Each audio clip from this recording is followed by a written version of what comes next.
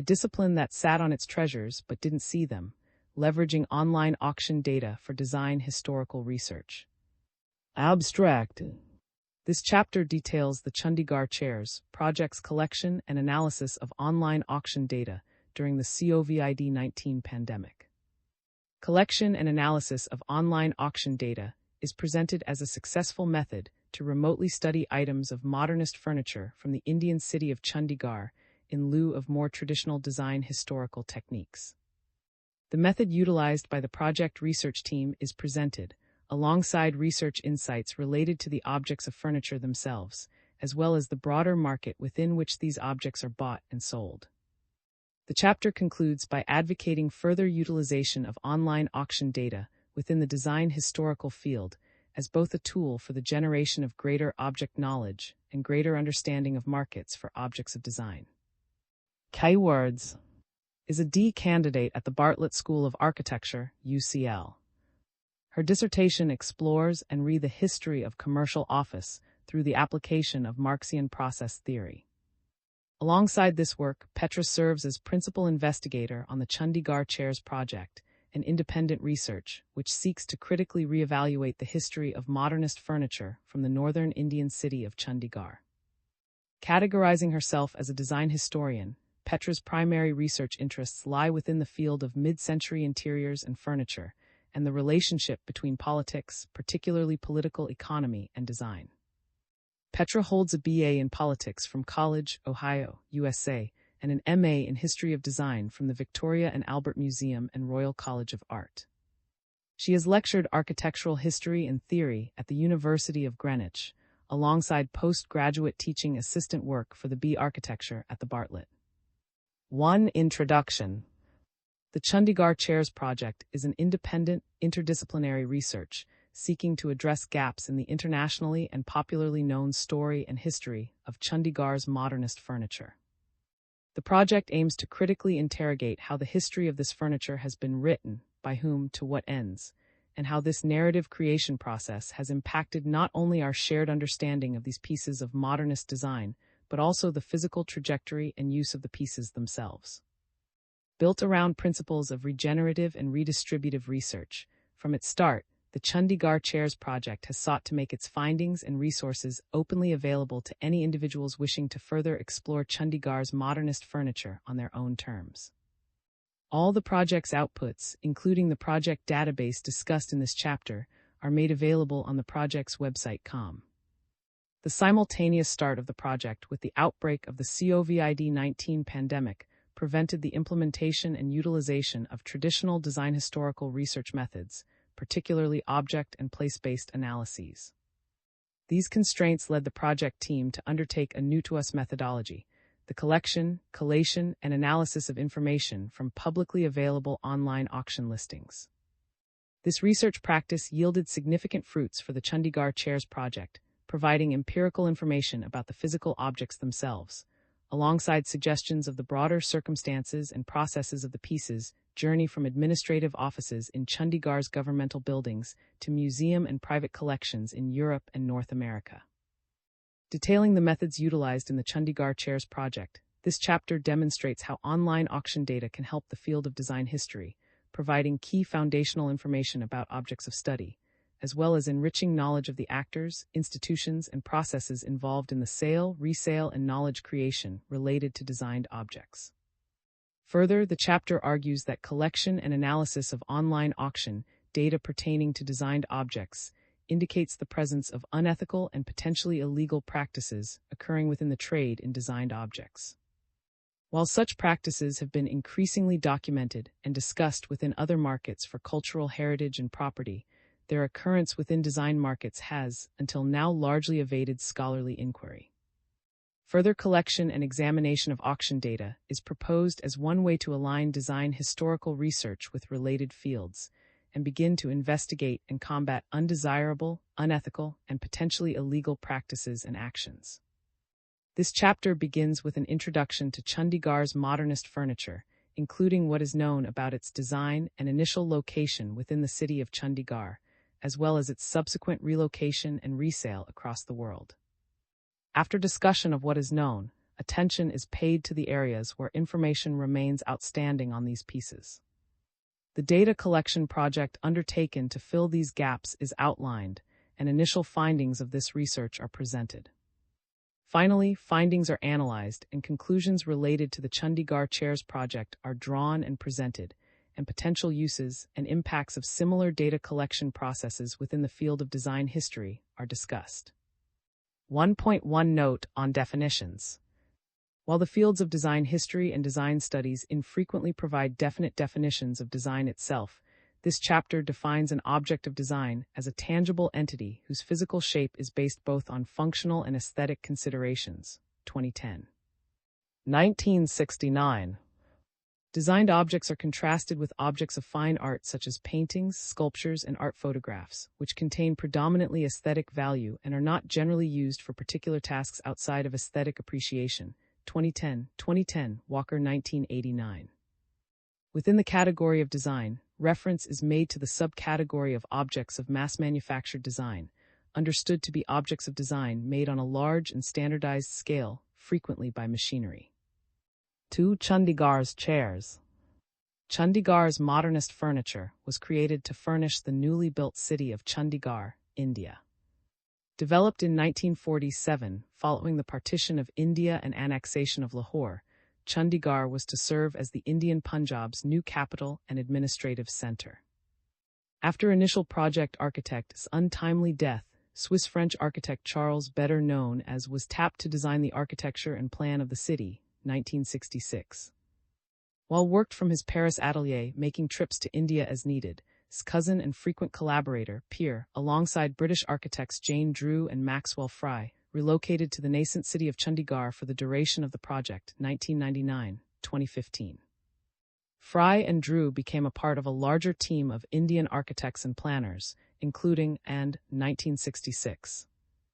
Throughout their tenure, the Chandigarh architectural team designed everything from cinemas and private homes to daycare centers and hospitals, as well as much of the furniture which would be placed within these buildings, 1966. This furniture would largely remain within the city until roughly 1999, when two French antique dealers undertook a prospecting trip to Chandigarh, and 2010. 10-11. This was their first of what became over 30 trips to the city in the following 7 years, and 2010.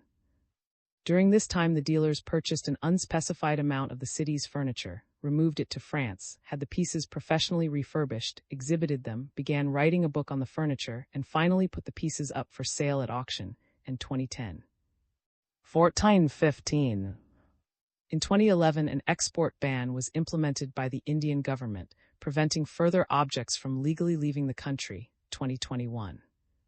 As of the time of writing, numerous pieces of the furniture remain in use within Chandigarh's governmental buildings, with further examples in local museums or warehoused under lock and key to prevent theft, 2020b. Chandigarh's modernist furniture has proliferated within the cultural and popular zeitgeist, including frequent mentions within mainstream and design publications such as the New York Times and inclusion in interior design spreads of some of Hollywood's most famous stars, Gentleman 2008, Martin 2017, 2019. The research team has observed items of furniture with significantly similar designs being sold at several big-name stores, including IKEA, Oliver, and items sharing the design of Chandigarh's modernist furniture have been used for the creation of in the French department store Galeries Lafayette, and within the European Fine Art Foundation, TEFAF, Fair and Maastricht 1 Chandigarh chairs were utilized in a central role in the Victoria and Albert Museum's 2024 Tropical Modernism show.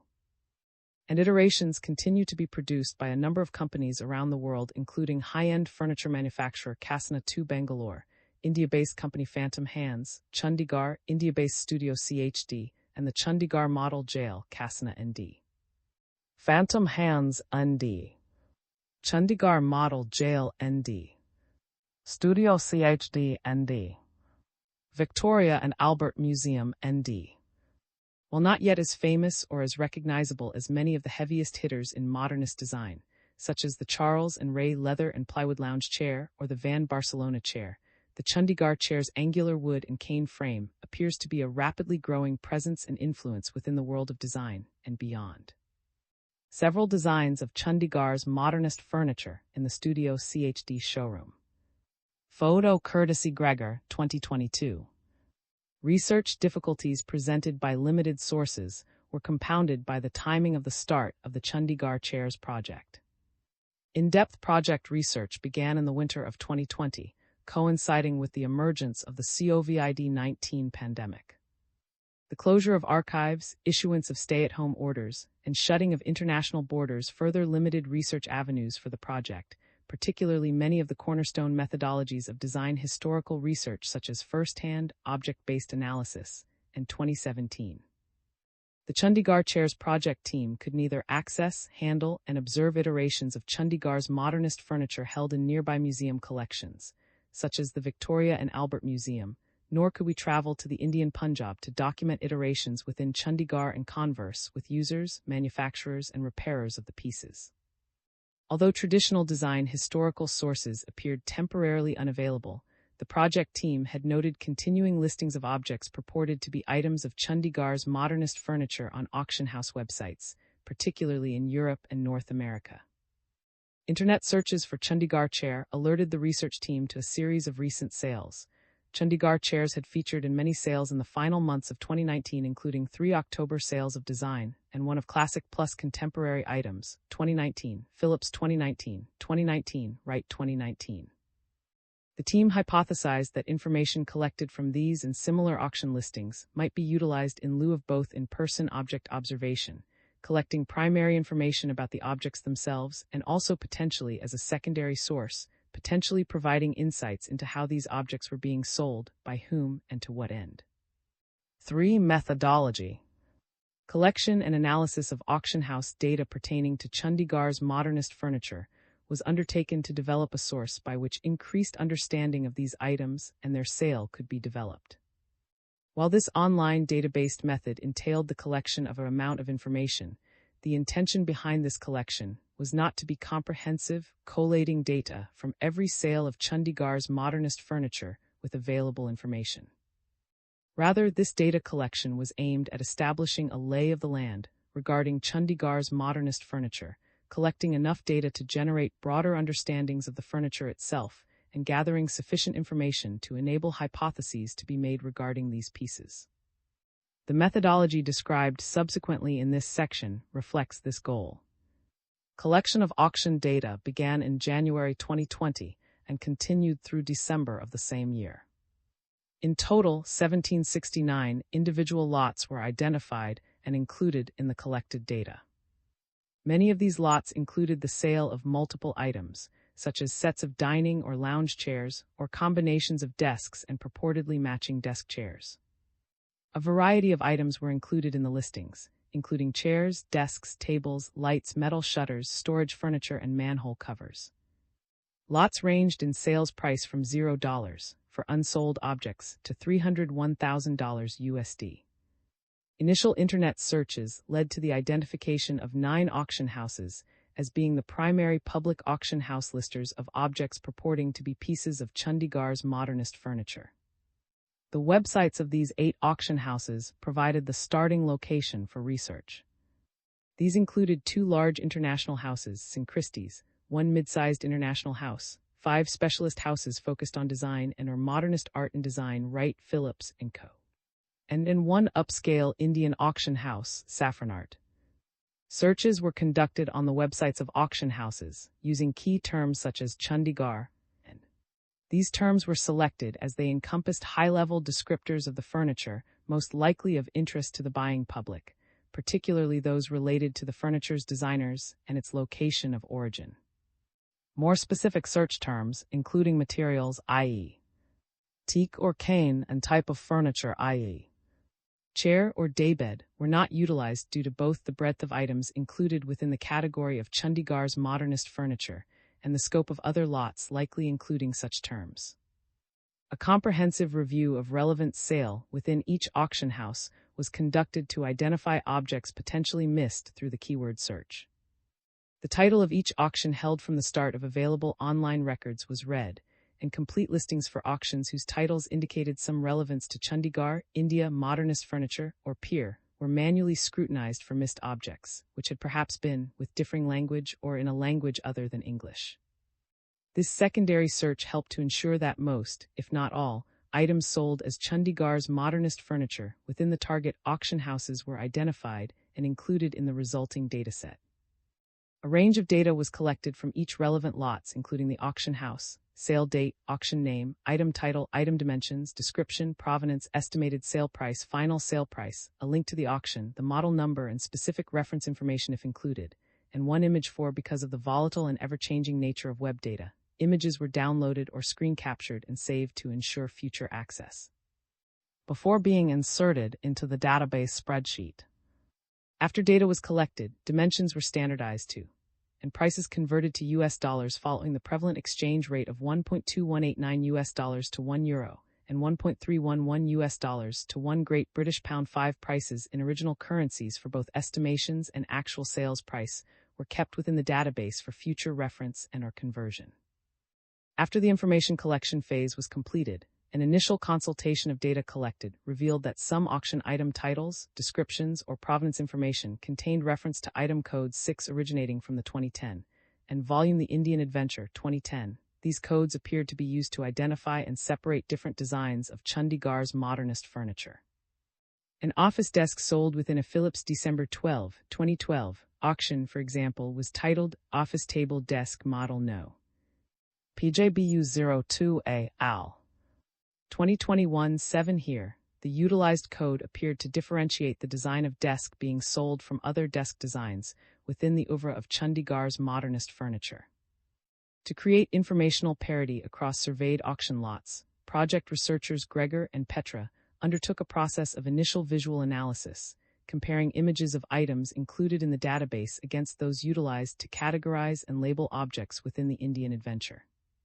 Physical characteristics, including angle and positioning of item limbs, apparent materials utilized, and relative dimensions, were used to make these comparisons. Resulting educated guesses regarding potential object codes were added to the primary tracking document, alongside corresponding page references for the object's code within the Indian Adventure 8. As the initial research period concluded, the spreadsheet containing the collected information included 16 columns, 1770 rows, and covered sales from 2007 to 2020. The size of the sheet, while impressive, proved too unwieldy for streamlined analysis. Screenshot of Master Chandigarh Chair's auction listing database. Dimensional calculations and variants for object PJ-TAT 10B, a library table from Punjab University. 3.1 Auction Data Collection and Design History. Collection and utilization of auction data, while not an unfamiliar technique in art historical, archaeological, or criminological research, 2019 represents a relatively novel approach for the discipline of design history. The novel nature of the aforementioned methodology to the field of design history manifests on two fronts.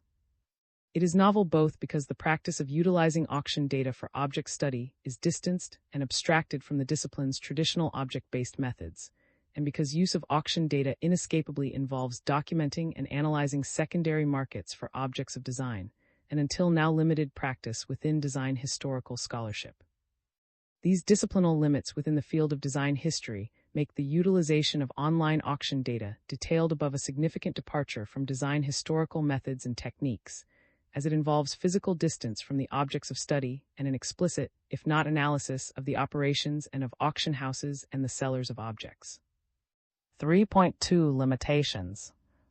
While the auction dataset of Chandigarh's modernist furniture is of a substantial size, and as is detailed subsequently in this chapter, provides considerable insights, the data collected is not without its limitations.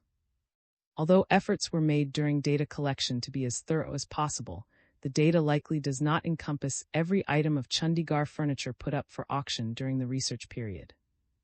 Pieces may have been listed within major auction houses without identifiable keywords, and further items may have been listed and sold by smaller auction houses not yet known to the researchers, and therefore not included in the study. Listings placed online after the research phase concluded in the winter of 2020 have likewise not yet been included within the data set. Collection of data was additionally limited by the available working hours of the research team, particularly given that, as of the time of writing, the Chandigarh Chairs project remains an unaffiliated independent research carried out in the primary researcher's spare time. Further, the collected data only represents objects sold at public-facing auctions and does not encompass objects sold within private transactions, including gallery and direct sales, sales referred to as invisible by 2002. Recognizing that resale and re-auction of individual pieces within the same auction house and at different auction houses is not always made public, it is difficult to use the data collected to determine how many total pieces of furniture and how numerous pieces of each specific design have been sold. As the number of private transactions is definitionally private, it remains unclear what relative proportion of the overall market is covered by the collected auction data, Yates 2022. Such issues are not unique to the market for Chandigarh chairs, or in fact the market for design. Market opacity obstructing comprehensive research has been noted as an issue within all fields addressing trade and cultural property, 2019, Davis 2011, Yates 2022. 4 findings. Several key themes emerge from the collected auction data. Knowledge of techniques used in initial construction and subsequent reconstruction of the furniture, of objects listed for auction, inconsistent dimensions of items sold as being the same design, and a cyclical and self-referential ecosystem of background and provenance information regarding the furniture. 4.1 Construction and Repair. Collection and collation of over 1,700 photographs of Chandigarh's furniture allowed for a comprehensive analysis of the materials and techniques used both in the initial construction of the furniture and subsequent repairs made to pieces. The variety of images collected from auction listings meant objects could be examined from several angles under a variety of lighting, exposing and highlighting different elements of the furniture. Images of design details such as joints, wear, upholstery, and markings facilitated an understanding of the type of workmanship, fast, by hand, and the range of woodwork techniques used to manufacture the furniture, namely that the pieces were constructed rapidly and exclusively by hand. Images allowed for the identification of common areas of heavy use and subsequent repair, providing information on how pieces were used, as well as the techniques utilized within their repair. A variety of materials and techniques were highlighted by this visual analysis process. The in-texture grain of wood materials used for various chairs and tables appeared to be different, with some objects displaying a dark red, others in warm pale wood tones, and yet further examples in dark, almost chocolate browns. Such variations suggested that items, even those sharing other physical design similarities, may have either been constructed from different wood materials or treated with different varnishes. A close photograph of a wood, metal, and cane chair observed in an antique store in Bangalore, featuring white painted letters and numbers on the rear. Image taken by the author, 2022. Artistic rendition of a line of nominally same chairs from an auction house listing, illustrating varying dimensions. Illustration by 2024. 4.2. Review of collected images brought into focus what appeared to be a process of in the visual display and presentation of pieces of Chandigarh's furniture. Numerous auction images seem to depict Chandigarh chairs as pieces of fine art, set atop white plinths and backdrops. This process is well represented by a December 16, 2014, Philips listing for a set of armchairs, model No. PJIH09A. In images for this listing, 6 armchairs are positioned, haphazardly, on a raised white platform set against a stark white wall, with an additional 2 chairs positioned in the foreground. Philips 2014. A December 15, 2017, right sale additionally illustrates such a setup. Within the images in this listing, a set of 10 committee armchairs from the High Court are arranged in a semicircle, floating within an otherwise non-demarcated white space, right 2017. Alongside images styled after art galleries, other auction photos depicted Chandigarh's furniture within various nature settings, like a May 20, 2019, auction, where a pair of library chairs are photographed within a forest and a stool is set amongst a sandy beach, 2019b. In infrequent situations, such as a May 23, 2018, sale and a November 20, 2018, auction, the items listed for auction are staged as functional furniture, with reading material placed upon an illuminated library desk, AL. 2021-9, or positioned within a household setting, again with material resting upon them, 2018. Auction images depicting Chandigarh's furniture on plinths and in nature settings seem to present the chairs, desks, lamps, and daybeds being sold at auction not as functional furniture, but as objects of decorative or fine art to be seen, but not used. 4.3 Dimensional irregularities. Collection and analysis of a broad array of data regarding auction sales of Chandigarh furniture allowed for cross-comparison between objects sold as being of the same design and origin, bringing to light significant size discrepancies between objects sharing the same object identification code and thus nominally sharing the same design 10. The object PJ-TAT 10B, a library table from the University of Punjab, served as a striking example of an object with irregular dimensions. As of the end of the research period, 10 versions of this piece were sold, with most objects adhering to roughly the same dimensions: a depth of approximately 122, a width of 244, and a height of 112 al. 2021. Dimension variances were minimal. Dimensions are illustrated in Fig. 3. The variance in depth was 3.2 between the smallest and largest PJ-TAT 10B library table, while the variance in width was 7.7 al. 2021. However, one item appearing to be a PJ-TAT 10B library table was listed in a December 2, 2012, auction with a height of 79, a significant 49.9 difference from the largest PJ-TAT 10B library table iteration, al. 2021. As illustrated in Fig. 5. The dimensions, as well as occasionally the images, within the auction data collected suggested that objects sold as being of the same design more than occasionally had differing measurements.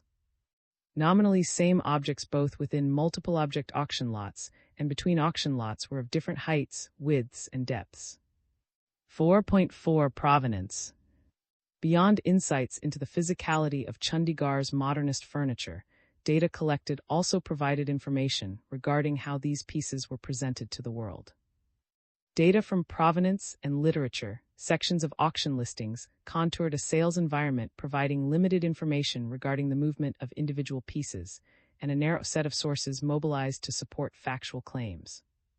Specific information regarding initial location, purchase, and removal of items from Chandigarh 11 was found to be consistently absent from auction listings and promotional material.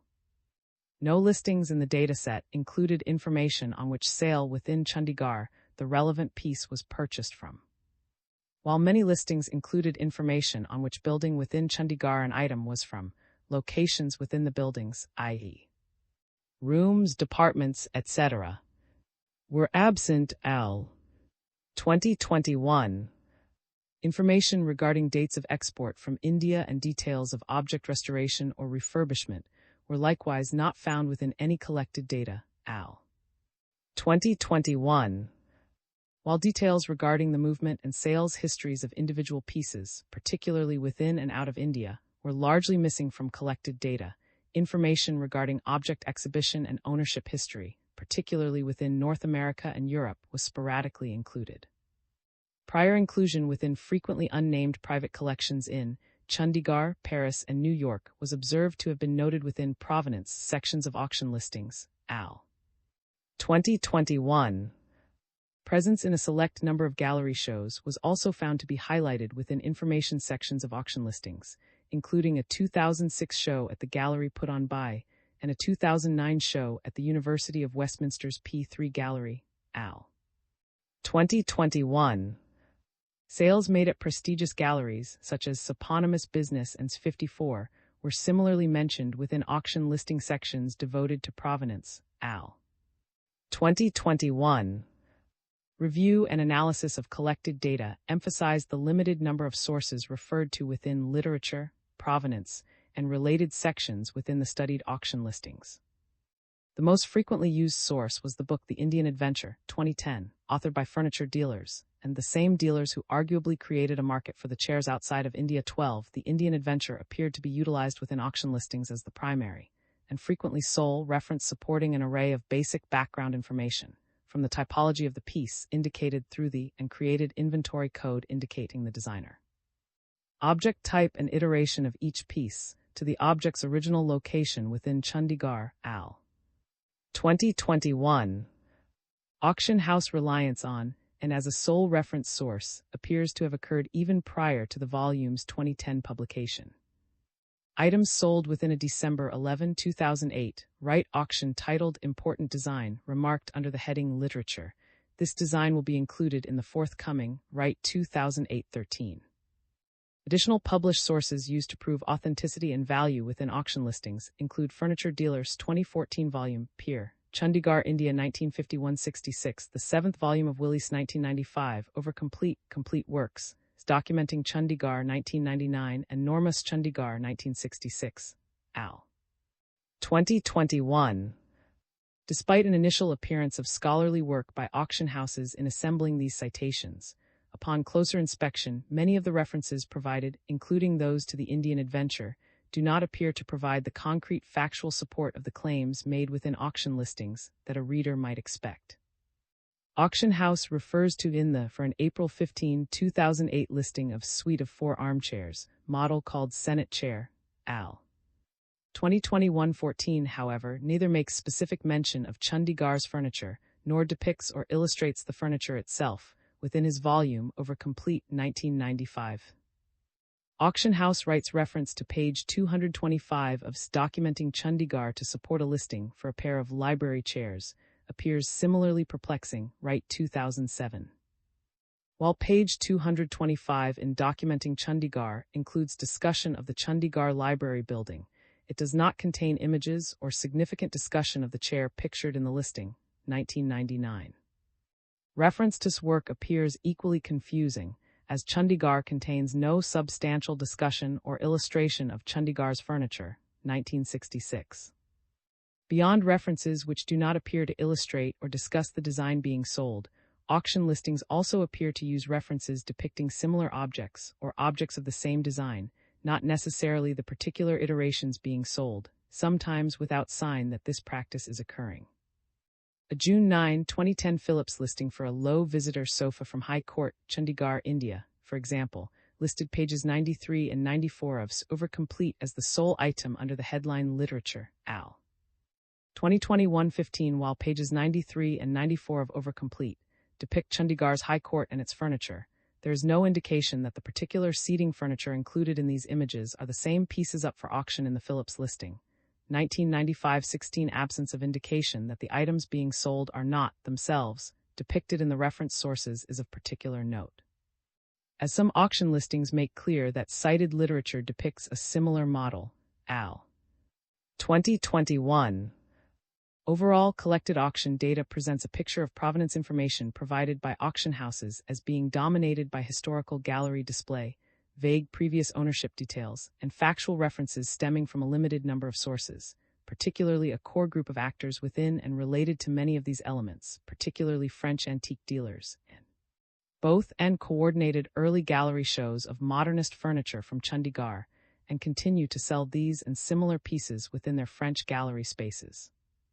Additionally, and authored the most often referenced volumes in auction listings for pieces of Chandigarh's modernist furniture, and appear to have been early consigners of such pieces to initial auctions focused on Chandigarh's furniture. Here, the data suggests that the same actors removing, restoring, and selling this furniture also appear to be, through their gallery shows and publications, relied upon for factual information regarding the pieces. Such a closed network or loop of provenance and information generation is not discussed or mentioned in auction listings. 5. Analysis. Research findings from collected and analyzed auction data highlight 3 primary conclusions: a clarification of the physical reality of the objects of study themselves, a questioning of assumptions and claims made in the current predominant narrative of Chandigarh's modernist furniture, and the emergence of issues of morality and ethicality regarding the trade in these pieces. 5.1 Object clarity. Collected auction data most clearly provided the Chandigarh Chairs project with factual information regarding the physical features of both individual pieces of Chandigarh's modernist furniture and the broader category of designed objects within which the individual pieces sit. Beyond filling in gaps in basic information regarding the physical makeup of Chandigarh's furniture, such as the frequent and average dimensions of pieces and materials utilized in their construction and/or restoration, the data suggested how pieces of Chandigarh's furniture were manufactured, quickly, by hand, using simple techniques, by whom likely a pool of craftspeople working in disparate workshops, and where within the north of India and beyond. The data, particularly measurement data, highlighted the difficulty in simple or neat categorization of designs within the larger suite of Chandigarh's modernist furniture. Further research undertaken after the conclusion of auction data gathering, including more traditional object-based observation conducted in Chandigarh on furniture specimens, has subsequently supported many of the object-related conclusions drawn from auction data analysis. 5.2 Questioning the narrative. Collected data also called into question several elements of the core narrative of Chandigarh's modernist furniture.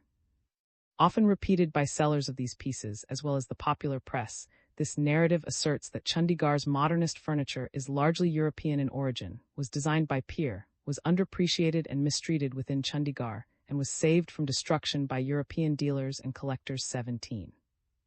Variations in dimension between objects previously categorized as being of the same design suggest a high level of involvement and agency of the many Indian craftspeople responsible for physically creating Chandigarh's chairs, tables, desks, and storage furniture. The data suggests these makers could, and did, alter designs according to their own wishes, thus making individual and unique marks on the final pieces produced. This reality, suggested by the collected research data, contrasts with the popular and auction house-driven narrative that the pieces are French in nationality, that they were designed primarily or exclusively by architect Peer, al.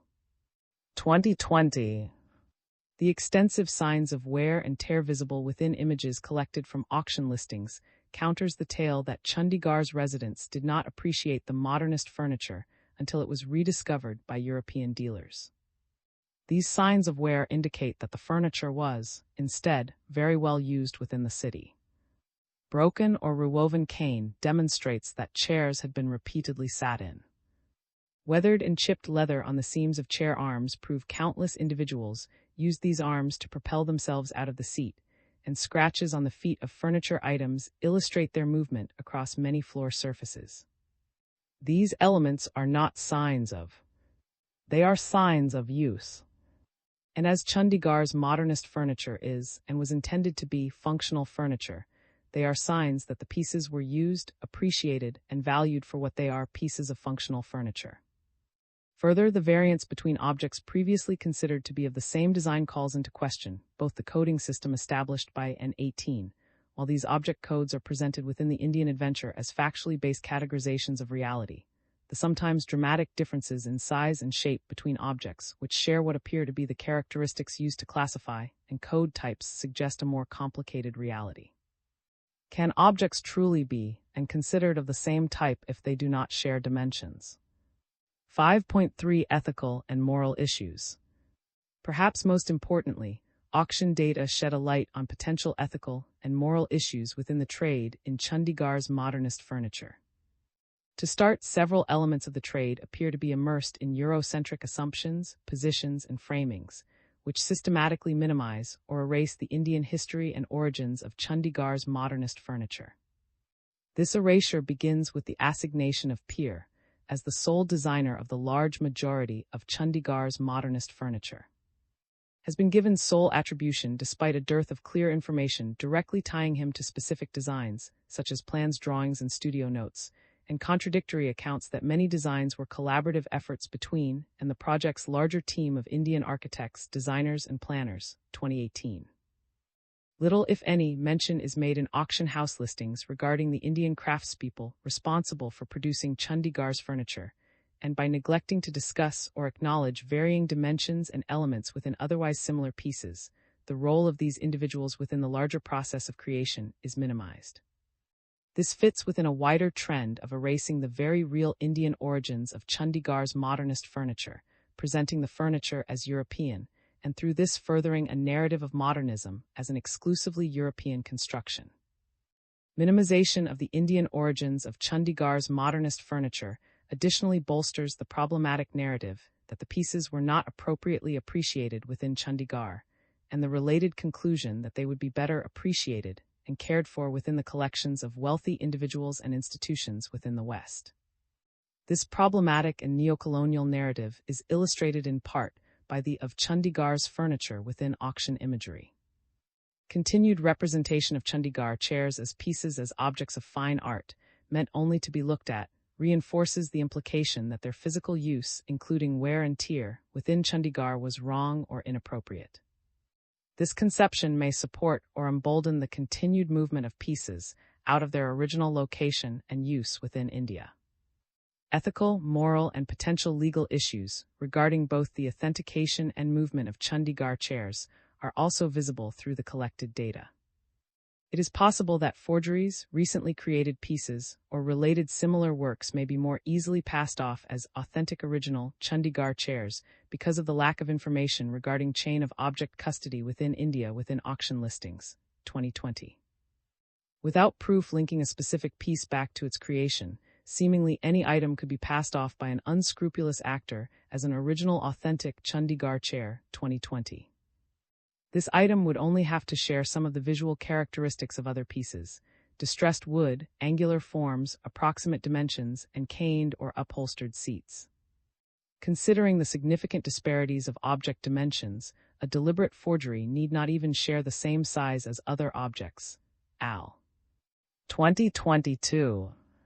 Absence of import or export paperwork, including a lack of information regarding export dates, in auction listings may open the door to sales and purchases, unintentionally or intentionally, of furniture removed after the 2011 export ban, 2020. Given the volume of Chandigarh's modernist furniture on the market, the volume produced, the volume still in use within the city of Chandigarh, and the difficulty previously described in telling one piece from another, certainty of the legal export of any individual item can likely only be proven through the provision of export paperwork.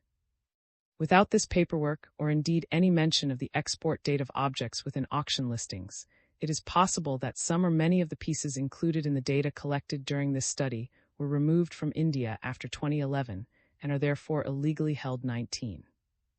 5.4 Analysis Summary. Together, these three key findings suggest that questionably moral, ethical, and perhaps even illegal and activities are occurring in relation to the trade in and sale of pieces of Chandigarh's modernist furniture. Questions regarding legality, morality, or ethicality aside, it is undeniable that a flow of Chandigarh's modernist furniture from India to collections in Europe and North America is ongoing. Citing potential for theft, local Chandigarh government has felt compelled to move many remaining items of furniture to guarded, locked warehouses, limiting public view and use of these furniture items. 2020b. The problem of extraction and removal even extends to the city's manhole covers, which have been the subject of ongoing discussions regarding tagging to prevent their removal. 2017b, 2022. Local heritage officials have made a consistent stream of requests to stop auctions of Chandigarh's modernist furniture, or to receive more information regarding object histories for objects under the hammer. Hindustan Times 2023. Indian Express 2022, 2021, and local media have continually reported the listing and sale of pieces at international auctions. 2020a, 2017a, 2023, 2024. The Tribune 2021. Regardless of the perspective of furniture dealers, auction houses, and Western owners, it is clear that the status regarding the market for and trade in Chandigarh's modernist furniture is seen as unacceptable to many individuals within Chandigarh. 6. Conclusion. Issues regarding seller, construction of narratives, establishment of provenance, legality of export, and authenticity were noticed by the Chandigarh Chairs project because these elements were so well indicated by the data collected. It is possible and perhaps even likely that, had the project begun as initially planned, and more traditional object-based design historical methodologies been relied upon, these threads in the history and story of this furniture would not have been explored, or may not have been explored in the depth in which they have. Conclusions drawn from the collection of auction data related to Chandigarh's modernist furniture thus highlight the relevance of collection and analysis of publicly available auction data, both for the Chandigarh Chairs project and for the broader field of design history. Further, the results suggest that use of auction data is a powerful tool to combat undesirable, yet to date relatively unaddressed, practices and trends in secondary markets for designed objects. Questionably moral, ethical, and legal practices within the trade and cultural heritage have been increasingly documented and discussed within relevant literatures and fields. Immoral, unethical, and illegal practices have been examined and discussed as occurring the trades in and sales of many categories of cultural heritage, from rare and exotic plants and animals, and Yates 2016, and Greco-Roman vases and statuary, Al. 2022, 2015, Watson and 2006 to Nepalese statuary, Smith 2022, and European paintings, Watson 1997. Questionable practices noted within these and other fields include the proliferation of forged faked objects, illegal excavations of antiquities, illegal export and international transit of objects, support of questionable provenance histories given by academics and museums, continued movement of cultural heritage objects from the developing to the overdeveloped world, and erasure of original object histories and uses. Al. 2013, 2011, 2019. Al. 2021, Prescott and 2020, Smith and 2023, Yates and Smith 2022. The data presented and discussed in this chapter suggests that many similar actions may have been, and may continue to be, undertaken regarding Chandigarh's modernist furniture. Widespread lack of provenance information in listings for Chandigarh's modernist furniture, particularly regarding its purchase in, and removal from, India means clarification or proof of legal purchase and export is difficult to find out. 2020. A lack of clarity from sellers and auction houses regarding authentication processes, and a reliance on feelings of trust in sellers and auction houses, makes the authenticity of individual pieces largely unknowable for potential buyers. 2020. Furthermore, utilization of racist, colonial language tropes and images in materials published by dealers in this furniture. 21, and heavily referenced and relied upon by auction houses, suggests the existence of a selling environment characterized by lopsided power dynamics and potential exploitation. 2020. Al. 2020. The combined impact of the prevalence of similar questionable practices across markets in other categories of cultural heritage and the potential appearance of these within markets for Chandigarh's modernist furniture is the suggestion that such practices may also be present in markets for and sales of other designed objects. While there are unquestionably many unique elements, both in terms of design and history, regarding Chandigarh's modernist chairs, the overall auction house sales environment within which they have been sold and is not unique. The same auction houses, same milieu of dealers and gallerists and likely similar buyers, are also involved in the trade in other designed objects, particularly the works of other high-profile, high-price European mid-century modernists. 22. However, despite evidence that the market for designed objects may operate along similarly nebulous lines as markets for other items of cultural heritage, exploration of this topic appears to have so far evaded significant scholarly and journalistic scrutiny. The relatively young age and mass, frequently machine-made, nature of many objects of design appear to exclude these pieces from definitional, legal, and scholarly inclusion with many other objects of cultural significance. For example, the 1970 UNESCO Convention on the Means of Prohibiting and Preventing the Illicit Import, Export, and Transfer of Ownership of Cultural Property explicitly excludes items of more recent cultural heritage from its remit. The convention specifies that only articles of furniture over 100 years old are covered by the convention's protections. UNESCO 1970 Art 1K. This definition means that objects of modern design, even those as well known as Chandigarh's modernist furniture, will not legally be considered objects of cultural heritage until the late 2050s or early 2060s. Further, while property of artistic interest, younger than 100 years old, may be covered by the convention, the document clarifies that property of artistic interest does not include industrial designs and manufactured articles decorated by hand. UNESCO 1970. Exclusion of machine-made objects, while not a problem for Chandigarh's hand-constructed furniture, would exclude many of the most well-appreciated and well-known objects of modern design.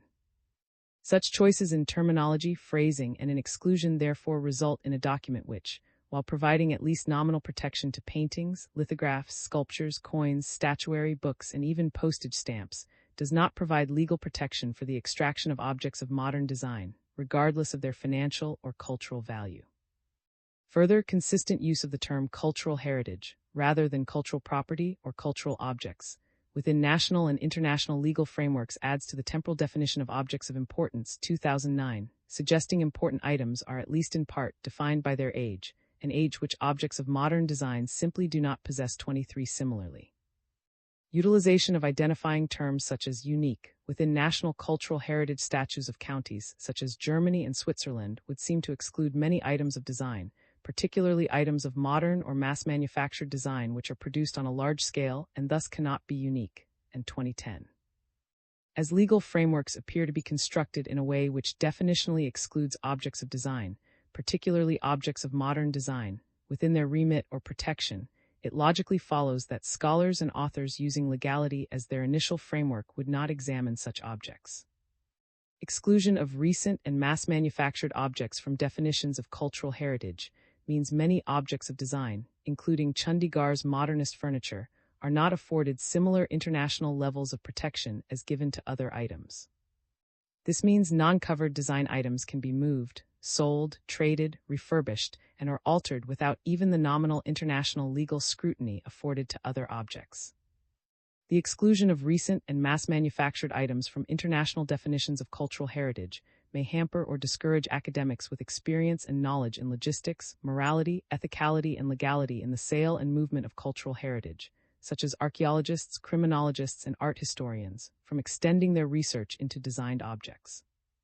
When designed objects do make an appearance in literature exploring the trade in cultural heritage and property, these objects are discussed in ways which separate them from the broader field of cultural heritage, both in terms of definitional inclusion and market dynamics at play. Collins' seminal Loot, Legitimacy and Ownership, 2000, for example, appears to both echo the exclusion of designed objects within the broader category of cultural heritage discussed in the volume, while simultaneously exempting trade in these objects from the potentially nefarious identifies within other, more established cultural heritage markets. While uses loot, legitimacy, and ownership to implicate museums, collectors, and dealers of antiquities in a cycle of immoral and potentially illegal, he takes pains to clarify that no similar criticism or scrutiny is intended of collectors of furniture, objects virtu, cigarette cards, dinky toys, etc. 2000. 16.7. Sellers and buyers of these design historical objects, insists, warrant respectability, unlike their compatriots involved in the trade of antiquities. 2000. 35.6. Such treatment of the market for designed objects at best minimizes, if not erases, any questionably moral, ethical, and legal practices within the trade, potentially allowing these actions to continue without academic or journalistic scrutiny. Examination of second-hand markets and trade are also noticeably absent from design historical writings, which tend to focus scholarly attention within the discipline's signature design production consumption paradigm. Following initial examples set by art historian, early design historical works made individual Western designers, their practices, influences, and products the central focus of study. 2010, Walker 1989. This focus shifted over time, in line with larger cultural and sociological trends, to a wider variety of designers and objects in terms of geography, temporality, and type. 2010. While there has been continual updating of the design production consumption paradigm as the design historical discipline has matured, including recent efforts to explore the reuse and repurposing of objects, al. 2023, this expansion has largely excluded movement towards analysis of markets for resale, particularly analysis involving highly priced objects of design. This means the designed object, the designer, the design process, and the user remain the center of many investigations, rather than more nebulous sociological, legal, and political frameworks which may, or may not, be influencing the aforementioned elements of design. Donna Loveday's Curating Design, 2022, for example, links rising consumer demand for design and authorship of design-related scholarship and monographs to a developing antiquities trade in the 1960s, Loveday 2022, p53. However, Loveday's analysis stops with this connection between rising popularity of design and the developing antiquities trade. No further work is done to unpick how and why the trade in historical designed objects may have led to a generally increased awareness of and interest in objects of design. The nature and content of the scholarship inspired by a booming antiquities trade, nor the impact of an increased trade on broader understandings of design and designed objects are explored or addressed. Here, Loveday's investigation is typical of design history's broader disinterest in the physical and procedural operations of secondary markets, and resistance to analysis of how markets shape understandings of design and design history, including how these spaces may influence where objects are located, how they are treated, and who has access to them, and for what purposes. Al. 2022. There are many potential reasons for the absence of design historical investigations of secondary markets. The close relationships between scholars, curators, and market agents, to begin, may disincentive scholars and curators from investigating markets for fear of reprisal and limited future access to objects and career opportunities. 2011. Design historians, already proficient in a number of disciplinal research methods, Walker 1989, may lack the theoretical knowledge to feel confident undertaking the economic methodologies market analysis requires. Or more simply, in a field with an almost overwhelming and continually expanding number and type of subjects within the scholar's purview, criminological, legal, and economic topics may not yet be of pressing interest. Walker 1989. Definitions placing objects of design outside the sphere of cultural heritage, exclusion of designed objects within literature addressing market forces, alongside historic disinterest in the operations of second-hand markets by design historians, creates a research gap regarding potentially illegal, immoral, or unethical trade practices these objects. A lack of scholarly coverage may, in turn, allow potentially harmful practices to go undiscovered and/or unchallenged. 2011. Al. 2021, Prescott, and 2020, Smith, and 2023. Collection and analysis of online data provides an easily accessible, yet still impactful way for design historians to explore the effects of markets on design history, and through this, taking steps needed to address the research gap. The low-cost nature of auction data provides a small financial barrier to scholars and journalists exploring market relations and impacts for the first time. Collection, storage, and analysis of auction data can generally be undertaken without specialist software or training, allowing a wide variety of scholars and researchers to implement the methodology, a useful feature for a field composed of individuals with diverse and frequently practice-led professional backgrounds. Further, many auction houses around the world now host listings and sale information online, providing design historians and researchers with a potentially international scope for their research, both in terms of the locations of sales and in the types and nationalities of designed items for which information is available. Large-scale collection of auction data provides opportunities for design historians to extend the scope of their research in several ways. Collection of images from auction listings can allow the design historian to visually analyze a significantly larger pool of objects than is typically studied. When analyzed as a set, auction images of the same design can allow the design historian to determine overarching trends for the object of inquiry, how it was constructed, how it was used, and what repairs have been made. Collating item measurements from auction listings can function in many of the same ways, allowing the design historian to compare physical features of many more discrete objects than are typically accessible during in-person physical object analysis.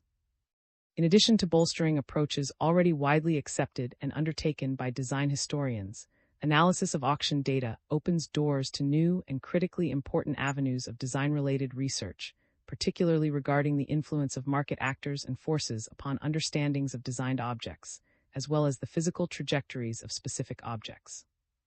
Overarching analysis of the sale of objects can illustrate from where the objects are coming, what sort of clientele is purchasing them, and what tools and techniques are used to make the pieces more enticing, as well as how each of these elements have evolved. Online auction data research thus provides the design historian with a powerful and relatively accessible new method, capable of expanding lines of design historical research already, as well as opening new avenues of exploration for the discipline. By beginning to explore market dynamics and the ways sales trends and procedures influence both our understandings of objects and the physical trajectories and locations of objects through methods such as the use of online auction data, design historians can heed the calls of area experts to understand the trade and cultural heritage as an important first step toward ridding these spaces of illegal, immoral, and unethical. 2011. Al. 2021, Smith, and 2023. Given design history's flexibility and resilience over the discipline's relatively short 50-plus year history, 2010, Walker 1989, future adaptation along these lines seems a wholly possible challenge to next conquer. This chapter is based on work done by the Chandigarh Chair's research team, which consists of Petra, the author, and Gregor. As an independent, unaffiliated research project, outputs from time to time are written, designed, or otherwise conceived by individual project members, according to availability. This chapter has been written by the author alone. Full outputs of the project's work, including the data upon which this chapter is based, can be viewed on the Chandigarh Chair's project website. Open access. This chapter is licensed under the terms of the Creative Commons Attribution Commercial No Derivatives 4 International License, org licenses by N40, which permits any non-commercial use, sharing, distribution, and reproduction in any medium or format, as long as you give appropriate credit to the original author S and the source, provide a link to the Creative Commons license, and indicate if you modified the license material. You do not have permission under this license to share adapted material derived from this chapter or parts of it. The images or other third-party material in this chapter are included in the chapter's Creative Commons license, unless indicated otherwise in a credit line to the material. If material is not included in the chapter's Creative Commons license and your intended use is not permitted by statutory regulation or exceeds the permitted use, you will need to obtain permission directly from the copyright holder. References: 2019. Design 7 2019 1700. Com 99637 accessed 14 October 2024. 2019 B. Peer 1896-1967, Shays Library Chair.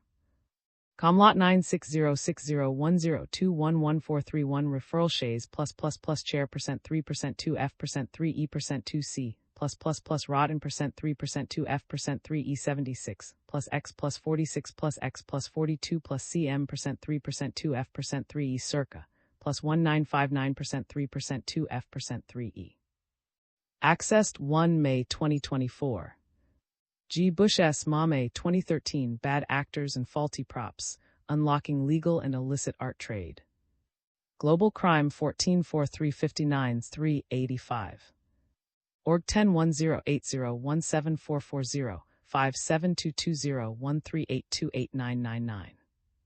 W. 1995, Volume 7, 1957-1965. Org 10-1515978303-560-2975. N. 2011, Congenial Bedfellows. The Academy and the Antiquities Trade. J. Contempt Crim Justice, 274408-437. Org 10-117-710-439862114188885. N. 2019, Through a Glass, Darkly, Long-Term Antiquities Auction Data in Context. J. Cult Prop 2632-65283. Org 10-1017 S0940 73911900016X. NKS I. Smith E. Yates D. 2021, Why There is Still an Illicit Trade in Cultural Objects and What We Can Do About It. J. Field 47-117-130. Org 10-108000934690202-11996979. R. 2010, Craft vs. Design. N.G. Aid the Craft Reader. Berg 321-332. Casana N.D. Capital Complex Armchair. Casanacom N Products Capital Complex Armchair XX2, 1053, Capital Complex Armchair 38151. Accessed 14 October 2024. Chandigarh Model Jail, ND. Factory Articles. In Products. Accessed 14 October 2024. Davis T. 2011, Supply and Demand, Exposing the Illicit Trade in Cambodian Antiquities Through a Study of Auction House. Crime Law Soc. 56-2-155-174. Org 10-1007 S1061101193-216. N. 1966, Chandigarh. University of California Press. K. 2010, Design History, Understanding Theory and Method. Bloomsbury. C. 2009, Defining Cultural Heritage in International Law. Illicit, International Law and the Protection of Cultural Heritage. 54 ND. Design available. 54 Com and Design. Accessed 14 October 2024. ND. Common accessed 14 October 2024. T 2021. Authorities fail to stop rampant smuggling of heritage items in Chandigarh. The Daily Guardian, July 27. Authorities fail to stop rampant smuggling of heritage items in Chandigarh. Accessed 14 October 2024. Gentleman A 2008, a city that sat on its treasures but didn't see them. The New York Times, March 19. Com 200-80319 World Asia 19 Chandigarh. Accessed 14 October 2024. LS 2017, History Through Material Culture. Manchester University Press. Org 1077597-81526153418. Hindustan Times, 2023, French auction of Chandigarh's heritage furniture cancelled. Hindustan Times, January 29. Cities Chandigarh News French auction of Chandigarh's heritage furniture cancelled 1016749453278001. Accessed 14 October 2024. Indian Express 2022. 3 Chandigarh heritage items auctioned off in Paris. Intervention sought. Indian Express, December 2. Article Cities Chandigarh 3 Chandigarh heritage items auction Paris. Intervention sought 8301857. Accessed 14 October 2024. K 1999, documenting Chandigarh, the Indian architecture of Peer, Maxwell Fry, Jane Beverly Drew. E.G. Lopes A. and Gill A. 2023, Design Repair, Place, Practice, and Community. Springer. Org 1010079783031468629. E. 1969, Introductions to Modern Design. Museum of Modern Art and Arnaud Press. A 2021, Heritage Cell member seeks return of 6 items of Chandigarh.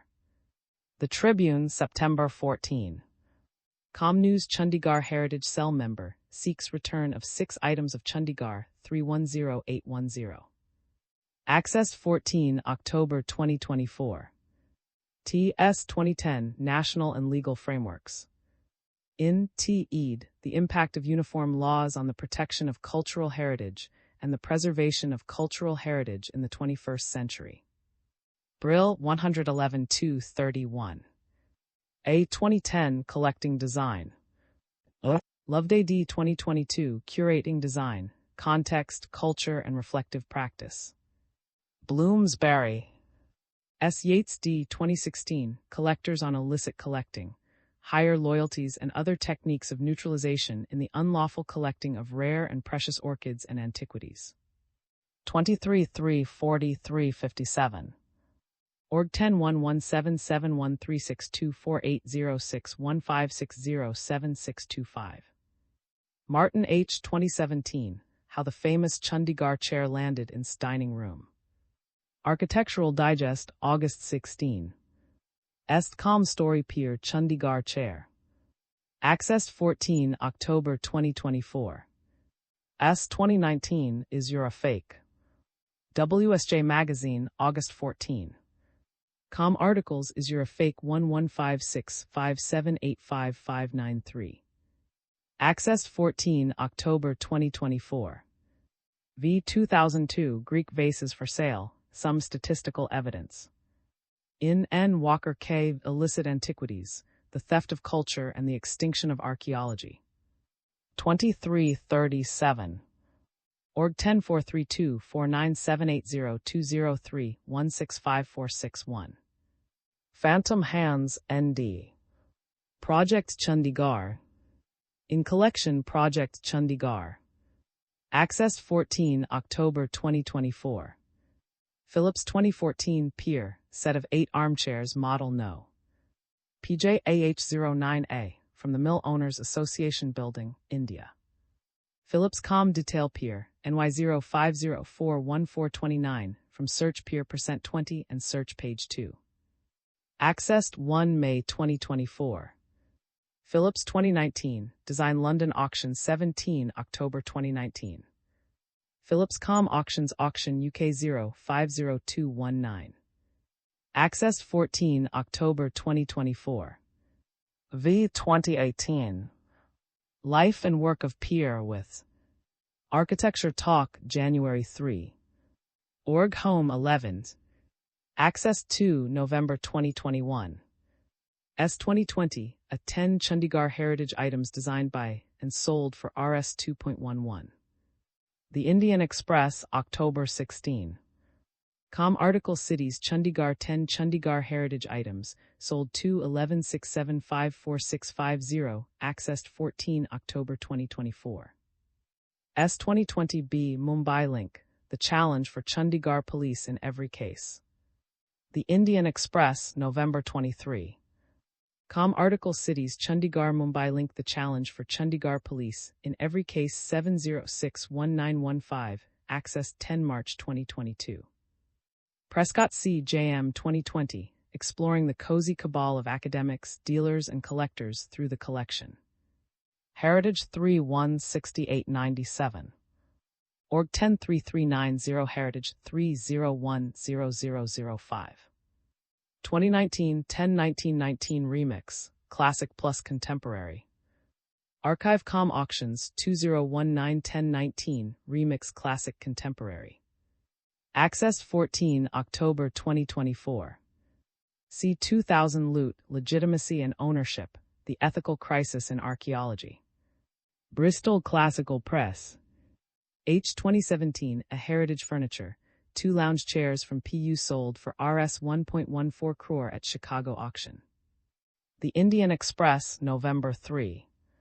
Com Article Cities Chandigarh Heritage Furniture, 2 lounge chairs from sold for 114 crore at Chicago auction for 920464, accessed 14 October 2024. H 2017b, UT Heritage Panel wants GPS chips on manhole covers. The Indian Express, November 2. Com Article Chandigarh Heritage Panel wants chips on manhole covers for 918357, accessed 26 September 2021. H 2023, Chandigarh's Heritage Chair auction for 5.4 lakh in Barcelona. The Indian Express, September 9. Com Article Cities Chandigarh's Heritage Chair auctioned 5.4 lakh Barcelona, 89313303, accessed 14 October 2024. H 2024, Chandigarh's Heritage Armchairs auction for 8.35 lakh in California, book rack goes for 4.7 lakh. The Indian Express, March 4. Com Article Cities Chandigarh Heritage Armchairs California Punjab Engineering College 9193590, accessed 14 October 2024. A 2015. Furniture and Interiors 1905-1965, The Complete.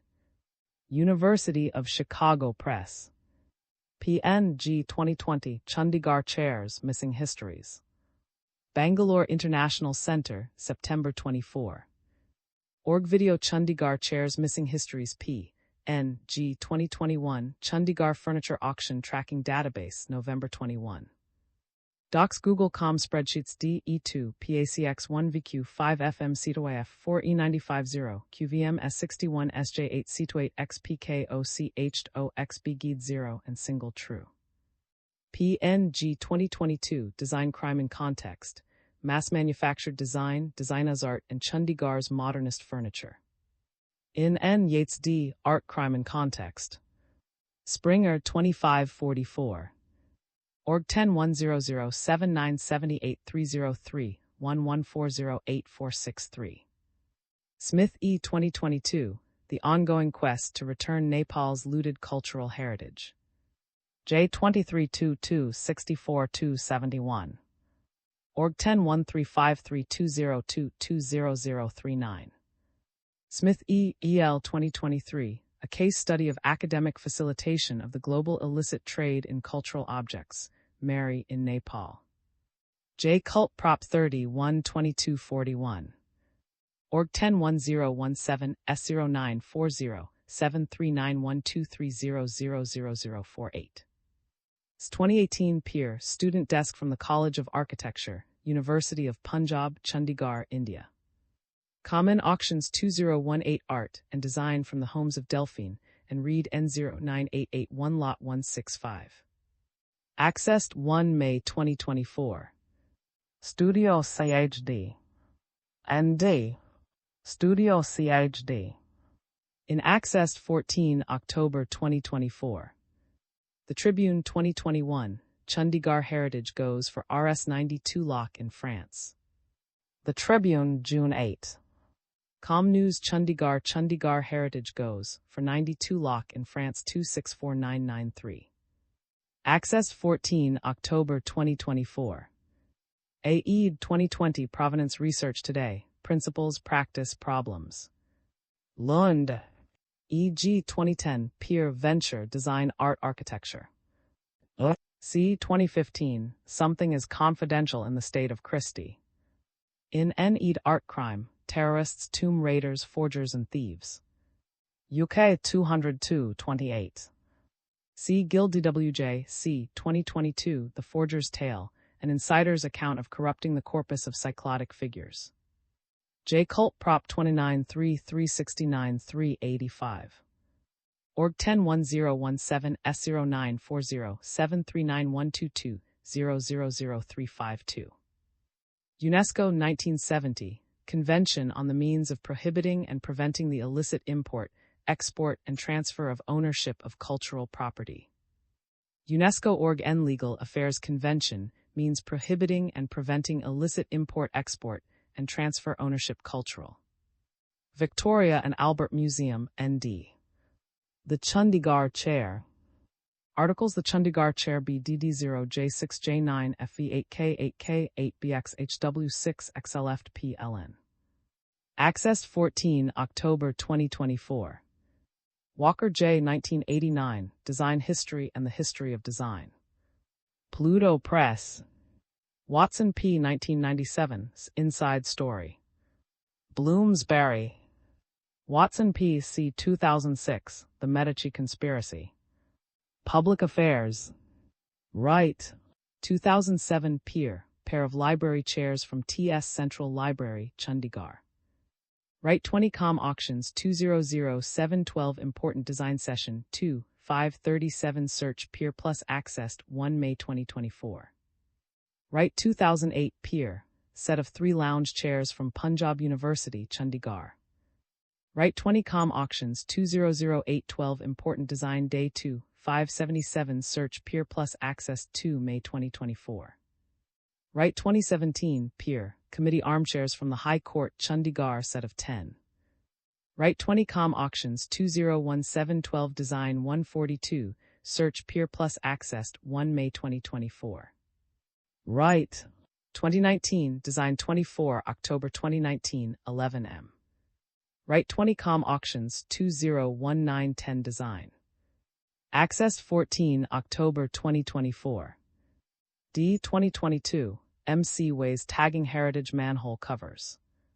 The Times of India, March 8. Com City Chandigarh Ways Tagging Heritage Manhole Covers 900644041. Access 10 March 2022. Yates D 2022 What Auction Analysis Cannot Tell Us About the Market. In DKS, Global Perspectives on Cultural Property Crime. A 4360. Org 10432497803678233801. Yates D. Smith E. 2022 Museums and the Market, Passive Facilitation of the Illicit Trade in Antiquities. In AED, the Oxford Handbook of Museum Archaeology. Oxford University Press, 9797. Org 10193978019884752600100001. The former observed in by the author, the latter brought to the project team's attention by a colleague at the University of Maastricht. Cassina currently produces a line of modernist chairs the company has titled a To Peer, which reinterpret original designs for the furniture Kasana ND. Aside vague references to the Indian Punjab or the area surrounding Chandigarh, such as the assertion by the Victoria and Albert Museum that the pieces were manufactured from local materials in workshops surrounding Chandigarh, Victoria and Albert Museum ND.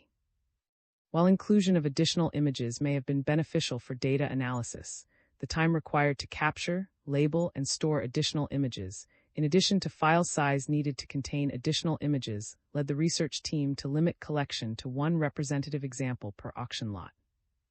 This decision to limit number of images collected in the name of efficiency falls in line with the larger motivation behind data collection to enable creation of a broad overview, rather than comprehensive documentation, of Chandigarh chairs sold at auction. The Indian auction house surveyed, Saffron Art, posts prices in both Indian rupees and US dollars in all listings, so no external conversion rate was needed between these two currencies. These codes are discussed in more detail within subsequent sections of this chapter. As of publication, this auction listing is no longer available online. The contents of the listing can be viewed within the Chandigarh Chairs project's freely available auction spreadsheet. The Indian Adventure does not provide the methodology, nor the sources utilized to produce the object codes and classifications contained within its inventory listing. Given this and sparse available primary materials on Chandigarh's modernist furniture, the authors believe Indian Adventure authors, and may have utilized a similarly visual-based technique in their own categorization. As of publication, this auction listing is no longer available online. The contents of the listing can be viewed within the Chandigarh Chairs project's freely accessible auction spreadsheet. Dimensional fluctuations and irregularities are of particular note when they occur in objects of design, as opposed to other categories of cultural heritage.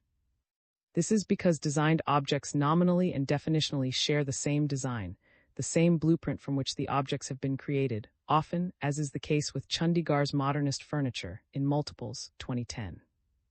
Or other locations within India. CL 2020-2022 for additional discussion of market and narrative creation regarding Chandigarh's modernist furniture. While this mention could also refer to Chandigarh's volume was not published until 2019, making its reference in 2008 unlikely.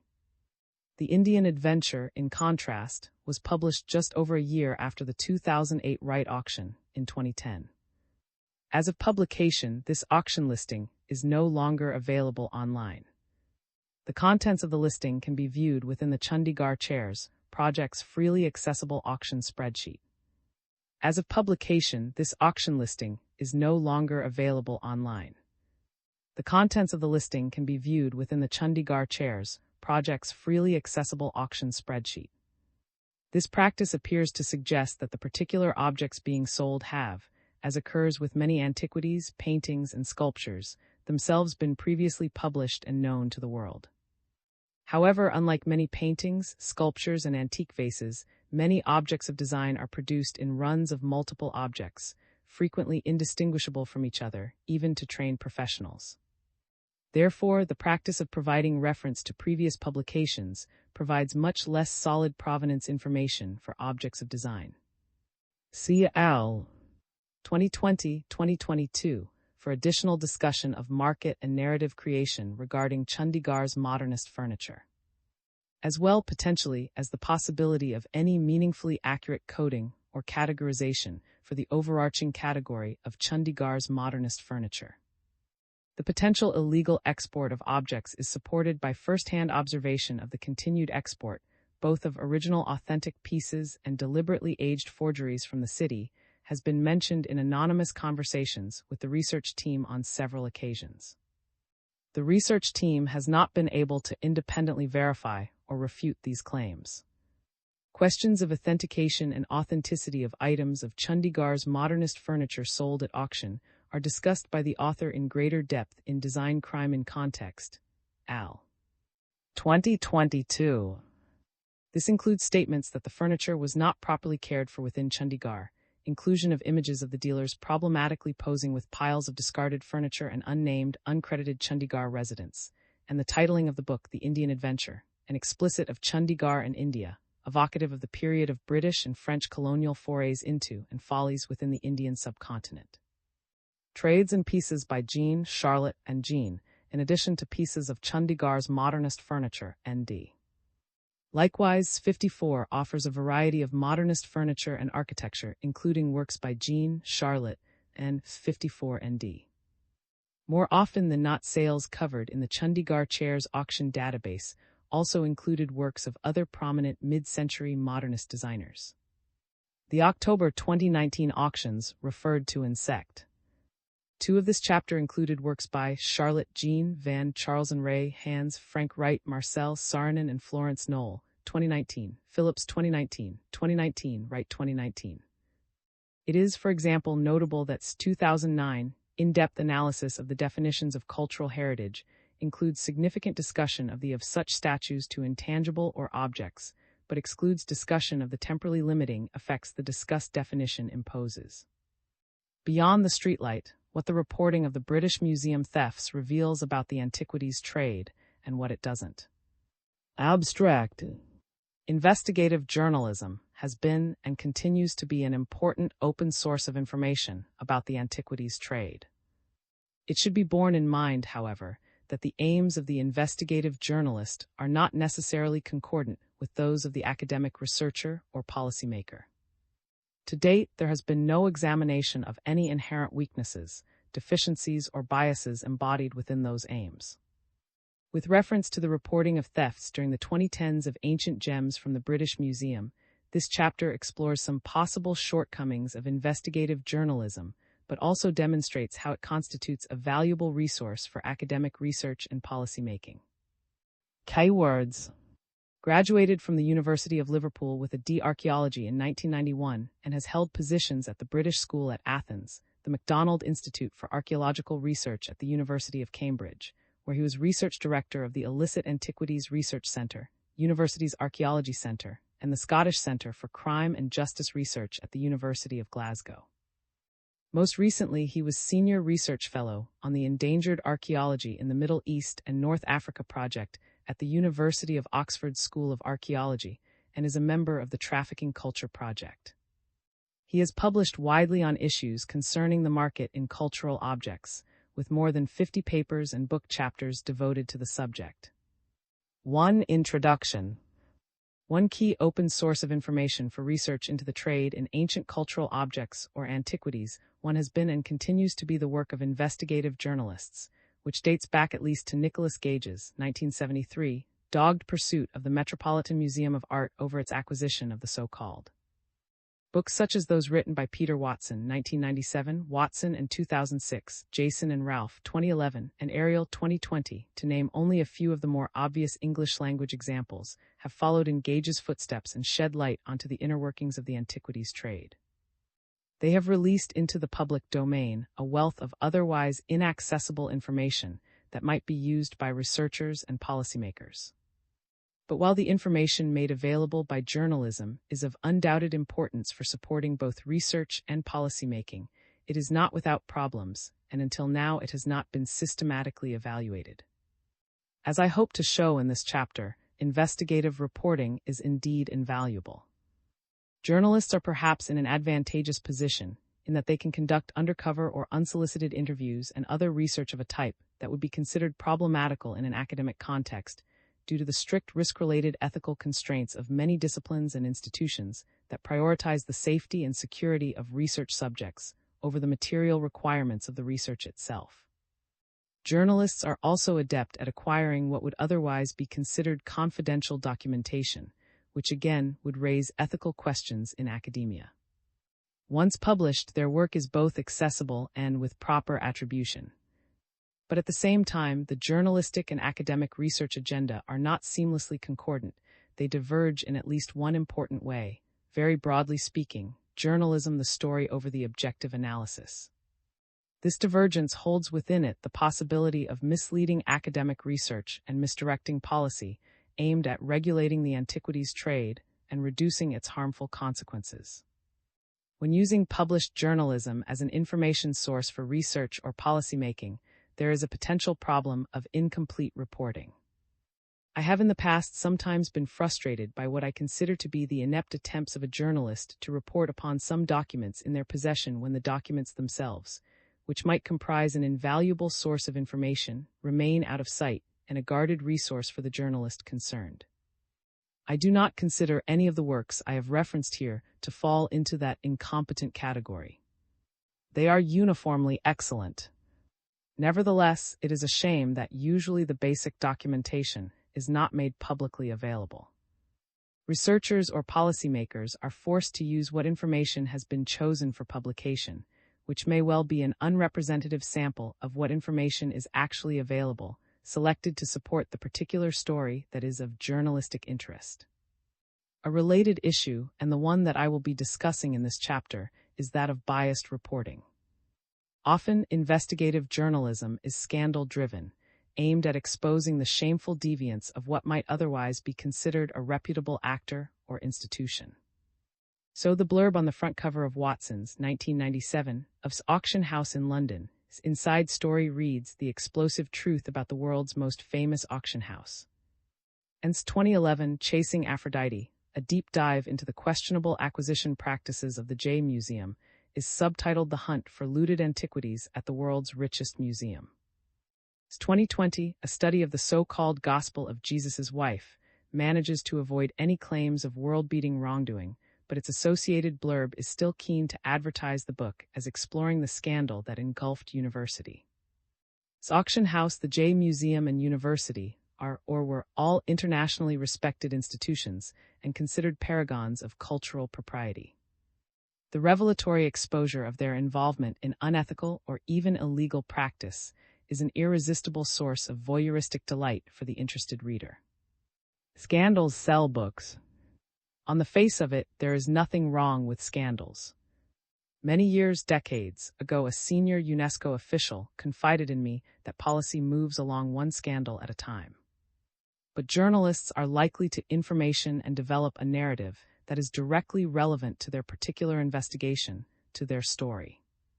So while an investigation might illuminate a particularly episode or example of wrongdoing, a scandal, there is no guarantee that the scandal in question is an instantiation of a more general pattern of malfeasance, and not simply a singular, atypical example of deviant practice or action.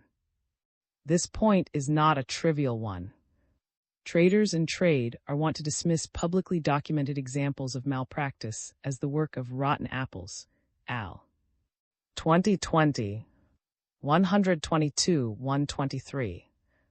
They argue instead for a generally honest trade where reputation and trust are better guarantors of market propriety than external regulation or oversight. 2005. 2532. The fundamental error here is summed up in an old joke scientists love to tell. Late at night, a police officer finds a drunk man crawling around on his hands and knees under a streetlight. The drunk man tells the officer he's looking for his wallet. When the officer asks if he's sure this is where he dropped the wallet, the man replies that he thinks he more likely dropped it across the street. Then why are you looking over here? The befuddled officer asks. Because the light's better here, explains the drunk man. Friedman 2010.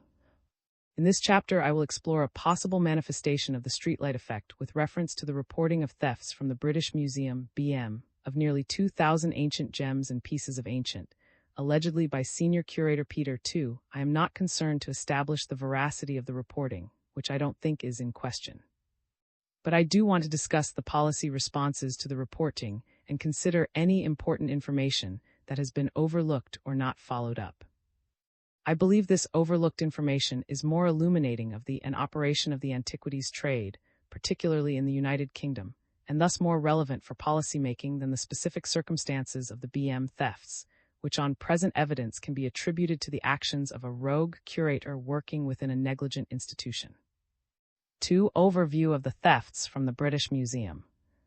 This first part of this section, which outlines the chronology of events related to the BM thefts, follows report of the BM thefts and their discovery in a series of BBC podcasts, BBC 2024 a B, C, D, E, F, G, H, I, J, Al.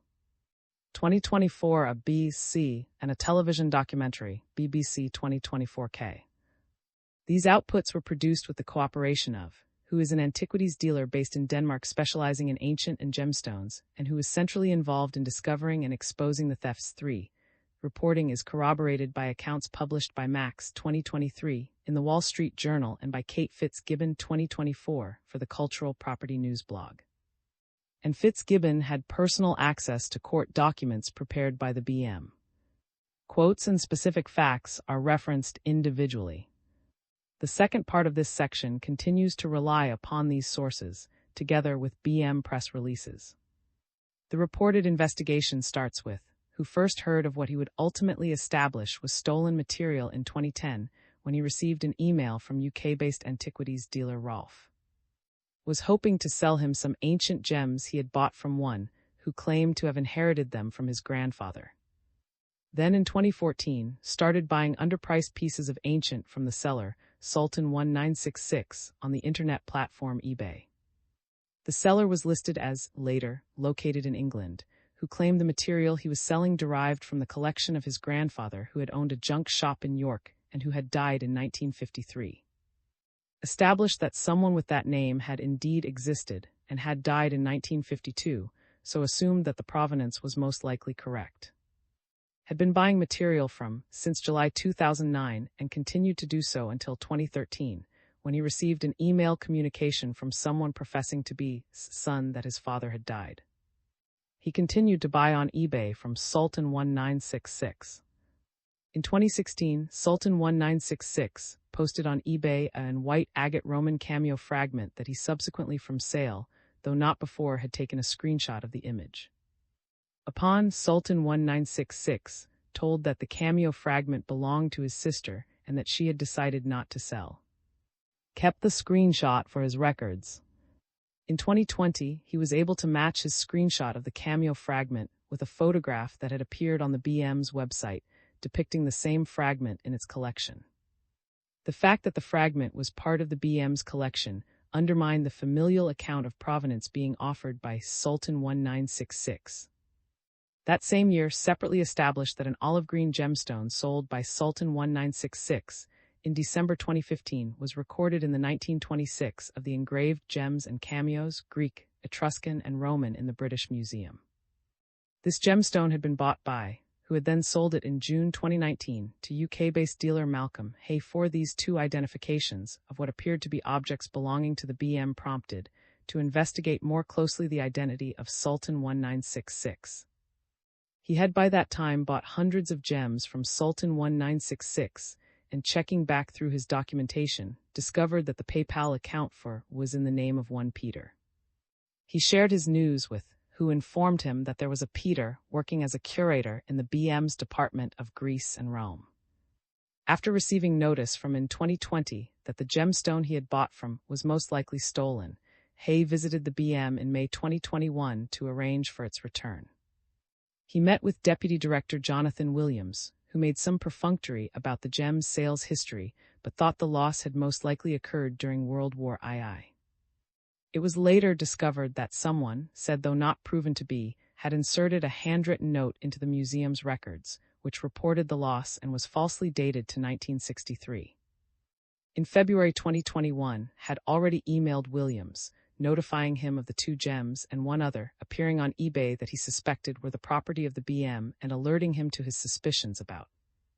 Unfortunately, had previously shared his concerns with author and classicist King, who had warned on February 26, 2021 that someone was trying to set him up, Fitzgibbon 2024, quoting a BM court document.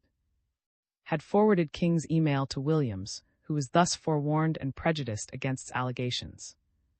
After being warned about its investigation by King, is reported to have closed down his eBay and PayPal accounts, Fitzgibbon 2024, though a causative connection between the King email and actions has not been established after a lapse of several months. In July 2021, Williams replied that was mistaken and that the objects concerned are all accounted for and with no suggestion of any wrongdoing on behalf of any member of museum staff, quoted in Marshall 2023. Without informing, however, after an internal audit had revealed missing objects in the Greece and Rome collection. In April 2022, the BM initiated an internal assessment of the collection, with as project curator. was not informed of warning about, who since January 2021 had been acting head of the Department of Greece and Rome and was in a position to obstruct her investigation. Nevertheless, she was able to report in December 2022 that more than 1,000 objects were missing. Frustrated at the BM's intransigence and unaware of its internal audit, in October 2022, contacted a trustee of the BM, who passed on his information to George, who was at the time chair of the BM. Consulted with the BM's director, who dismissed the allegations. But in December 2022, contacted about the results of this report. They the likely connection with this information, and decided that the police should be informed. The majority of the items in question were small pieces kept in a storeroom belonging to one of the museum's collections. They include gold and gems of semi-precious stones and glass dating from the 15th century BC to the 19th century AD. None had recently been on public display, and they were kept primarily for academic and research purposes. BM 2023, The Independent Review announced in the BM's August 16, 2023 press release delivered its report and recommendations in December 2023.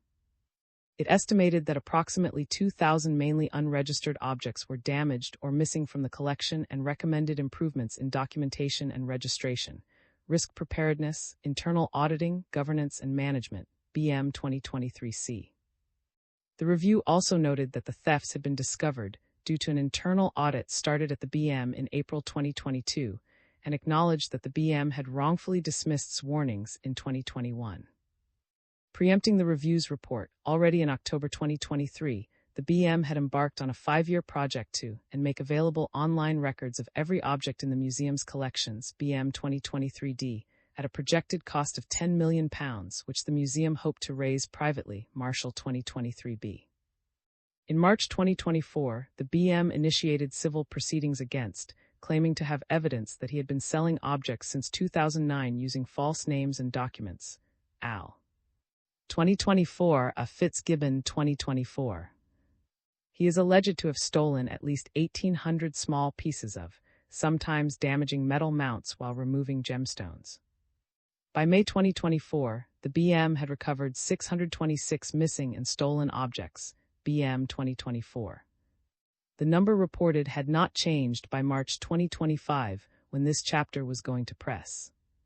Similarly, despite the widespread media allegations reported in this chapter, no criminal charges had been made against. There had been no further update on the BM's recovery operation. It is believed that 45 dealers in the United Kingdom and abroad bought gems on eBay from seller Sultan 1966, BBC 2024K.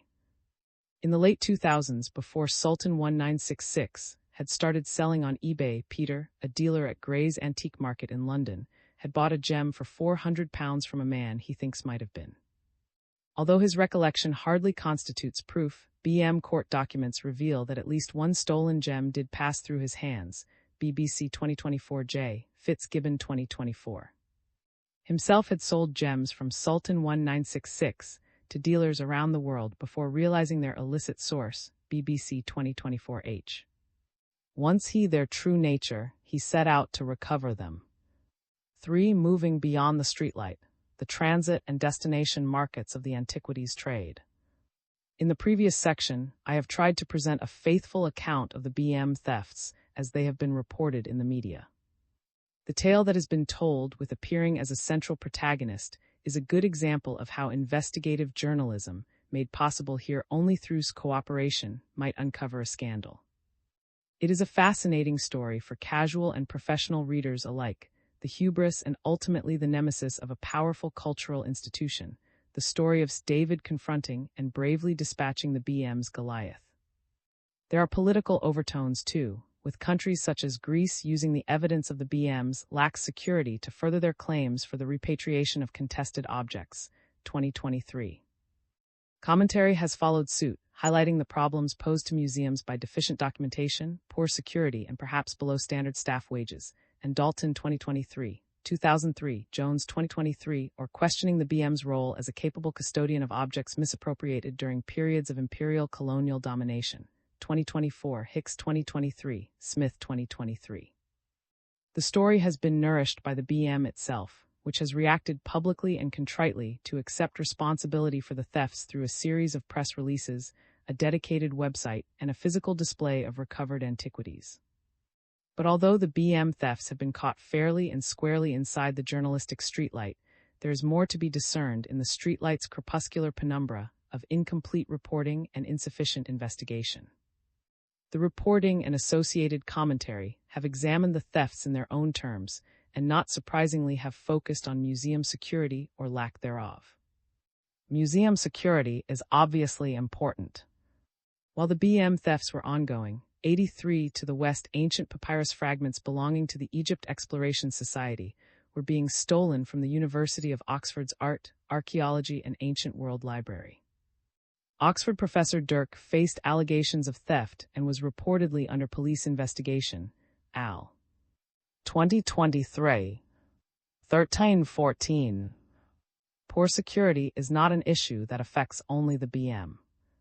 But in what follows, I want to move away from the illuminated subject of museum security and discuss what might be learned from the reporting of the BM thefts about the inoperation of the antiquities trade more generally.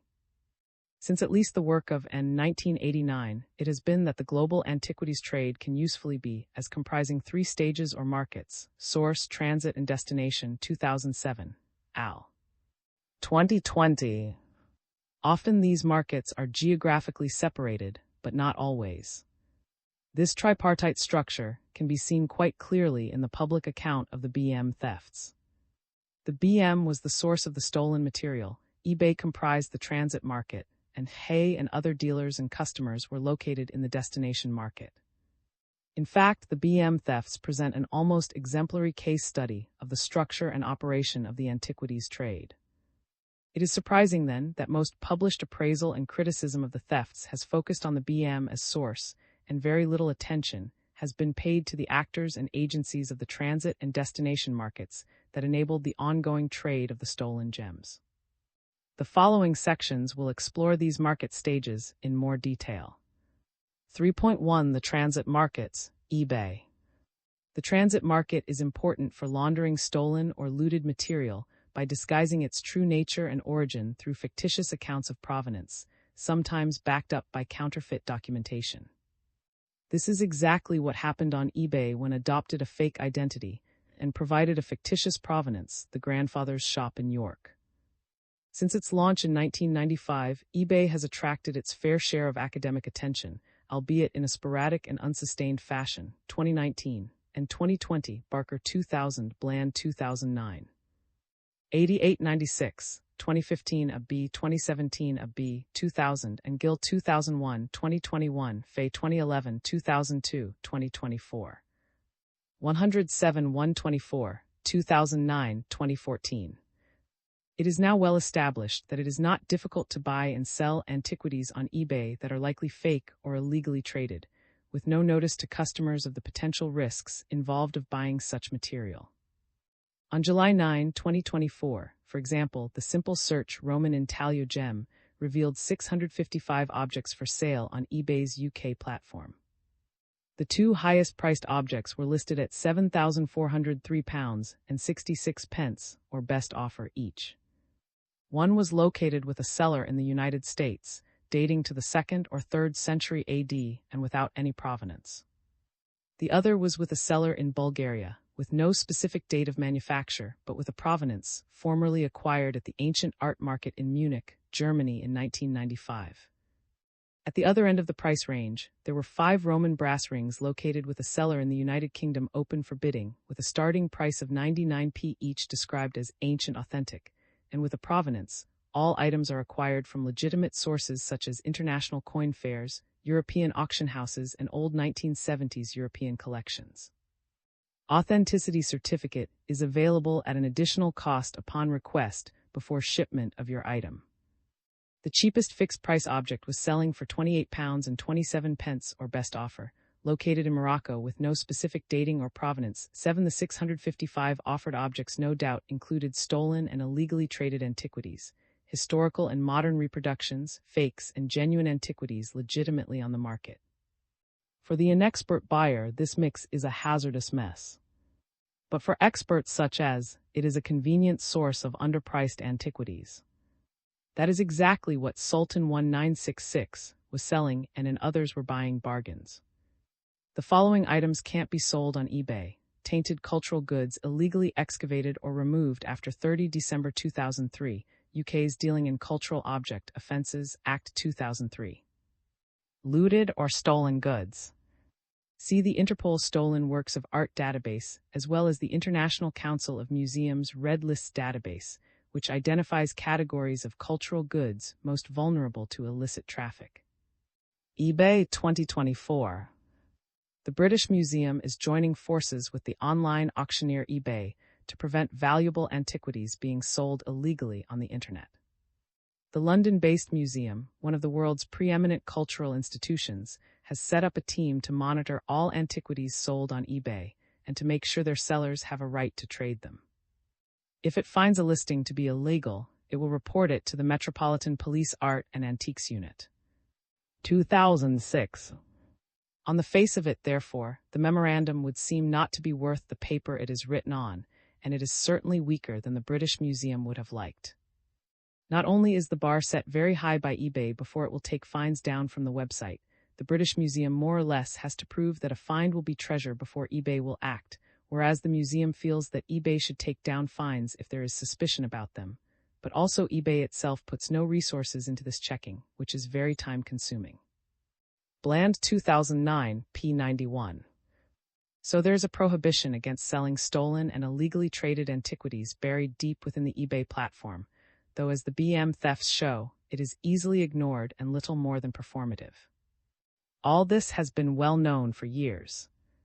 Yet in the reporting of the BM thefts, very little attention has been paid to the role of eBay, even though it offered a platform allowing the sale of hundreds of stolen antiquities.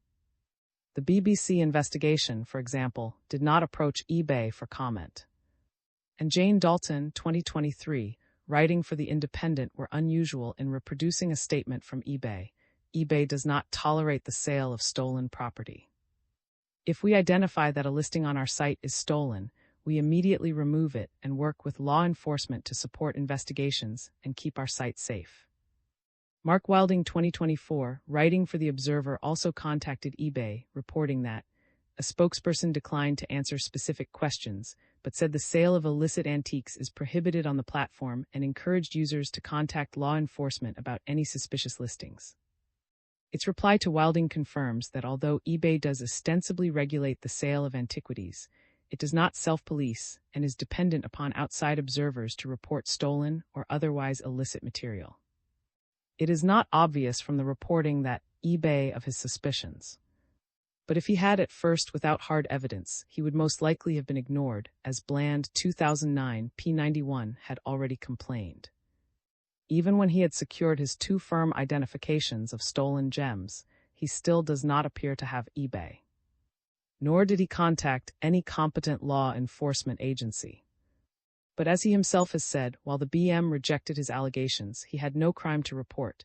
I asked friends of mine and they advised me, you can't do anything because the victim of the crime you claim is the British Museum, and the injured party denies that a crime has even taken place, quoted in Mead 2024. This quote highlights another harmful consequence of the BM's failure to engage constructively with in 2021. A couple of years had passed before the police were finally alerted.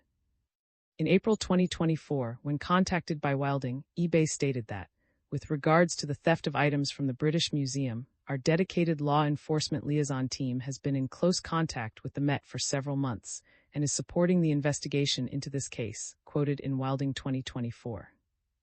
It is regrettable that the police investigation did not start sooner, when the evidence trail was fresher.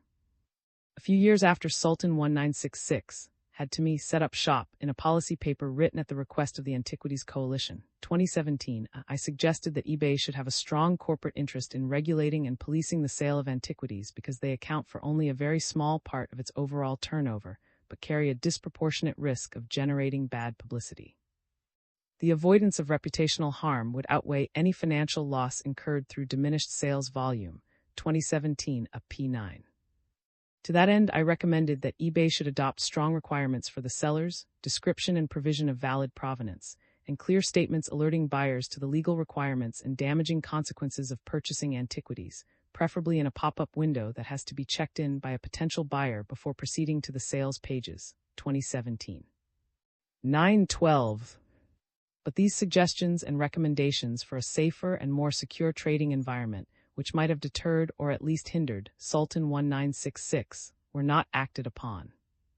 Their implementation now would be very much dependent upon negative publicity exerting pressure upon the company to take action.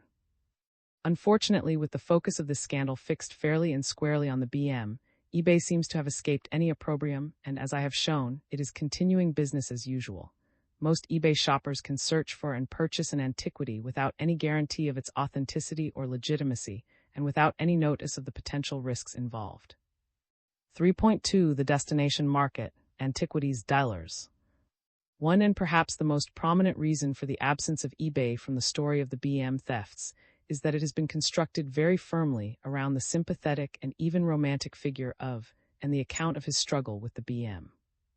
Is the hero of the story.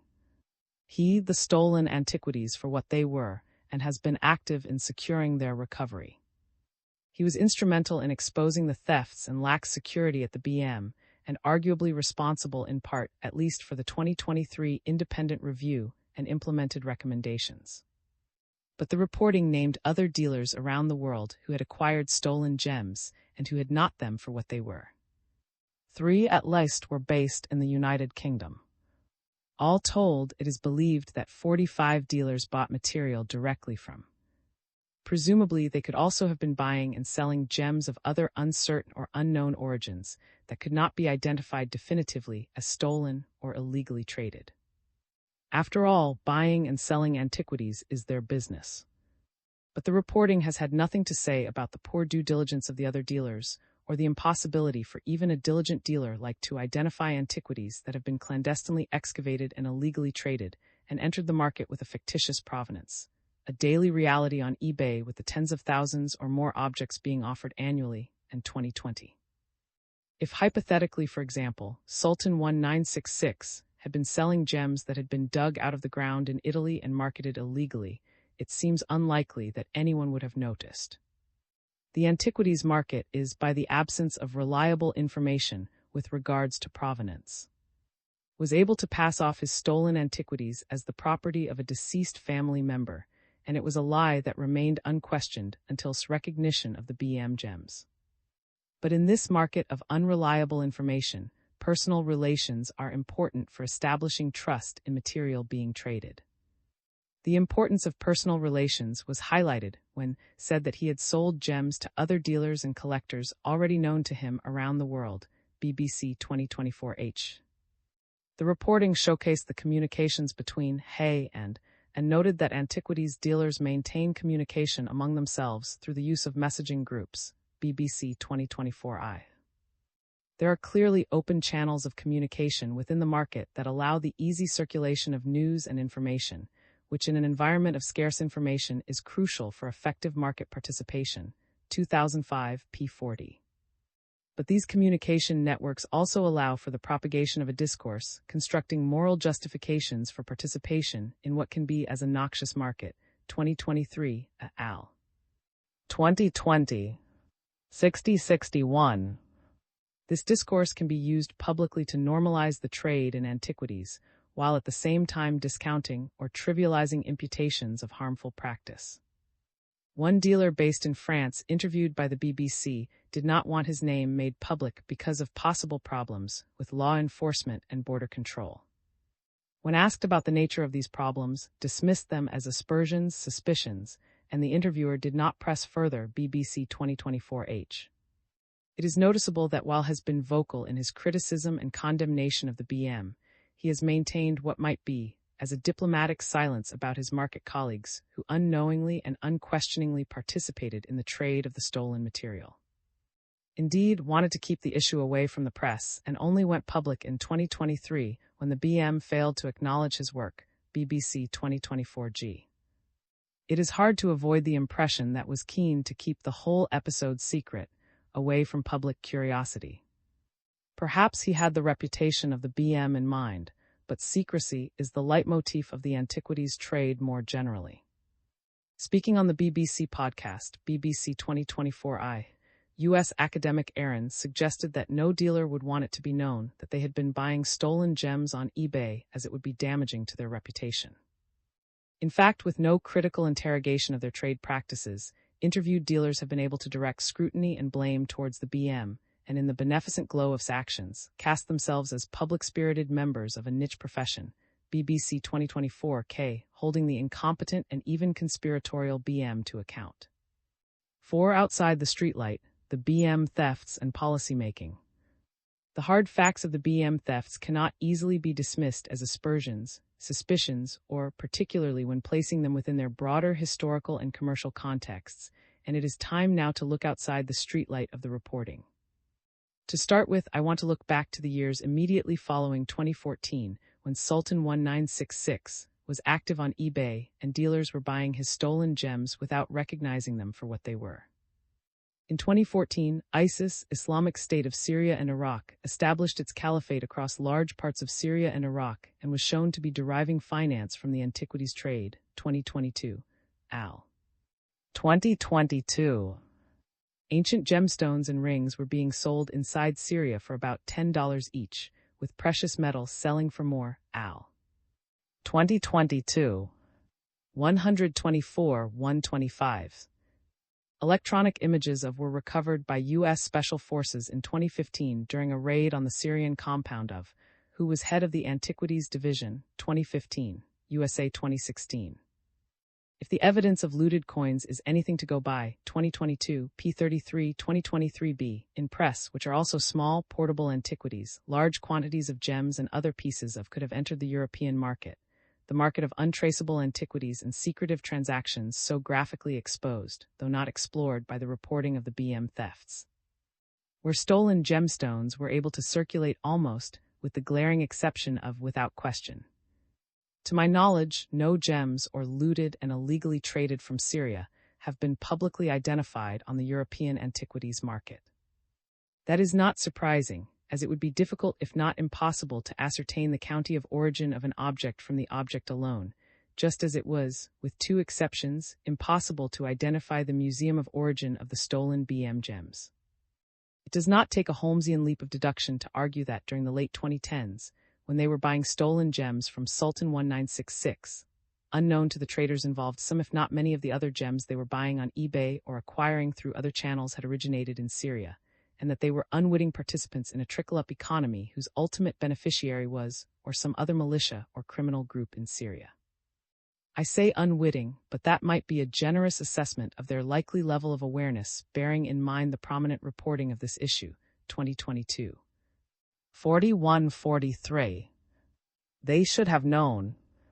Although it would have been impossible to know with any certainty that a particular gemstone or piece of had been illegally traded from Syria, there should certainly have been a strong suspicion, and perhaps even presumption among dealers with relevant expertise that any gem without verifiable provenance was from Syria, or if not from Syria, from some other questionable source. Nevertheless, whatever the dealer's suspicions, as the purchases of the BM gems go to show, they were not enough to deter their market participation. Not surprisingly, given they are both following the media. Al. 2020. 128-129, the scandal-driven approach to policymaking bears many similarities to the crisis-driven approach, when conflict or other human or natural disasters exacerbate the illicit trade in antiquities, and shares its weaknesses. 2015C, 2015D, 2017C. Al. 2022, Al. 2020. 127-131. First, it focuses, and usually too late, on developing solutions to an emergent problem in a particular location, provided the problem captures public and political attention through media intervention.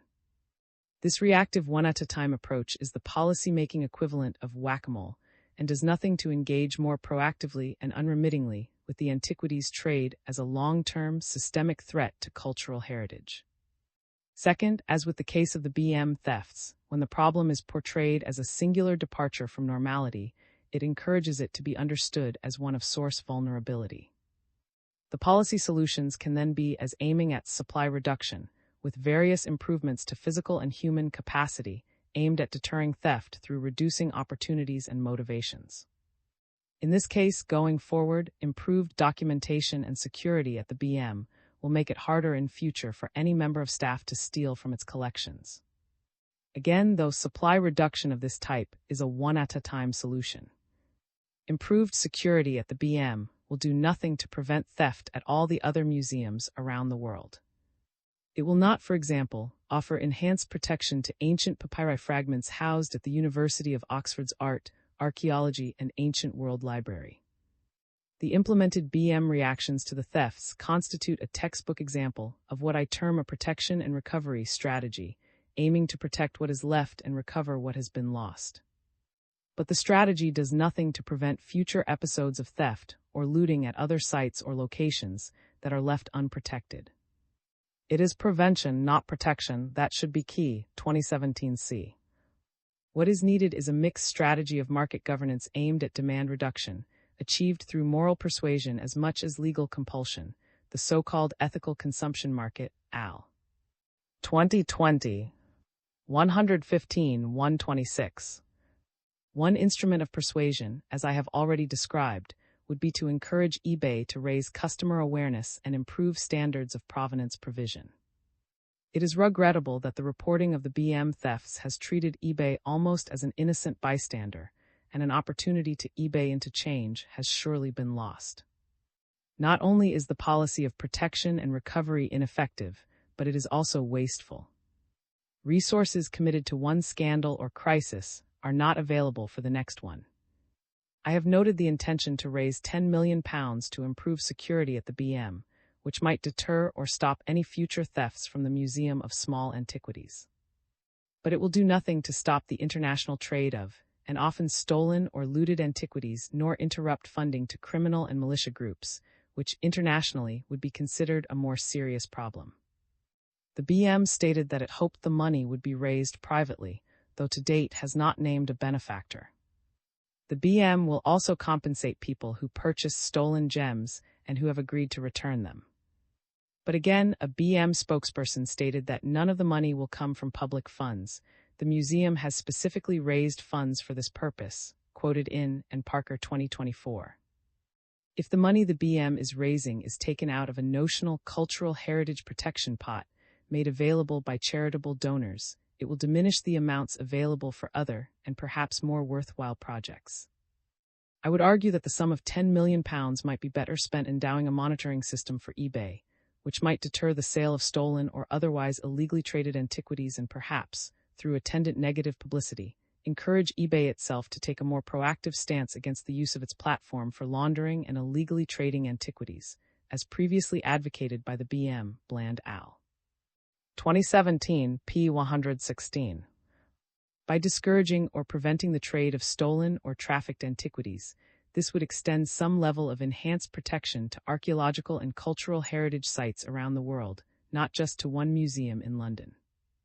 Not surprisingly, though, given the focus on the BM as the scandalous villain, there has been no public questioning or even discussion of the decision to spend more than £10 million of privately sourced money to make good the failings of a publicly funded institution. It might be good publicity for the BM, heading off any damaging criticism that it is wasting taxpayers' money, but going forward it is not good use of funding for cultural heritage protection. 5. Conclusion. It might be true that policy as regards the antiquities trade advances one scandal at a time, but as I have tried to demonstrate in this chapter, the scandal might not comprise the entirety nor even the substance of the problem, and any policy or implemented actions based on the reporting of the scandal might be misdirected at best or comprise a costly mistake at worst. The investigative reporting of the BM thefts has constructed a compelling narrative that has directed attention towards the failings of the BM. But away from the direct streetlight of this narrative, it has also provided some insights into the antiquities trade that would not normally be readily accessible. As I have tried to show, this information can be used to construct a competing narrative that directs attention away from the BM as a problem of source vulnerability and towards the antiquities trade as a problem of unhindered demand. This competing narrative, with its own alternative implications for policy development, is one that I would argue is more deserving of attention and financial support. The conclusion is clear.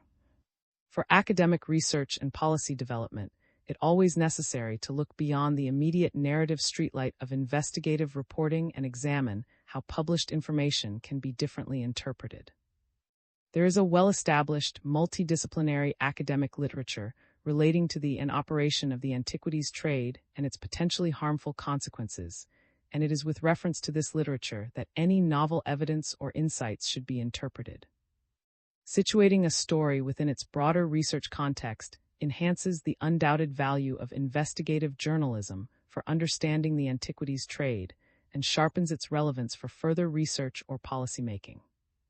I would like to thank the editors for inviting me to write this chapter, for kindly allowing me the time to finish it, and for their critical and insightful commentary. Open access. This chapter is licensed under the terms of the Creative Commons Attribution Commercial No Derivatives 4 International License, org licenses by N40, which permits any non-commercial use, sharing, distribution, and reproduction in any medium or format, as long as you give appropriate credit to the original author S and the source, provide a link to the Creative Commons license, and indicate if you modified the license material. You do not have permission under this license to share adapted material derived from this chapter or parts of it. The images or other third-party material in this chapter are included in the chapter's Creative Commons license, unless indicated otherwise in a credit line to the material. If material is not included in the chapter's Creative Commons license and your intended use is not permitted by statutory regulation or exceeds the permitted use, you will need to obtain permission directly from the copyright holder. References: D. Parker F. 2024, British Museum to compensate buyers of gems stolen from its collection. Telegraph, May 27. M. 2019, The Market for Heritage, Evidence from eBay Using Natural Language Processing. Soch, Rev 39 3391 415. MTG 2020, The Sale of Heritage on eBay, Market Trends and Cultural Value. Big Data Soch 72117. P. 2006, British Museum and eBay Alliance. Financial Times, October 2. Barker A. 2000, Ethics, E-Commerce and the Future of the Past. SAA Bull 18 1 26-27. Documents org Container Docs Default. Source Doc Publications Bulletin 2000 Bulletin 18 1 Final 182 B82. Access 22 July 2024. BBC 2024, Introducing Thief at the British Museum. BBC Radio 4, Shadow World. Co M001 Episodes Player. Accessed 6 July 2024. BBC 2024b, Thief at the British Museum. 1. The Man with the Cardboard Box. Co M001 Episodes Player. Accessed 6 July 2024. BBC 2024c, Thief at the British Museum. 2. White Paper Dots. Co M001 Episodes Player. Accessed 6 July 2024.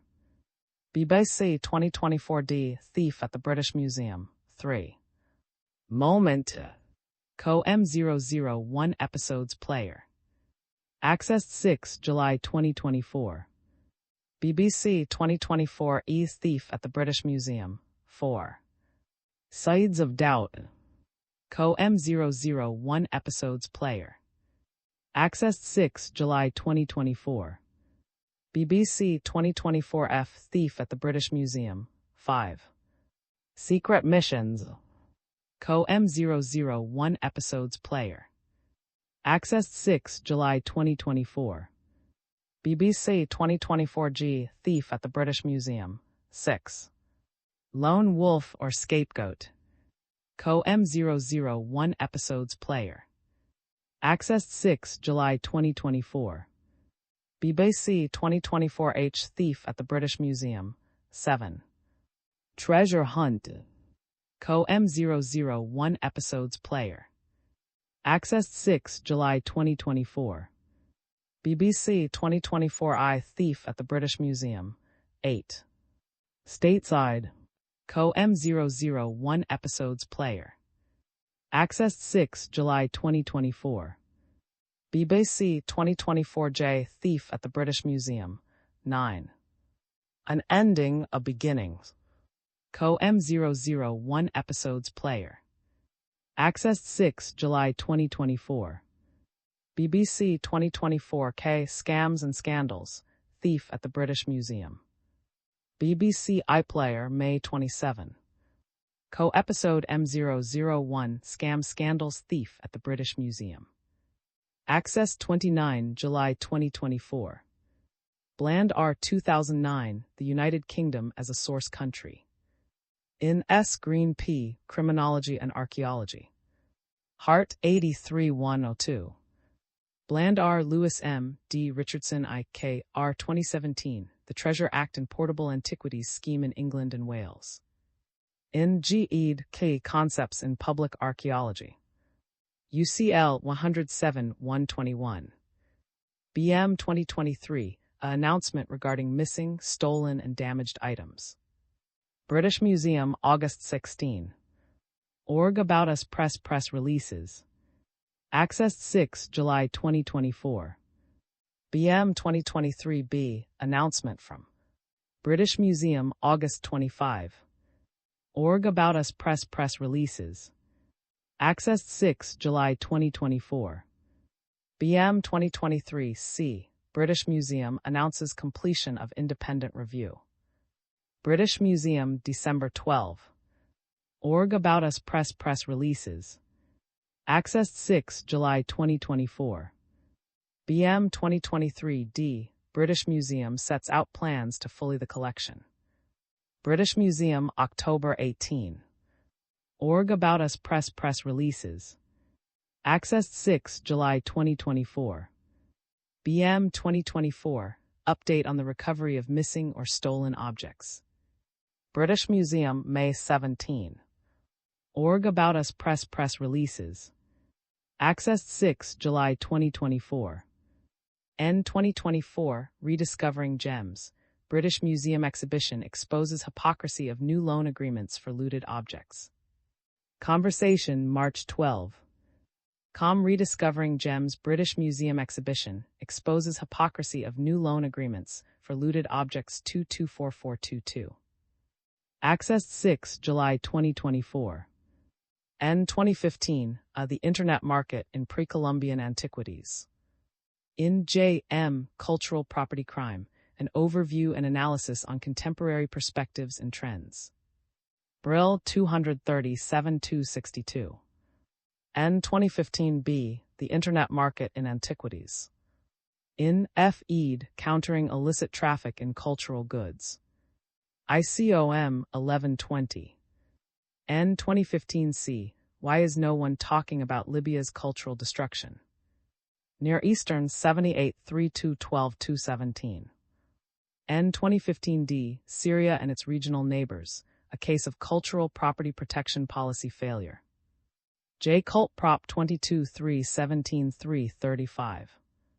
N 2017 A How to Control the Internet Market in Antiquities. The Need for Regulation and Monitoring. Antiquities Coalition Policy Brief, No. 3. Antiquities Coalition.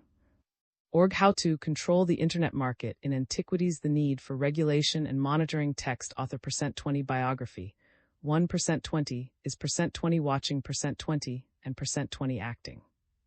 Access 22 July 2024. N 2017 B. Virtually Gone. The Internet Market in Antiquities. In Proceedings of the 6th International Conference of Experts on the Return of Cultural Property. Overseas Korean Cultural Heritage Foundation, 192-4. N 2017 C. Protection Not Prevention.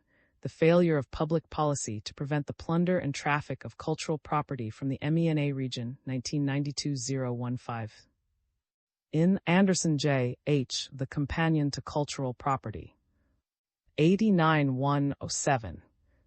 N 2022 The Looting and Trafficking of Syrian Antiquities since 2011. In L. Shelley L. Antiquities Smuggling, in the real and the virtual world. 2158. N 2023, a noxious scholarship. Publishing cuneiform tablets from Iraq. In NMM-JM variant scholarship, ancient texts in modern contexts. 95-112. N 2023b, standing caliph coins from Syria, probably looted and on the market. In Finkelei Fraser J.A. Simpson S.J. to Aleppo Gone, Essays in of Jonathan N. 175-180. N in Press, EU Regulation 2019-880 on the import of cultural goods, the pernicious effect of poor evidence upon legislative regulation.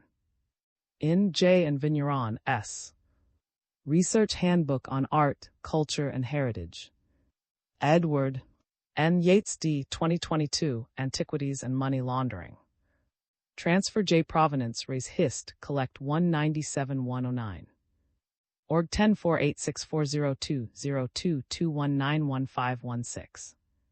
Access 29 October 2024. NMM S.I. Smith E. Yates D. 2022 50 Years On. Why is there still a global illicit trade in cultural objects, and what can we do about it? J. Field 47-117-130. NMM-JM 2023 Variant Scholarship, Ancient Texts in Modern Contexts.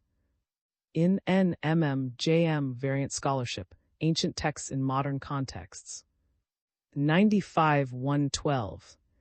K. 2000. Com. SAA Bull 18-2, 2225. Documents org container docs default. Source doc publications Bulletin 2000 Bulletin 18-2 Final 256-12. Access 22 July 2024. C. Gildy 2001 Online Auctions, a new venue for the antiquities market. Cult Without Context 9-4-12. Reorg Publications Culture Without Context 200 1 Issue 9 Cambridge Institute for Archaeological Research accessed 22 July 2024. T. Dalton J. 2023, Incredibly Poor, British Museum Security Let Thief Take Valuables Over Years, Ex-Curator Claims Independent, August 27. Independent Co-News Crime, British Museum Theft Security Items, B2397362. Access 25 July 2024. M. 2023, How an Academic Uncovered One of the Biggest Museum Heists of All Time. Wall Street J. October 24. Com-Style British Museum Heist 0847. Access 25 July 2024. L. 2021. In N. Yates D. Crime and Art, Sociological and Criminological Perspectives of Crimes in the Art World. Springer 4562. eBay 2024. And Cave Formations Policy. Co-Help Policies Prohibited Restricted Items Cultural Heritage Items Policy, ID 4282. Access 28 October 2024.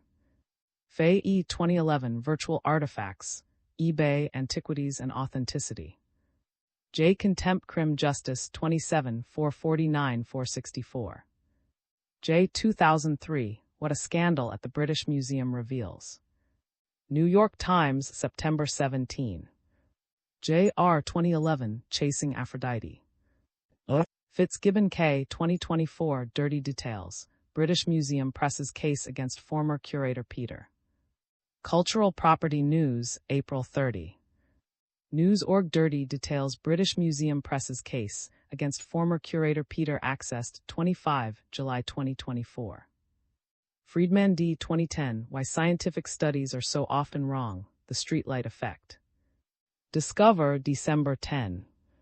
Com the Sciences Why Scientific Studies Are So Often Wrong, The Streetlight Effect. Accessed 7 July 2024. Gage N. 1973, How the Metropolitan Acquired the Finest Greek Vase There Is. New York Times, February 18. Hicks D. 2023, The Last Remaining Argument Against Restitution Has Now Been Lost. Art Newspaper, August 29. Jones J. 2023, Get Your Own Art Detective. My simple solution for the British Museum fiasco. Guardian, August 30. A 2015 documenting ISIL's antiquities trafficking, the looting and destruction of Iraqi and Syrian cultural heritage, what we know and what can be done. U.S. Department of State, September 29. 20092017 State E2015247610. Accessed 7 July 2024. MM 2007 Transcending Borders, Objects on the Move. Archaeology's 38198. H 2002, The Role of the Internet in Removing the Shackles of the Anytime, Anyplace, Anything, Anywhere. Public 26784. S 2005 Going, Gone. Regulating the Market in Illicit Antiquities. Institute of Art and Law. S.N. Yates D.C. 2020 Trafficking Culture. Marshall A. 2023, a British museum was warned gems were being sold on eBay, emails show. New York Times, August 22. Marshall A. 2023 B. British Museum announces plan to stop thefts. New York Times, October 18. M. 2023, Greece accused of blatant opportunism for suggesting British Museum is not safe. Independent, August 23. R. 2024, Stolen Fragments. University Press, Redwood. Mead R. 2024, The British Museum's Blockbuster Scandals. New Yorker, May 6. Com Magazine 202-40513, The British Museum's Blockbuster Scandals. Accessed 7 July 2024. P. L. 1989, Law and the Cultural Heritage. Volume 3, Movement. GDB 2023, a stolen British Museum items worth up to $50,000 offered on eBay for as little as £40. Daily Telegraph, August 17. GDB 2023b, British Museum told 3 years ago that its stolen were being sold on eBay. Daily Telegraph, August 17. GBD 2023c revealed, British Museum curator of 30 years accused of stealing. Daily Telegraph, August 17. K 2023, British Museum deputy director to leave after thefts inquiry. BBC News, December 13. Co News Entertainment Arts 67710-217. Accessed 7 July 2024. K. Kenley L. Graham D. Saunders E. 2024, a thief sold stolen gems to at least 45 buyers on eBay, British Museum says BBC News, March 26. Co News Entertainment Arts 68665773. Accessed 7 July 2024. K. Kenley L. Graham D. 2024 B. British Museum gems for sale on eBay, how a theft was exposed. BBC News, May 27. Co News Articles 27J 74 do. Accessed 7 July 2024. K. Graham D. Kenley L. 2024 C. FBI investigating missing ancient treasures from British Museum. BBC News, May 27. Co News Articles C375. Accessed 7 July 2024. A 2020. A professor, a con man, and the gospel of Jesus' wife. IRN 2022, some new evidence documenting the involvement of in Syria with the illicit trade in antiquities. J. East 10-115-136. T 2023, British Museum Antiquities thief alleged to be veteran curator Peter. Art Newspaper, August 17. Slow O 2023, British Museum boss, defends 2021 theft investigation. BBC News, August 23. Co News 6659642. Access 29, October 2024. Smith E 2023, The Sun is Setting on the British Museum. September 6. Com 843150. The Sun is Setting on the British Museum. Accessed 7 July 2024. See 2009 Forging Ahead, or How I Learned to Stop Worrying and Love eBay. Archaeology 62 318, 5860, 6566. Archive Archaeology Org 0905 etc. Insider. Accessed 7 July 2024. H. 2014, The Massacre in San, The Sale of Dismembered Manuscripts of Christian Egypt on eBay. Synaxis 62705-716. USA 2016, United States of America v. 1 gold ring with carved gemstone, an asset of ISIL, discovered on electronic media of President of ISIL Antiquities Department. 1 gold coin featuring pews, an asset of ISIL, discovered on electronic media of President of ISIL Antiquities Department. 1 gold coin featuring Emperor Hadrian Augustus Caesar, an asset of ISIL, discovered on electronic media of President of ISIL Antiquities Department. 1 carved Assyrian stone stela, an asset of ISIL, discovered on electronic media of President of ISIL Antiquities Department. Civil Action Complaint, December 15. Justice Press Release File 918536 Download. Accessed 7 July 2024. 2005 Talking Prices. Princeton University. Watson P. 1997 Inside Story. Bloomsbury. Watson P. C. 2006 The Medici Conspiracy. Public Affairs. Wilding M. 2024 The Big Steal. How do ancient treasures from museums end up for sale on the Internet? Observer, April 14. I use the term antiquities as a shorthand to describe ancient artifacts, coins, and manuscripts, and Yates 2022. 87-88. As a disclaimer, I should state that I know Peter, as our times as undergraduate and postgraduate students at the University of Liverpool overlapped. He is also an expert at timeline auctions of the United Kingdom. The BM website reports that from 1972 onwards, the museum acquired a number of coins and other small antiquities from Hay, retrieved July 7, 2024, from org collection term BIOG 144665. It is amusing to imagine that Hay might inadvertently have bought an object stolen from the BM and then sold it back to the museum for a profit. On July 10, 2024, there was a seller with the ID Sultan1966 active on eBay, offering inks and paints for sale. The seller was said to have joined eBay in February 2014 and be located in Spain. Feedback comments suggest the seller has in the past been buying coins. It seems unlikely that this seller has any relationship with Peter, but it does raise questions about the uniqueness or transferability of eBay IDs. Retrieved October 28, 2024 from org Our Work Department's Recovery Missing Items text we %20 have %20 registered %20 missing %20 items, and %20 retrieving %20, the %20 lost %20 items. Interestingly, there were 15 sellers listed as located in Morocco, which is a high number.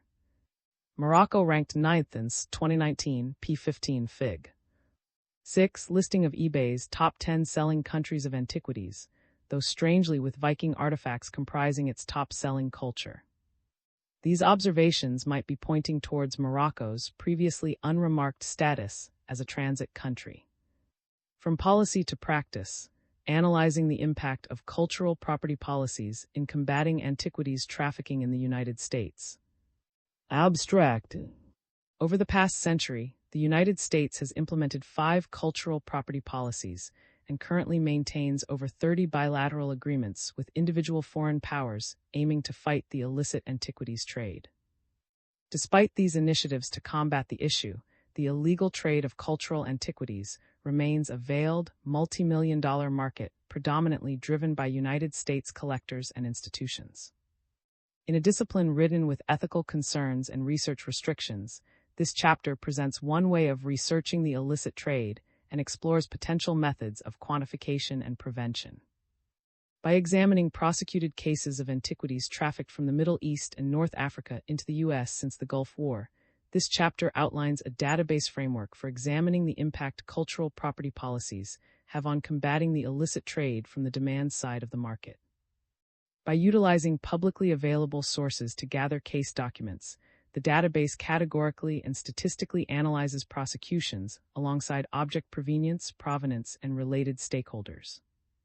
Adaptable across different jurisdictions, the methodology examined here presents a quantifiable, non-financial means of measuring the impact of the illicit trade in cultural objects, alongside an assessment of the application and effectiveness of a country's cultural property policies, which could contribute to more effective prevention measures.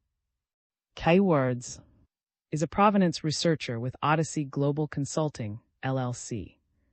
Beginning with a dual Bachelor of Arts in Art History and Anthropology from University of Pennsylvania, she also holds a Master of Arts in Art History from John Cabot University and a Master of Arts in Cultural Heritage from the American University of Rome.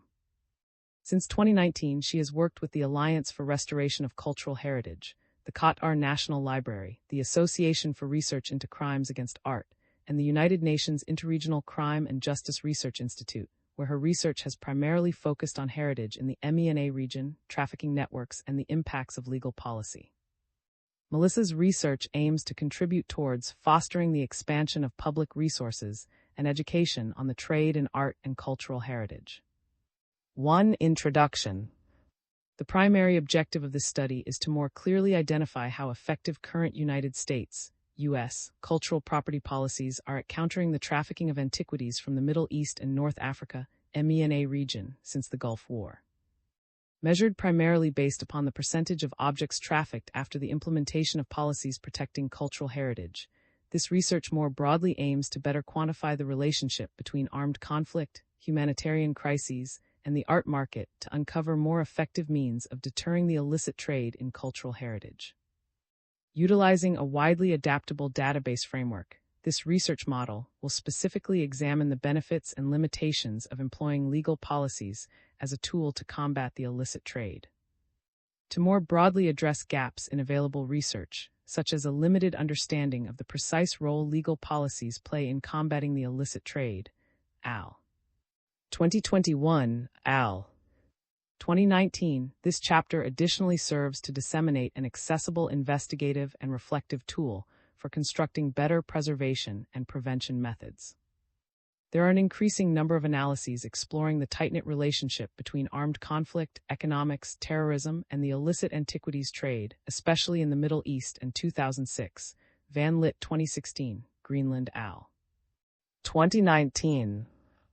The evolution and adaptation of technology and archaeology over recent decades has allowed new remote techniques of monitoring these conflict zones and humanitarian crises, providing additional insight into the physical damage that results from looting, climate disasters, and armed conflict, and 2012, Al. 2016 and 2017, Al. and 2019.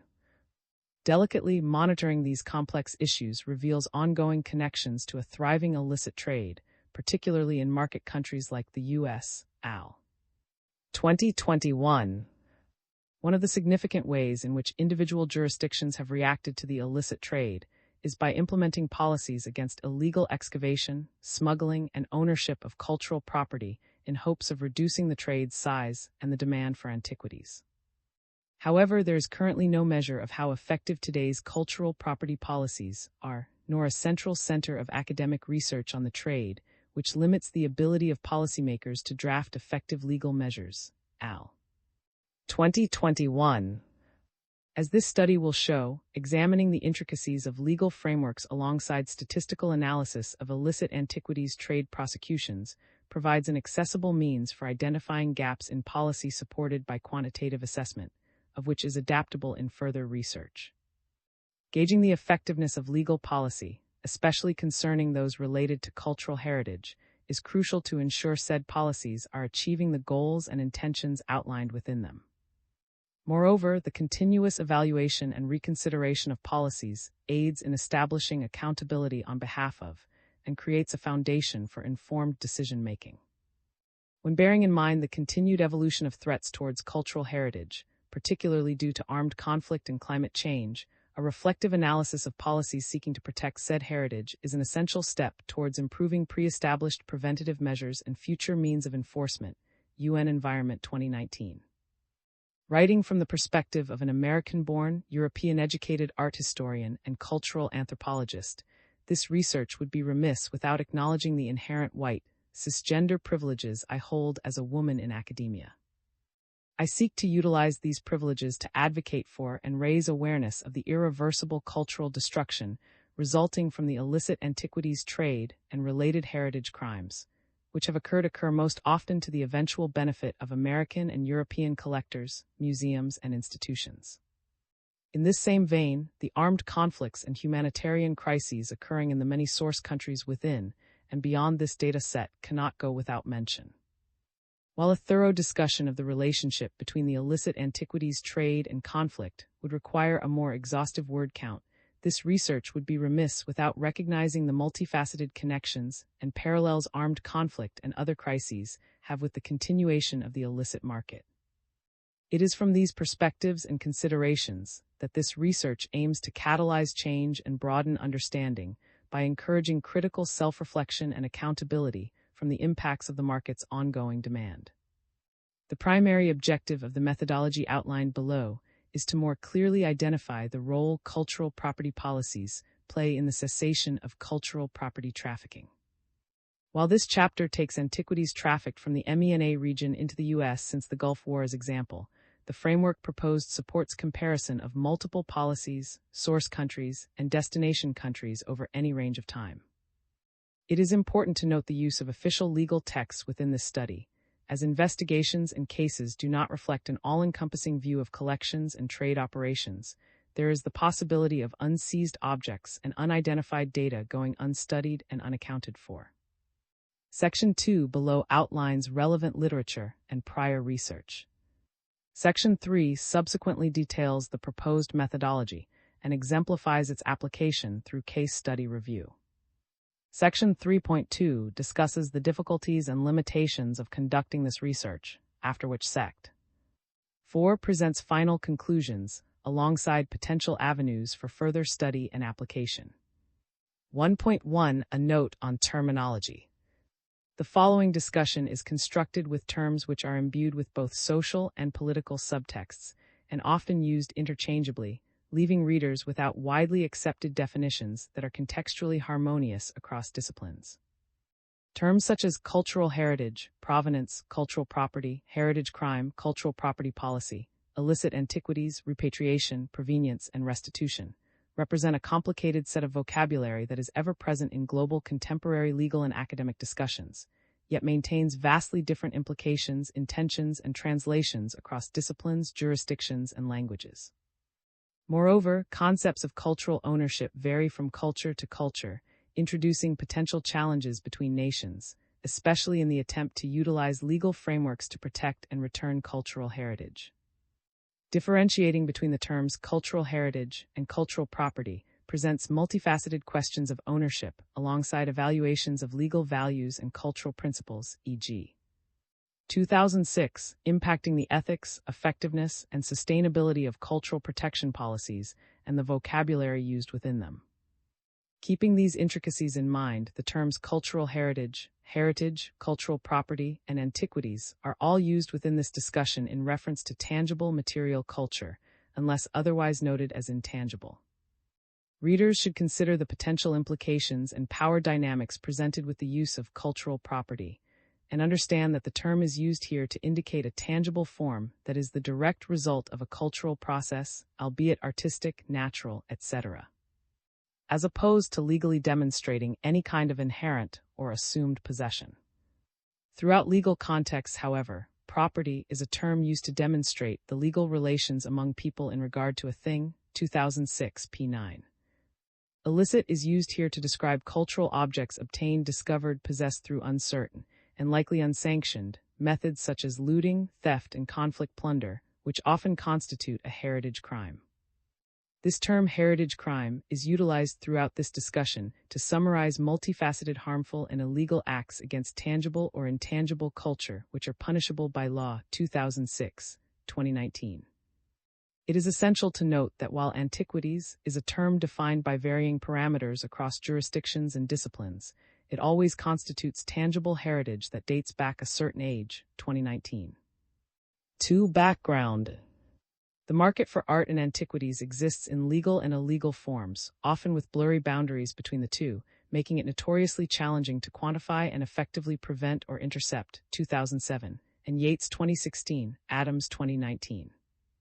This section provides an introductory discussion of relevant literature surrounding the illicit antiquities market, its existence in the U.S., and the policies under review with the intent of outlining pertinent gaps and points for consideration while conducting this research.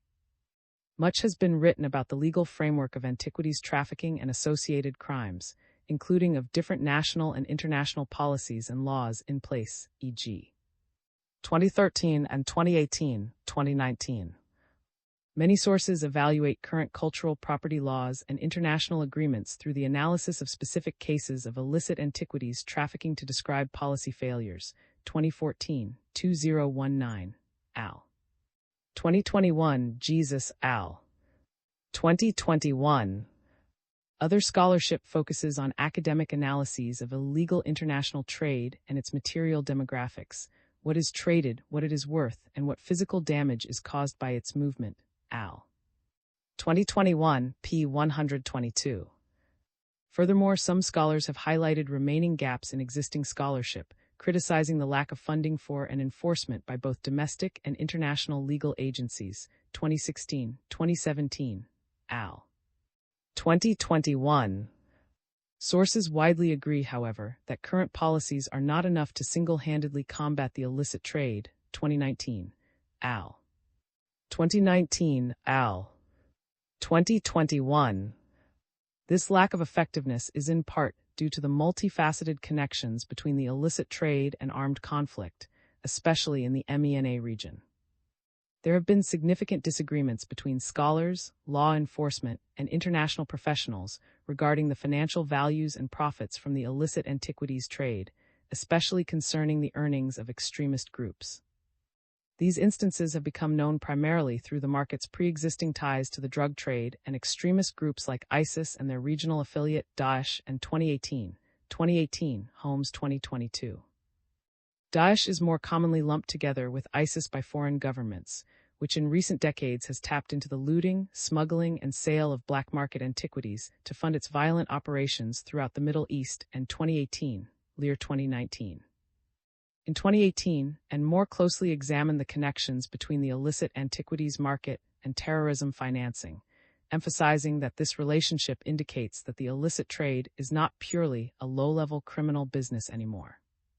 This relationship shows that the international community must take more significant, more immediate action to combat the trade, and 2018, p. 1182. Countermeasures against the illicit trade often rely on international and national policies rooted in the 1970 UNESCO Convention on the means of prohibiting and preventing the illicit import, export, and transfer of ownership of cultural property, the 1970 UNESCO Convention, which currently has 147 states party to it, UNESCO 2022, a B.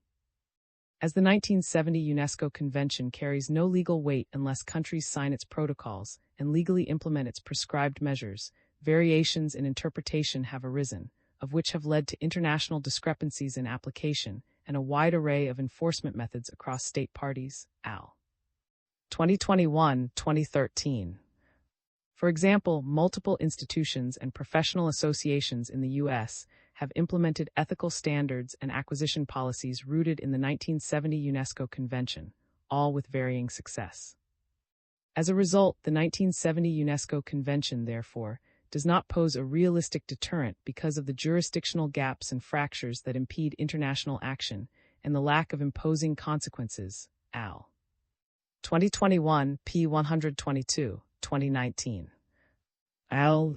2019 highlight further challenges, such as long-term sustainability, armed conflict, the failure to effectively deter looting, and increasing pressures on local resources.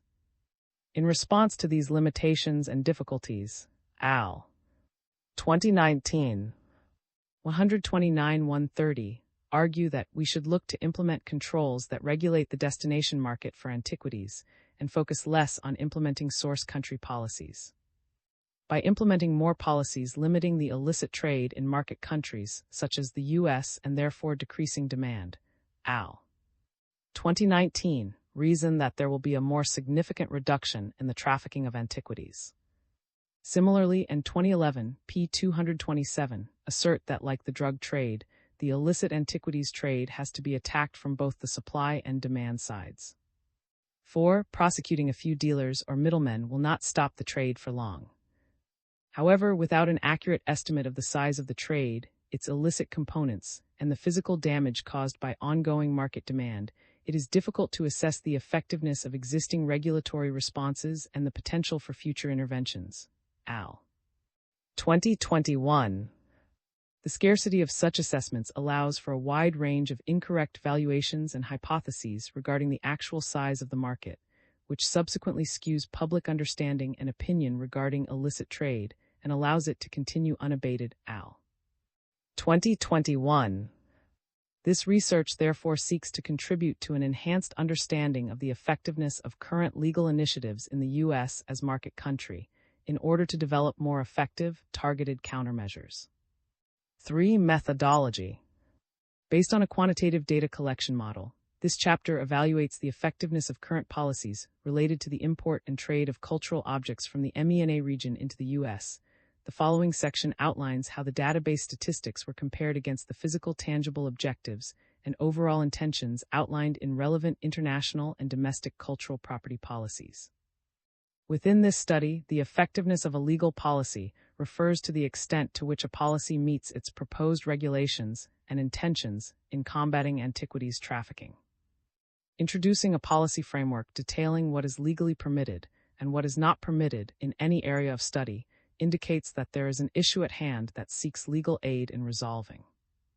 Routinely exploring how said policy meets the goals described within it and the motivation behind its creation is an essential step in wholly and ethically addressing the issue at hand, such as the trafficking of cultural heritage.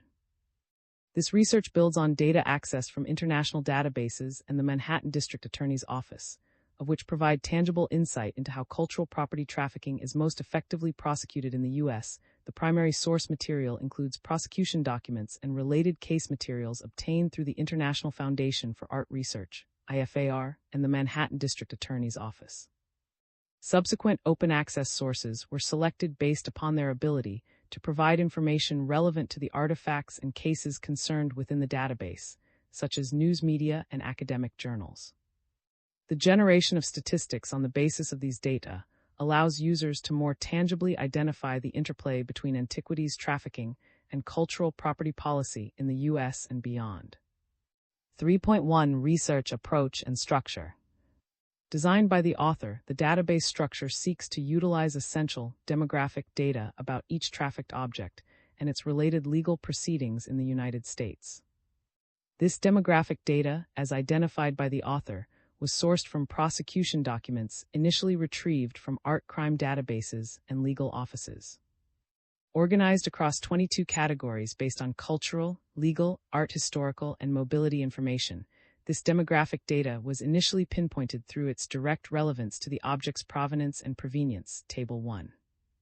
Utilizing categories to cross-reference this detailed information allows for central, precise organization and fluid analysis of data.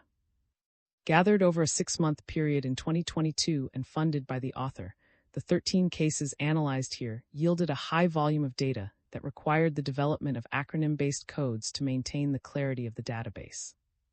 Content analysis is commonly utilized in social science research and can be particularly helpful to empirically contextualize legal scholarship. 2018, Williams al. 2022. Within this database, categories were established based upon the information yielded from content analysis performed of relevant court documents. For example, in determining the type of object S, within each case, materials were identified and abbreviated based upon 2 letters in their names, e.g. manuscript becomes MS, sculpture becomes SC, coin becomes CO. Alternatively, the country abbreviations used throughout the database are drawn from the standard international abbreviations established by the Central Intelligence Agency, ND. Due to their wide application and accessibility, such as AFG, BHR, IRN, FRA, etc. Coding is an ongoing process throughout the evaluation and gathering of data here, and building the database successfully requires vigilant data scraping of each legal case. Reviewing the prosecutions comes with ethical considerations, as they present a heavily legal perspective, and it is essential to conduct multiple reviews of the court documents and relevant discovery to ensure the inclusion of all relevant data. As court documents and their accessible discoveries were analyzed here individually by case, all relevant information was underscored and noted for consideration and evaluation before being transcribed directly into the appropriate category within the database. It is important to review cases individually as to not confuse data input and also actively reflect on any additional research that might be needed to confirm or fill any informational gaps, such as verifying trade transactions, dates, etc. This intricate data scraping, while a time-intensive methodology, allows for careful review and verification of presented information, which is essential to conduct as there is the potential for falsifications and misnomers in presented evidence. Moreover, it establishes clearer identification of informational gaps and how to address them. For data triangulation and output design, it is important to consider the research parameters and intentions. In seeking to identify the legal and social impact of cultural property policies in the U.S., it was essential to prioritize analyzing data related to object acquisition, import, and provenience. For example, an essential question in identifying these impacts concerns establishing the percentage of objects illegally imported after the implementation of legal restrictions and protective policies. When triangulating this, it is essential to compare acquisition and purchase records, as well as import documentation, to the timeline of relevant legal frameworks Fig. 2. Table 3. Given the large number of categories, this framework allows for such a selective, conditional processing of data as a singular reflection on individual cases, as well as broader cross-comparison between prosecutions. When identifying the current relevant legal policies for analysis, it is important to consider the current government regulations at national, international, and regional levels applicable to the parameters of the study at hand. Concerning the U.S., legal resources on the current cultural policies are available on the website of the Department of State, United States Department of State ND. As of July 2024, the U.S. maintained bilateral cultural property agreements with 32 countries, 10 of which are relevant to this case study: Afghanistan, Algeria, Egypt, Iraq, Jordan, Libya, Morocco, Syria, Turkey, and Yemen, U.S. Department of State ND. Internationally, the U.S. is party to the 1954 Hague Convention and the 1970 Convention. Domestically, the U.S. has implemented the Convention on Cultural Property Implementation Act, 19 U.S.C. 26012613, the 1983 1987 National Stolen Property Act, and the 2016 Protect and Preserve International Cultural Property Act, Public Law No. 140/1151. Given the illicit and opaque nature of the antiquities trade, consulting a diversity of records from museums, private collections, and organizations, as well as legal offices and the media is essential to evaluate the validity of data. This type of triangulation is essential for maintaining data accuracy. Al. 2021. Furthermore, the discussion presented here would be remiss without acknowledging how essential transparency and ethics are in the success of this research. The material culture implicated in the legal cases and cultural property policies analyzed here possess cultural value far greater than any financial attribution, and researching it often involves vulnerable, underrepresented populations. See Campbell 2013, Al. and 2019. As recent literature has been exploring, Van Al. 2015, Al. 2020, tangible heritage is more likely to originate in vulnerable areas experiencing climate disaster, armed conflict, and economic crises. Financial quantifications of the trade, therefore, skew the perspective of tangible damage that results from the operations of supply chain actors, presenting biases and limitations in their interpretations. Aiming to more objectively quantify the trade, the success of this database and its application is reliant upon obtaining as precise and transparent information as possible, which is not always explicitly available in open access formal sources. 3.2 Difficulties and limitations. Acquiring documents and contacting individuals relevant to this research design proved challenging.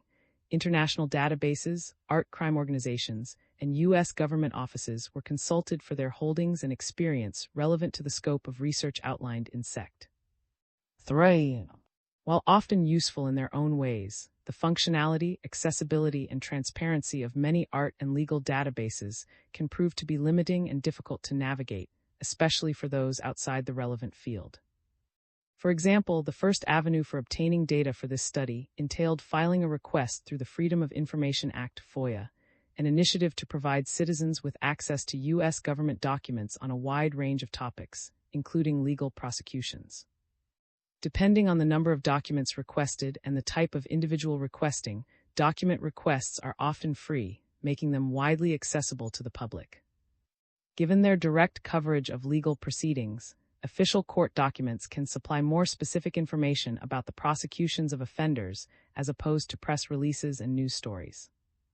The author's 2022 FOIA request for documents related to the research scope yielded a burdensome request notice in 2024, explaining that it would take FOIA 6 years of manpower to process the documents found relevant to this request, and therefore a narrower scope would need to be identified, or the request would be closed.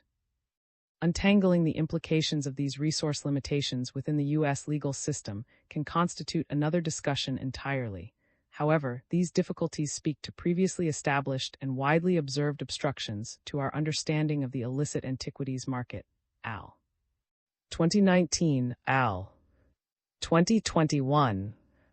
Limited access to information is a well-known dilemma in researching art crime. Campbell, 2013. However, in recent years, this limited access to information has spurred the development of research organizations who are dedicated to combating cultural heritage crime and establishing centers for information, websites, projects, databases, etc.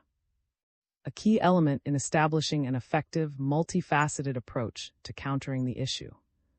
These have raised further challenges of data accuracy and bias. For example, the International Foundation for Art Research, IFAR, hosts a database of international cases of art crime, which yielded documents for 12 different legal cases pertinent to this study, although accessing this database initially required a payment and designated time slot. In fall 2024, IFAR announced that it would be closing its doors as an organization and rehoming its database, echoing concerns of sustainability and accessibility found elsewhere in the field. In another example, the Art Loss Register, Art Loss Register ND, is privately run and offers packages for prospective users to conduct searches, starting at $100 per item, or $750 for 10 in 1 year. When analyzing policy application and effectiveness within prosecuted cases, this type of database user methodology is not conducive or financially accessible in the broader processes of gathering and analyzing large data sets such as the one introduced here. These types of cost-based databases introduce additional challenges to researching data that is already lacking transparency and verifiable information. For example, it was difficult to gauge the amount of time it took for objects to be seized by law enforcement after their owners were initially suspected of trafficking, due to a lack of information provided in the court documents found. The inconsistency of data availability, transparency, and harmonization experienced here and previously by Al. 2019 and Al. 2021 reveals greater need for further quantitative research in this niche area supported by qualitative investigation. Moreover, the data reflect how the illicit antiquities market persists in the U.S. despite decades of international policies and domestic restrictions on the ownership and trade of cultural objects, particularly highlighting inconsistencies within the current policies and their enforcement. This research has revealed many potential areas for improving the fight against the illicit antiquities trade and increasing the effectiveness of these current policies and means of regulation. However, it is essential to note that even with these policy changes, the trade will continue on some level, as this multifaceted issue requires a multifaceted approach to wholly reduce and prevent. Academics, law enforcement officials, and international representatives agree that while a single solution to end the market for illicit cultural antiquities does not exist, implementing effective, deterring policy is an essential legal step toward combating the trade. Al. 2021. 3.3 Information Categories. Database categories organized by type of information the data reflected most closely. Demographic information, provenance information, legal information, case title, Means of illegal discovery. Law S utilized in prosecution. Object name collection number. Date of object seizure. Prosecuting agency. Source country. Earliest provenance date. Legal consequences. Type of object. Stakeholders involved. Means of law enforcement discovery. Date of object. Length of time on the market. Date of object discovery by law enforcement.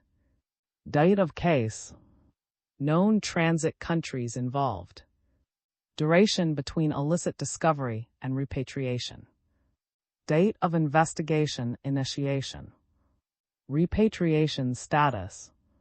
Value of object at the time of prosecution. Stakeholders' socioeconomic profile. Duration between illicit discovery and legal prosecution. Individually, each trafficking case can yield data regarding the court case and date, the prosecuting and investigating agencies involved, the date of the investigation initiation, and the laws used to prosecute the offenders.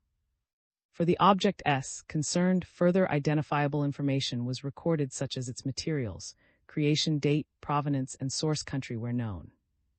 Together, this data can reveal where these objects originate in relation to how they are taken, as well as how the crime is detected, investigated, and prosecuted. In the U.S. analysis of this data yields potentially instrumental insight into both the geographical coverage and effectiveness of legal policies seeking to stop the illicit trade and provide protections for cultural property.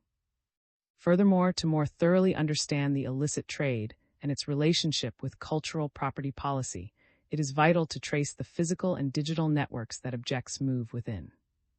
This includes earliest provenance date, related stakeholders, all known previous physical locations, any and all transfers of ownership, all financial valuations of object, date of legal discovery and seizure, and length of time on the market.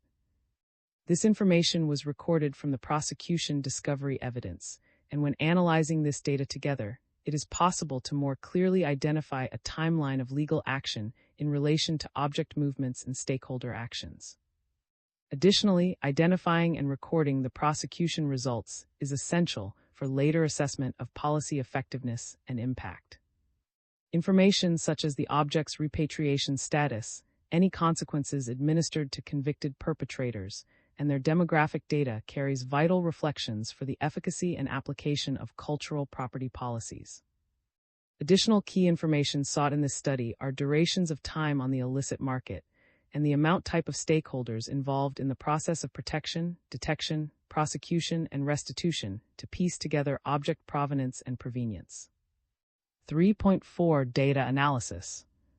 To better identify patterns and variability among the analyzed cases, database content was exported from Excel, extracted respectively within each category, and processed through data visualization software Power BI. This platform specifically, alongside Google Sheets, allows for an easily accessible generation of descriptive statistics from various data sets and a fluid translation into visualizations such as pie graphs and column charts, which increases the accessibility and understanding of the results. Rooted in quantitative analysis, this approach seeks to provide a detailed study of the relationship between legal policy and its impact in protecting cultural heritage and the cessation of the illicit antiquities market. Many trafficking cases involve a myriad of objects, and not one single item, which therefore made many of the results presented here and overlapping. While these results skew the visualization and calculation of data in their repetition, they also show a greater need to legally address the multifaceted ways that stakeholders are obtaining illicit antiquities. For example, within a single case against a defendant, multiple objects often were obtained in various illegal ways, such as organized archaeological looting, theft, and subsistence looting. Similarly, cases utilized various methods in the legal detection of artifacts, and often several legal agencies appeared within a single investigation, e.g. New York District Attorney's Office, NYDA, HSI, and ICE. To account for these discrepancies, the cases within the database were organized based upon individual object S, concerned within them, rather than case title or individual ruling, allowing for deeper analysis of the diversity of information that exists within each case. This breakdown of cases allows for a closer examination of the diverse means in which supply chain actors and stakeholders encounter antiquities, and permits greater focus on identifying information gaps across the collection of cases. Court cases examined in the database, sorted chronologically. With provenance and provenience relevant to the scope of this case study. Case title, location, date, number of, in the matter of a grand jury investigation into a private New York antiquities collector. New York, December 6, 2021. 180. In the matter of items seized from the Metropolitan Museum of Art. New York, September 22, 2017. 1. In the matter of items seized from Park Avenue Armory. New York, May 2018. 1. The Republic of Turkey's claim against the Museum of Fine Arts, Boston, for the statue of Massachusetts. Settled 2011. 1. The Republic of Turkey v. Metropolitan Museum of Art. New York, 1990. 250. The Republic of Turkey v. OKS Partners. Massachusetts, 1992, 1999. January 23, 1998. 1900. United States v. 450 Ancient Cuneiform Tablets. New York, July 6, 2017. 3450. United States v. New York, 2006-2011, June 12, 2014. 492. United States v. Johnson. New York, September 22, 2008. 90. United States v. New York, January 9, 2013. 141. United States v. Mask of Ka. Missouri, June 12, 2014. 1. United States v. One Cuneiform Tablet, known as the Gilgamesh Dream Tablet. New York, July 26, 2021. 1. United States v. New York, 2002-2004. 3. 3.5 Overview of results. The data indicates a notable increase in prosecutions since the turn of the 21st century. Fig. 1 with 11 cases, 84.62% having court dates after 2001, as opposed to only 2 cases, 15.38% between 1990 and 2001. Between 2011 and 2021, there were 5 cases, 38.46%, 2 of which 15.38% included Hobby Lobby. One of note, Turkey initiated 3 claims to recover roughly 1912 objects, 29.32%. Of which 100% were repatriated. 2. The court proceedings for these 13 cases revealed an overlapping pattern of distribution when analyzing which party initiated the related investigation, Table 2. In 2 court cases, only one party initiated and participated in the relevant cultural property investigation, the United States Customs and Border Patrol, N1, and the United States Fish and Wildlife Service, N1. The remaining 11 cases resulted from the collaboration of 2 or more parties, private claimants N10, Homeland Security Investigations N4, and or the Manhattan District Attorney's Office N4, Fig. 2. Timeline of discovered prosecutions overlaid with international and regional cultural policies, including bilateral import restrictions. Parties utilized to initiate investigations. While these claims and court cases all started in the period between 1991 and 2021, there were some whose investigations began before 1991. For example, all 3 of Turkey's investigations into artifacts began before 1991. However, their related legal claims and court cases were not brought until years later. 3 overall. The average time between the initiation of an investigation and its subsequent court case was 4 years, with the most extended period being 21 years and the shortest duration being 1 year. The 6522 objects included in the database illicitly originated from 9 countries within the MENA region, Figure 3. As per the scope of this research, the U.S. was the only destination country in all cases. However, 7 known transit countries were uncovered in the corresponding investigations, namely Canada, China, France, Germany, Switzerland, the United Arab Emirates (UAE), and the United Kingdom (UK). Overall, 3944 artifacts, 60.47%, came without any known provenance, and the remaining 2578 objects, 39.53%, had on average no known provenance before 1997.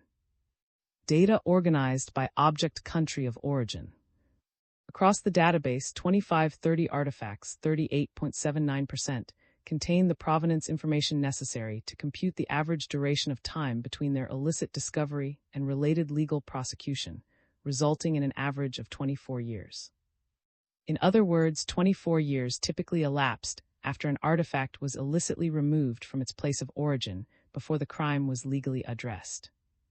The average length of time an object spent on the market, measured by the duration between looting and purchase, was typically 10 years and 9 months for those objects that included any provenance information, 38.79%.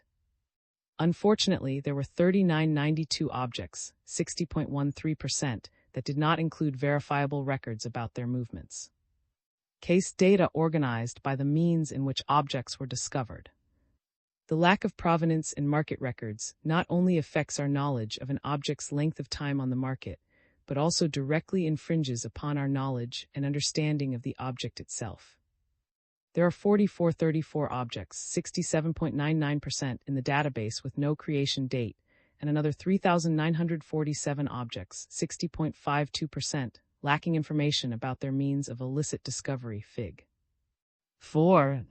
Of the remaining 2088 objects, 32.01%, their assumed date of creation ranged from 7000 BCE to 500 CE. In 6 cases, the trafficked artifacts were detected through related investigations into other objects. Customs seizures as a method of detection were a crucial part of only one case. One case was initiated after an item was stolen from a museum, and during that investigation, officials uncovered the object's illicit origins. 7 cases were brought after professionals, e.g., academics, journalists, and legal officials, suspected an object's illicit origins upon evaluating the artifacts in museums, private collections, or at auctions, see 2011-2017.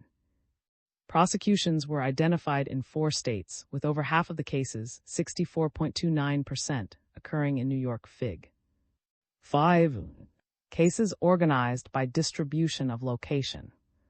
Regarding the legal proceedings, Table 2, there was little to no mention of international conventions in the court documents of these 13 trafficking cases. The laws that were used in the court proceedings include the 1983 Cultural Property Implementation Act, sections of New York state laws, New York Penal Law 15500, New York Penal Law 45010, New York Criminal Procedure Law 69010, Title 16, 16 U.S. Code 1538, 16, 3371, 16, 4223, Title 18, 18 U.S. Code 542. 18 U.S. Code 545, 18 U.S. Code 662, 18 U.S.C. 981-01C, 18 U.S.C. 982B, 18 U.S.C. 982-2B, 18, 983, 18 U.S.C. 10012, 18, 2314, 2315, Title 19, 19 U.S. Code Sec. 1595 a C1A, and Title 28, 28 U.S.C. 2461. In terms of the stakeholders involved with these prosecutions, there were museums and museum staff, galleries and related employees, private collectors, supply chain actors, antiquities dealers, institutions and companies in the private and public sectors, governments, auction houses, and political groups connected to these cases. Many of these stakeholders were involved with multiple cases, and the methods and implications of their involvement has been discussed elsewhere, see AG. 2013, Campbell 2013, 2017. While they committed harmful acts against tangible cultural heritage that are similar in nature, the stakeholders found to be illicitly involved in these cases did not face equitable legal consequences, and patterns of preference emerged in the distribution of penalties by the United States justice system in relation to perpetrators' socioeconomic status, see Sect. 3.6. This trend exemplifies previous findings and the need for more focused empirical research into application of legal consequences, al. 2021, Fig. 6. Cases organized distribution of consequences and results. Cases organized by repatriation of objects involved. Trafficking cases organized by country of origin. A before import restrictions after 1983, B after import restrictions, C before import restrictions and 1970 UNESCO Convention. Origin country. Number of artifacts.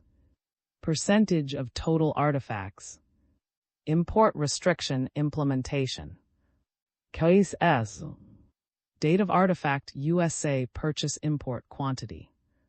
Iraq 3835 58.8%.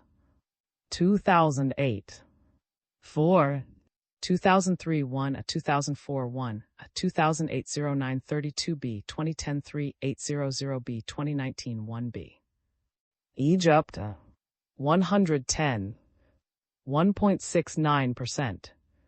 2016 6 1974 1C 1989 1 a 1998 1 a 1992 3 a 1999 5 a 2002 90 a 2008 098 and D1. Syria 4 0.06%. 2016 1 1989 1 a 1992 2 a 2003 1. Libya 1 0.02%. 2017 1 2001. Jordan 9 0.14%. 2020 1 1991 4 a 1995 1 a 1999 3 a 2001 1. Turkey 1926 29.53%.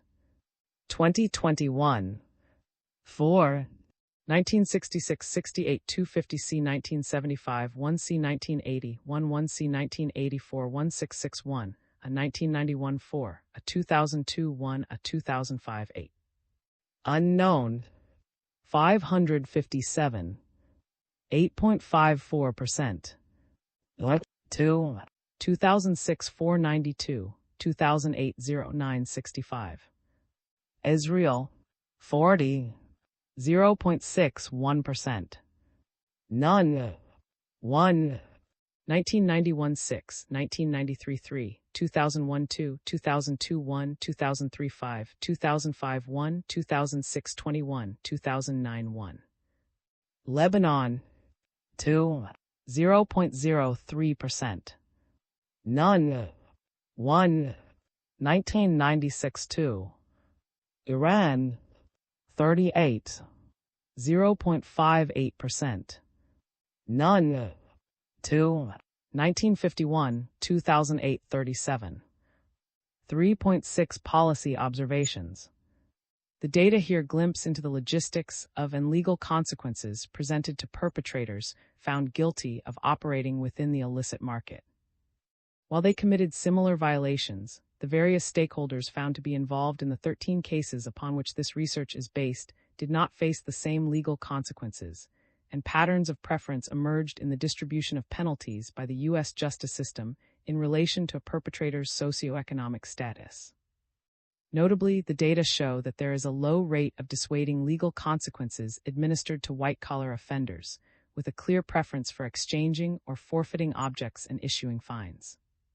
This issue is explored more in-depth elsewhere by 2011-2019 and presents vital ethical considerations concerning the applicability and administration of legal policy. In one example from this study, in the matter of a grand jury investigation into a private New York antiquities collector, 2021, consequences for the collector entailed relinquishing ownership of the artifacts in exchange for no fines or jail time. Here, collector Michael was found to have 180 antiquities within his collection whose provenance, or lack thereof, warranted search and seizure by the NYDA's office. Furthermore, part of his legal agreement stipulates that he cannot collect antiquities dating before 1500 CE, and was granted conditional immunity from prosecution by the NYDA's office regarding future purchases and his remaining antiquities, in the matter of a grand jury investigation into a private New York antiquities collector, 2021. When considering the amount of illegal activity that the NYDA identified to be involved with, and compared to cases of similar nature, these penalties are light.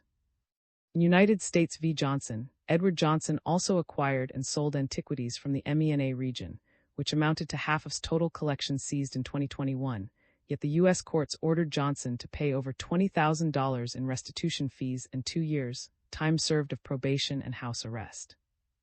Both individuals illegally owned artifacts from Egypt, a country with strong national patrimony laws in place, and which has the 1970 UNESCO Convention, UNESCO 2021. A striking difference in the cases is that of the socioeconomic status of the perpetrators, with Johnson being a 44-year-old U.S. Army pilot and being an 83-year-old hedge fund manager, International Foundation for Art Research Case Law ND. While there were 13 years between the prosecutions and different judges in the two cases, the difference in quantity of illicit goods compared to legal enforcement reveals unmistakable disparities here when comparing the socioeconomic power of the offenders.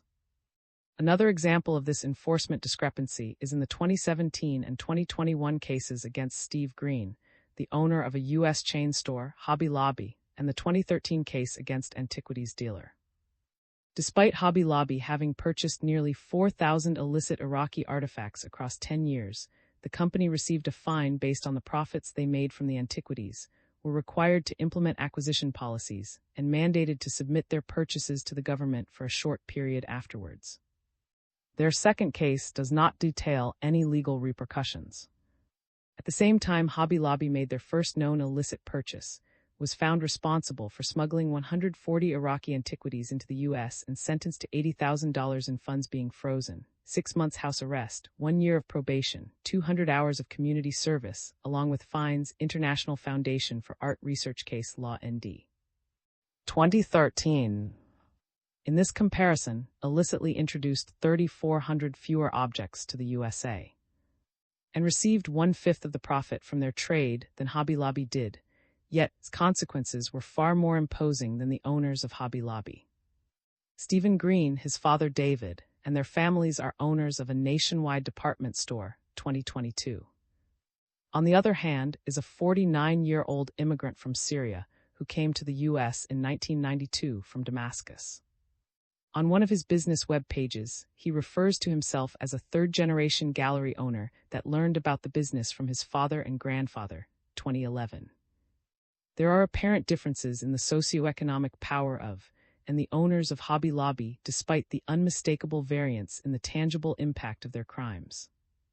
This trend is not a new idea but exemplifies previous stereotypes and the need for more significant equity in enforcement of legal consequences for violators, 2019. Al. 2019, Al. 2021. In the same vein, the prosecution of antiquities trafficking occurs more often through state laws and extraneous U.S. legal codes rather than with legal policies implemented to protect foreign cultural property, such as the 1970 UNESCO Convention and the 1954 Hague Convention. Furthermore, while fewer cases concerned antiquities trafficked after the implementation of bilateral import restrictions, a sizable portion of antiquities are being trafficked from areas with no bilateral import restrictions, such as Israel, Lebanon, and Iran, in the matter of a grand jury investigation into a private New York antiquities collector, 2021. Given the average 24-year period between illicit discovery and prosecution identified here, it is too early to gauge how impactful the recent enactments of import restrictions are. However, there are noticeable weak areas for further consideration. A notable element missing from the CPIA and 1970 UNESCO Convention is that of legal consequences. Together, the CPIA enforces Articles 7b and 9 from the 1970 Convention, Public Law 97-446-310, 2012, 2013. While it establishes that all provisions of law related to customs violations are applicable, it fails to identify cultural property crimes as distinct from crimes involving general goods and merchandise. Outside of seizure, forfeiture, and condemnation of the cultural property concerned, there is no outline of legal consequences for violators. Additionally, both the CPIA and 1970 UNESCO Convention describe no legal consequences for violations committed before enactment. The National Stolen Property Act, however, stipulates that perpetrators should be fined or sentenced to a maximum of 10 years in prison, 18 U.S.C. 2314-315, directly providing judges and prosecutors with a baseline of consequence to assign perpetrators. The data gathered and in this database framework overwhelmingly suggests that the international conventions, bilateral restrictions, and domestic laws the U.S. is a party to are not combating the illicit trade in cultural property effectively. As explored above, the current enforcement of U.S. policies shows a pattern of legal leniency with upper-class citizens and their corporations, with middle and lower-class individuals receiving heavier, more dissuading punishments. The motivations behind this lack of prosecutor action need further exploration. However, changes in legislation in recent years have undoubtedly helped to facilitate prosecuting the crime of prior antiquities trafficking, such as New York criminal laws and the statute of limitations. However, as a whole, the current policies and application of their legal consequences reveal patterns suggesting that in their current form and enforcement, they are not enough to adequately deter actors from future involvement with the illicit trade. For conclusion, even with the drafting of multiple international conventions against the antiquities trade in the last 100 years, this study illustrates the illicit market for antiquities is still a socially acceptable and financially lucrative business in the U.S. In this research, key themes repeatedly appeared, including multifaceted limitations, the increased vulnerability of artifacts in conflict zones, gaps in international and domestic policies, linguistic challenges, inconsistent enforcement of legal consequences, and a severe lack of provenance. Foremost, these data revealed that broader application is needed to investigate alternative case study parameters outside of the U.S. and the MENA region. An initial policy suggestion derived from the findings outlined above is greater attention to and application of the 1954 Hague Convention, which would require legal amendments sanctioning the damage and looting by civilians brought on by armed conflict. UNESCO, 1954 S. Rep. No. 11026, 2008. This would look similar to the 1970 UNESCO Convention, which requires similar alterations. However, as previously discussed, in the U.S. the 1970 UNESCO Convention has manifested into bilateral restrictions, which outline no legal consequences to violators, are cherry-picked by the government, and are a patch on the issue at best. Resolving these problems would entail drafting new legislation to not only include legal repercussions, but also expand the import restrictions to not solely sanction the import of specific antiquities from individual countries that have demonstrated their continued loss of cultural heritage. Similar to the 1970 UNESCO Convention, the 1954 Hague Convention and its protocols fail to recognize and legally sanction the harm that comes to cultural heritage from the breakdown in law and order and the concomitant surge in market-driven looting that accompany armed conflict, civil unrest, and political and economic instability. 2008. Al. 2020. If the 1954 Hague Convention issued protections on targeted, looted, or damaged cultural heritage in conflict areas by non-military personnel during the civil unrest that is a direct result of armed conflict, numerous cases researched here would likely qualify as violations of the 1954 Hague Convention. There is one case that, had the U.S. the 1954 Convention sooner, the offender would have potentially been able to be prosecuted as a violator of the Hague Convention. Based on the research conducted, the enforcement of the 1954 Hague Convention in the U.S. has been limited since its recent ratification in 2009. More legal research is needed to identify the sanctions and consequences associated with violating the 1954 Hague Convention as a member of the U.S. military, as well as its application in other countries. There are other areas for improvement, such as legally mandating accessible inventories and databases, as well as frequent, routine synchronization by governments, museums, academics, and collectors. This step would enhance provenance research transparency and help to avoid future cases like that of United States v. Mask of Ka, 2012, where authorities were unable to detect the mask's loss or subsequent movements for several years. Similarly, implementing a type of blacklist that outlines dealers and collectors who have irrefutably worked with known or convicted smugglers would change the social acceptance of the trade's actors and their future participation in infiltrating the legal market. Moreover, it would aid in the due diligence of museums, auction houses, and other institutions pursuing legal antiquities. Both suggestions would fall under the stipulations in Article 5, a G, and Article 10 of the 1970 Convention for States Parties about the functions and measures States Parties should implement to safeguard cultural heritage. Moving forward, this database methodology presents an accessible framework for more closely investigating the multifaceted impacts cultural policies have on the continuation of the illicit antiquities market. The statistics gathered here tangibly reinforce many pre-existing and presumed notions expressed amongst academics, such as Al. 2021 and Al. 2019, highlighting that the trade is not adequately deterred by current cultural property policies. As current policies are ineffective, and given that conflict is on the rise in the Middle East and North Africa, it is clear that more significant resources and education need to be dedicated to publicly and legally condoning illicit antiquities collection to help stop the trade from the demand side. Open access. This chapter is licensed under the terms of the Creative Commons Attribution Commercial No Derivatives 4 International License, org licenses by N40, which permits any non-commercial use, sharing, distribution, and reproduction in any medium or format, as long as you give appropriate credit to the original author S, and the source, provide a link to the Creative Commons license, and indicate if you modified the licensed material. You do not have permission under this license to share adapted material derived from this chapter or parts of it. The images or other third-party material in this chapter are included in the chapter's Creative Commons license, unless indicated otherwise in a credit line to the material.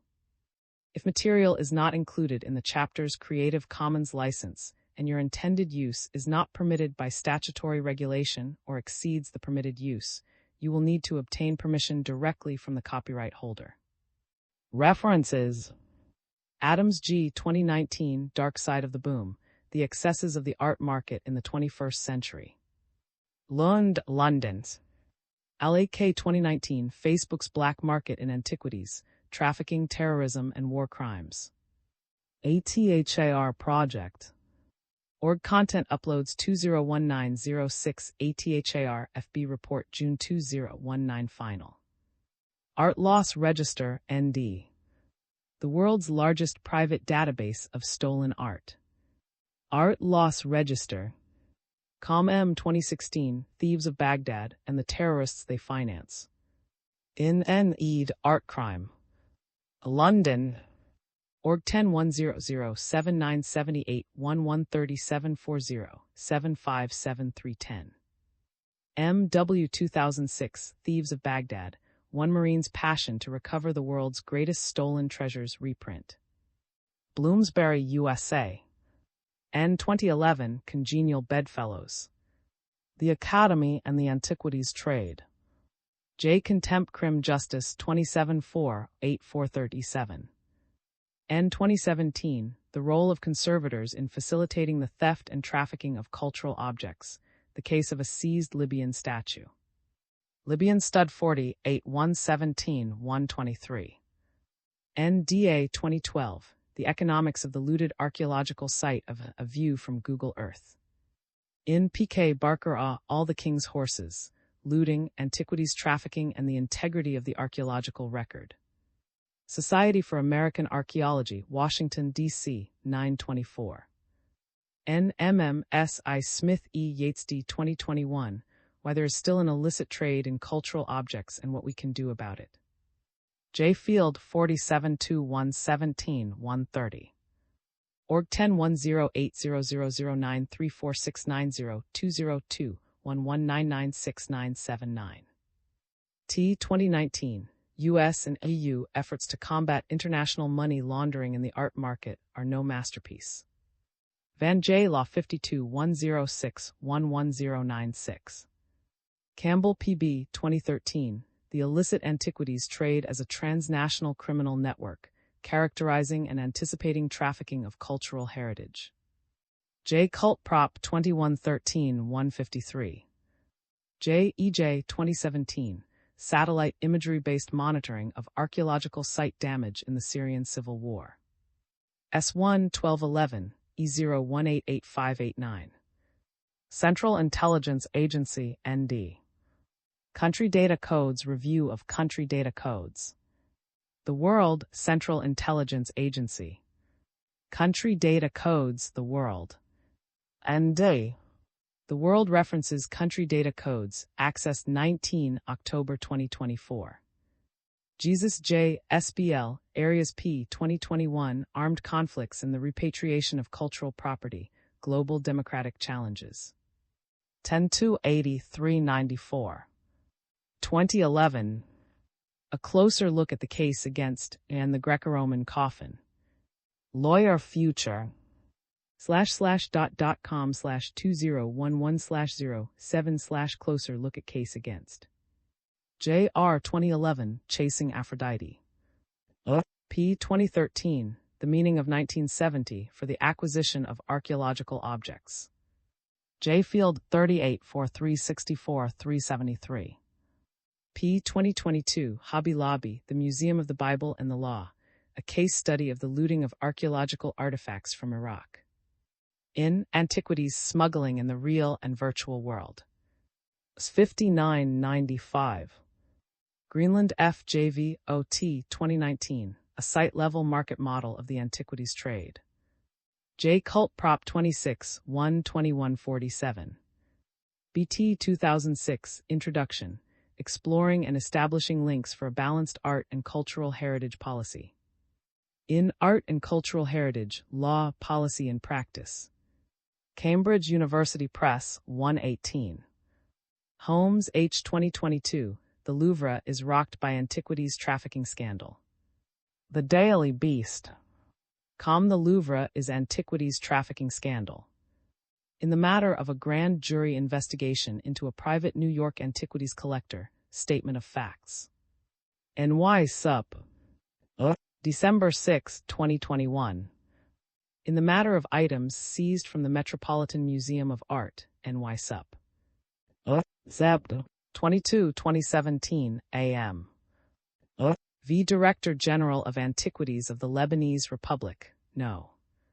117-04755 SDNY 2017. In the matter of items seized from the Park Avenue Armory, NY Sup. July 23, 2018. International Foundation for Art Research Case Law ND. International Foundation for Art Research. Org Case Law ID 12. Accessed 14 August 2022. MM 2007 Transcending Borders, Objects on the Move. Archaeology's 3-280-198. W 2019 Potentiating Loopholes, How Erratic and Piecemeal Implementation of the 1970 UNESCO Convention Has Failed to Protect Cultural Antiquities. J. Law Arts 500-15-015-18. Journals Library Columbia Index, Article View 1986952. Lear D. 2019, Art and Antiquities, Conduits for Money Laundering and Terrorist Financing. OECIMS Today. Org Art and Antiquities Conduits for Money Laundering and Terrorist Financing accessed 28 August 2022. S. 2011, The Market as Criminal and Criminals in the Market, Reducing Opportunities for Crime in the International Antiquities Market. In Crime in the Art and Antiquities World. Springer, New York, 6985. S. 2019. White-Collar Crime, Crime and the Challenges of Doing Research on Art Crime. The Handbook on Art Crime, 839-853, UK. S. Yates D. 2016, What is About the Market in Antiquities? In J. Dewey M., The Architecture of Illegal Markets, Towards an Economic Sociology of Illegality in the Economy. Oxford University Press, 7086. S. N. Yates D. C. 2019 Trafficking Culture, New Directions in Researching the Global Market in Illicit Antiquities First. S. M. and A. 2020. Coronavirus, Iraq's heritage sites suffer renewed wave of looting amid pandemic. Middle East Eye. Net News Iraq Looting Heritage Culture Coronavirus. P. 2018. Eldel A-Is-201804010202. SD Child C.G. Klein E. 2016, Satellite Evidence of Archaeological Site Looting in Egypt, 2002-2013. Antiquity 9349-188-205. Org 10-1518420161. WG 2014, White Paper, a proposal to reform U.S. law and policy relating to the international exchange of cultural property. Arts Law J 32-561-650. LV 2012, Strengths and Weaknesses of the 1970 Convention, an evaluation 40 years after its adoption. UNESCO, L 2008, Hague Ratification, Fighting the Last War. The Punching Bag, Thoughts on Cultural Heritage, Cultural Economics and Cultural Politics. COM 2008 SREP. No 11026, 2008, Congress 11026 CRPT 11026. M 2018, The Value of Systematic Content Analysis in Legal Research. Tilburg Law Rev 23-12-3442. Org 10-53345. C 2019, Out of Context, Examining the Role of Context in Active Enforcement Foreign Patrimony Law Disputes. Columbia Law Rev 119-12-5248. R 2013, Jail or No Jail. Sentencing Arguments Filed in U.S. v. Cultural Heritage Lawyer Rick. Lawyer Com 2012-11 Jail or No Jail Sentencing Arguments. The Republic of Turkey's claim against the Museum of Fine Arts, Boston for the statue of, settled in 2011. The Republic of Turkey v. Metropolitan Museum of Art, 762 F. 44 SDNY 1990. The Republic of Turkey v. OKS Partners, 797 F. 64 D. Mass. 1992, Denying Motion to Dismiss, Discovery Motion Granted in Part and in Part, 146 FRD 24 D. Mass. 1993, Summary Judgment No. 89 CV 2061, 1994 U.S. Dist. Lexus 17032 D. Mass. June 8, 1994, Summary Judgment on Different Claims No. 89 CV 3061 RGS, 1998 U.S. Dist. Lexus 23526 D. Mass. 23, 1998. Settled in 1999. UNESCO 1954 Convention. UNESCO Org N Node 66328. UNESCO 2021, Convention on the Means of Prohibiting and Preventing the Illicit Import, Export, and Transfer of Ownership of Cultural Property. And UNESCO Org About Us Legal Affairs Convention means prohibiting and preventing illicit import-export, and accessed 16 June 2022. UNESCO 2022, States Parties, and UNESCO Org Protecting Heritage Convention and Protocols States Parties. UNESCO 2022 B. Legal Texts on Illicit Trafficking. N. UNESCO Org. Access 23 July 2022. U.S. Department of State, ND. Current Agreements and Import Restrictions. Bureau of Educational and Cultural Affairs. State Cultural Heritage Center Cultural Property, Current Agreements and Import Restrictions. Accessed 16 June 2022. UN Environment 2019, Approach to Assessment of Policy Effectiveness Online. In Global Environment Outlook 6. Cambridge University Press, 273-281 Org 1010-1797-8110-8627-146. United States v. 450 Ancient Cuneiform Tablets, No. 117-03980, EDNY July 6, 2017. United States v. No. 111-00517, EDNY June 12, 2014. United States v. Johnson, No. 8CR00491, SDNY Sept. 22, 2008. United States v. CR 11340, EDNY.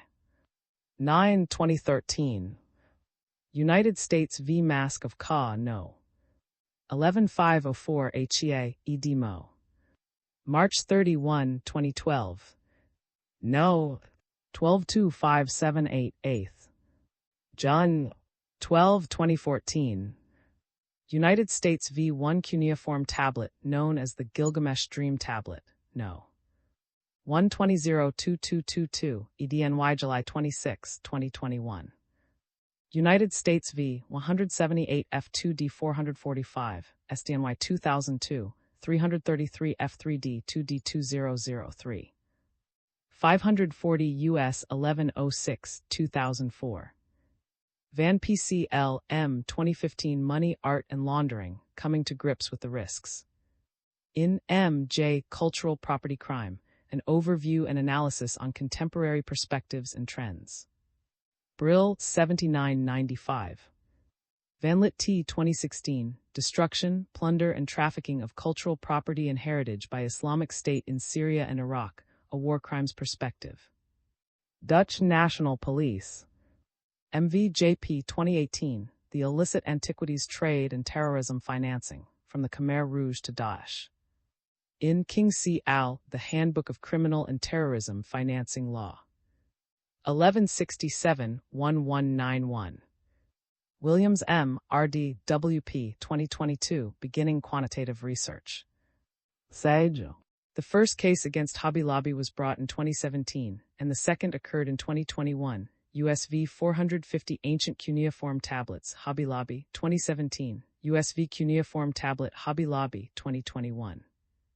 This number is so high due to one of these cases involving a collection of 1661 coins, also known as the Hoard.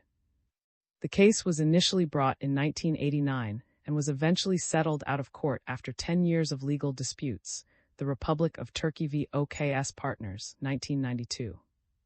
The claim against the MFA Boston regarding the statue of was brought in 2011, whereas the investigation initially began in 1990.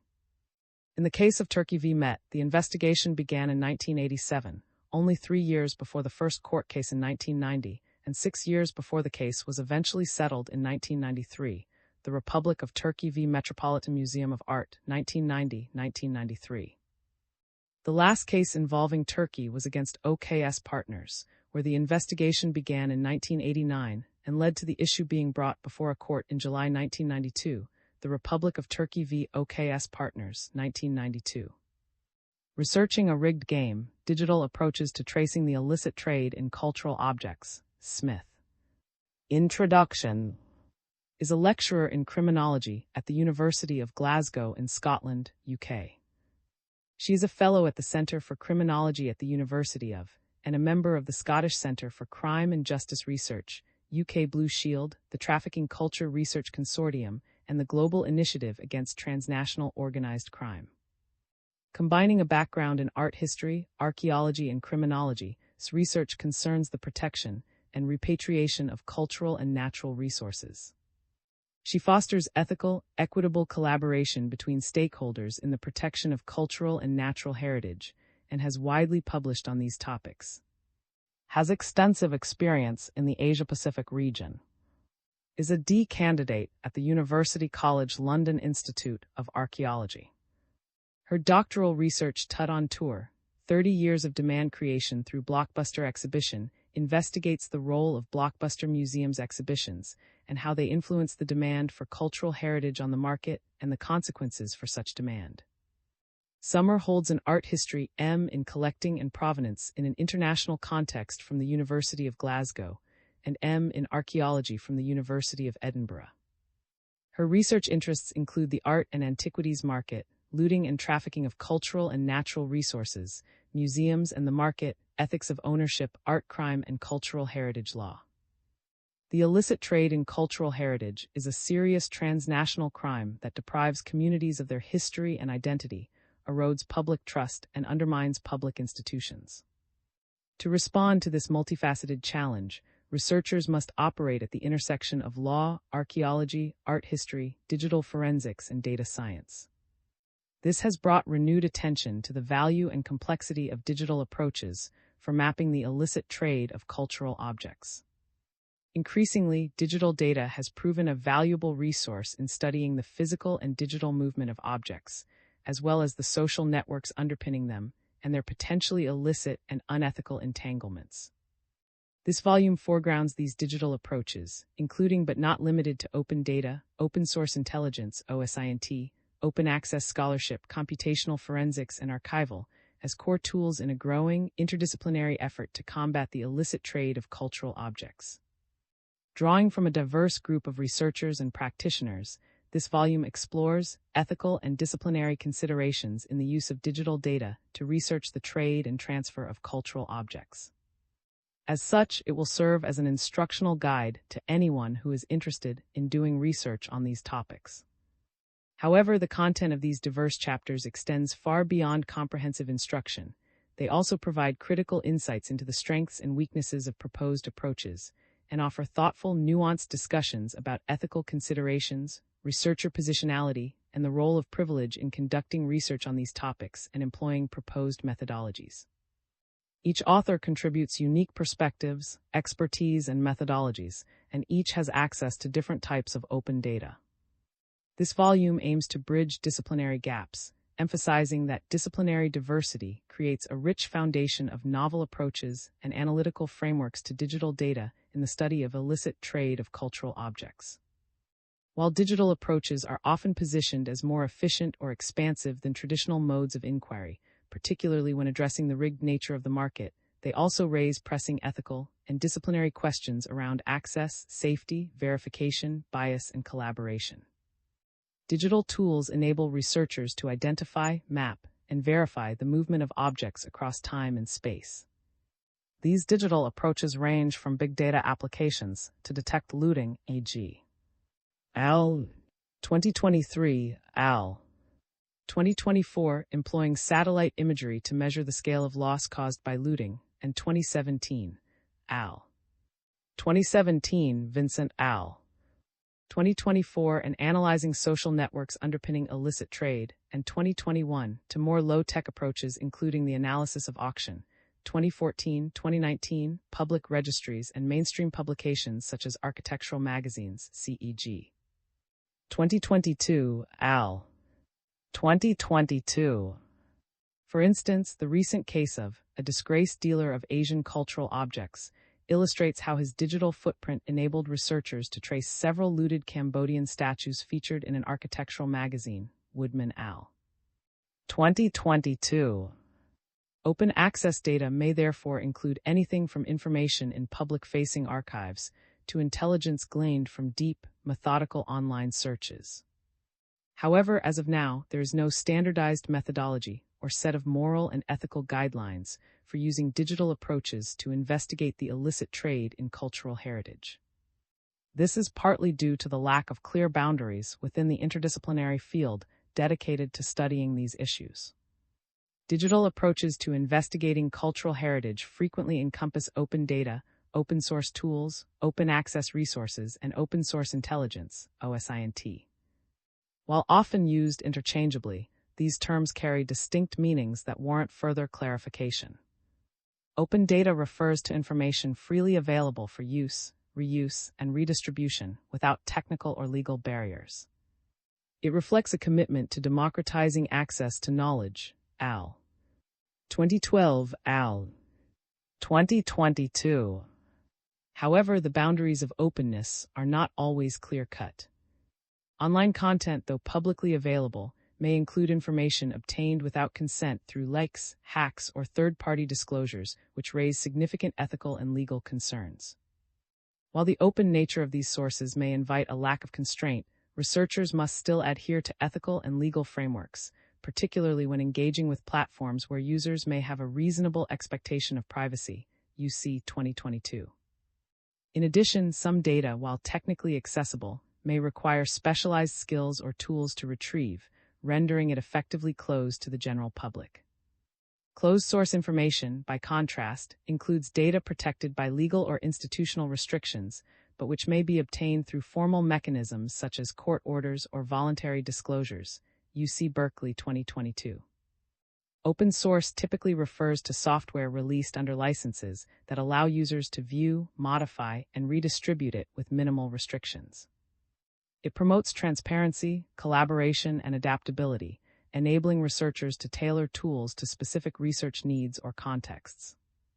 This is by the work of Yates and Graham, 2024, who employed open-source approaches to investigate reputational laundering within museum databases. Finally, open-source intelligence, OSINT, refers to the structured collection and analysis of publicly available data to produce actionable insights, and 2018, Miller 2018. OSINT extends beyond data gathering and involves verification, contextualization, and ethical interpretation, making the distinction between raw data and derived intelligence essential for rigorous research. Triangulation of OSINT intelligence, particularly in contexts where such data might be used in scholarly, legal, or policy proceedings, is vital. Murray Al. 2022, UC Berkeley 2022. For example, 2019 deploys OSINT methods to examine the relationship between archaeological looting and various forms of conflict in Lower Egypt between 2015 and 2017. While digital approaches offer new tools, they also bring new responsibilities. Digital investigations into illicit cultural heritage trafficking have undoubtedly gained prominence and influenced policy, but the rapid evolution of technology has created ethical challenges related to e.g. privacy violations, consent, data security, and unintended consequences that require careful consideration.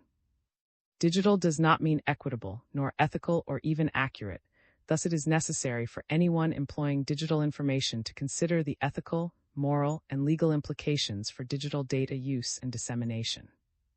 The ethical use of digital data depends not only on legality and public availability, but also on contextual factors such as informed consent, cultural sensitivity, and researcher positionality. Researchers must constantly balance their investigative goals against individuals' right to privacy and potential risks to already vulnerable and underrepresented communities, particularly when researching sensitive or sacred cultural objects, and 2015. When researching these sensitive topics, we should be moving past the notion of do no harm to the aspiration of do good, 2023. In essence, we should adhere to a broader call for rethinking data care, ethical inclusivity, responsibility, and dignity, 2024, stressing the need to recognize existing inequalities while challenging online-offline and slowing down to make more deliberate ethical choices, and Dyer 2020. Furthermore, researchers must consider the asymmetries of access that shape digital knowledge production. Open access is not always synonymous with equitable access, particularly where bandwidth limitations, language barriers, and digital divides persist. At the basic level, access to these online collections is not universal or democratic. Varying levels of access, fully open access, institutional, and paid subscriptions, present researchers with funding and accessibility hurdles that perpetuate the digital divide, Van 2006. In addition, digital accessibility remains a critical yet often neglected aspect of collection interfaces, with many platforms lacking essential features for users with visual impairments, including the absence of built-in magnification or text-to-speech tools, insufficient contrast options, and inadequate alternative text for images. These shortcomings exclude a significant portion of potential users and should be addressed by institutions. As the field becomes more reliant on digital techniques, it must also remain vigilant about the assumptions, omissions, and power relations embedded in its data sources and analytical tools. Finally, digital research is not without risk. Recent discussions around mental health in open data research have underscored the psychological toll such work can take on researchers, highlighting the need for clear coping strategies and institutional support. Dyer and 2020. Al. 2019.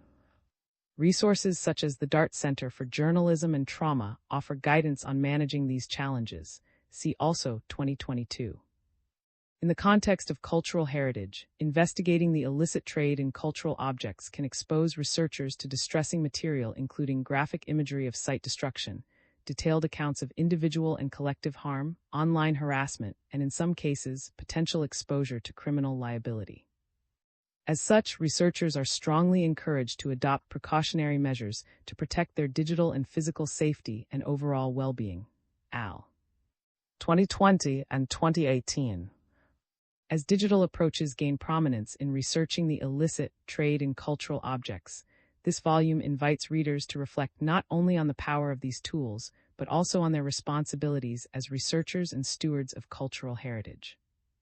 While such methods offer unprecedented accessibility, transparency, and potential to influence policy, the rapid evolution of technology has outpaced the development of consistent ethical frameworks. The chapters in this volume demonstrate how publicly available data, from street-level imagery and social media to auction records and museum databases, can, when rigorously, be used to investigate, quantify, and even prevent looting and trafficking across diverse contexts. Yet with these opportunities come significant challenges in data management, interpretation, and ethical use.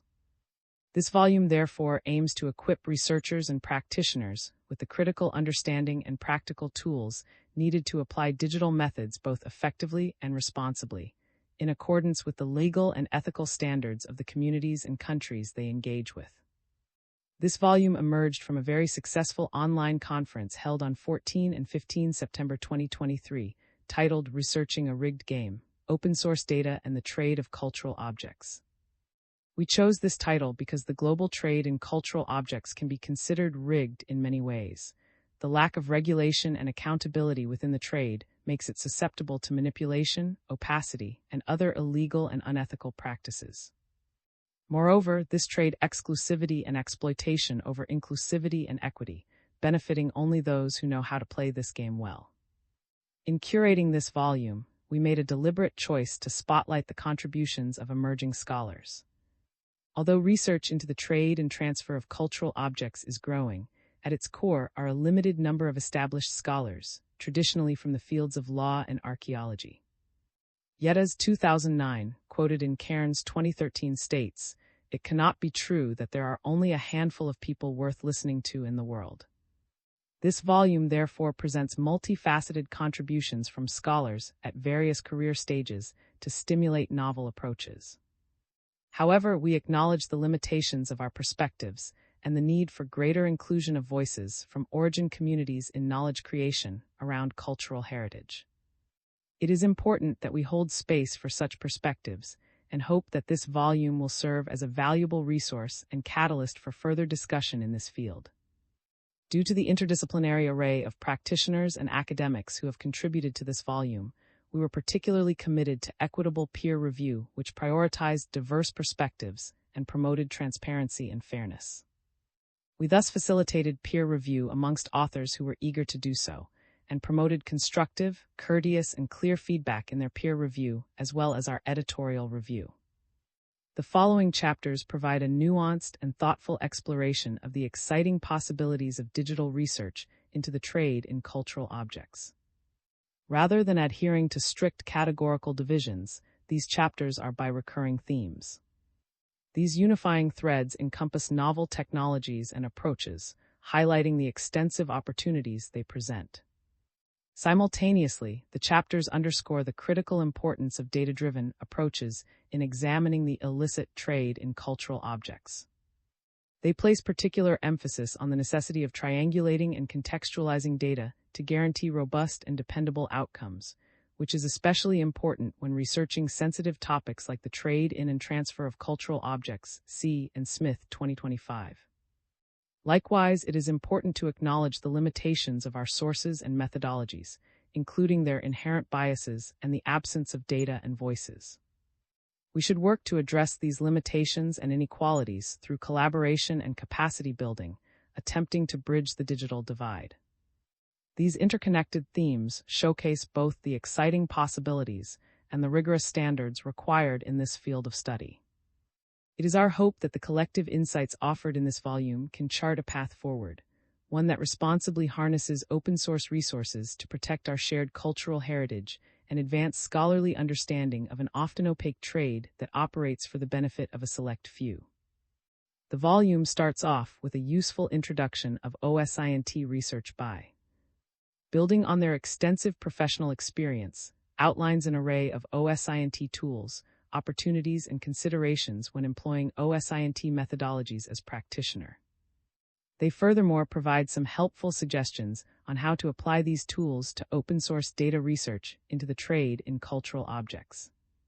The following chapter by D expands on the foundations of the previous chapter by presenting an instructional account of one method of quantifying open-source data, basing this approach on the Berkeley Protocols on Digital Open-Source Investigations and their professional experience as a co-director of the Cultural Resilience Informatics and Analysis Curia Lab. The chapter provides a diligent, step-by-step introduction to the analysis of a spatiotemporal dataset, consisting of reports from the American Schools of Overseas Research Cultural Heritage Initiative, ASORCI, whilst applying it to analyze cultural violence in the Syrian conflict. The chapter provides thorough insight into the opportunities and challenges of the proposed method, including legal, ethical, and practical considerations. The next chapter provides a thought-provoking discussion of the possibilities of employing open-access spatial data to analyze looting pits. Analyzes the looting pits as if they were archaeological objects or structures themselves, offering a novel approach to this type of analysis while building a typology of looting pits in the process. Building on 3 regional case studies in Syria, Iraq, and Afghanistan, they highlight trends and patterns in looting practices and targets, which can contribute to more effective protection of archaeological sites at risk.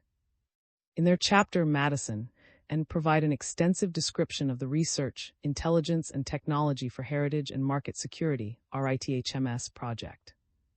They employ 3 case studies of public databases of stolen, missing, and protected cultural objects, i.e. the Federal Criminal Police Office of Germany's database, the Association of Art Museum Directors, AAMD, Object Registry Database, and several databases of WWI-looted cultural objects.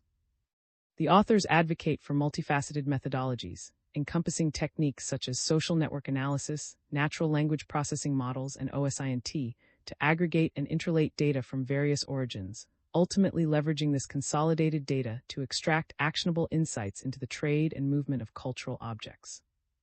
Shifting to institutional collections, Laurel presents a novel computational approach to detecting possible deceit within provenance text.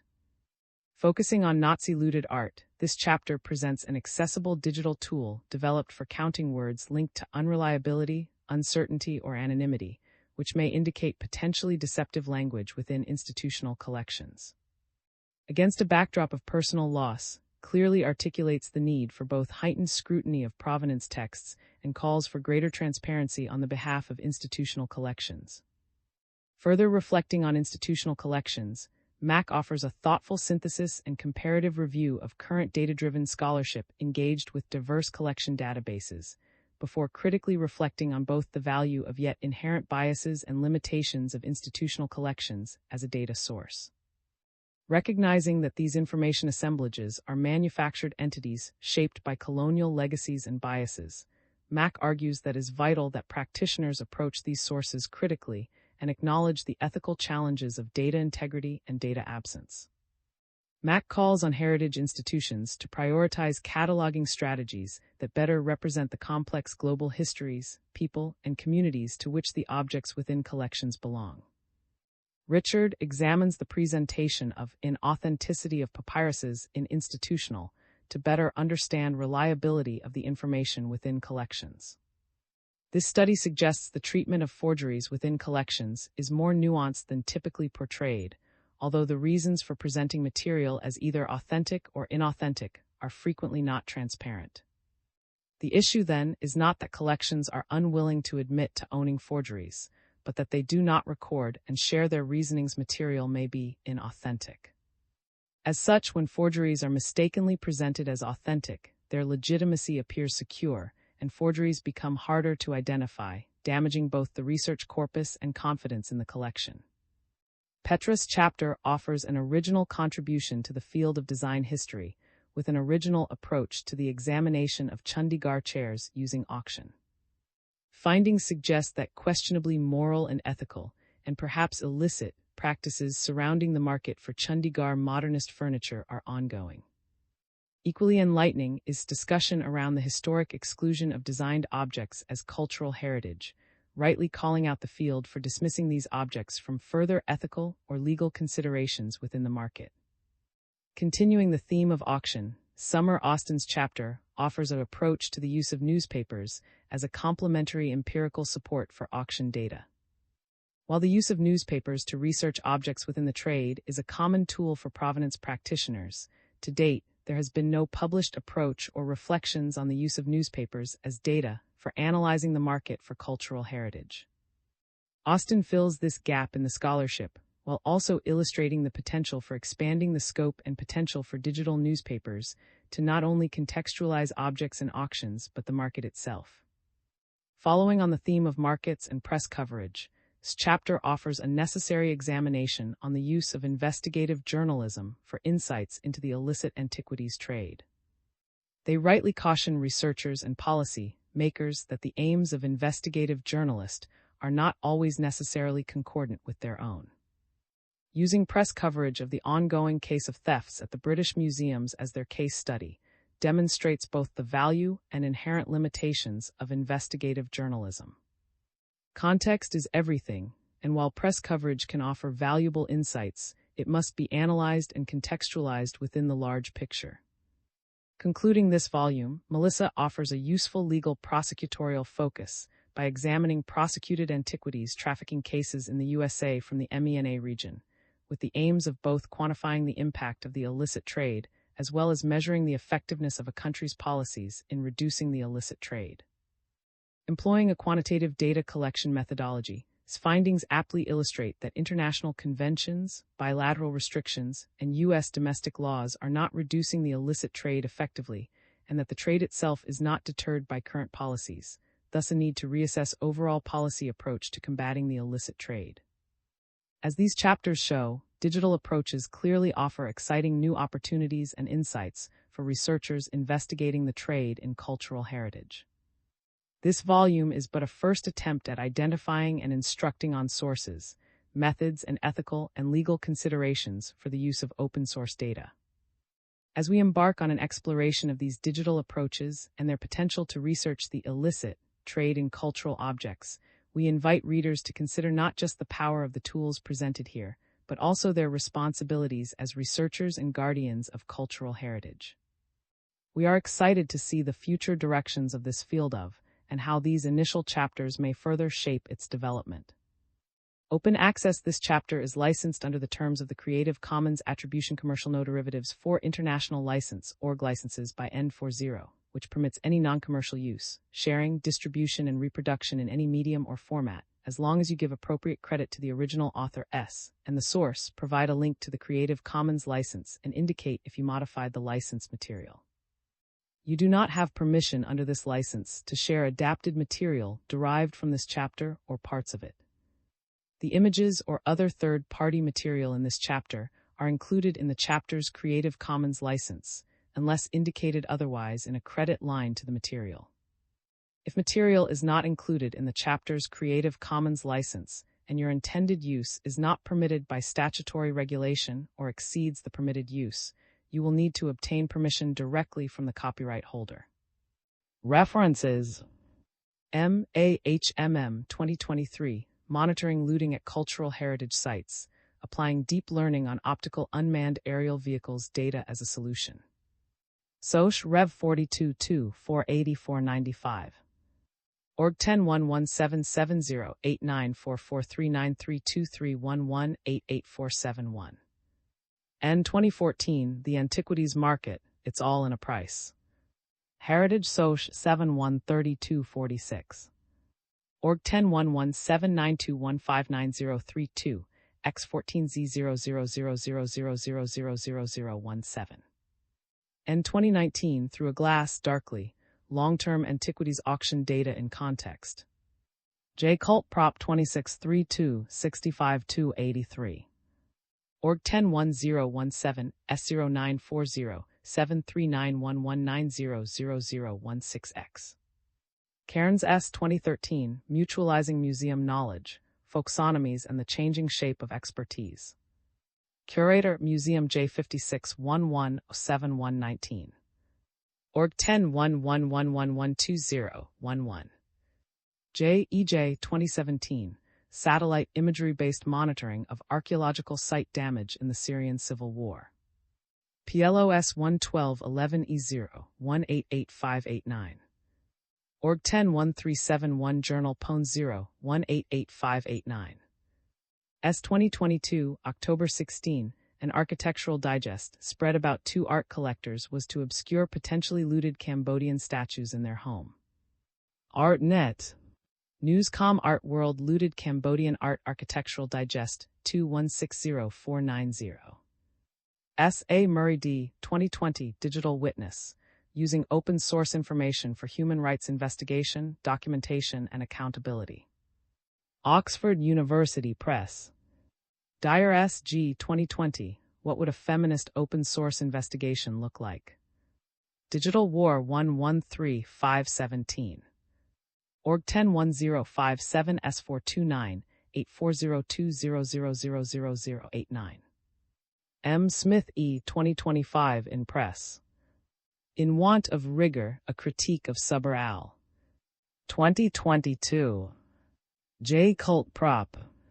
MD JV 2021, Transiting Through the Antiquities Market, A Social Network Analysis of Auctions. In N. Yates D. Crime and Art 1. Springer International Publishing, 1128. Org 10100797830308485692.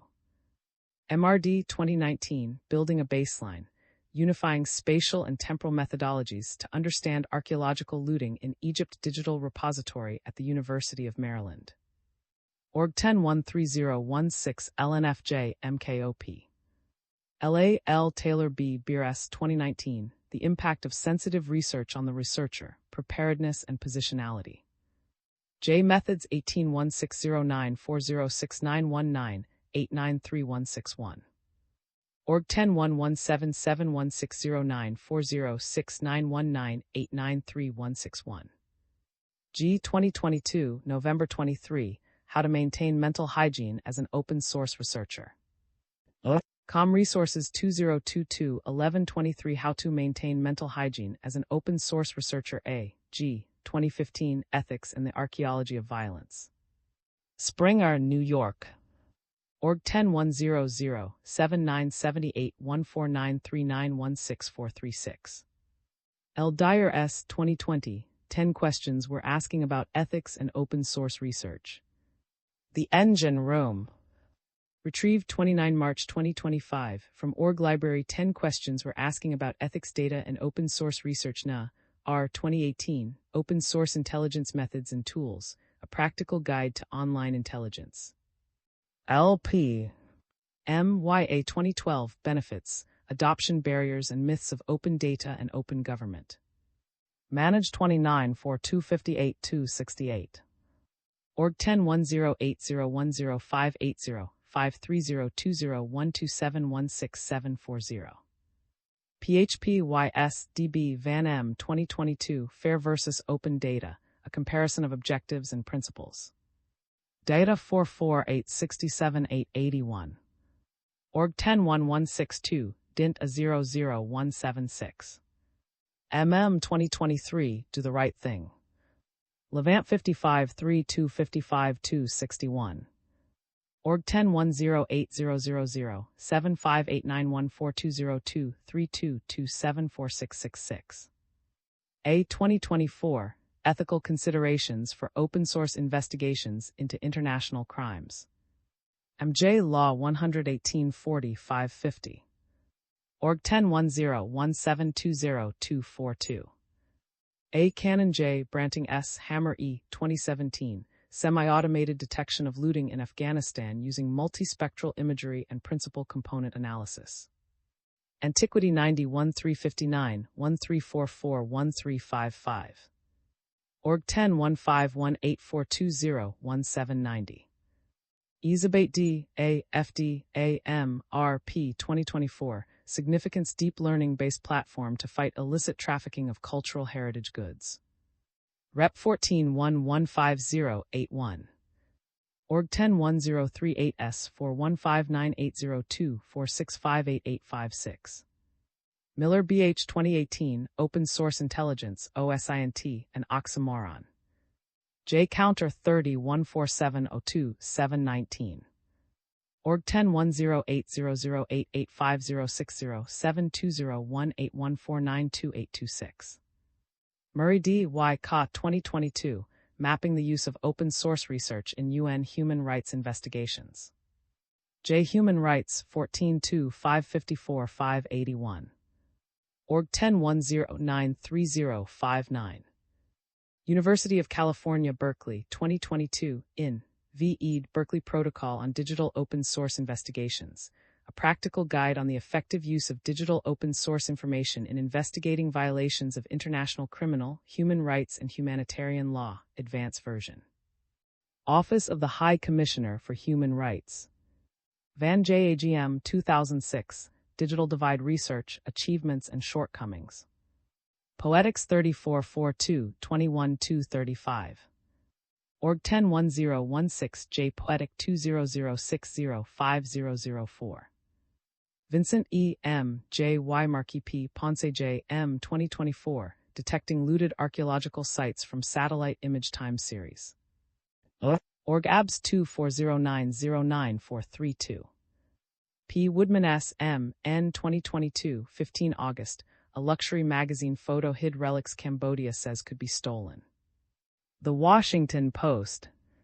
Com Business 20220815 Cambodian Investigation Architectural Digest Woodman S. M. P. N. 2022, August 15. Magazine spread of Most Beautiful House in America conceals allegedly stolen Cambodian relics, ICIJ. International Consortium of Investigative Journalists. Org Investigations Pandora Papers Cambodia Relics Altered Photo Magazine Yates D. Graham S. 2024 Reputation Laundering and Museum Collections, Patterns, Priorities, Provenance, and Hidden Crime. J. Stud 32 145 164. Org 1010801352 725820232284740. Open Source Intelligence, OSINT, for researchers and practitioners. Abstract. Intelligence is a powerful resource that is not only the exclusive prerogative of police, armed forces, and government agencies, but it is also a valuable asset for analysts working in the private sector. The aim of this chapter is to provide an overview of open source intelligence, OSINT, and its challenges and opportunities as part of a private sector analyst's operational experience applied to the analysis of companies and people. The sources, tools, and techniques described can indeed be applied in many areas and contexts, including the analysis of actors and entities involved in the trafficking of cultural heritage. Furthermore, it presents an OSINT methodology suitable for practitioners and researchers who do not have access to law enforcement sources or classified information. Keywords. Received a bachelor's degree in economics and a master's degree in environmental and development economics from Roma University, and he holds a postgraduate one-year course in information security and strategic intelligence from University of Rome. He has over 10 years' experience working as an intelligence analyst in the private sector. Since 2020, has been a student in archaeological sciences at University of Rome, eager to apply his skills in the fight against the illicit trafficking of cultural heritage. To this end, he completed courses at the Association for Research into Crimes Against Art ARCA and the Per E. Palazzo of Florence. 1. Introduction.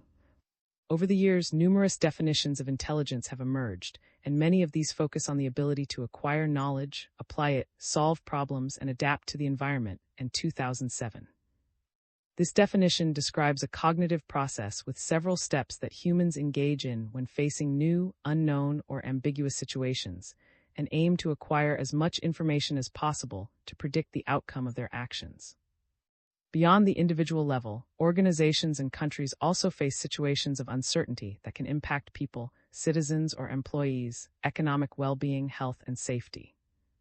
To address these challenges, organizations implement activities aimed at gathering information on topics of interest, their evolution, and the effect of possible actions to be taken. In this context, intelligence can be described as the process of collection, processing, analysis, evaluation, and interpretation of available information on a target, carried out by an individual or by a designed organization, whose output is a product that aims to reduce the level of uncertainty for a decision maker. 1958, Carlyle 2005, and 2007. The information used to support such intelligence can come from both open and classified sources. The chapter aims to provide an introductory overview of the opportunities and considerations of open-source intelligence, OSINT.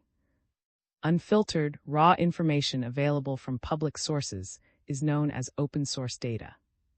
While such data serves as the foundation for OSINT, they may not be immediately actionable in their original form. OSINT, on the other hand, is the result of systematically organizing and refining open-source data into a structured format. This transformed information consequently becomes valuable for various security-related activities and decision-making processes. OSINT provides a wealth of publicly available information that can be leveraged to understand and track the illicit trade in cultural heritage, for example through social media monitoring, news and media analysis, and online marketplace surveillance. See this volume. Furthermore, OSINT research allows for network mapping of individuals and organizations involved in trafficking and provides contextual information for countries and stakeholders affected by or implicated in the trade in cultural heritage.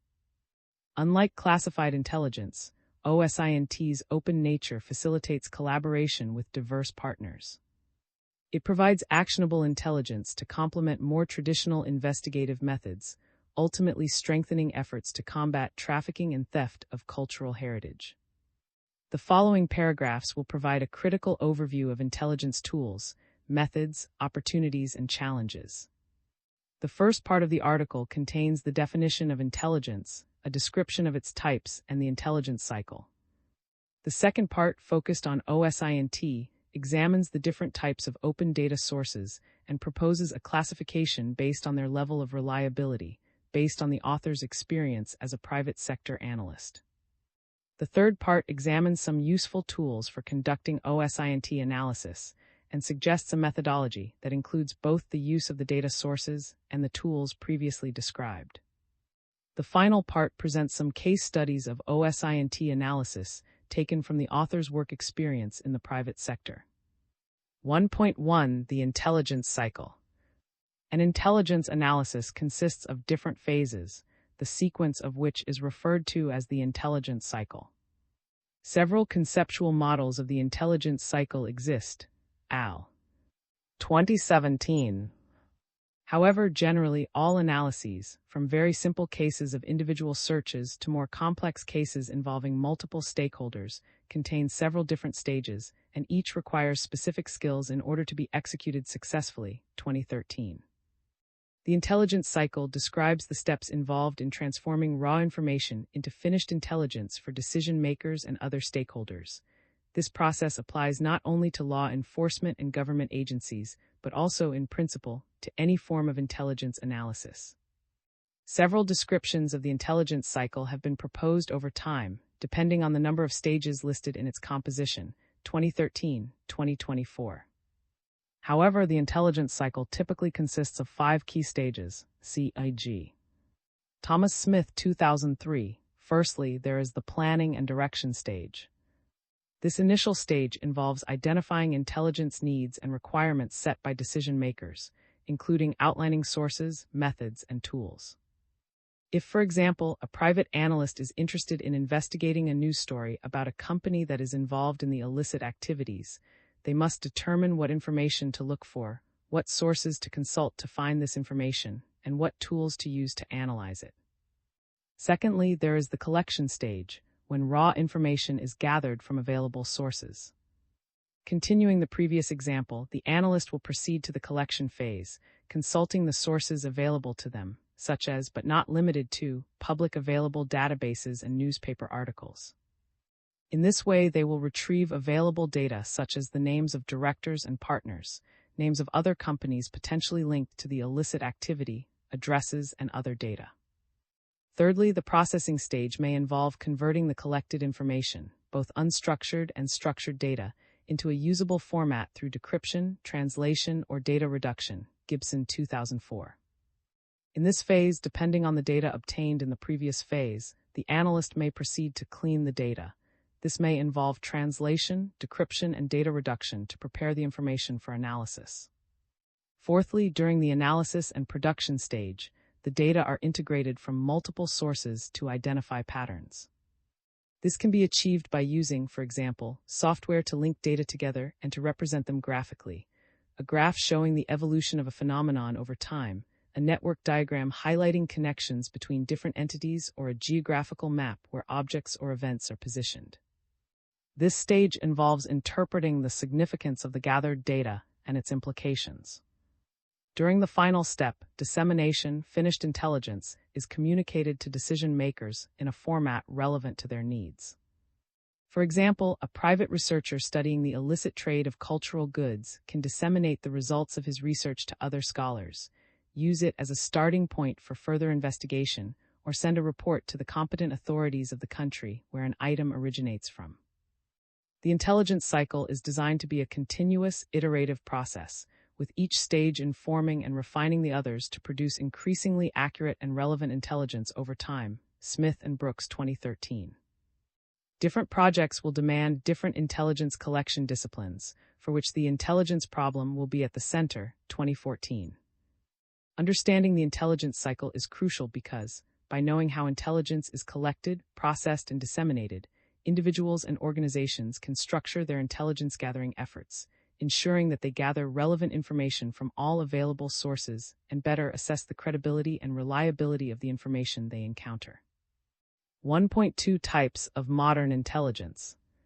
Human intelligence. In the public security and military field, HUMINT is a valuable tool for gathering information that cannot be obtained through other means. 2020. It involves collecting information that are inaccessible to other methods from people, such as officers, agents, or informers. Human intelligence. In the public security and military field, HUMINT is a valuable tool for gathering information that cannot be obtained through other means. 2020. It involves collecting information that are inaccessible to other methods from people, such as officers, agents, or informers. IMINT Imagery intelligence. Intelligence collected by aerial satellites, images, and geospatial information. IMINT Imagery intelligence. Intelligence collected by aerial satellites, images, and geospatial information. SIGINT Signal intelligence. Intelligence collected by means of intercepting and analyzing electromagnetic signals. SIGINT Signal intelligence. Intelligence collected by means of intercepting and analyzing electromagnetic signals. MASINT Measurement and Signature intelligence. Intelligence collected by means of identifying the signature features of electromagnetic emissions. MASINT Measurement and Signature intelligence. Intelligence collected by means of identifying the signature features of electromagnetic emissions. OSINT Open Source intelligence. Intelligence gathered from a variety of sources available to the general public, such as mass media, commercial information and visual imagery, official government reports, expert reports, and social media.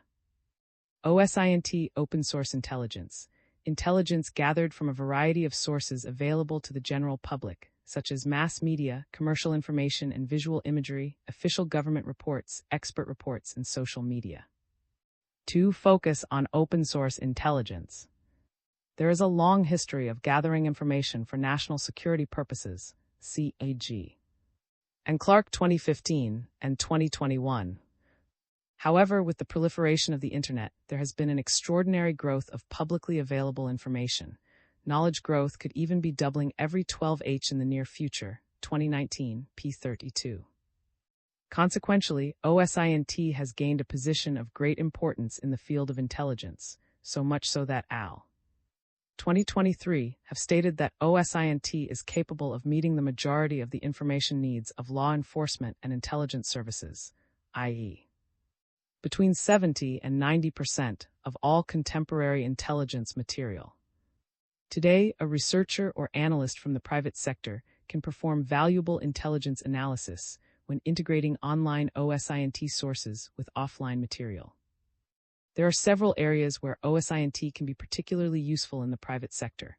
For example, when researching the details of an incident, such as where and how it occurred, who took part in it and formulating hypotheses about the reasons behind it, trying to outline the trend or motivation behind a phenomenon.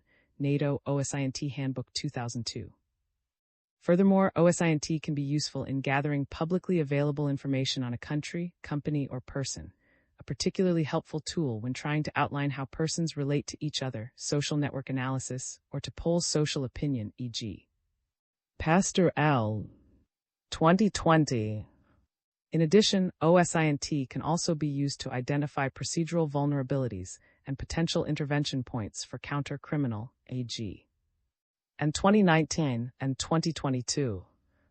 OSINT research has been especially beneficial in the study of cybercrime and cybersecurity, e.g. And Wells 2018, al. 2022. As this handbook shows, research using open-source data is a rapidly developing area in the study of trade of cultural objects, and so has much potential for intelligence related to cultural heritage. 2.1 Categorizing open-source intelligence resources.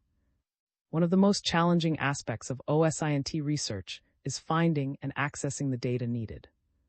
The analyst-researcher of open sources, who wants to draw a complete picture about a specific event, country, company, or individual, should be aware of the range of sources at their disposal. The following section outlines a wide range of sources available to the researcher, such as official registries, media, academic research, blogs, forums, and social networks.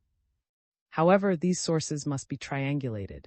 Information found in one source should be confirmed by another source to avoid bias or misinformation and facilitate contextual understanding of the data, e.g. L. 2019. 211 Official registries. Public authorities possess a huge amount of detailed information that can provide the basis for comprehensive research. These official registries are extremely valuable for investigators and analysts, as these databases offer comprehensive documents compiled by governmental institutions. However, there are vast differences in the ways in which data is recorded and what tools are used for recording, leading to cognitive and technical biases. 2014, al. 2021. Keeping in mind these limitations, these sources remain a valuable starting point for the collection stage, particularly when researching specific persons or companies. 212 Public company registries. Public company registries and commercial information providers offer valuable resources for uncovering connections within corporations too by searching company names or other identifying data. These databases provide a wealth of information, including company activity, the identity of shareholders and directors, headquarter and branch locations, companies' financial results including bankruptcies and connected businesses. Each piece of information can be used as a starting point for further inquiries, expanding the understanding of the target entity. By analyzing leadership structures, physical locations, and individual affiliations, it is possible to uncover previously unseen relationships that might reveal overlapping interests, hidden agendas, conflicts of interest, or even illicit activities. For example, art dealers involved in the illicit trafficking of cultural goods can create new companies to hide their identity and continue to operate on the market, without buyers being able to connect the company to their name. FATF Report 2023. In this case, the researcher can use the data of public registers to uncover the involvement of a dealer behind newly established companies and the potential involvement of other parties, such as collectors, restorers, transporters, etc. Similarly, analysis of the physical collocation of companies can offer illuminating clues. Shared office spaces might hint at deeper collaborations or strategic partnerships, potentially influencing market dynamics and competition. Uncovering a competitor sharing space with a seemingly unrelated supplier could raise questions about potential collusion or non-compliance with non-compete agreements. Revealing corporate connections can be a difficult task, as the available data and its granularity significantly vary depending on jurisdiction and corporate structure. While some nations oblige certain company types to publicly disclose their information, others offer less clarity or even permit anonymous company formation, e.g. and 2020 and 2024. This necessitates an extensive understanding of the specific legal landscape and the type of company to maximize data accessibility. 213 Real Estate Registry. Beyond its function as a repository of property records, the Real Estate Registry can provide analysts and researchers with a large amount of useful data. By querying the registry for a person or company of interest, it is possible to uncover a picture of their property holdings, including co-ownerships. This information can offer interesting insights into previously unknown connections based on shared ownership or other linked involvement, serving as a starting point for further exploration. Moreover, personal details in purchase agreements and inheritance documents can provide an understanding of past relationships, potentially revealing long-forgotten business dealings or familial ties. 214 International Sanction Lists. International sanctions lists are important tools for sustaining global peace and security, implemented by governments and international organizations. These comprehensive databases identify individuals and entities subject to restrictive measures due to recognized involvement in activities considered detrimental to international security or stability, such as terrorism, weapons proliferation, or drug trafficking. Clifton Al. 2023. Inclusion on a sanctions list carries significant consequences, as it prevents listed entities from participating in international trade and financial transactions. Assets held overseas might be frozen, travel restrictions implemented, and business relationships with reputable corporations hampered or blocked. In essence, sanctions represent a powerful tool for exerting pressure and influencing on the global stage. Two prominent examples include the European Union Sanctions List and the United States Office of Foreign Assets Control (OFAC) sanctions. While each government maintains its own list, several commercial providers such as Moody's, Dow Jones, and Lexus offer consolidated databases aggregating data from numerous countries and international organizations, simplifying compliance efforts to search for the name of an entity on the sanctions lists of multiple countries at the same time. For entities engaging in international trade and finance, regular screening against sanction lists is not only a prudent safeguard, but also a demonstration of due diligence. And early 2023. Sanctions lists can be a valuable resource for OSINT research, as they can provide crucial information about individuals and entities subject to restrictions. This can therefore be used for initial screening or risk assessments, as well as for network mapping and relationship analysis. 215 Court Trial Archives. To get a comprehensive understanding of the legal and reputational aspects of individuals and companies, court trial archives are an essential source. Some countries and organizations make these archives publicly accessible and searchable. Researchers can obtain key details about their target, such as associations in criminal networks, financial misconduct, or patterns of illicit, potentially relevant to their analysis from these records. Analyzing the names of individuals and companies mentioned within the proceedings can lead to the discovery of previously unknown associates, collaborators, or even co-conspirators.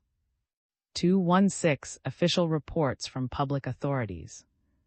Documents published by public bodies such as government agencies and law enforcement contain research findings, statistics, and detailed reports on a wide range of topics, from country analyses and political organizations to security assessments and social situations. Some of these data could serve as both the foundation and supplementary elements for research into specific companies and individuals, although like official registries, these reports can be biased because of stakeholder priorities and resources. 217 Visual imagery. Commercial images are a complementary source to documentary data that can provide visual verification of certain information or provide new research insights. 2011. Images can be seen as a bridge between textual data and tangible realities on the ground. Commercial images encompass a varied landscape, including aerial, satellite, and street-level views, to suit different needs and budgets. Free services such as Google Street View provide readily available snapshots, while purchasable high-resolution satellite data allow for sharper detail. Historical archives can also provide valuable image data no longer otherwise available. By relating visual evidence with public records, media, and other investigative tools, researchers can paint a much clearer and more comprehensive picture of the subject at hand. For example, it is possible to conduct due diligence on a potential target individual, verifying their physical presence, assessing the scale of their operations, or gaining insights into their supply chain infrastructure, analyzing their facilities, identifying potential risks, and gathering evidence to support your findings. 218 News Media. News media coverage can include events that are often absent from official registries, particularly regarding legal proceedings and corporate activities.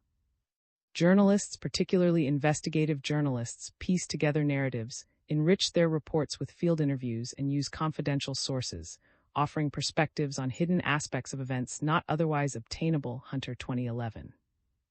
In addition, articles often provide valuable details such as chronology of events and actions, descriptions, and even personal information. Marsh and 2019. These details allow researchers to cross-reference and deepen their analyses and gain a better understanding of the entities involved. For instance, the identification of personal data within articles can act as a key to link individuals to other sources, such as official records, allowing researchers to distinguish between individuals with similar names.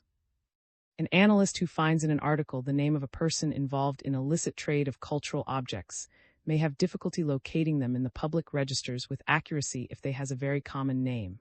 But if in addition to the name, the article also mentions the date of birth or other identifying features, it facilitates identifying the person in the public registers. This could uncover information such as whether the individual has been involved in illegal activities, is a member of a criminal network, or has been prosecuted or convicted in a court of law. The location of a crime can be very important in understanding the nature of the crime itself. For example, if clandestine archaeological excavations are happening in the same place or in nearby places, it could be a sign that there is a specific interest in certain typology of objects. See Chapter X. It could also mean that the site is not being adequately protected, or that there is a criminal group in the area targeting the site. 2011.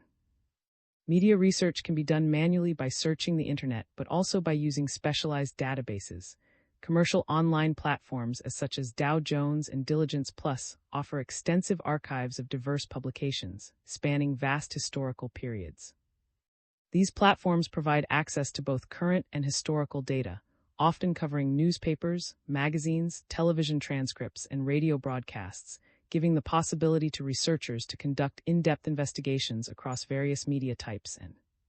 However, although news media can provide a valuable source of information, they can also be used to spread misinformation and fake news, which can have far-reaching consequences for OSINT research. CAG 2023 and 2024. It is therefore important to triangulate any news media used. 219 Academic literature. Academic articles, essays, and journals can contain valuable and reliable information. However, the specialized language and thematic focus can present accessibility challenges. Articles written by industry experts help provide practical insights and current trends through industry journals and trade publications, although potential biases aligned with the author's industry or affiliation necessitate careful evaluation. Peer review ensures a high standard in academic journals, while trade and general interest publications may require additional scrutiny. 210 Blogs and social media. With the rise of the Internet, websites such as blogs, forums, and social networks have proliferated, generating a huge amount of data. This user-generated content presents valuable opportunities for researchers to uncover detailed information not readily available elsewhere. 2015. However, extracting information from social media comes with ethical and practical limitations. For example, researchers need substantial platform expertise to effectively navigate and find relevant content and critically evaluating user comments. And 2019. This process can be time-consuming and further complicated by the subjectivity of user-generated content, while also raising questions about the value of social media taken out of context, e.g. 2015. Beyond textual data, researchers can also obtain useful insights from multimedia content like videos and photographs, and this can be particularly useful when depicting locations, situations, or individuals of interest that the researcher might not be aware of beforehand. 2.2 Evaluating available sources. The 6.6 system from the Human Intelligence Collector Operations Field Manual by the U.S. by the Department of the Army available at FOS.org Army 222-3. Evaluation of source. Evaluation of information. A. Reliable.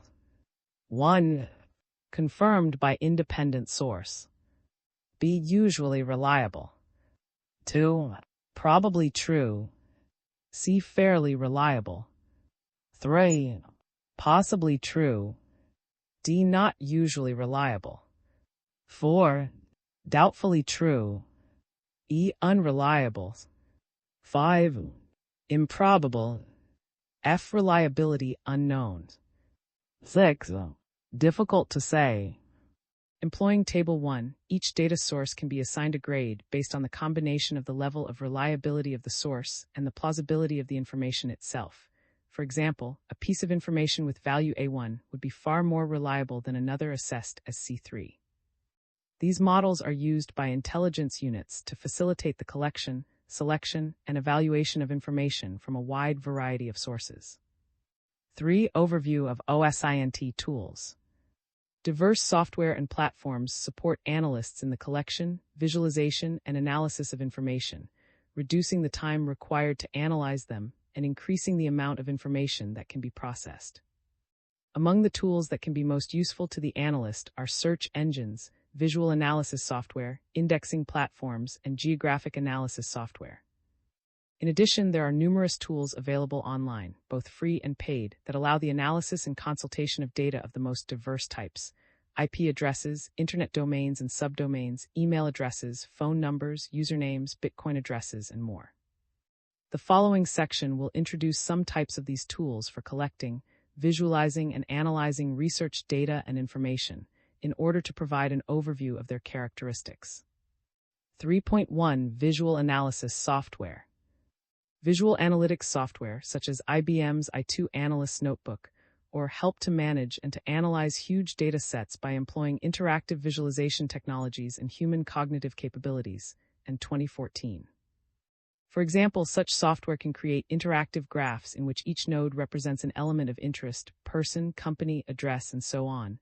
These nodes are interconnected by lines, symbolizing relationships such as ownership, management, residence, or personal ties.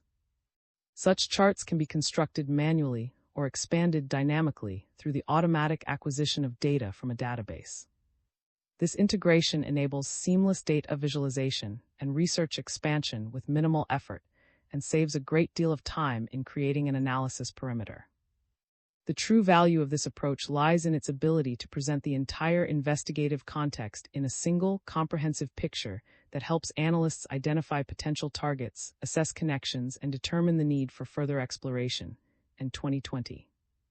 For example, a researcher looking into suspected trafficking of cultural heritage by a company can exploit visual analysis by linking the software to the company register and obtaining a complete graph that automatically populates with relevant nodes representing shareholders, directors, and other connected companies. Exploring these connections could uncover previously unknown collaborators, potentially exposing a vast criminal network. An analysis could start with the graphical representation of companies mentioned in the provenance of lots included in auction, expanding the provenance beyond the mere name of the company, but instead to the complete corporate structure. Visualizing the connections between the company and its related entities may reveal red flags such as involvement in illicit activities, the presence of anonymous companies or companies based in tax havens. 3.2 Search engines. In the expanded landscape of the Internet, search engines are indispensable tools for researchers and investigators. Search engines continuously scan and index countless web pages, building a comprehensive map of the online world, although even search engines come with bias, e.g. 2006. Regardless of the platform chosen, a basic understanding of search engine functionality is necessary for researchers to become skilled navigators capable of finding, if they exist, the desired results, efficiently uncovering valuable information and conducting extensive investigations. For example, in order to refine a search, the analyst can use commands to be entered in the search bar that allow us to find results that are more precise and in line with what is desired. By adding text strings or symbols, it is possible, for instance, to search for pages that contain an exact phrase, to exclude pages that contain certain words, to search for files with a certain extension, doc, and so on, and to obtain results only from a specific site. 5. Effectively combining search operators requires practice and various attempts in order to maximize desired results while minimizing extraneous information. However, search engines also present challenges because the huge volume of results can be overwhelming, requiring careful selection to identify relevant information. Additionally, ranking algorithms prioritize factors like page authority and backlinks, not necessarily information accuracy, so that highly ranked results may not be the most reliable.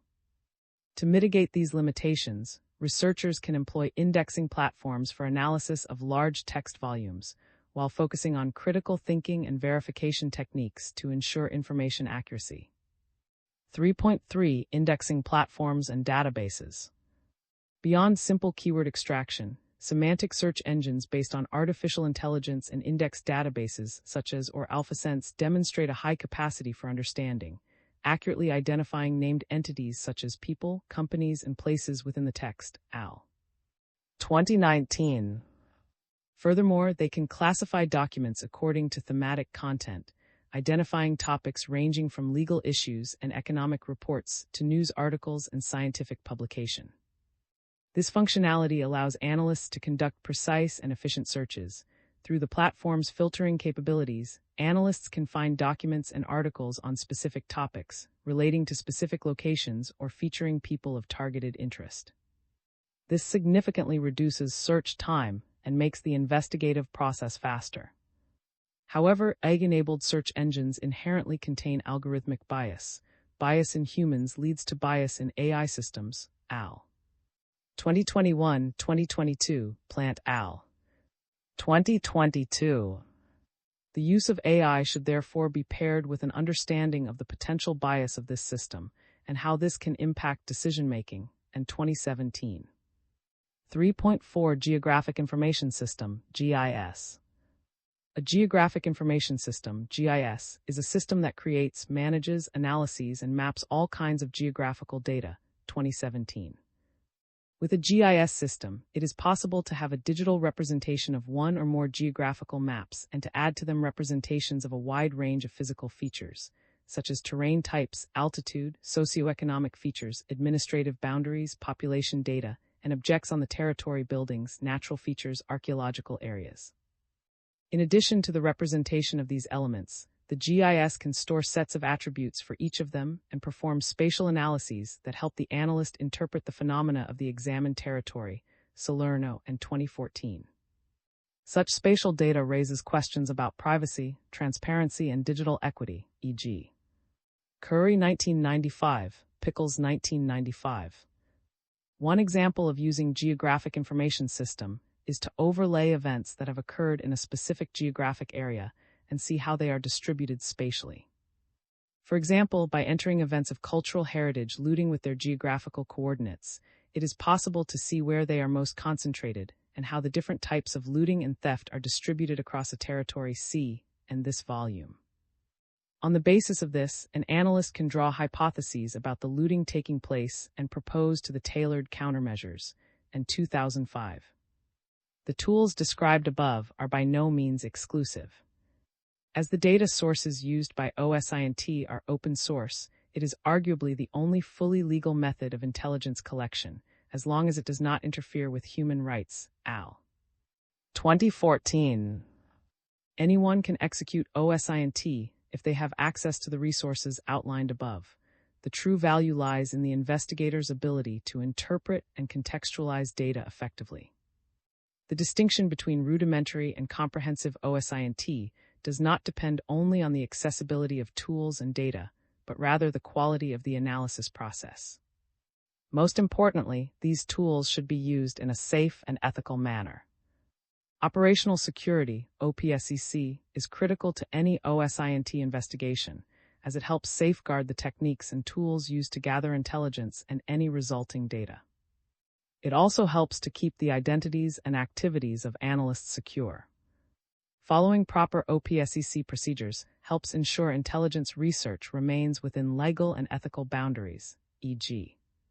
And 2019. Key OPSEC practices for OSINT may include using secure, anonymized networks, employing dedicated research devices, careful management of digital footprints, regular security audits and updates, and proper data handling and storage procedures, e.g. Conway 2021-2023. 4. OSINT application to cultural heritage trade research. OSINT can provide a valuable resource for researchers involved in studying a particular event, person, group, or company. Its strength lies in the vastness of online sources and tools available. OSINT is a relatively low-cost, quick way of gathering intelligence. However, to fully utilize OSINT, it is essential to possess advanced and specific knowledge of the various sources and tools, as well as the ability to combine and analyze them effectively. Applying OSINT to the trade in cultural objects can be particularly helpful in a multitude of ways. For example, when carrying out provenance research to identify and prove the origins of an object, when identifying stakeholders and stakeholder networks crucial for the illicit trade and trafficking of cultural heritage, when tracking the looting of a particular site or region, when analyzing market trends so as to help identify a sudden influx of potentially looted material, or when monitoring online marketplaces and trade sites for illicitly obtained cultural items. The Internet has dramatically altered the size and shape of the global trade in cultural objects, allowing new actors to participate, reaching a wider network of other potential stakeholders, al. 2020. It has also given rise to new ethical and legal dilemmas, particularly with regards to the use of auction sites and social media platforms for the trade of cultural heritage and ancestral remains, e.g. 2018 Huffer al. 2019-2022 Huffer and Graham 2023. Because of the specialized nature of the cultural objects traded and the fluid structure of the network that supplies illicit cultural objects, Campbell 2013, OSINT takes on a heightened importance as it allows identification of illegal objects and practices in an otherwise legal market. Alder and Palk 2007, through both textual and visual data. We have only scratched the surface of the possibilities of OSINT in this field.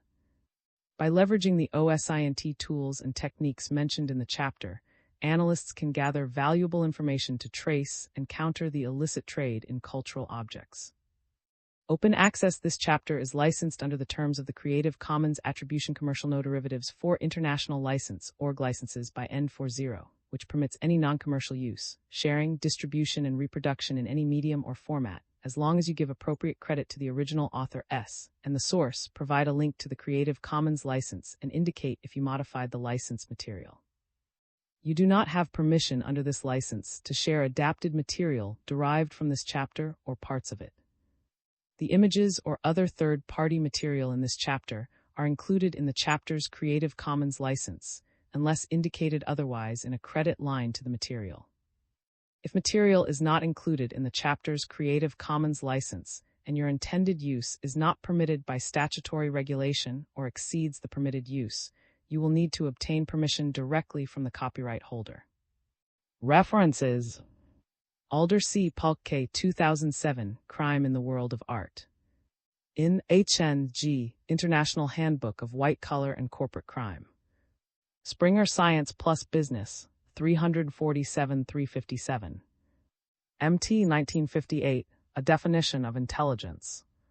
Stud 2 7578. IS 2021, Open Source Intelligence, Introduction, Legal and Ethical Considerations. Law Rev 23-17-337. Campbell P. 2013, The Illicit Antiquities Trade as a Transnational Criminal Network. J. Cult Prop 20-2-113-153. Carlisle R. 2005, Encyclopedia of Intelligence and Counterintelligence.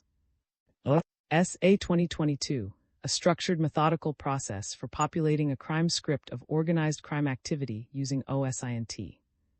Trends Org Crime 25-129. S.J. 2005, GIS and Crime Mapping. John and Sons. CIA 2024, The IC OSINT Strategy 2024-2026. Static 9D8099, a 441B6300C, 5191, a 8803 IC OSINT strategy. Clifton MTC v 2023, Economic Sanctions, Evolution, Consequences, and Challenges. J. Econ 30-7330. Conway M. 2021, Online Extremism and Terrorism Research Ethics, Researcher Safety, Informed Consent, and the Need for Tailored Guidelines. Terror Pollitt Vial 33-23-67380.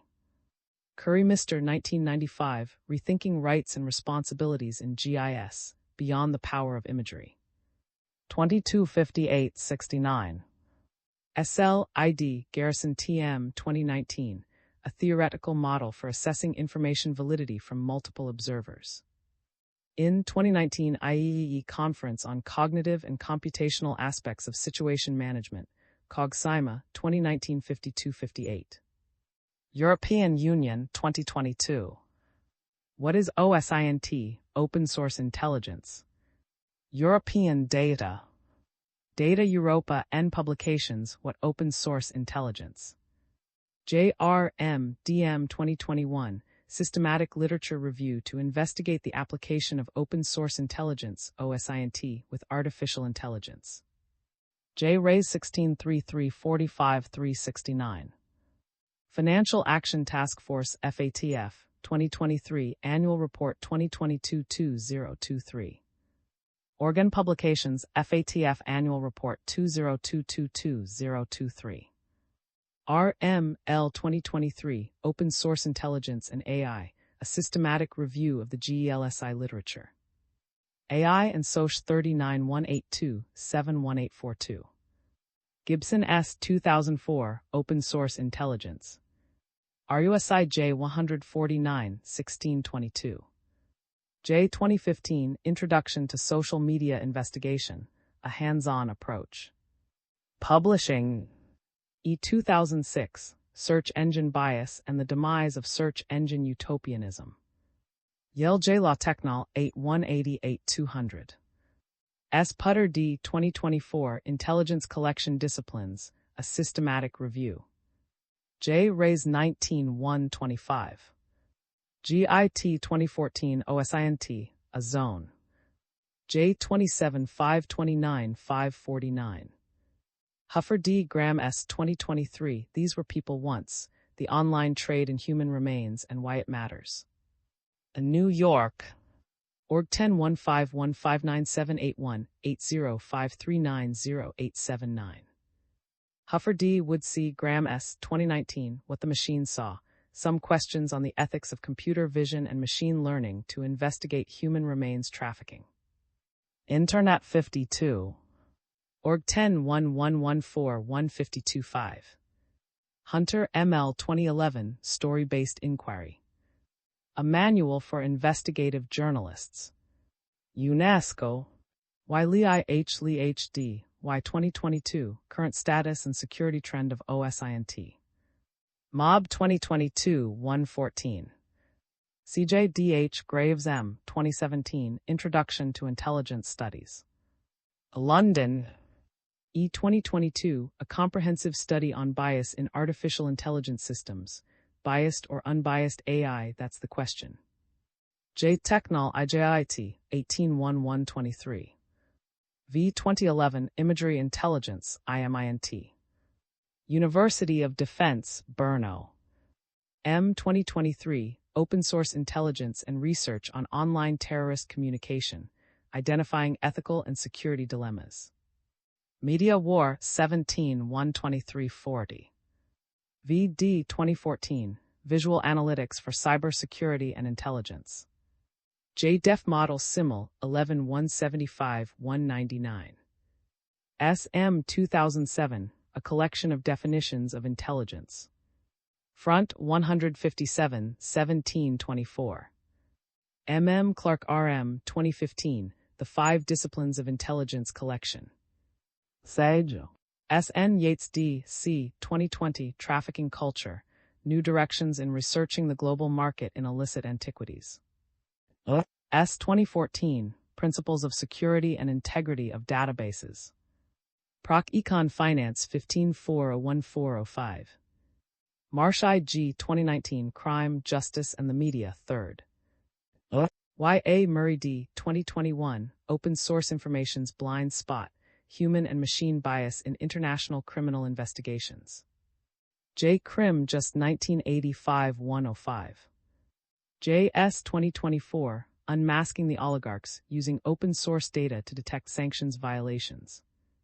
J. Econ 31000055.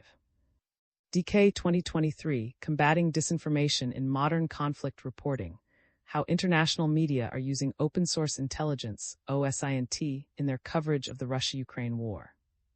Unit No Handle 112503, 119493. North Atlantic Treaty Organization, NATO, 2002, NOSINT Handbook. Archive.org details KV12 Mode 2 up. DPJ 2024 Spreading the Smog of War, the Impact of Propaganda, Social Media, and OSINT on U.S. Civil Intelligence Relations. 39.3 539 553. OAW 2017 An Intelligence in Our Image. The Risks of Bias and Errors in Artificial Intelligence. RAND.org Pubs Research Reports RR 1744. CNF 2020 Panama Papers and the Abuse of Shell Entities. In Purdy Healer L.S. Corporate Fraud Exposed. Emerald Publishing Limited, Baker, H.K., 361-382. G. 2011 Archaeology and the Problem of Unauthorized Excavation in Italy. J. Art Crimes 66870. Pastor J. P. F. G. 2020 The Not Yet Exploited of OSINT, Opportunities, Open Challenges, and Future Trends. IEEE Access 810282103004. CA 2018 Ancient Artifacts vs. Digital Artifacts, New Tools for Unmasking the Sale of Illicit Antiquities on the Dark Web. Arts 7212. C 2017 JIS. Utility. M 2013 Understanding the Intelligence Cycle. Pickles J 1995 Ground Truth, The Social Implications of Geographic Information Systems. Press, New York. Plant T. A. Swak J. Hogan M. 2022 Diplomatic Courier. Composts How Bias in Search Engines Contributes to Disinformation. D. 2019 Expanding Entire Volume of Knowledge Influences on Incrementing Individual Knowledge. Glob J. Human Soch, 19.83242. Ka Early BR 2023 Enforcing Economic Sanctions by Tarnishing Corporate Reputations. Buspolit 26-102-123. H. 2014 Scientific Methods of Inquiry for Intelligence Analysis. And Pub. J. 2019 How to Apply Privacy by Design in OSINT and Big Data Analytics. NTP ECCWS 2019 Proceedings of the 18th European Conference on Cyber Warfare and Security. Academic Conferences International. Proceedings of the European Conference on Information Warfare and Security, 364-371. KS 2019 Is Social Media Intelligence Private? Privacy in Public and the Nature of Social Media Intelligence. 34-362-378. F 2024. Dell, Ben. Salerno GB 2014 ArcGIS 10, Con. Sari A 2018 Context-Aware Intelligent Systems for Fog Computing Environments for Cyber Threat Intelligence. In ZED Fog Computing, Concepts, Frameworks, and Technologies. Springer 205-255. BE 2019 Open Source Intelligence OSINT for Conflict Monitoring in Contemporary South Africa, Challenges and Opportunities in a Big Data Context. Rev 28-119. Smith CL Brooks DJ 2013 Security Science, The Theory and Practice of Security. RMBG 2019 An Overview of Semantic Search Engines. J. Rays Rev 67385. F. Wells D. 2016, OSINT in the context of cybersecurity. In Open Source Intelligence Investigation. Springer 213-231. Thomas Smith W. 2003, Encyclopedia of the Central Intelligence Agency. Publishing. CH 2020, Interactive Visual Data Analysis First. A. K. Peters, CRC Press. M. 2020. Intelligence, Human Sensors. Intelligence Press Orgindex Home Catalog Book 202012. D. 2015, Open Source Intelligence, Social Media and Law Enforcement, Visions, Constraints, and Critiques. J. Coltstud 18-535-47. Van D. R.F. 2025, The Rise of Open Source Intelligence. J. 115. Org 101017202461. M. 2022, Illicit Antiquities and the Internet, The Trafficking of Heritage on Digital Platforms. New York J. Law Policy 54659. Interestingly, both the European Union and USA's Central Intelligence Agency, CIA, define open sources as those that are not classified, even if they are paid for CIG. European Union 2022, CIA 2024. A valuable link to the company registers of different countries is provided by the Institute of Chartered Accountants in England and Wales at Com Library Research Guides Company Information Sources by Jurisdiction. OFAC's Sanctions List Search Tool is available at EU Sanctions Map Tool is available at Maine. CNAID Communicating Uncertainty, Assessing Information Quality and Risk, and Using Structured Techniques in Intelligence Analysis, 2016. The list of advanced search operators is available at support Google Com Answer 35890N. The power of quantifying open sources to create robust and reliable cultural heritage data. Abstract. Open source information is everywhere. Potential data sources continuously surround us. Yet as the volume of available sources grows, the ability to effectively use and understand their contents becomes a struggle. One way to address this need to balance depth of understanding with breadth of collection is to quantify the open source data into a dataset or database. Synthesizing diverse open sources systematically can create robust and reliable data. In turn, those data can make it easier to process large quantities of information and facilitate analyses of entirely new sets of questions. This chapter presents an instructional account of one method of quantifying open source data, based on the Berkeley Protocols on Digital Open Source Investigations and experience from the Curia Lab. It argues that a process that prioritizes transparency, triangulation, metadata, and sustainability ensures a robust and reliable result. It demonstrates this method in the creation of a spatio-temporal dataset of cultural violence in the Syrian conflict from 2014 to 2017 and discusses some of the applications for the resulting quantitative data. Keywords is a criminologist and interdisciplinary scholar focusing on quantitatively analyzing cultural heritage crimes using open sources whenever possible. Combining a background in cultural anthropology, art history, and criminology with complex quantitative methods and open source investigations, her research seeks to move towards proactive methodologies for cultural heritage protection and preservation.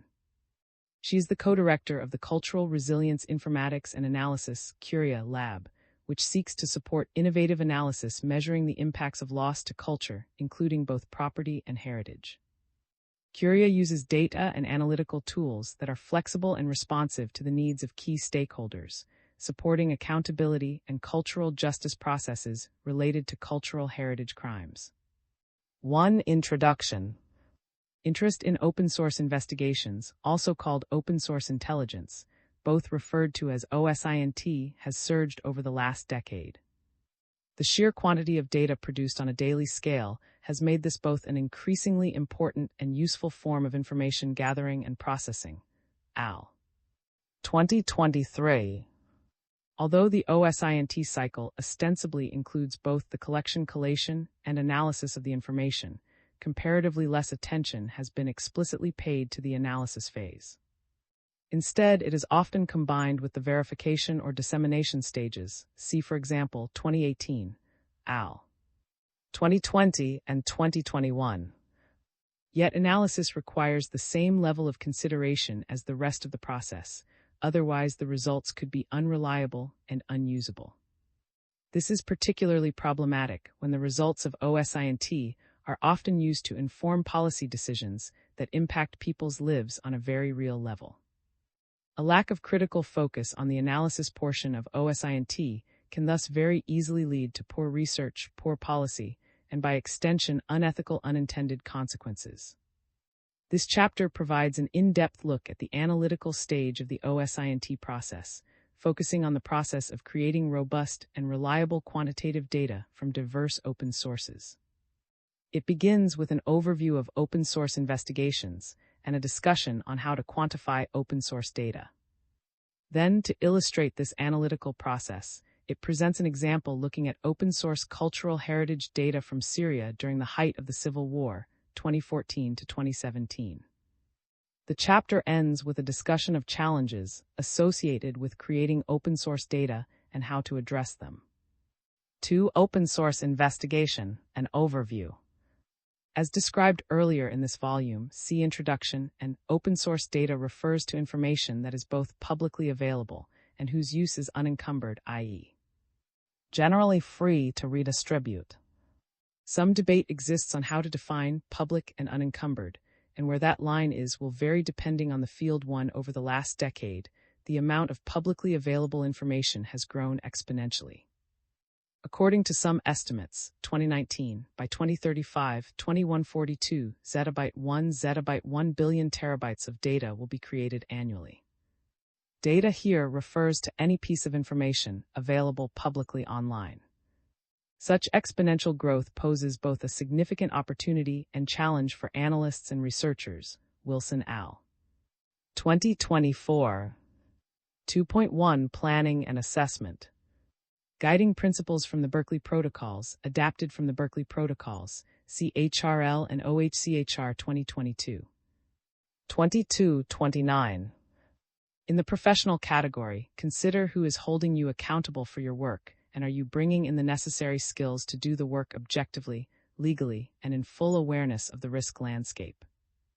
This framework encourages you to think through whether your work is accurate, uses the minimum amount of data necessary, secure in all components, and preserved to the standards of the criminal justice system.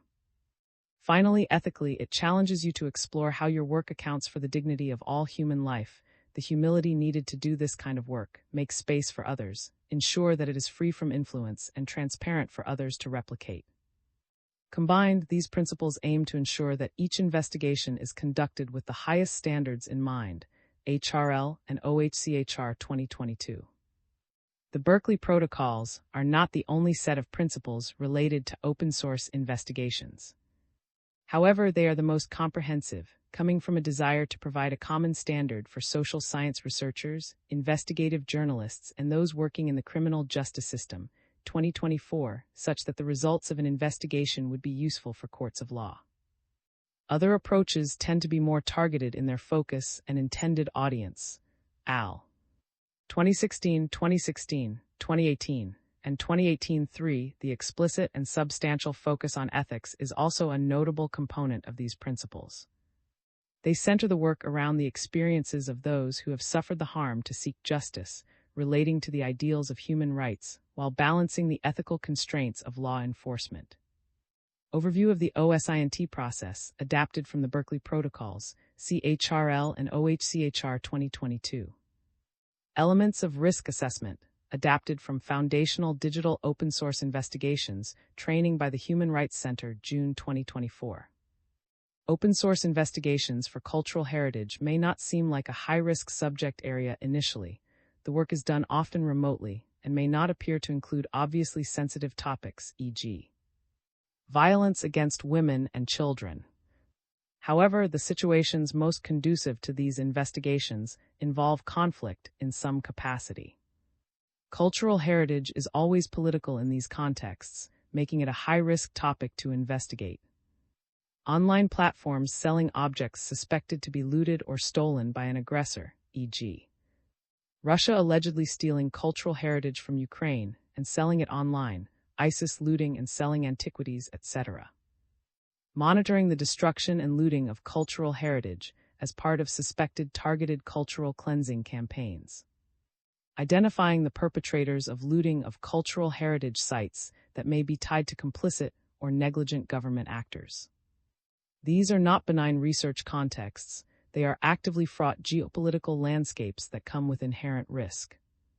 Such risks include digital, financial, physical, psychological, and reputational, and can affect individual investigators, their institutions, and those affected by the investigation. Al. 2020, HRL and OHCHR 2022. 5666. Clicking on an unknown website in the context of data collection may inadvertently download a virus or ransomware, compromising the digital environment in which you work. Such viruses can easily exploit security networks at universities and other enterprise environments to take down the networks and steal information. Repeated clicking of links, e.g., if the investigator forgot to collect a site the first time and had to go back, can alert the domain owner or target that someone is looking into them and put the investigator on their radar. Once an investigator is visible to the target of the investigation, they may become the focus of the target's ire.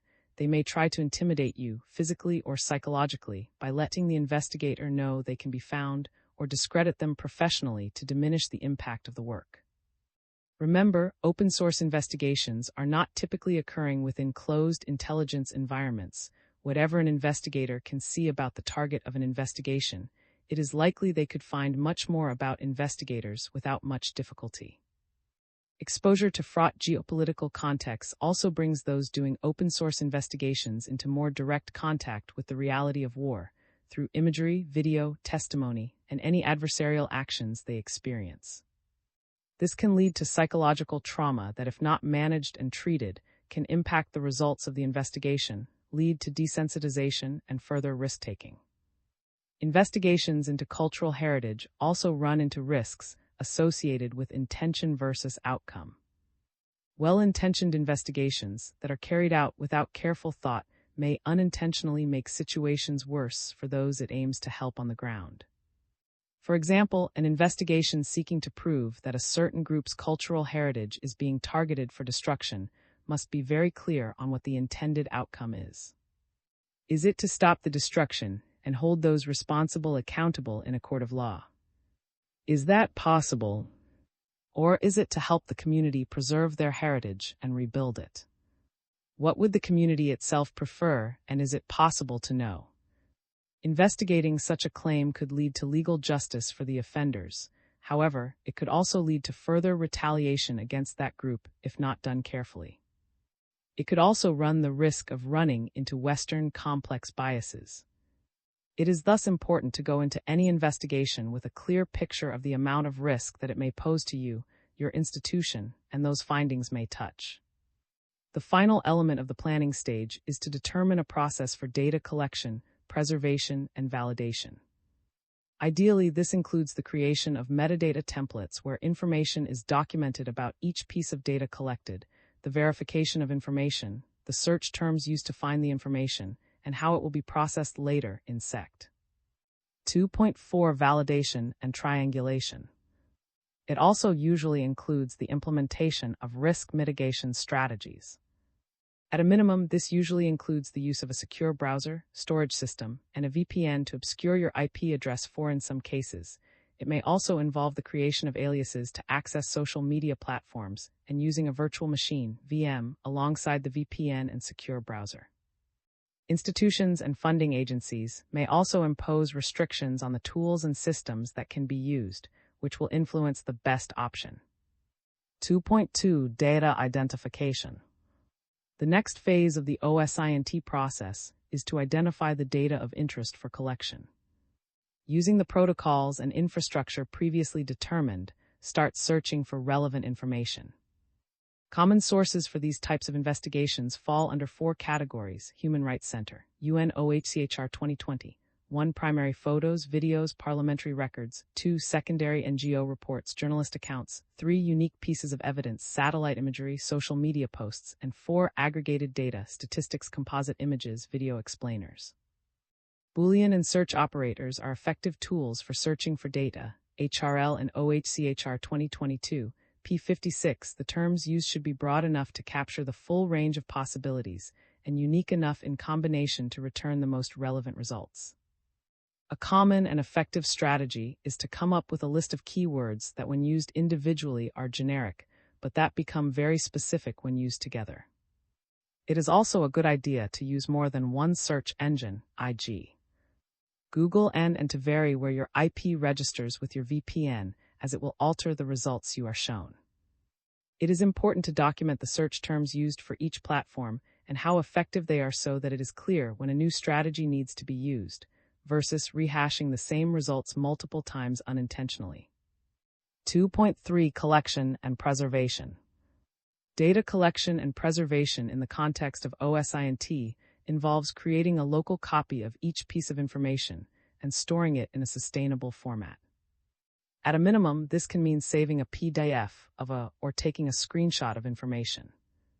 Neither of these options retains the metadata associated with the original source. If there is any possibility that the results of the investigation will be relevant for a legal setting, i.e., evidence in a court of law, it is necessary to create a clear digital chain of custody, Freeman 2020. A common way to do this is to save images as local copies, MIME HTML files, and to create a hash value 5 for each file individually, Freeman 2020, P126. It is often not possible to find everything available on a topic. There is too much information to sort through, and often not enough time or resources. This creates a tension between efficiency and thoroughness. If it is not possible to find the universe of information, how do you know when to stop? There is no single answer to this question. It will always be a trade-off.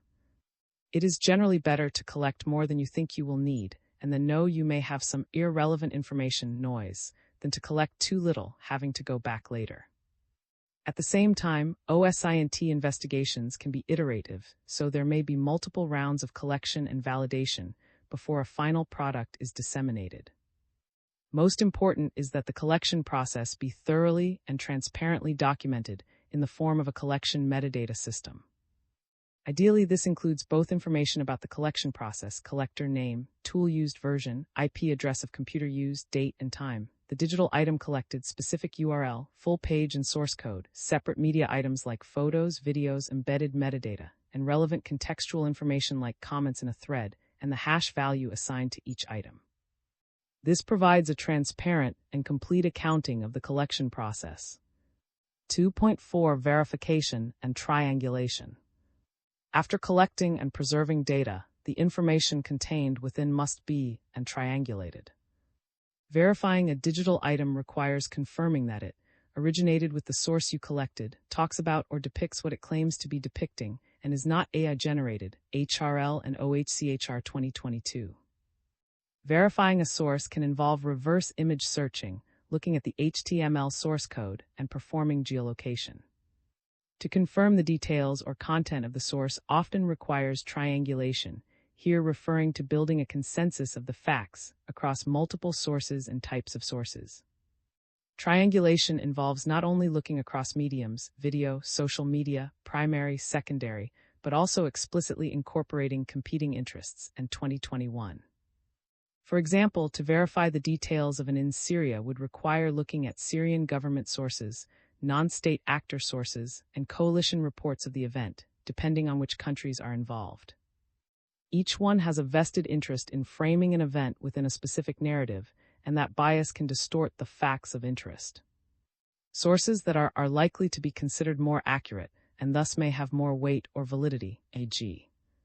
In a court of law, Freeman 2020. As with collection and preservation, documentation and metadata tracking are extremely important here. Often verification and triangulation require additional searching and sometimes additional collection. It can be easy to go down a tangent without a clear goal. Spreadsheets and notes are very helpful to systematize the process. They create transparency and make it easier to trace back the work. It is also in this process that it becomes relevant and often helpful to think about quantification. See below. 2.5 Analysis. Analysis is the process of interpreting and drawing conclusions about the open source data that has been collected and processed. While it often includes both qualitative interviews, thematic analysis, case studies, and quantitative component, this chapter focuses on the quantitative approaches. 2.6 Why quantify open source data? The process of data collection in the context of open source investigations focuses on acquiring diverse types of data, while validation and preservation on sifting through to find relevant, accurate, and potentially actionable information. However, there is so much information. How does one process it all? How can the relevance of information be conveyed in a digestible format? Quantification is one way that scholars and practitioners can start to process information and find meaningful patterns while maintaining the metadata trail created through the OSINT cycle. For example, quantification allowed the first network analysis of an antiquities trafficking network, c. 2014. Relationships between actors in Medici's personal circle were extracted from investigative journalist sources and news sources, and compared to assumptions put forth by law enforcement at the time. Law enforcement assumed the group was hierarchically organized, like an organized crime group. The data demonstrated it was likely more decentralized, 2014. A quantitative analysis of open-source data requires transforming it to extract relevant information and then synthesizing everything into a cohesive dataset. The end results will typically include information like locations and dates of events, types of damage, types of actors, duration, number and types of sources, reliability and veracity of sources. The Armed Conflict Location and Event Dataset ACLED 2024, and the Uppsala Conflict Data Program UCDP 2024 are two examples of quantifying open-source data to facilitate further analysis. The goal in synthesizing diverse sources for quantitative analysis is to create something robust and reliable that can complement and add more weight to the findings of an open-source investigation. Finding a pattern of or actions in a mountain of evidence is useful, but pairing that with a statistical analysis demonstrating that the pattern exists beyond what you would expect by random change is more powerful, 2017. This is particularly true if the findings can be presented in a compelling visual manner. 6. For example, it is interesting to suspect that two social media accounts are connected based on similar worldviews. It lends more weight to pair the semantic evidence with linguistic analysis of language similarities or the content to dates and times of posting, CIG. L. 2021. Building up datasets over time can also facilitate cross-national comparisons, assuming that the process follows clear principles of robustness and reliability. Principles of robust and reliable cultural heritage data analysis. In the process of quantification, every decision creates a carry-on effect that ultimately impacts the analysis. The specific focus of the investigation will determine the measures of interest and how the data should be structured. For example, if the investigative focus is on the actor or dynamics between actors, see for example and Johnson 2012, then the dataset should be constructed around them such that the unit of analysis becomes the actor, see the UCDP 2024. This type of network dataset can then be used to model and visualize the patterns of aggression or relationships over time. If, as is more often the case with cultural heritage, the focus is on incidents of cultural heritage damage, destruction, change, loss, and the circumstances around it, then the unit of analysis should be the event more in line with the ACLED data. Regardless, any dataset should include measures to assess the accuracy and validity of the data in space, time, and content, so that future users are encouraged to use their own discretion to determine the degree to which they trust your work. The data structure will then determine the initial unit of analysis and will impact how elements like multiple incidents, incident duration, and incident connections are treated. If the unit of analysis is an incident, then several incidents reported in a single source can be split out across multiple rows, one incident per row. If the unit is an individual, perhaps it becomes a tally of how many incidents that individual is involved in for a particular time. The same type of consideration applies to duration and weather, and how to document connections between incidents, e.g. Are a series of coded as a single incident with a long duration, or a series of linked incidents. All these individual decisions will determine how the measures of interest can be operationalized as variables for analysis, as well as how useful the data will be to others in the future. This is not a complete set of considerations. Every investigation will run into unique circumstances that must be and transparently documented. 2.7 Analytical Approaches for Cultural Heritage OSINT. Descriptive, charts, graphs, and tables that provide meaningful breakdowns of information without accounting for any changes in space or time, e.g. Number of incidents by type of damage, number of actions by an individual per month. Descriptive, charts, graphs, and tables that provide meaningful breakdowns of information without accounting for any changes in space or time, e.g. Number of incidents by type of damage, number of actions by an individual per month.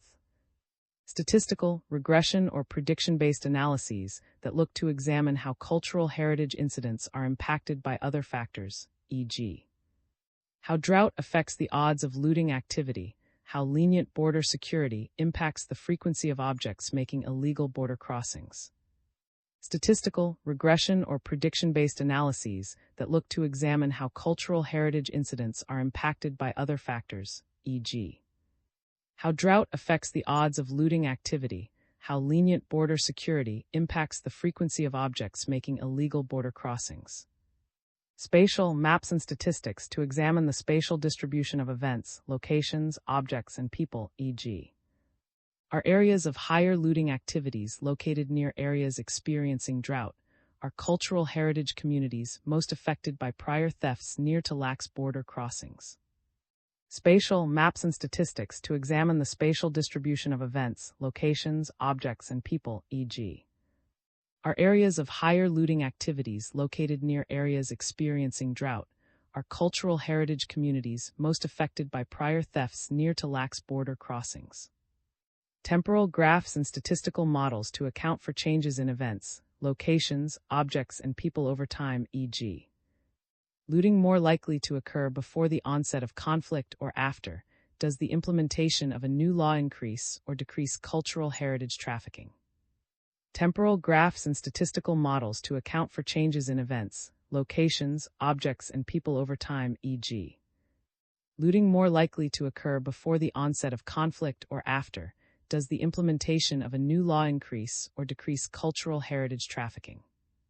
Temporal maps and statistical models to account for changes in both space and time for people, objects, events, and locations, e.g.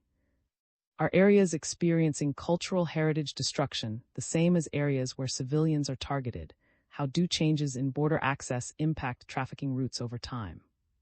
Temporal maps and statistical models to account for changes in both space and time for people, objects, events, and locations, e.g. are areas experiencing cultural heritage destruction the same as areas where civilians are targeted? How do changes in border access impact trafficking routes over time? Social network analysis diagrams and models that visualize the relationships between people, objects, and events. Useful for understanding flows of information or objects through people and places. Social network analysis diagrams and models that visualize the relationships between people, objects, and events. Useful for understanding flows of information or objects through people and places. Triangulation of findings. Independent variable. Spatial, temporal, descriptive. All sociopolitical stress. XX violent conflict. XX nonviolent conflict. XXX violence against civilians.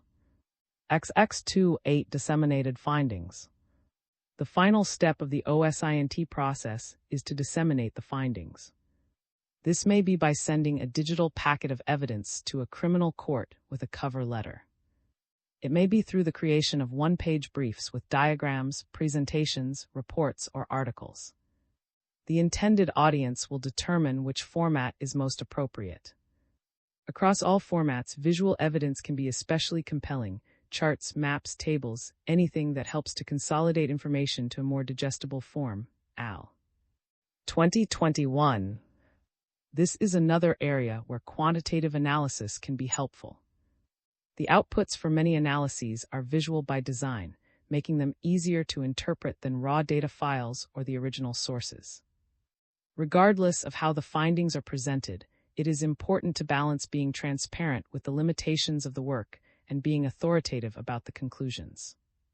Too much hedging will undercut the confidence the reader will have in the conclusions of the investigation. Too little, and it may be misleading or overrepresenting what can be said. A helpful strategy is to lead with the main conclusions carefully worded to not mislead, then discuss how you arrived at those conclusions separately and include the limitations and caveats in that section. And 2021. For those who wish to know the details, the information is available. For those who do not, they can quickly get to the key points. 3 example, ASO Archive reports on Syria. Having provided a general understanding of the open-source investigative process, this chapter now turns to an illustration of quantifying open-source data for cultural heritage by the Curia Lab, focusing on Syria at the height of the conflict from 2014 to 2017. The Syrian conflict includes multiple overlapping offensives and military campaigns, with many state and actors involved. Center for Preventive Action, 2024. Violence towards cultural heritage and civilians are both well documented in civil wars. See Al. 2023, Al. 2016, as well as in Syria, specifically see 2018, Al. 2018. Civilian violence, usually fatalities, is used to cleanse territories of heterogeneous populations, force concessions from another party, help to assert control of a territory or population, and can serve as a form of terrorism. 2016. Cultural heritage attacks, most often seen as damage and destruction, serves to finance terrorism and further conflict. 2016. Is hypothesized to be a preamble to genocide. 2012. Is used for propaganda and ritualization of motive. And 2018. And can be seen as a form of cultural genocide and ethnocide. Al. 2017 post 2005, Van 2012. In Syria, from 2014 to 2017, targeted civilian and cultural violence occurred by multiple parties. The Syrian government was accused of using chemical weapons against areas where oppositional forces had strongholds. 2017. The Islamic State targeted specific cultural groups that went against their ideology. See Al. 2017, and they were specifically targeted based on their religion and cultural practices. See Amnesty International 2024. The destruction of their religious and historical material culture also happened concurrently with the mass rapes, kidnappings, and executions of people. 2022. Al.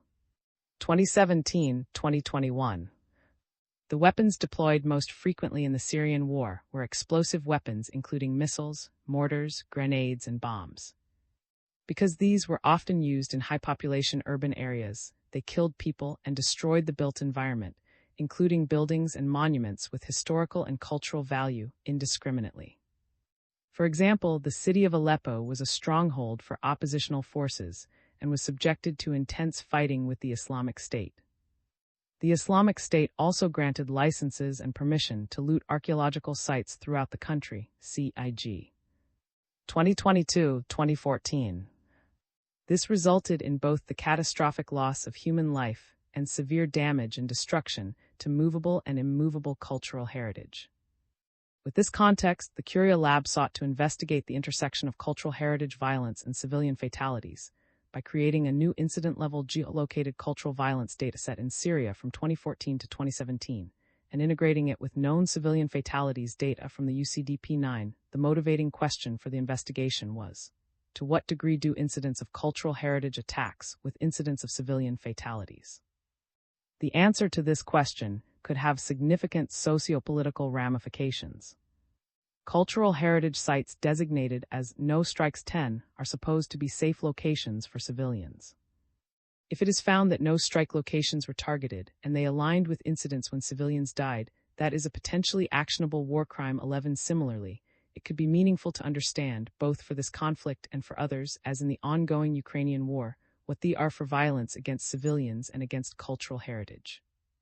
Is it that cultural heritage sites are targeted first as a so-called preamble to civilian violence?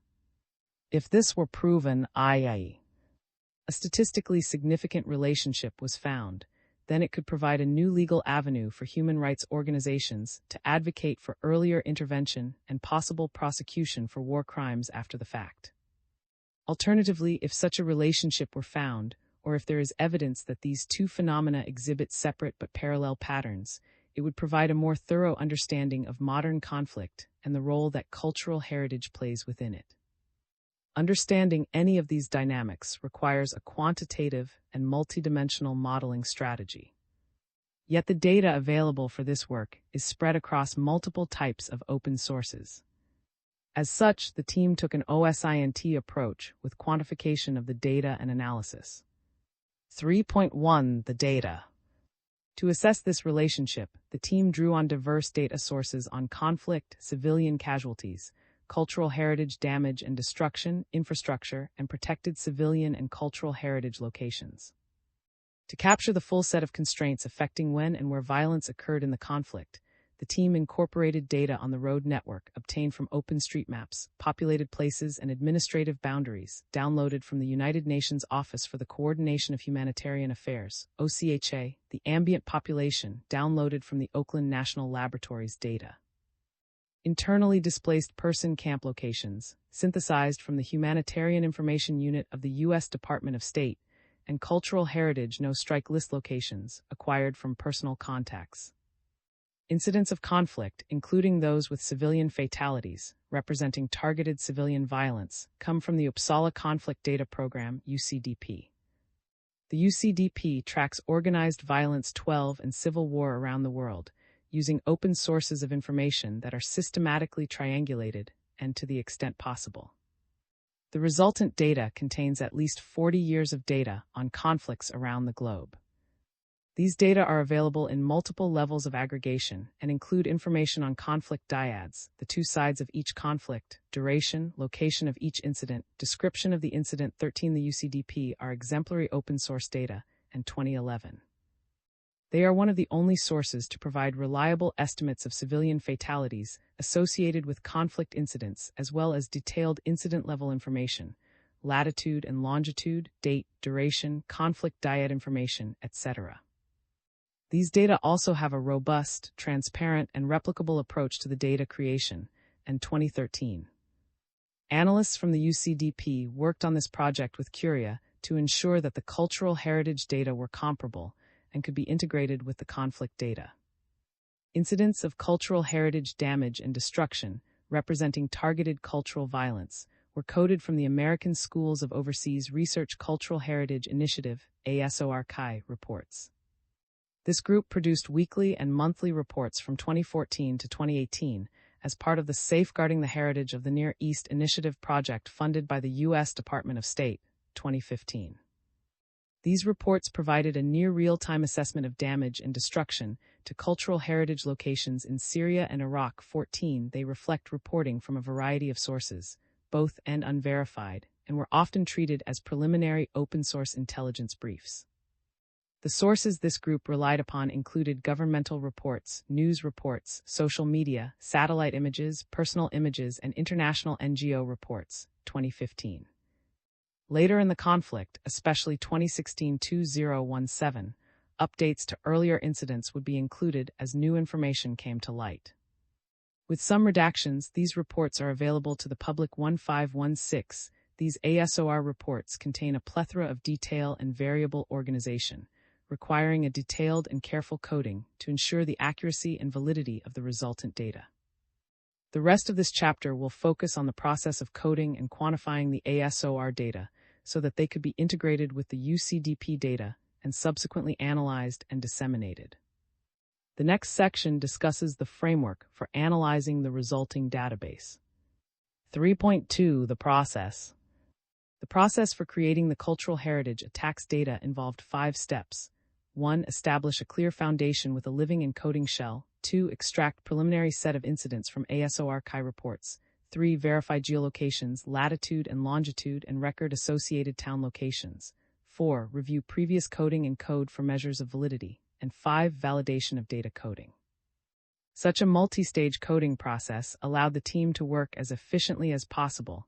Each step is explored individually below. 3.2.1 Establishing a clear foundation, living and coding shell.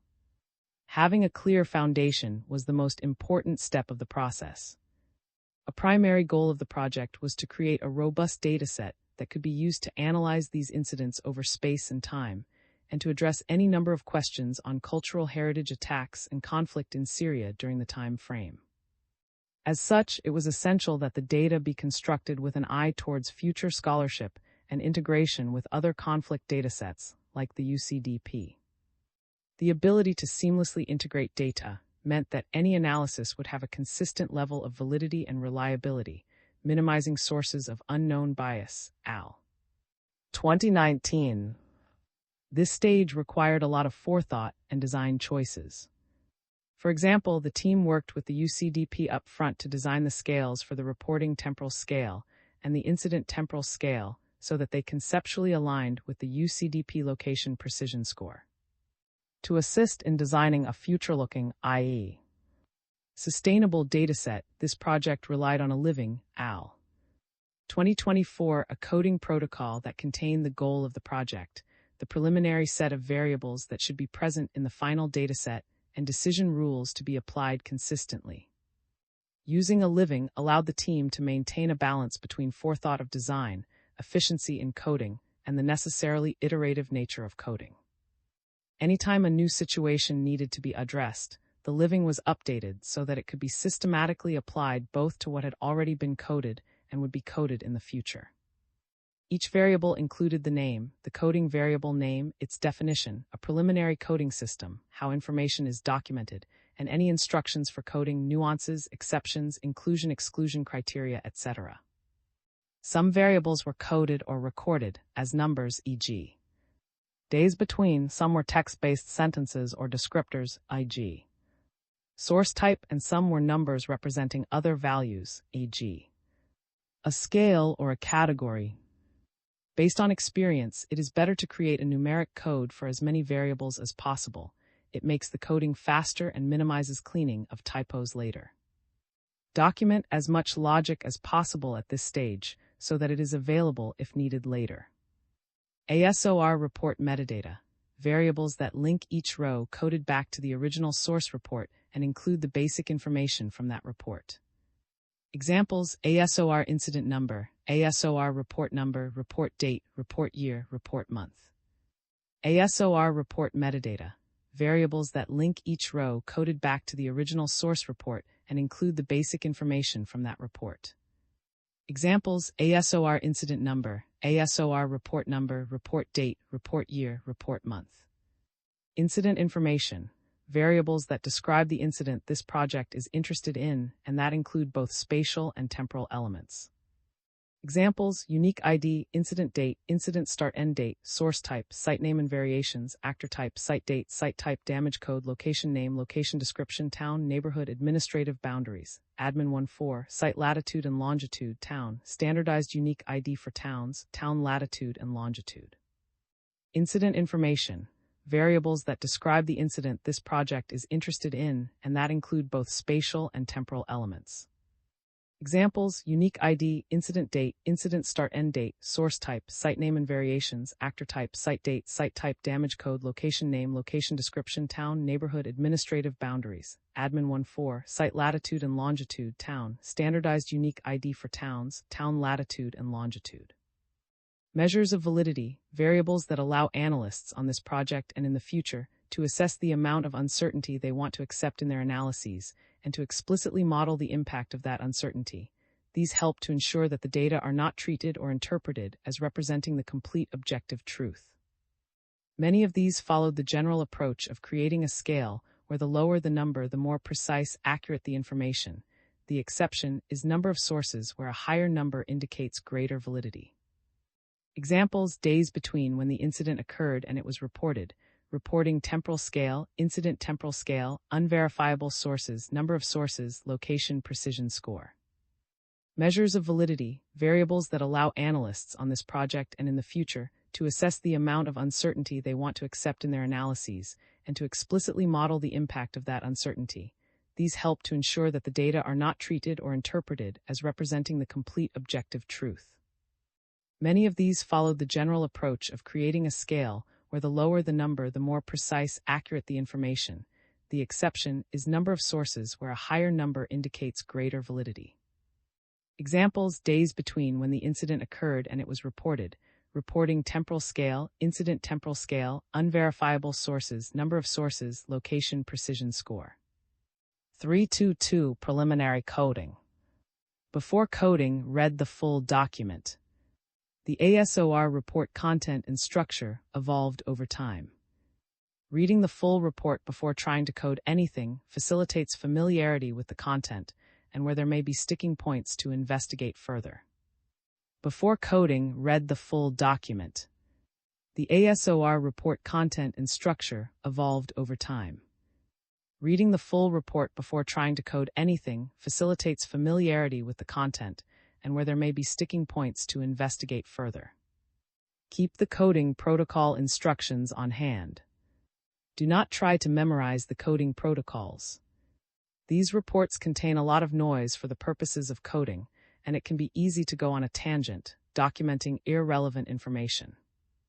Referencing the protocols minimizes this potential issue. Keep the coding protocol instructions on hand. Do not try to memorize the coding protocols. These reports contain a lot of noise for the purposes of coding, and it can be easy to go on a tangent, documenting irrelevant information. Referencing the protocols minimizes this potential issue. Finding information. If the structure of the document is difficult or you cannot find information easily, there are a couple of steps to take. First, search the report using CTRL+F based on a keyword AG. A site name.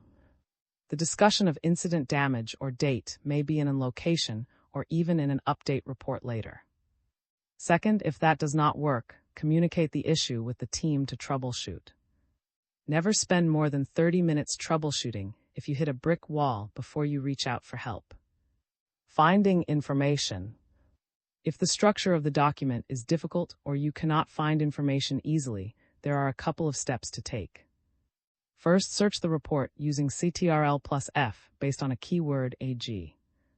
A site name. The discussion of incident damage or date may be in a location or even in an update report later. Second, if that does not work, communicate the issue with the team to troubleshoot. Never spend more than 30 minutes troubleshooting if you hit a brick wall before you reach out for help. Do not try to be perfect, be transparent, and communicate decision-making. This kind of coding is iterative and will evolve. Being transparent and documenting both the questions asked and the answers adjustments to coding is essential. Others may have the same question, and it may reveal an area in the coding protocols that needs to be changed or updated. Communication is key. Do not try to be perfect, be transparent, and communicate decision-making. This kind of coding is iterative and will evolve. Being transparent and documenting both the questions asked and the answers adjustments to coding is essential. Others may have the same question, and it may reveal an area in the coding protocols that needs to be changed or updated. Communication is key. Before submitting coding, double-check it. Coding is iterative. Make sure to go back and double-check that all adjustments to the protocol are reflected consistently across the entire section. Before submitting coding, double-check it. Coding is iterative. Make sure to go back and double-check that all adjustments to the protocol are reflected consistently across the entire section. 323 USADP reconciliation. Next, the team focused on confirming the location and start date of the incidents to the extent possible. Working with analysts from the UCDP, incident locations were geolocated, and their start dates were through in-depth review of the ASOR reports and independent confirmation through other open sources. Having common understanding of the precision of where events occurred locations, and when events occurred, the start of an incident, allowed for these two datasets to be combined analytically. The town geolocations were generally accurate. However, the site geolocations, the latitude and longitude for individual cultural heritage locations, were often hard to verify. 19 in these cases. Both the site geolocation provided by ASOR and the town geolocations were kept so that sensitivity analyses could be performed as needed.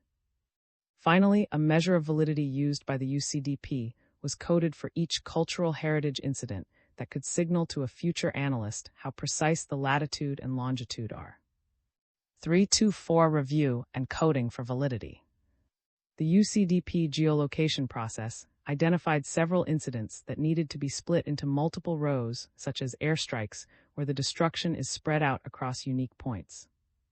To fully capture each location of destruction, each row needed to have a discrete time and a discrete geolocation. The team used this as an opportunity to review the previous coding work, verifying the incident date, type of damage coded, and actor, verify all links and sources associated with each incident and code those variables, source types, number of sources, identify incidents to split out into multiple incidents, and to code the temporal validity measures. 2 research assistants completed this new set of coding. 2 dimensions of time are relevant when dealing with near real-time reporting in a conflict. The first is how quickly information is reported in the aftermath of an attack. The second is how specific and precise the information is that gets reported. The first was captured by measuring the number of days between when an incident occurred and when it was first reported, the difference between the incident date and the report date. The second was captured by measuring how specifically the incident date was described. A 1 on this scale indicated that the exact start date is reported, and 5 indicated that the start date was reported as somewhere in a 1-month to 1-year time span, i.g. sometime in the spring of 2016. 0 indicated no date was ever reported. The distinction between the incident date and the report date is especially important to capture, as discussed in Sect. 4.1 325 Coding Validation. To validate the coding, we drew a 10% random sample, 5% of each research assistant's work.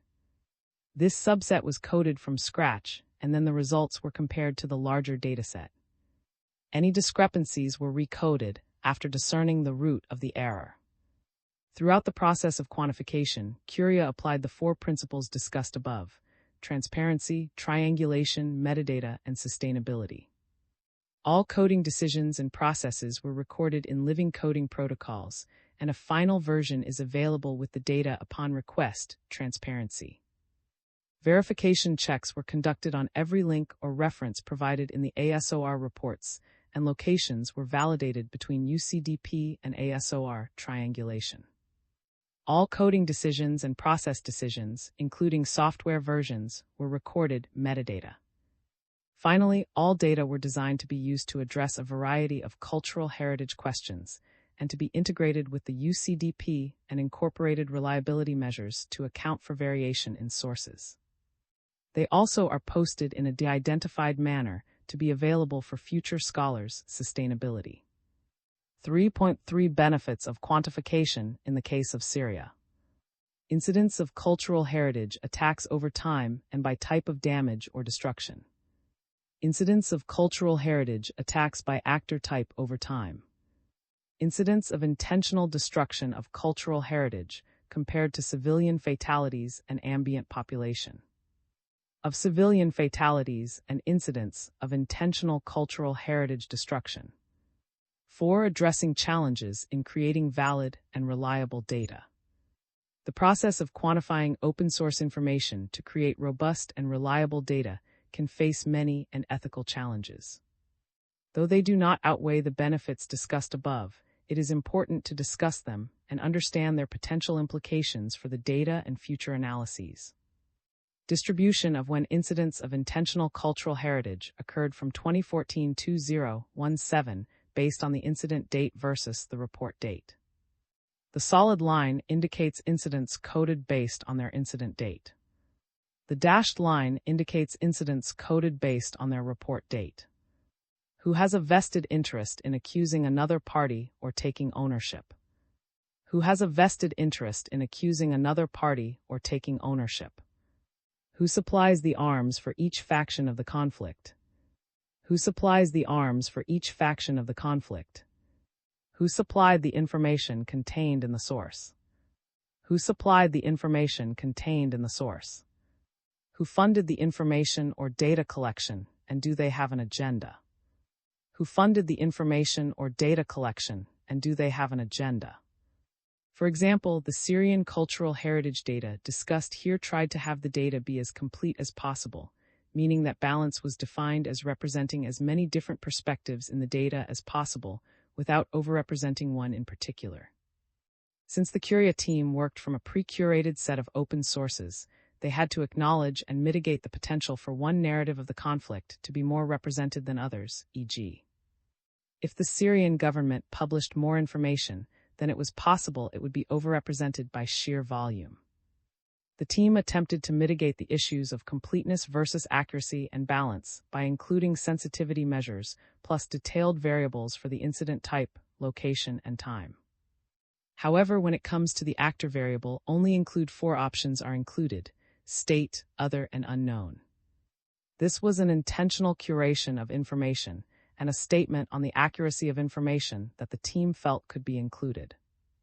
It was important to include some amount of actor information. However, it was not possible to say with any degree of certainty whether a given actor was any more specific than these categories.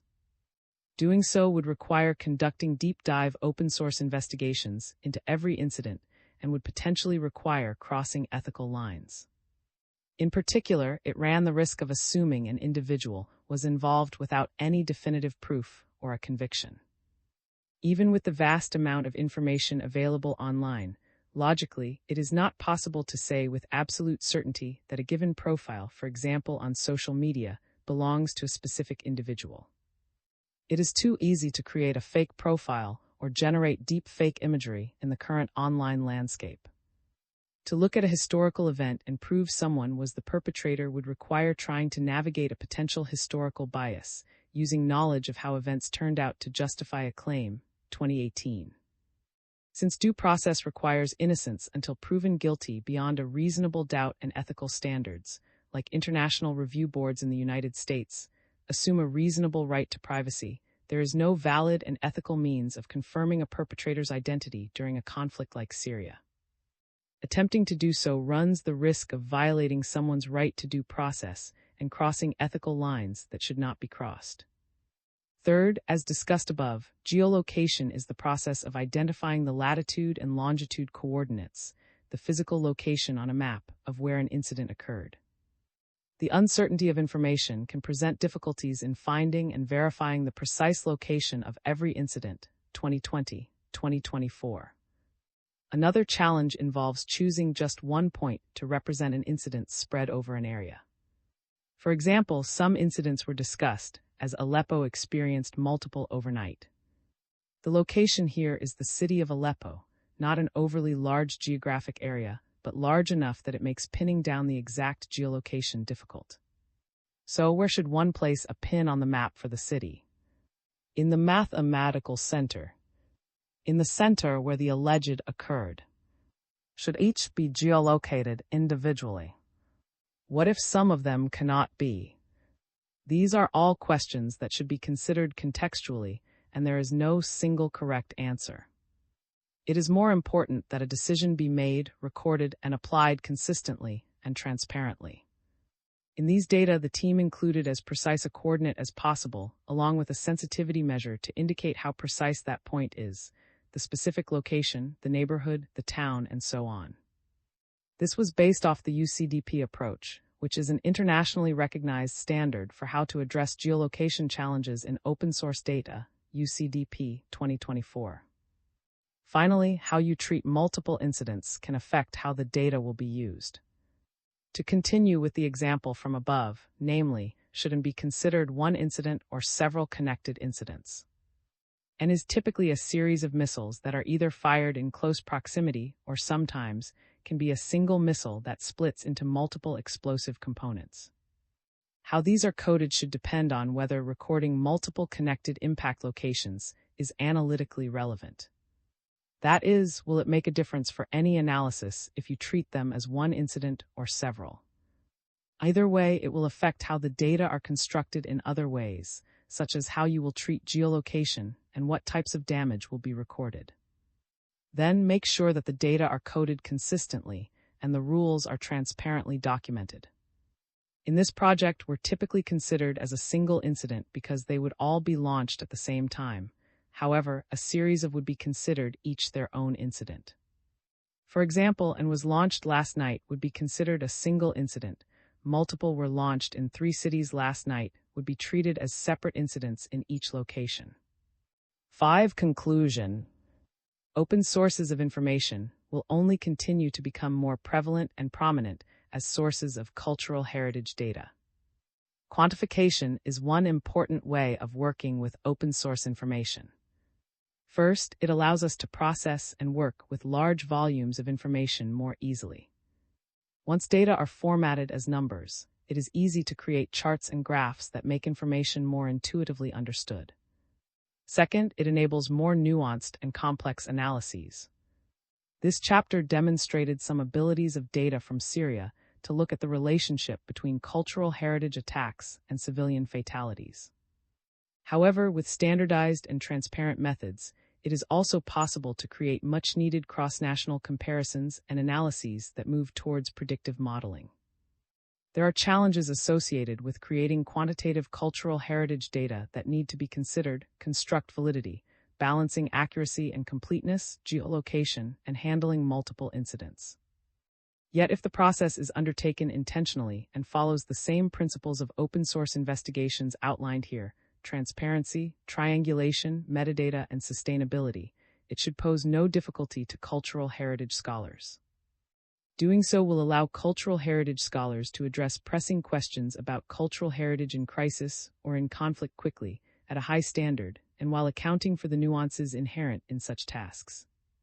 Open access. This chapter is licensed under the terms of the Creative Commons Attribution Commercial No Derivatives 4 International License, org licenses by N40, which permits any non-commercial use, sharing, distribution, and reproduction in any medium or format, as long as you give appropriate credit to the original author S and the source, provide a link to the Creative Commons license, and indicate if you modified the license material.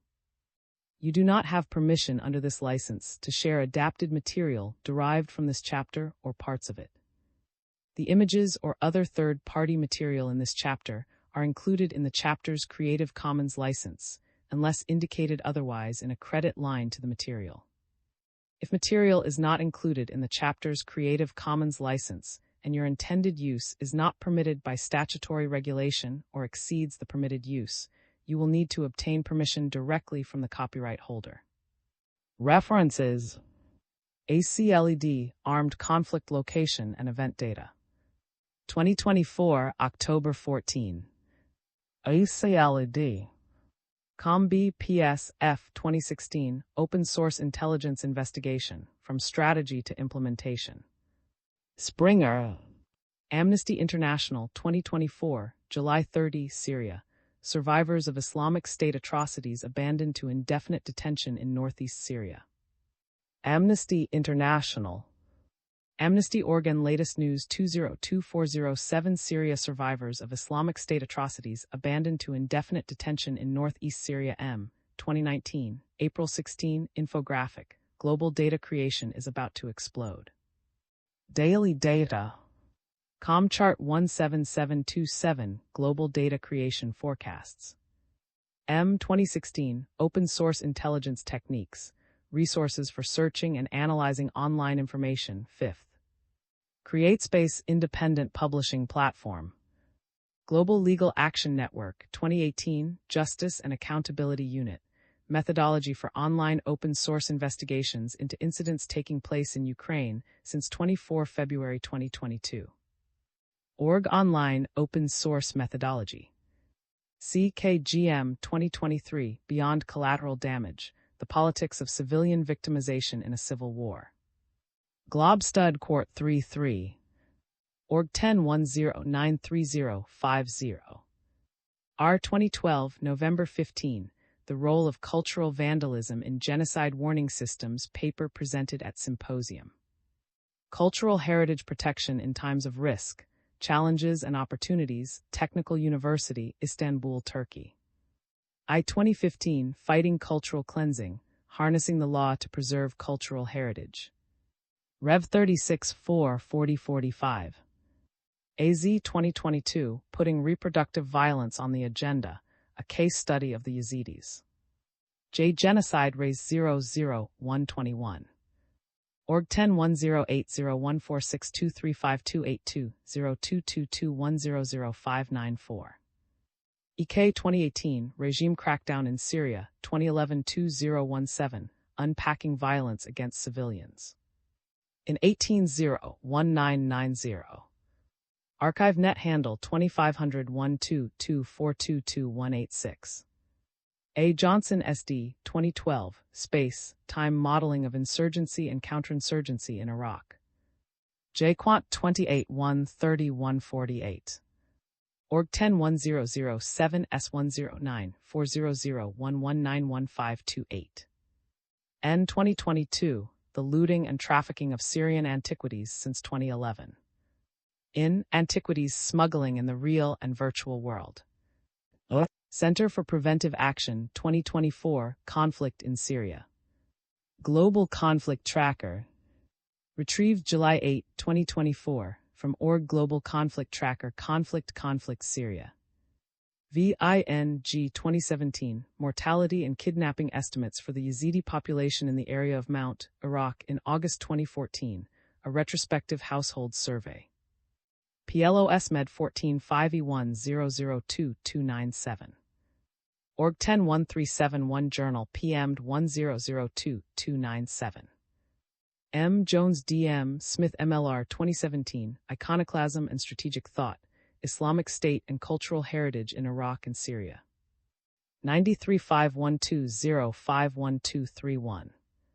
Org 1010931168. C. 2021, Cultural Heritage in the Region, in K and P. First Aid. 135 150. JSDOR. Org Stable Jata 310. A. 2014. Archaeological Site Damage in the Cycle of War and Peace, a Syrian Case Study. Journal of Eastern Mediterranean Archaeology and Heritage Studies, 23229-247. Org 10532-5230229. JT. 2022, Cultural Heritage and Mass Atrocities. Publications. Cultural Heritage Mass Atrocities. MD 2015, Ground-Based Observations of Cultural Heritage Incidents in Syria and Iraq. Near East 78 3132 141. Org 10561578303132. D. 2015, Spatial Analysis for the Social Sciences. Cambridge University Press. PJ 2013, Statistical Analysis of Spatial and Temporal Point Patterns, 3rd. Chapman and Hall CRC. Org 10120-1B15326. M. 2014, New Methods of Mapping, the Application of Social Network Analysis to the Study of the Illegal Trade in Antiquities. In W. G. Kennedy, N. and S. J. Yang. Social Computing, Behavioral Cultural Modeling and Prediction. 253-260. Springer International Publishing. Org 1010-7978-3319-0-5579431. E. A. Murray D. 2020, Digital Witness, Using Open Source Information for Human Rights Investigation, Documentation, and Accountability. Oxford University Press. L.M. 2016, Measuring Terrorism. In The Handbook of the Criminology of Terrorism. John and Sons. 187-205. Org 1010-297-8111-89239-8612. MD 2019, Building a Baseline, Unifying Spatial and Temporal Methodologies to Understand Archaeological Looting in Egypt dissertation, University of Maryland College Park. Drumlib handle 190322107 show full. FSKM 2010, Practical Tips for Surgical Research. Ensuring Balanced Groups in Surgical Trials. Canadian J. Surg Journal, 5364-18423. HLM 2016, Violence Against Civilians During Civil War. In Peace and Conflict 2016. Freeman L. 2020, Prosecuting Atrocity Crimes with Open Source Evidence, Lessons from the International Criminal Court. In E. A. Murray D., Digital Witness, Using Open Source Information for Human Rights Investigation, Documentation, and Accountability. Oxford University Press. R. M. L. 2023, Open Source Intelligence and AI, A Systematic Review of the GELSI Literature. AI and Society. Org 101007 S00146023016228X. Greenland F. M.D. 2021, Collaborative Practices in Crisis Science, Interdisciplinary Research Challenges and the Syrian War. 8455-479. Org 10-15195V, 8-22. DBJM L. Hicks MHR 2018, Patterns of Civilian and Child Deaths Due to War-Related Violence in Syria, A Comparative Analysis from the Violation Documentation Center Dataset, 2011-16. Lancet Global Health 61E103, E110. Org 101016S22141, 09X17304692. NA R 2018, Open Source Intelligence Methods and Tools. Org 101079781484232132. KM 2011, Understanding Peace Research, Methods and Challenges. Retrieved November 2, 2024, from Com Understanding Peace Research Methods and Challenges P-Book 97804155719882. C. 2020, Representation in Data, Grappling with Uncertainty in Digital Traces of Human Activity. J. Human Arts, 14-2-18-234. Org 10336620200253. Human Rights Center HRL and United Nations Office of the High Commissioner for Human Rights, UNOHCHR, 2022 Berkeley Protocol on Digital Open Source Investigations, a practical guide on the effective use of digital open source information in investigating violations of international criminal, human rights, and humanitarian law. UC Berkeley School of Law and Berkeley Publications Berkeley Protocol on Digital Open Source Investigations B. A. Al-T. 2017, Cultural Cleansing and Iconoclasm Under the Islamic State, Attacks on and Christian Humans Heritage. In F. Eid, Pluralism and Community in the Middle East. Hurst. A. 2024, Digital Evidence and Open Source Information in Legal Practice Training Presentation. H. 2024, Digital Evidence in Investigations Concerning Russian Crimes in Ukraine.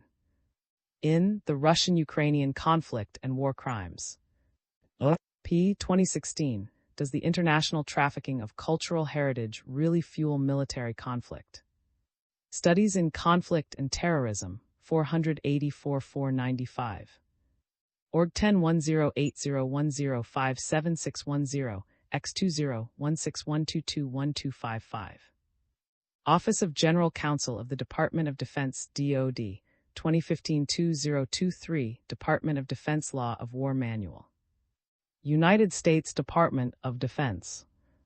ACFE 2019 Social Data, Biases, Pitfalls, and Ethical Boundaries. Frontiers and Big Data 2. KHRH 2021, Critical Thinking for Strategic Intelligence, 3rd. PsyQ Press. Post JM 2005, When Hatred is Bred in the Bone, Psychocultural Foundations of Contemporary Terrorism. Pollitt Cycle 2646-15636. Quilling C. 2022, The Future of Digital Evidence Authentication at the International Criminal Court, Journal of Public and International Affairs. Princeton News Future Digital Evidence Authentication, International Criminal Court. VELE 2024, The Living, Documenting the Process of Qualitative Data Analysis.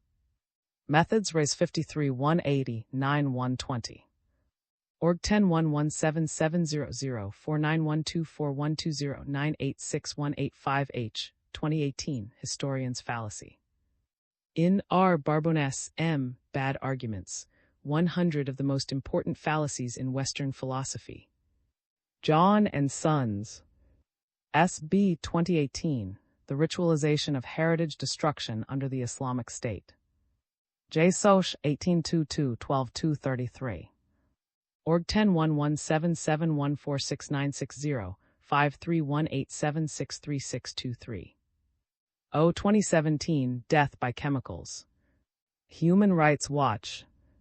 Org Report 20170-501, Death Chemicals, Syrian Government's Widespread and Systematic Use Chemical Weapons.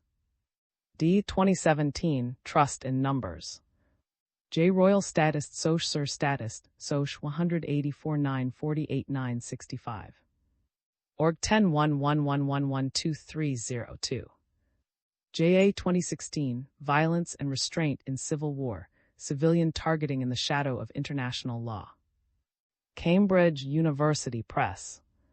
R.E. 2013, Introducing the UCDP Event Dataset. J. Peace Raise 54 523 532. Org 1011770022343313484347. UCDP Uppsala Conflict Data Program, 2024. Retrieved November 2, 2024, from UNESCO World Heritage Center, 2015, August 24. Director General of UNESCO firmly condemns the destruction of Palmyra's ancient temple of Syria. UNESCO World Heritage Center. UNESCO Organ News 1339 Van S. 2012, Contemporary Conflict, Nationalism and the Destruction of Cultural Property During Armed Conflict, a Theoretical Framework. J. 7 149 65. EIGM Grant WJ 2021 Not Just a Pretty Picture, Scientific Facts, Styles, Preferences, Confidence and Recall. Inform Visual 22, 3 138 150. Org 101177147387162110275587. Wilson H. Samuel O. D. 2024, Open Source Investigations in the Age of Google. World Scientific Publishing Company. Those working in law enforcement and legal accountability settings will not be able to access anything that requires a login without prior judicial approval, often in the form of a search warrant. Those working in academia will require some form of institutional or ethics review before they can access areas of the Internet that are password protected. Others should consider the ethical implications of using aliases or other obscuring techniques to access semi-restricted areas, e.g. forums, marketplaces, social media sites that may violate a user's reasonable right to privacy before engaging in this work. To access the Berkeley Protocol, visit Berkeley Publications. Berkeley Protocol on Digital Open Source Investigations, 2018, provides a methodology specific for tracking the Ukraine war.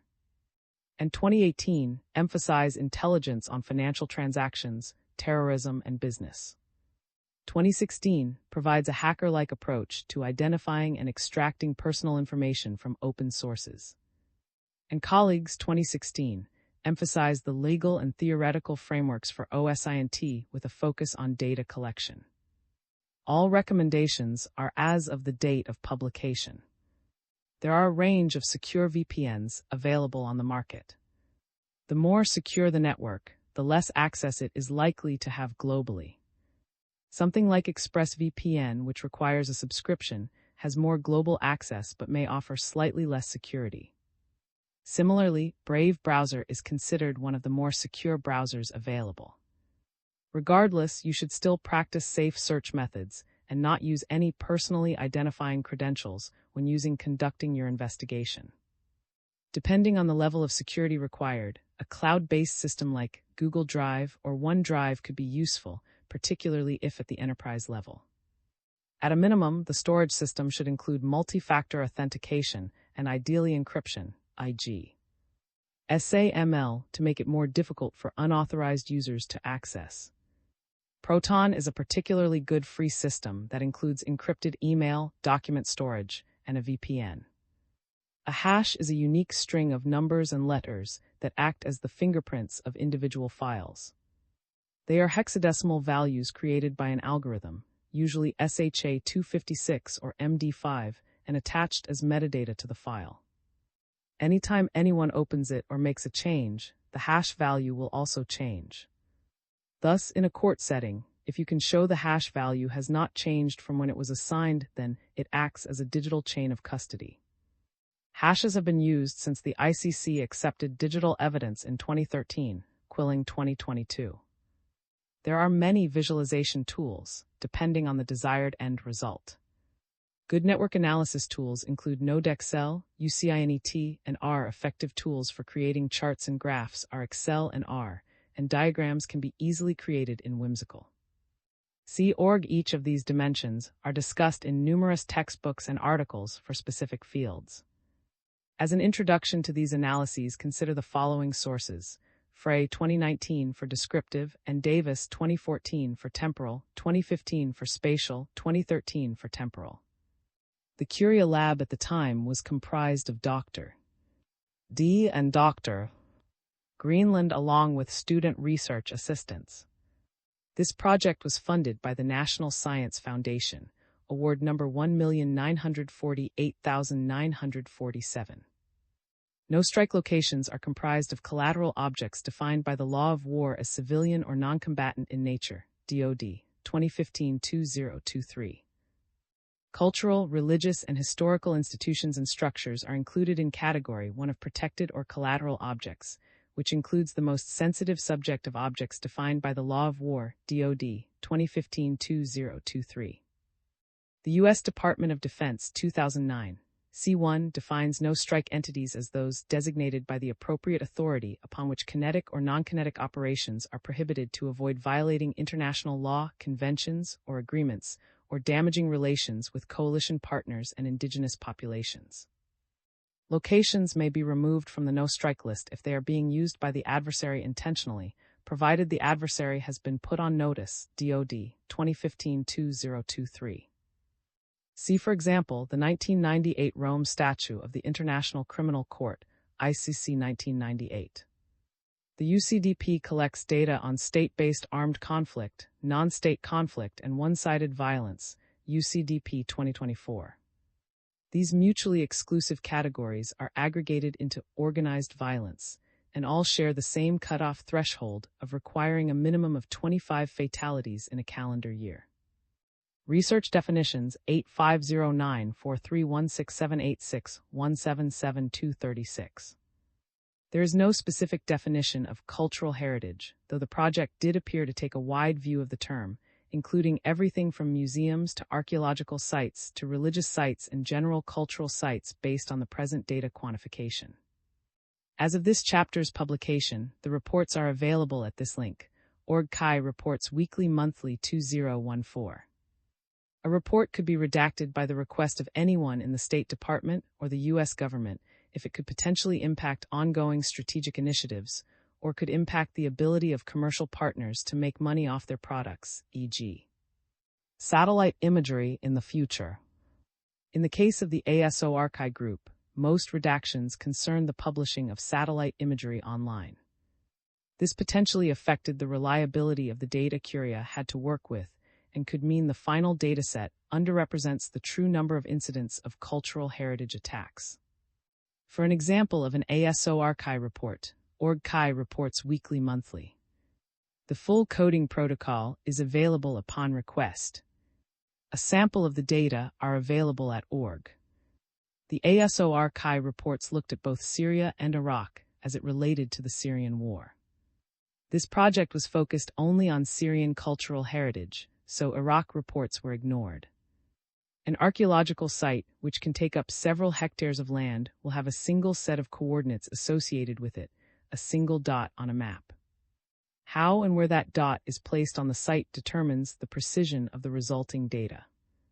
For example, is it placed at the centroid, the geometric center of the site, or at the largest building, or at the entrance to the site? These same questions apply to geolocating incidents of cultural heritage destruction. The measures of validity developed for these data help to convey how certain the team was that this incident occurred at this specific location versus in the nearby vicinity.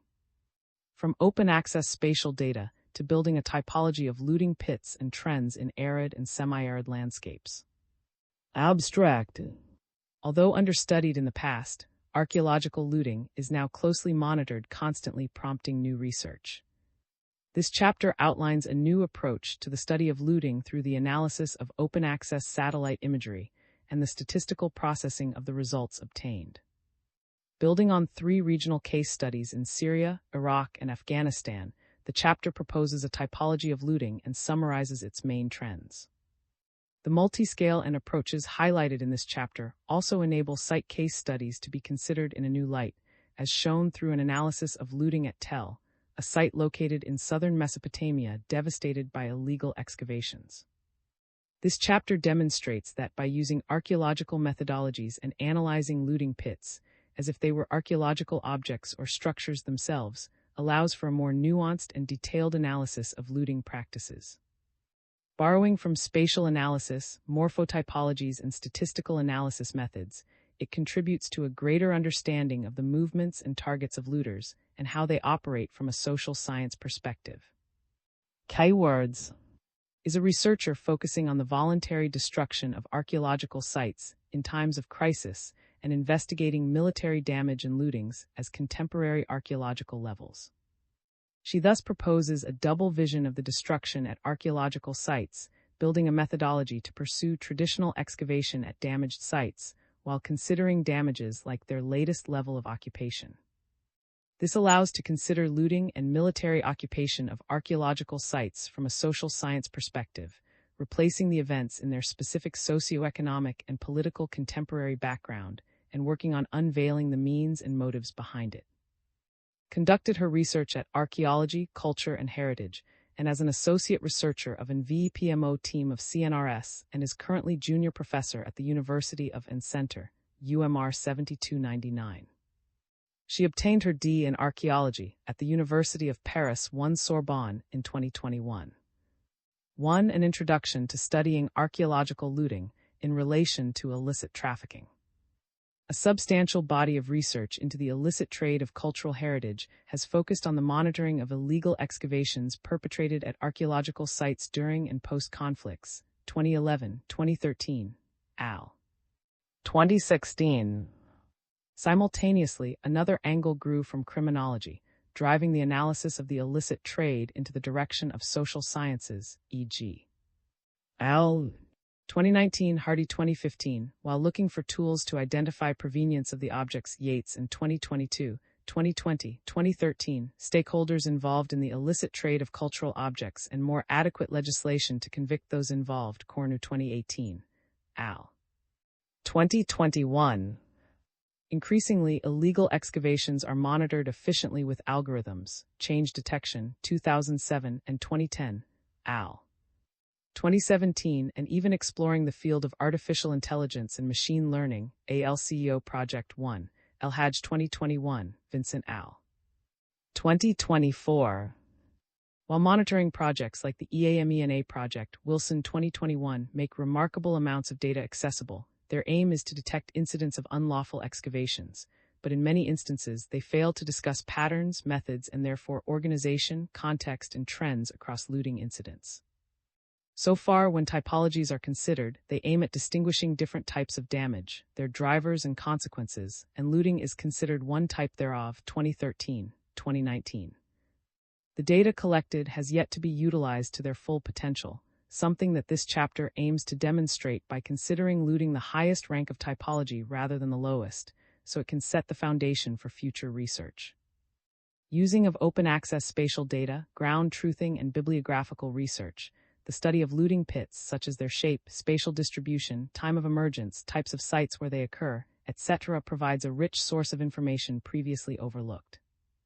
It contributes to a better understanding of the social organization behind looting, the resources, motivations, and organization of looters, and on large samples of sites, it allows to define the cross-regional trends of archaeological plundering. These trends are at the root of ongoing trafficking of archaeological objects, and studying them can, to some extent, help predict the type and quantity of pieces that will reach the market in years to come. This will hopefully lead to more effective countermeasures across the trafficking chain. The following chapter outlines a methodology to explore the spatial distribution, typology, and circumstances of looting on a large set of data from Syria, Iraq, and Afghanistan. By doing so, it underlines the still little-known trends and practices of looting in arid and semi-arid landscapes. The main objective of this research is to underline how the analysis of this open-air scavenging of archaeological sites can provide a useful avenue for research into the illicit traffic in archaeological material. 2. Photo-interpreting looting events on open-access spatial data. 2.1 Data sources, use of open-access data and ethical questions. Datasets of optical images used for the study, year covered, resolution, and open-access status. Type, source, year, resolution, open access, ground historical, archives, yes, satellite historical, Corona KH4, 1962-1972, 0.6 m2, 75 m yes no. Satellite historical, Corona KH7, 1963-1967, 0.6 m yes no. Satellite historical, Hexagon KH9, 1971-1986, 0.6 m yes no. Satellite historical, Google Archives, 1984, 70 m yes.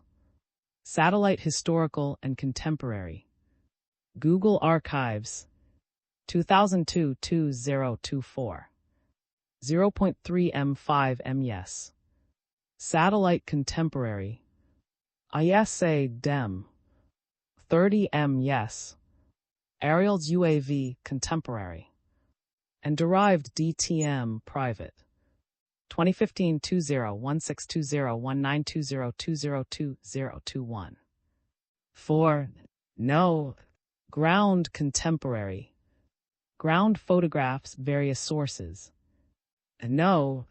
Whether available in open access or not, using aerial and satellite imagery in conflict areas poses several questions related to ethics. On the one hand, open access data provides the framework for findable, accessible, and reusable research, following the FAIR principles Wilkinson al. 2016, on the other hand, it raises questions regarding the ethics of using oversight technologies to study conflict and post-conflict areas when they are derived from military-oriented devices and sources of information. 2020. Both ethical conundrums will be discussed below. Aerial and satellite imagery are not historically open source or open access data. Produced either by states for intelligence purposes or by private companies, it has been a data source both difficult to access and prohibitively expensive for researchers to obtain. A first step towards accessibility of these resources was the declassification of spy satellite imagery from the Corona program from 1995 onwards. Some are accessible for free, and other at the rate of 30 a tile, and the consecutive release of Hexagon and U2 imagery, Kennedy 1998, or 2003, and Hammer 2018. The second major step was the creation of the Google Earth Pro program in 2001 and its historical image feature, allowing access to the imagery archives going back to 1984. These two milestones deeply transformed and shaped the discipline of archaeology, AL. 2023, AL. 2020, although still not open source, they made a colossal amount of data openly accessible and easily available to researchers. Since then, these data sources have been systematically used in the framework of large-scale archaeological surveys, conservation and damage assessments of archaeological sites, AL. 2013, 2016, 2019, and as part of training programs for professionals in source countries, 2019. In addition, European satellite programs of the European Space Agency, ESA, are another open-access source of data for research purposes. The Sentinel and Pleiades programs can be used for detection purposes, but were not available for the areas of interest for this study. The program, also produced by ESA, provides open access 30M corrected DEM worldwide, with an improved quality since 2022, Airbus 2022. This program was used when revisiting data collection through the study of looting at. The Corona, Hexagon, and U2 programs, commonly used in archaeological practice, are 3 reconnaissance satellite programs implemented by the United States Central Intelligence Agency, CIA, with support of the United States Air Force, which commenced during the Cold War, Kennedy 1998. In the broader context of studying the ties between military and archaeology, or the military-industrial academic complex, as 2020 would define it, it has been debated whether these types of sources, as well as satellite imagery in general, should be used in conflict and post-conflict settings. Reflecting on the historical connections between archaeology, intelligence gathering, and occupation in Western Asia, 2020 investigates how our discipline has borrowed from the military field and argues that by using oversight technologies, archaeologists working on post-conflict documentation are, to some extent, perpetuating colonial and imperialist approaches. This issue of using military data while studying conflict or post-conflict events is indeed not acknowledged enough in the discipline of archaeology, 2012, Pollock 2016, Pollock and 2018. Even less debated is the use of unmanned aerial vehicles, UAV, i.e. drones, to produce new photographic records in post-conflict areas, when used in an area where they were used as weapons of war and where communities have been living under them, thus rightfully associating the device to traumatic events too, and therefore questioning the relevance of its use, Pollock and 2018. Conscious of these reservations, academia is nevertheless under serious funding constraint, and the growing quantity of data made available open access is a valuable source of information for research purposes, particularly in the fight against the trafficking of cultural and natural heritage. Unfortunately, the present study is not immune to the constraints outlined above. These data serve as powerful tools in the understanding of looting and protecting of cultural heritage. Every effort was made to use these data sources with care, emphasizing the importance of acknowledging their initial purpose. By doing so, the study would also like to put forward the idea that a minor counterbalance to its initial purpose lies in the open access nature of the data, as it ensures replicability of the monitoring, analyzing, and subsequent protecting of their cultural heritage by source countries' professionals.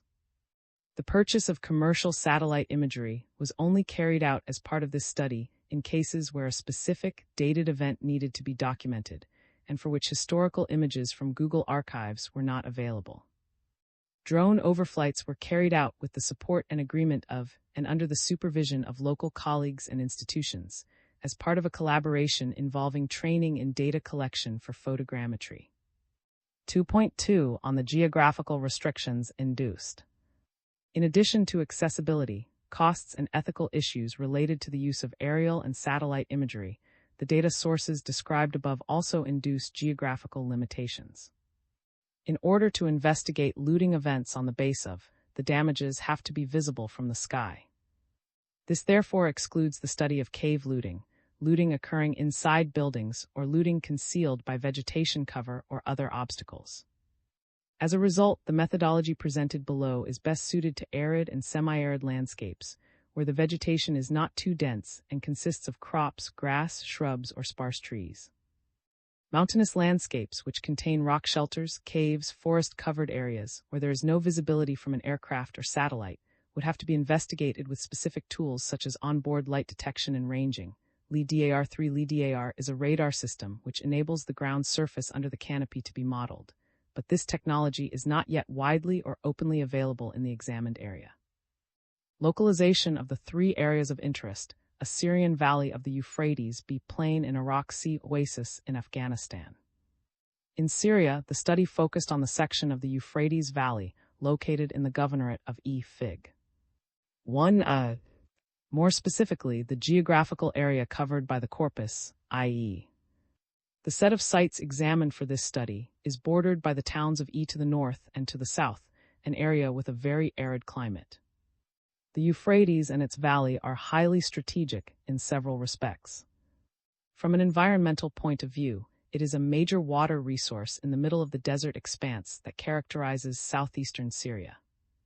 From a geostrategic point of view, control of the river, a major transport route, makes it possible to manage traffic and supplies and to cross the administrative border with modern-day Iraq.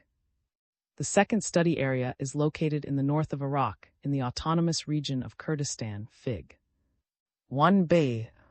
The plain forms the southern extremity of the governorate and extends over 3 subdistricts, to the northwest, Icon to the south and to the east. Geographically, it is a fertile plain between the foothills of the and the southern Kurdistan Desert. Administratively, the plain is a pivotal area, bordered to the east by Iran, to the south by federal Iraq, and linked by the north and west to the rest of the autonomous region of Kurdistan. The Icon Dam in the center of the plain boosts agricultural productivity and adds strategic value to the region, as the dam controls the electricity and water supply to the wider region. The third study area is the oasis in Afghanistan, Fig. 1c, located north of the country, stretching as far as the border with Uzbekistan in the districts of And. Set between a mountainous barrier to the south and an expanse of dunes to the north, Oasis is a wide plateau with a very gentle slope running from south to north. To the south, the highest point is the tip of the Hindu Kush. To the north, the dunes border the oasis as far as the river, the natural border with Uzbekistan to the north, Turkmenistan to the northwest, and Tajikistan to the northeast. The next section will outline how these 3 case studies were analyzed. The typology and trends defined in this study should not be bluntly applied to other geographical contexts without reassessment. Other areas could be studied using the same replicable methodology, thus providing comparative data. 2.3 Analysis Method. To survey these vast open areas this study relied on, a method that has been widely used in archaeology for over 40 years, pioneering research in this field, and for the study area can be attributed to Adams 1981 and Wilkinson 2003. This approach borrows from processes employed in geography, town planning, natural hazard monitoring, and the military. At its core, the method employs images for visual analysis. Previously, these were physical images in photographic paper format. Before this method was replaced by digital analyses or algorithms, Campbell and 2011. Visual analysis involves detecting points of interest on the images and then classifying, enumerating, measuring, and delimiting them. To do this, all elements of the image must be considered to define a signature for the tonality of the image from to darkest, the texture of the image from smoothest to roughest, shading, angle, extent, etc. Repeating patterns, combinations, shapes, and sizes. In the digital age, images are still analyzed visually through a screen, but other methods are being developed to automate and speed up reading of images. Al. 2016 and 2017. Al. 2017. Although considered very time-consuming, the study purposely relies on non-automated analysis of the satellite imagery. Indeed, many papers advocating for the semi-automatic reading of images demonstrate the opposite of their purpose. Hammer Al. 2018. Al. 2017. Al. 2016. When using semi-automatic methods to study archaeological looting, false positives are eliminated by successive, yet time-consuming manipulations of the image that limit the interest of a supposedly accelerating procedure. Often visual evidence in academic papers, i.e., figures, show a mismatch between the vector or raster layer generated at the output and the initial raster, with false positives persisting, as noticed by Al. 2023, and true positives remaining undetected. Al. 2017. For this reason, this study employed a visual and non-automated analysis of the images to define a typology based on human analysis that could help refine digital algorithms in the future. This approach also improves the reproducibility of the method, even with limited technological expertise and resources. During this study, known archaeological sites and potential new sites were identified and mapped using published regional archaeological maps and corona images. Corona images were used to identify previously unnoticed anomalies that were characteristic of the presence of previous human occupation. These panchromatic images record the luminosity of the ground across the entire electromagnetic spectrum, and the so-called signatures thus reflect the different types of soil occupation. Consequently, colorimetric anomalies can be studied in detail to identify distinct areas. This then informed the zoning of sites for this study's pedestrian survey. Sites are very diverse in terms of signatures, and therefore morphology ranges from low mounds with a small surface area, comprising a single zone, to complex sites consisting of several mounds connected by flat occupied areas, i.e. low towns subdivided into several zones, zoning 10 zones. Following this first step, the corpus of sites was defined. It consists of 73 sites in the Euphrates Valley, 75 sites in the plain, and 335 sites in the oasis. 3 extra sites were considered outside the main areas, one in each country, Ebla in Syria, in Iraq, and in Afghanistan, bringing the total to 486 sites. 5. Once archaeological sites of interest are located, recent imagery is needed to identify and assess looting. The accuracy of corona imagery and the shooting dates make it a marker of the pre-damage state of sites, but they become obsolete when it comes to the in-depth study of looting pits. On recent imagery, the following signatures are therefore sought: surface orifices, traces of soil cutting, modern on-site installations, buildings, etc. This initial photo interpretation analysis enables to consider a sample of priority sites for ground truthing. Ground truthing involves selection of representative sites of the different intensities and concentrations of damage for each type of damage: shallow, moderately or very deep looting, shallow, moderately or very dense looting, diameter and number of impact zones, etc. After this, all the sites were visited where the conditions allowed it.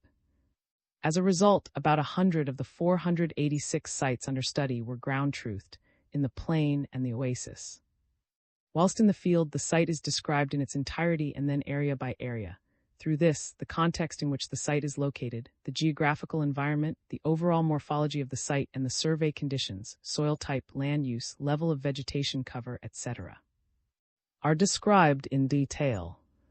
Then, for each area, the division is described according to its topographical, geometric, or usage characteristics. Finally, the quantity of material discovered on the surface is assessed during the field, along with the damage present in the area.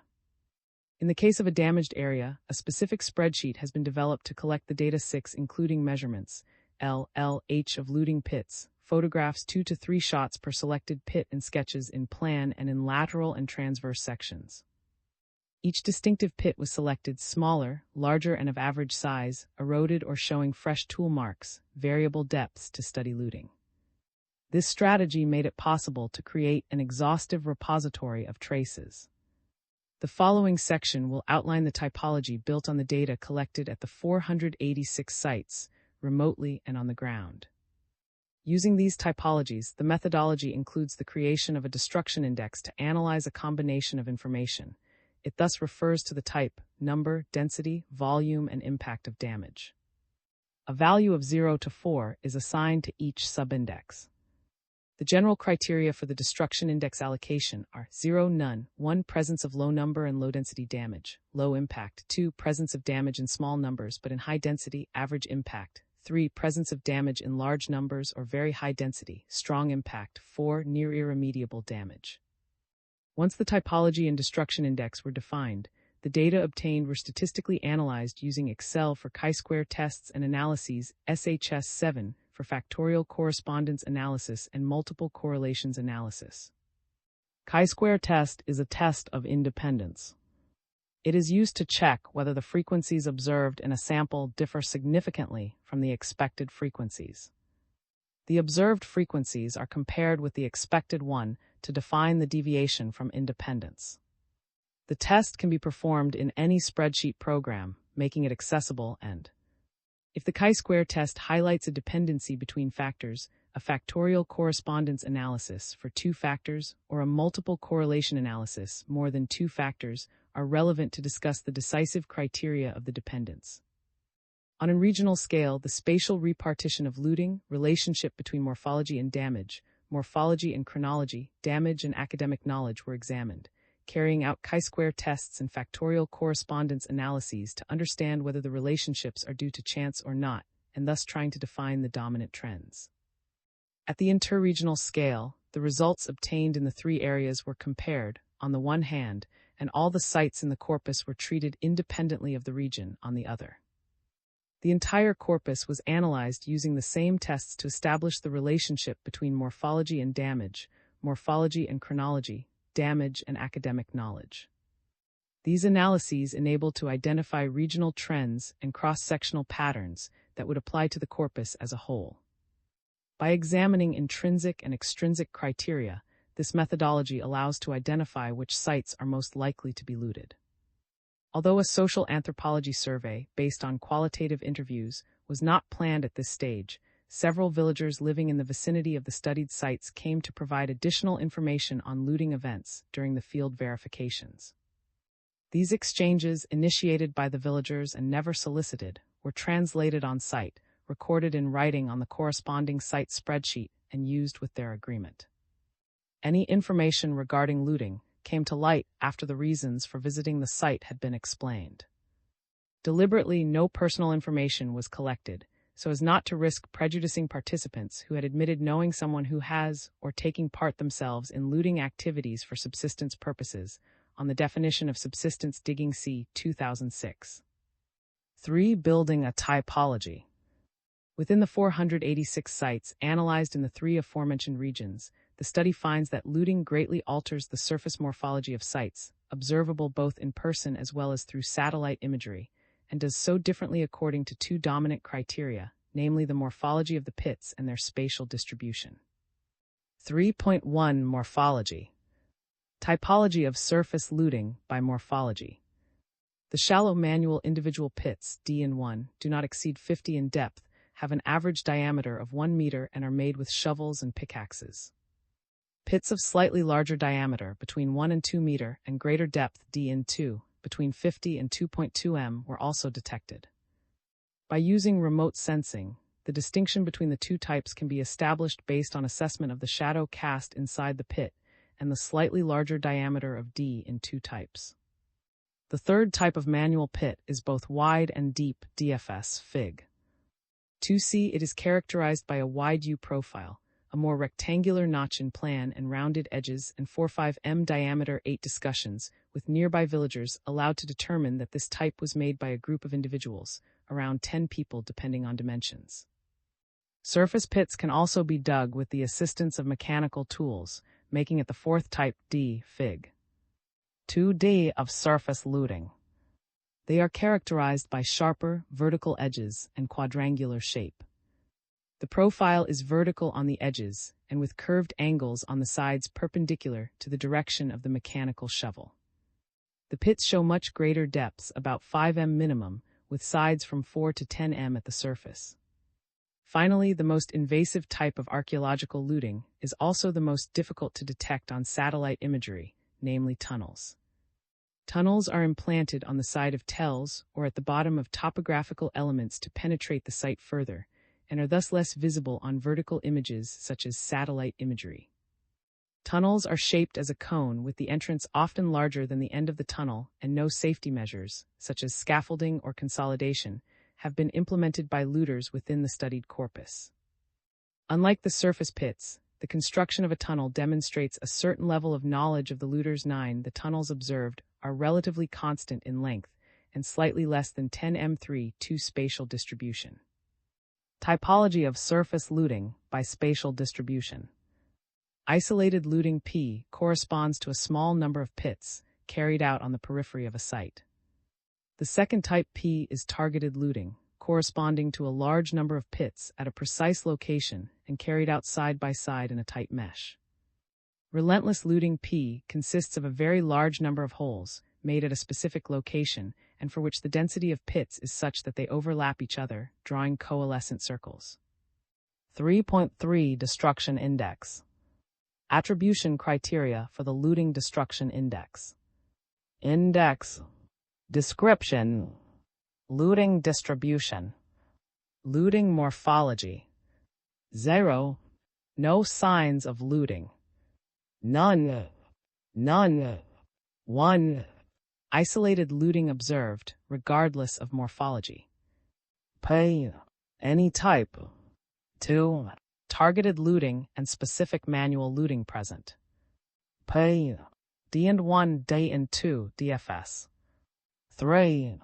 Targeted looting with mechanized or tunnel methods, or relentless looting with manual methods. P, D, P, D and 1, D and 2, DFS. 4. Irremediable damage due to relentless mechanized looting, combined with targeted and specific manual looting types. P and P, D and 1, D and 2, DFSD. 4. Towards a better understanding of looting practices. 4.1 Preferred methods. Number of sites concerned per morphological types and spatial repartition types of looting. But considering the spatial distribution within sites, our findings indicate that looting is a team effort. Indeed, the spatial distribution of targeted and relentless looting, P, shows a density that is incompatible with operations undertaken individually. 2/3 of the sites are affected by targeted and/or relentless looting. In the case of targeted looting, corresponding to side-by-side pits, it is possible to assume the work was carried out by small groups, each making a whole in a tight cluster. Relentless looting, characterized by side-by-side and overlapping pits, corresponds more to collaborative work, but is only present in 4% of sites. The most common is therefore looting perpetrated by a small group working side by side to make shallow pits, using common tools such as shovels and pickaxes. Some traces of this could be identified on the surveyed sites. This division may mean that each person earns the profit from their own looting, and that the profits are not centralized or redistributed. However, it is not possible to verify this hypothesis at this stage of our research. Thus, the evidence collected through the study of pit types and their distribution in space seems to indicate a predominant subsistence or opportunistic looting, organized within an already constituted social group, family, whole or subset of a village, etc. 4.2 Preferred targets. To define preferred targets, intrinsic and extrinsic factors were considered. First, this study attempted to understand whether the morphology and or visibility of a site was a determining factor for looting and investigate whether certain chronological periods were more sought after by looters than others, and if the degree of identification of the sites by the scientific community played a particular role in the perception of archaeological sites by local actors, and thus on the intensity of looting. Proportion and intensity of damage to the sites according to their morphology. When testing the sample of dated site, 118 sites over the 486 studied, it seems that the presence of a specific period on a site is more significant than its proximity to the surface. 3 specific periods appeared to be by looters within our study. The early Bronze Age from 3000 BC to 2100 BC, the late Bronze Age Iron Age transition from 1500 BC to 600 BC, and the Classical period from 0 to 300 AD, which correspond to periods rich in small objects such as cylinder, seal, cuneiform tablets or coins, to trafficking, and 2019.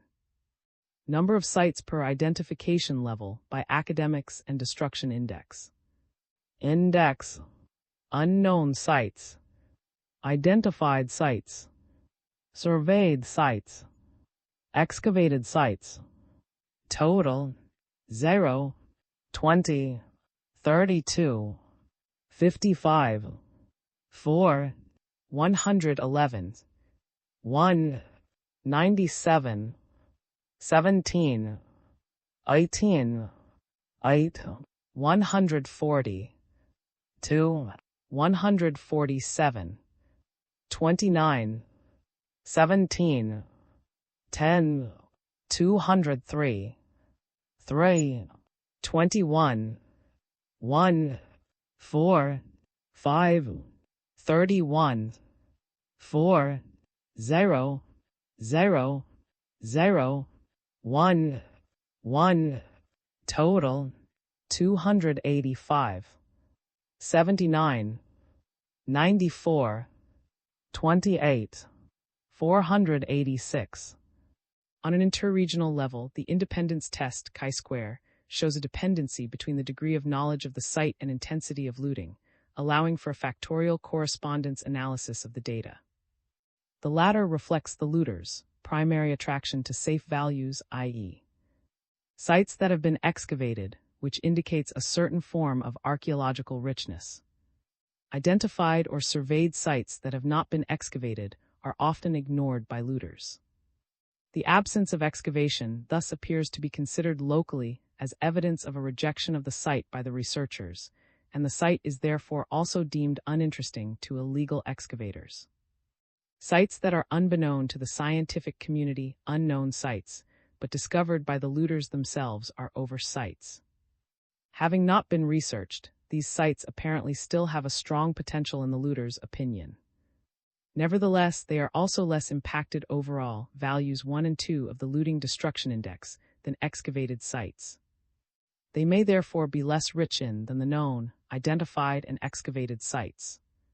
Surprisingly, the results for sites that were identified remotely and published, but not surveyed, were closer to those for sites visited in the field than to those for unknown sites. This may suggest that looters are somewhat aware of publications, but are still less interested in the identified sites than in those not been excavated. This study finds that the more interest the scientific community shows in the site, namely by excavating it, the more likely it is that illegal excavators will plunder it intensively. In the lower valley of the Syrian Euphrates, where all the sites were at least surveyed, the contrast becomes clearer. Surveyed sites are generally spared, values 0 and 1 of the destruction index linked to looting, and the scientifically excavated sites are looted, values 2 and 3 of the destruction index. In the plain, the regional particularity lies in the fact that excavated and surveyed sites are equally affected to the first degree of the destruction index, value 1.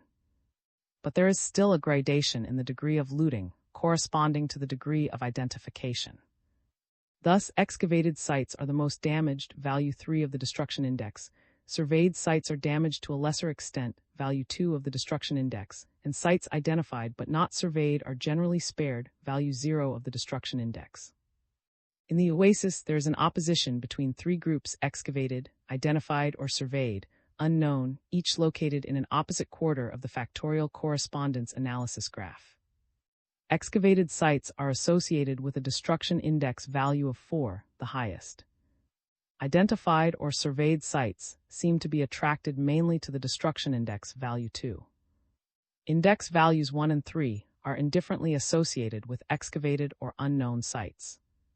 The preference of looters for excavated sites is also correlated in the area, therefore confirming that it is the richness of the site, demonstrated by excavations, that attracts local looters.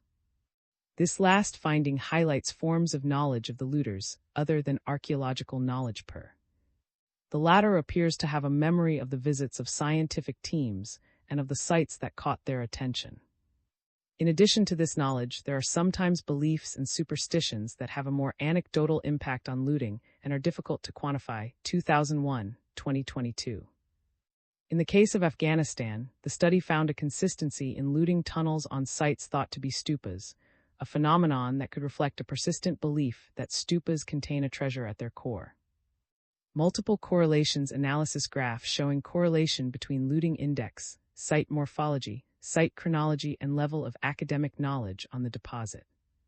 A first group of sites distinguishes Fig. 6 red limits, for which the risks of looting are very high. It concerns the high excavated tells, dated to chronological periods from the early Bronze Age to the Iron Age, statistically attracted close to each other on the graph, to the value 3 of the destruction index, the highest value of the index among the dated sites. A second group of sites concerns the intermediate risk sites, Fig. 6 orange boundaries. It is composed of 2 distinct subgroups. On the one hand, the high tells from the Neolithic to the, regardless of the level of investigation. On the other hand, the excavated sites from the classical periods and more specifically the Greco-Bactrian periods for the area, regardless of their morphology. The first subgroup is statistically attracted to the value 2 of the destruction index linked to looting.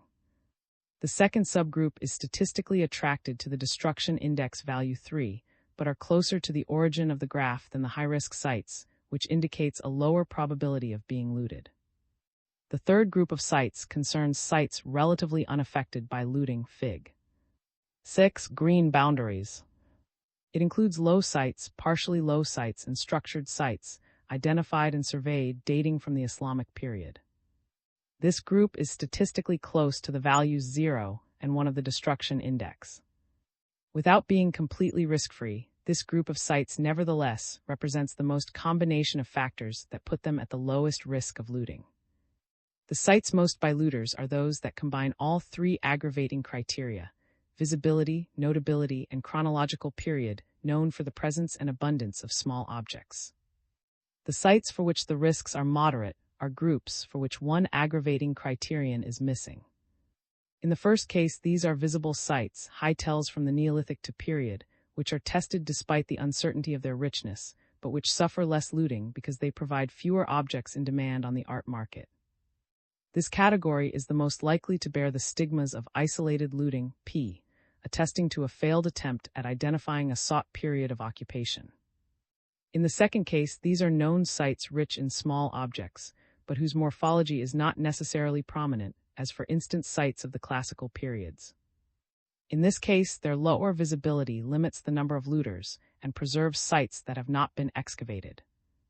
The sites most likely to be spared are therefore those that combine at least two of the three mitigating criteria: invisibility, anonymity, and material culture of no known interest to the art market. For the first time, looting targets have been identified according to several key and complementary criteria, including site morphology, visibility in the landscape, period of occupation, and level of prior investigation by the academic community. Based on a statistical analysis of the data, these conclusions represent an important milestone in the protection of the most at-risk sites in the region studied. 4.3 A case in point. Oblique view of showing the surface looting in the foreground and surrounding landscape of the site, courtesy of an MAFLU mission. Site analysis of looting at Tell, a spatial repartition of looting pits as determined during the pedestrian survey, 2019-2022, B. Looting density as identified in 2010, C. Looting density of new pits identified in 2019. The looting characteristics observed at correspond to four morphological types: D in 1, shallow individual manual pits; D in 2, individual deep manual pits; DFS, large pits carried out by a group of individuals; and D, mechanical cutting. No looting in the form of tunnels was identified. Number of looting pits per type identified during the pedestrian survey: D and 1, D and 2, DFS, D. Number of pits: 1046, 471, 154, 7. The ground survey of the site enabled an in-depth study of the looters' strategy. It appears that the priority was to target the visible elements on the site's architecture, which had not been excavated but had already been partly cleared by erosion. The northwestern sector, which has no visible structures on the surface, was therefore relatively spared. A satellite image from 2010 shows effective, relentless looting concentrated on densely built-up areas, northeast sector of the elite residences. When looting is targeted, it corresponds to a large, clearly identifiable building, visible on satellite imagery and on the ground, with walls slightly flush with the surface. A comparison of the looting carried out before 2010 and between 2010 and 2019 shows a decrease in activity and a persistent interest in the elite housing area. In addition, there has been isolated looting in previously untouched areas on the western edge of the site. The spatial distribution of the pits shows that the looting was unsuccessful to the west and that new buildings rich in were discovered to the east, identifiable due to a slight shift from the previously looted areas to new ones located nearby. This highlights a continuity in targeting the elite housing area of the site, suggesting this particular context holds the type of objects sought by looters. The ceramic material collected by Al. 2022 was dated during two field site visits, making it possible to map the occupation of the site and complete the chronology previously identified, 1989, 2003. The periods identified and their location on the site were compared to the map of looted areas, showing that the preferred sectors were exclusively dated to the early Bronze Age to the recent Bronze Age, northeast. Less looting occurred in the sectors which were continuously occupied until the Seleucid period, the majority of which occurred to the west of the site. To the south, between the Grand Canal and the South Canal, and below the South Canal, there is an intermediate concentration of looting in areas occupied also during the Babylonian, Seleucid, and Parthian periods.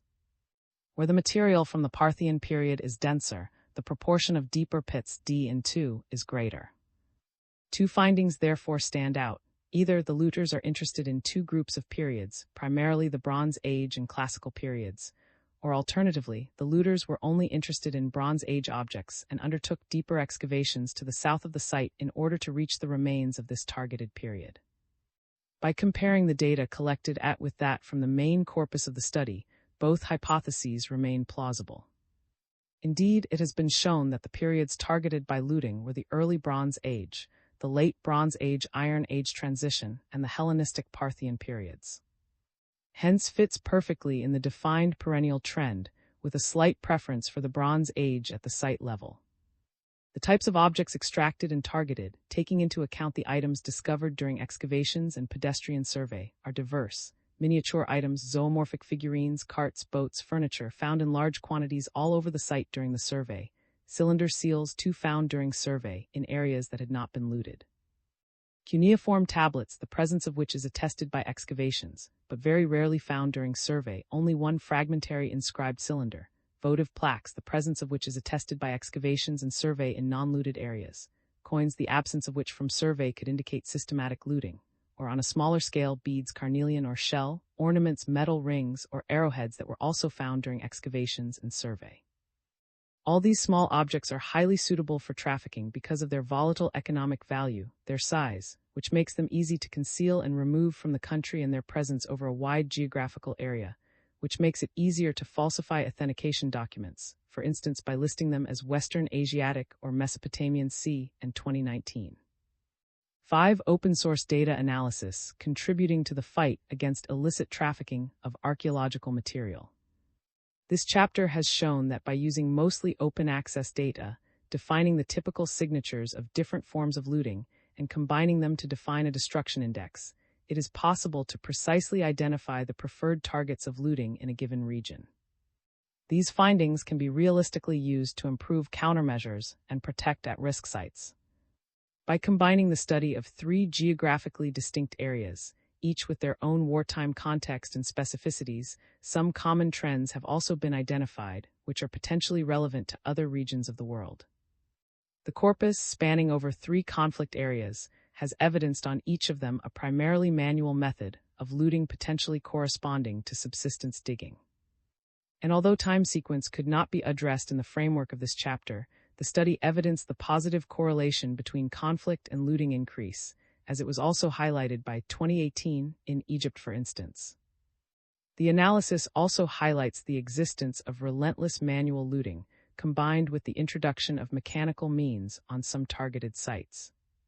This represents a minority in terms of the number of sites concerned, but is not negligible in terms of its impact on the sites.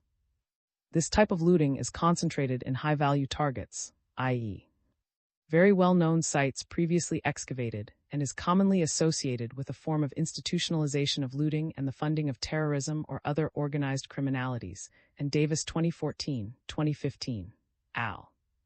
2022. The proportion in which it does is yet to be defined, Yates in 2023, but within the studied data, only looting at Tel Mari in Syria has been positively correlated to the funding of such activities. For more details on the case of Mari C. and 2019-2023. The study examined a wide range of settlements, not all of which display monumental remains. The shape and spatial distribution of looting pits mostly encountered are indeed not consistent with the removal of large-sized pieces, i.e., statues, mosaics, or architectural elements. This reflects the fact that, despite the focus on large items, it is the smaller items that are most abundant on the market, objects resulting from archaeological looting that are easily exportable, and therefore small in size. Simpson 2017 and 2019. The small size of an object enables traffickers to smuggle it across borders, and the common nature of the piece makes it possible to falsify its provenance. And 2019. To be able to circumvent relevant legislation more easily, sites containing small common objects, coins, small and complete vessels, tablets, foundation nails, etc., are looted preferentially. Previous research by Simpson, 2017, established that as early as the 1980s, certain archaeological objects from Afghanistan transited through Iran, and once exported, they were identified as dating from the Elamite period and coming from an Iranian region, thus circumventing the laws protecting Afghan heritage. While these objects were likely to have come from the region, they could be sold on the legal market at a higher price. Simpson 2017, p. 142. More commonly, traffickers falsify the date of acquisition of a looted object to enter the legal art market. 2007. As most international conventions and national laws fighting against trafficking in antiquities are not retroactive and have a statute of limitations, 2012, faking the date of acquisition is a way of laundering the piece so that it can be sold. Remote sensing of looted regions and sites can therefore be an important tool to date the event and prove that the illegal excavations occurred within the of a conflict, for instance. 6. Conclusion. The aim of this chapter was to demonstrate the contribution of open access data for this type of research project, i.e., its potential contributions, its sociological potential, and its use as primary investigative technique. Firstly, the chapter provides a framework to categorize looting stigmas by, to statistically analyze the results on a large sample of data, and does so by means. Building on 3 case studies, it highlighted trends and patterns in the methodology of looters and their preferred targets, which can contribute to more effective targeting of countermeasures to protect at-risk sites. And by identifying targeted periods and material culture associated to it, the last contribution of the study is to narrow down the type of objects susceptible to reach the market in the years to come by analyzing key high-value targeted sites such as Ormari. Overall, open-access satellite imagery enables unprecedented analysis of looting on a large scale within a collaborative research framework. By removing the barrier of satellite imaging costs, it allows everyone to contribute to data collection, enhancing our understanding of a global phenomenon that supports the cross-border issue of illicit antiquities trafficking. Using these resources to detect unlawful excavation, as well as discussing patterns, methods, organization, context, and trends across looting incidents, sets the foundation for future and more nuanced research into this international concern. This chapter is based on a study developed as part of a D thesis, defended in 2021, supported by a D contract from ED 112 of Université Paris 1 Sorbonne under the direction of Pascal, 2021. It was supported by the mission, directed by Jessica, and the N Afghanistan, directed at the time by.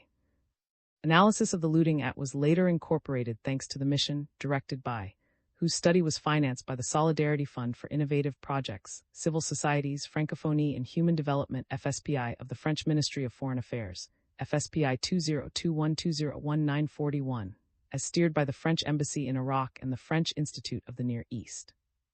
As one of the 4 operators of the project, contributed to the investigation on the looting at under the author's supervision, oversaw the pedestrian survey of the site. Jessica and provided the research time to prepare this contribution. Open access. This chapter is licensed under the terms of the Creative Commons Attribution Commercial No Derivatives 4 International License, org licenses by N40, which permits any non-commercial use, sharing, distribution, and reproduction in any medium or format, as long as you give appropriate credit to the original author S, and the source, provide a link to the Creative Commons license and indicate if you modified the license material. You do not have permission under this license to share adapted material derived from this chapter or parts of it. The images or other third-party material in this chapter are included in the chapter's Creative Commons license, unless indicated otherwise in a credit line to the material. If material is not included in the chapter's Creative Commons license and your intended use is not permitted by statutory regulation or exceeds the permitted use, you will need to obtain permission directly from the copyright holder. References: Adams R.M. 1981, Heartland of Cities, Surveys of Ancient Settlement and Land Use on the Central Floodplain of the Euphrates. The University of Chicago Press, Chicago, USA. W. 2001, The Destruction, Looting and Traffic of the Archaeological Heritage of Peru, in N, J, and C, Trade in Illicit Antiquities, The Destruction of the World's Archaeological Heritage, 8996. Cambridge MacDonald Institute. Airbus 2022, Digital Elevation Model. Product Handbook V436. R. 2012, The Political Dimension of Archaeological Practices. NDT Aid, a companion to the archaeology of the ancient Near East. 87105. N 2007, comment on irreconcilable differences. Pap 181215. NMMSI Smith E. Yatesd 2021, Why There is Still an Illicit Trade in Cultural Objects and What We Can Do About It. J. Field 472117-130. Org 1010800934690202-11996979. PM 2019 Marila. In J. Al, Archaeology of Conflict, Archaeology in Conflict, Documenting Destruction of Cultural Heritage in the Middle East and Central Asia. Roots Ax II. Association Roots, Paris, 199-224. Campbell J.B., R. 2011, Introduction to Remote Sensing. Press. M.A. Belly F. Garrison T.G., Houston S.D., M.J. M.D. P. All Thomas L.C. Chatelain D. C.R.T.T. A.A. J.C. R. 2018, Ancient Lowland Maya Complexity, as revealed by airborne laser scanning of northern Guatemala. Science 361-1355. Org 101126, Science 0137. J. 2015, Satellite Imagery-Based Analysis of Archaeological Looting in Syria. Near Eastern 78-3-142-152. J.E.J. 2017, Satellite Imagery-Based Monitoring of Archaeological Site Damage in the Syrian Civil War. Pilo S. 11211E0, 188589. Org 101371 Journal Pone 0, 188589. D.N. 2010, The Utility of Publicly Available Satellite Imagery for Investigating Looting of Archaeological Sites in Jordan. J. Field 3511-01114. Cornu M. 2018, La Provenance, La Diligence Dan's Technical Report March 2018. E. 2013, Satellites and Site Destruction, an analysis of modern impacts on the archaeological resource of the ancient Near East, Durham Theses. Durham University.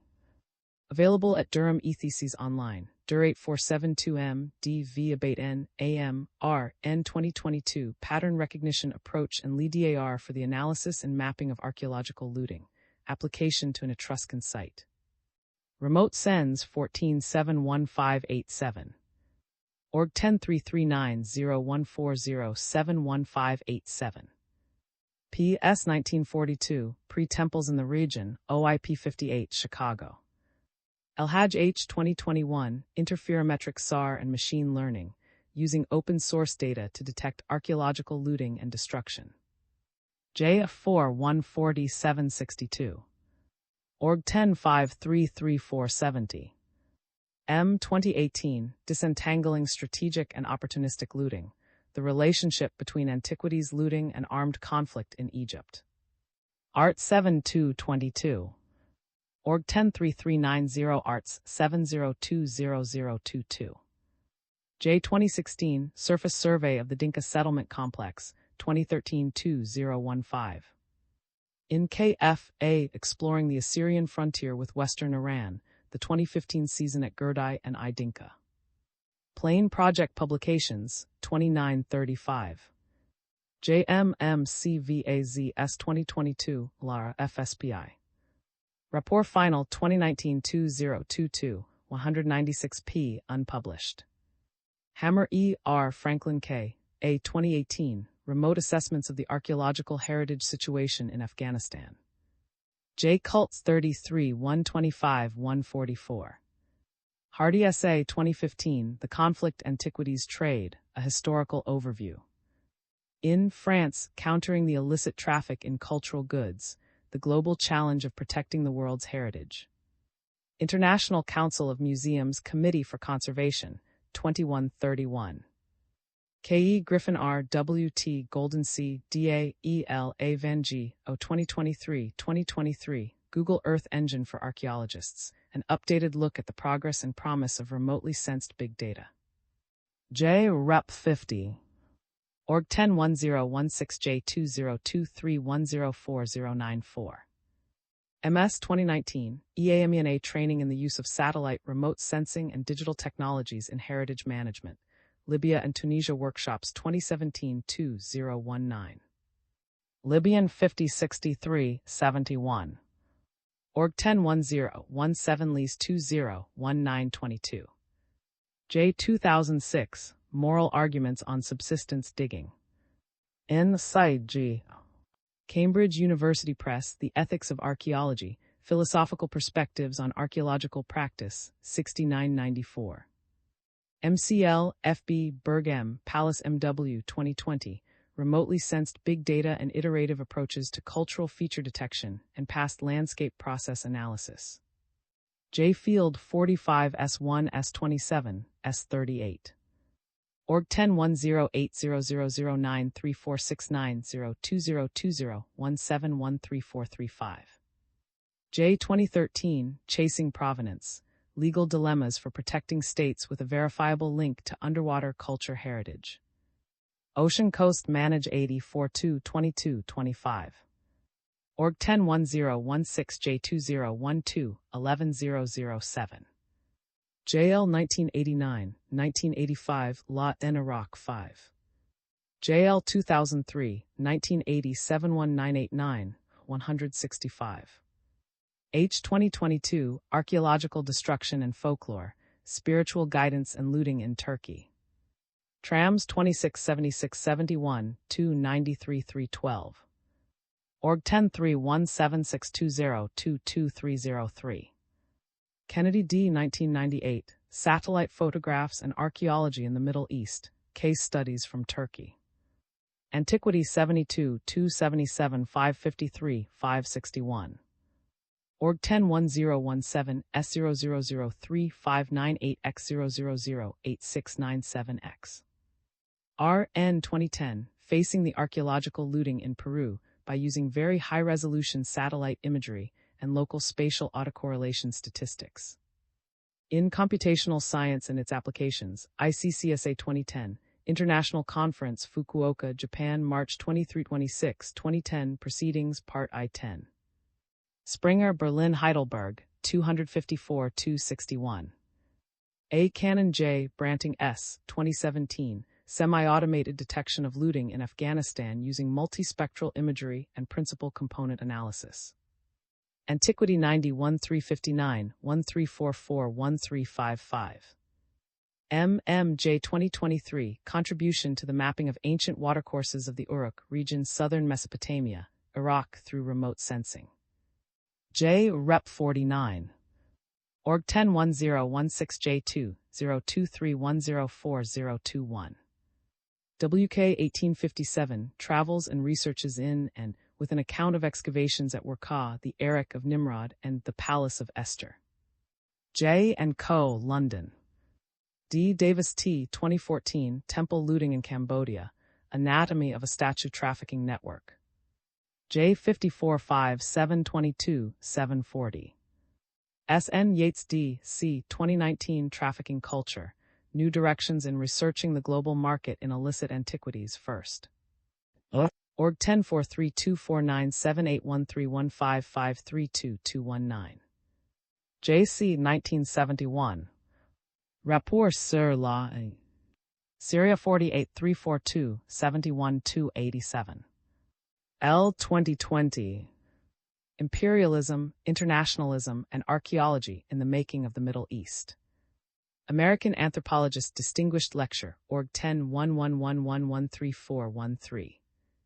M. 2021, Tells, Pillages, Destructions, Comparative Volution Tells, Dan's Micro. D. Dissertation, Paris, Paris 1 Sorbonne. Paris 1 Site 89-0, a 6B4690 4062, B0 5697 BA 195176. M. 2023, Mari Pillaged Tat. 623 2843. R. MB 2017, The Science Behind Archaeological Signatures from Space. 113 10 185 91872. Org Stable 26494837. S. 2007, Satellite Remote Sensing Methods for Monitoring Archaeological Tells in the Middle East. J. Field 32 16581.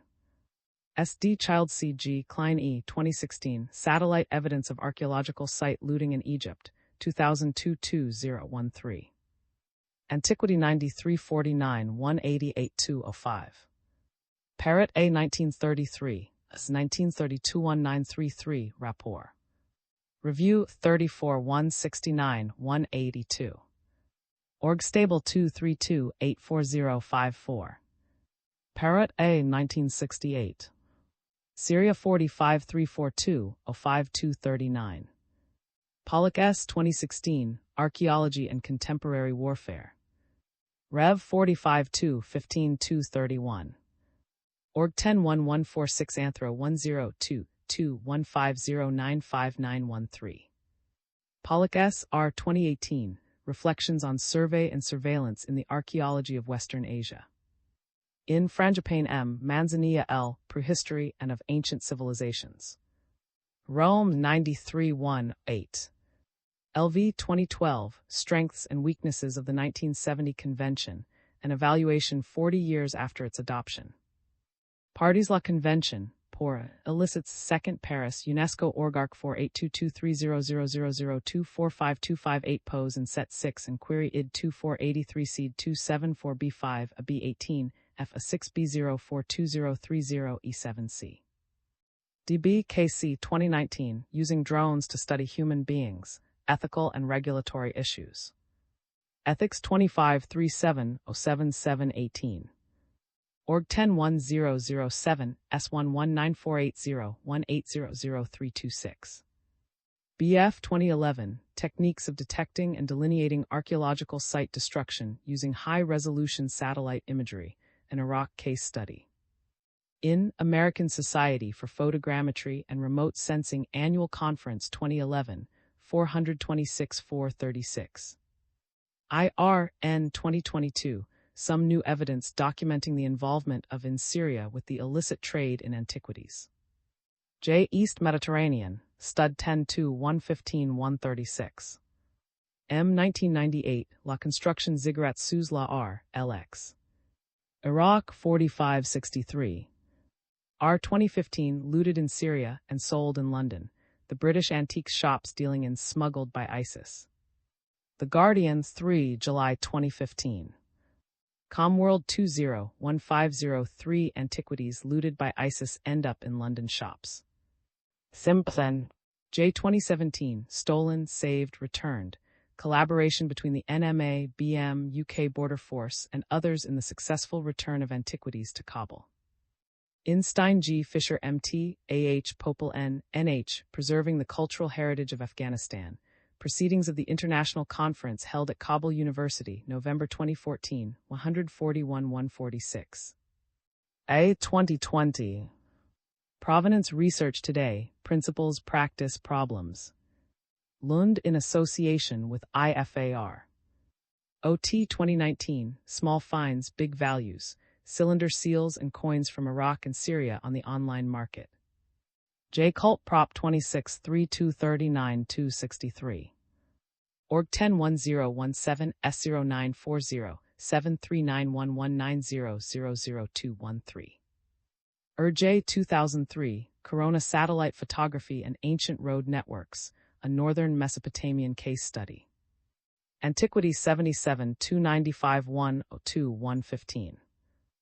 J. Hammer E. 2018, Spatial Index of U2 Aerial Photography of the Middle East, 1950-81960. V1, Org 107910 DVN-VD 74QX. J. L. J. JF Mac J. 2013, Ancient Cities and Landscapes in the Kurdistan Region of Iraq, the Plain Archaeological Survey 2012 season. Iraq 7589-117. R. Abdulali J. Aldebs R. L. D. L. Dushsi J. Herjj C. J. A. M. S. V. A. J. 2019 Preliminary Report on the Annex Campaigns at Sumer LXVI. Unpublished. Vincent E. M. J. Y. Marquis P. Ponce J. M. 2024 Detecting Looted Archaeological Sites from Satellite Image Time Series, 2409.09432.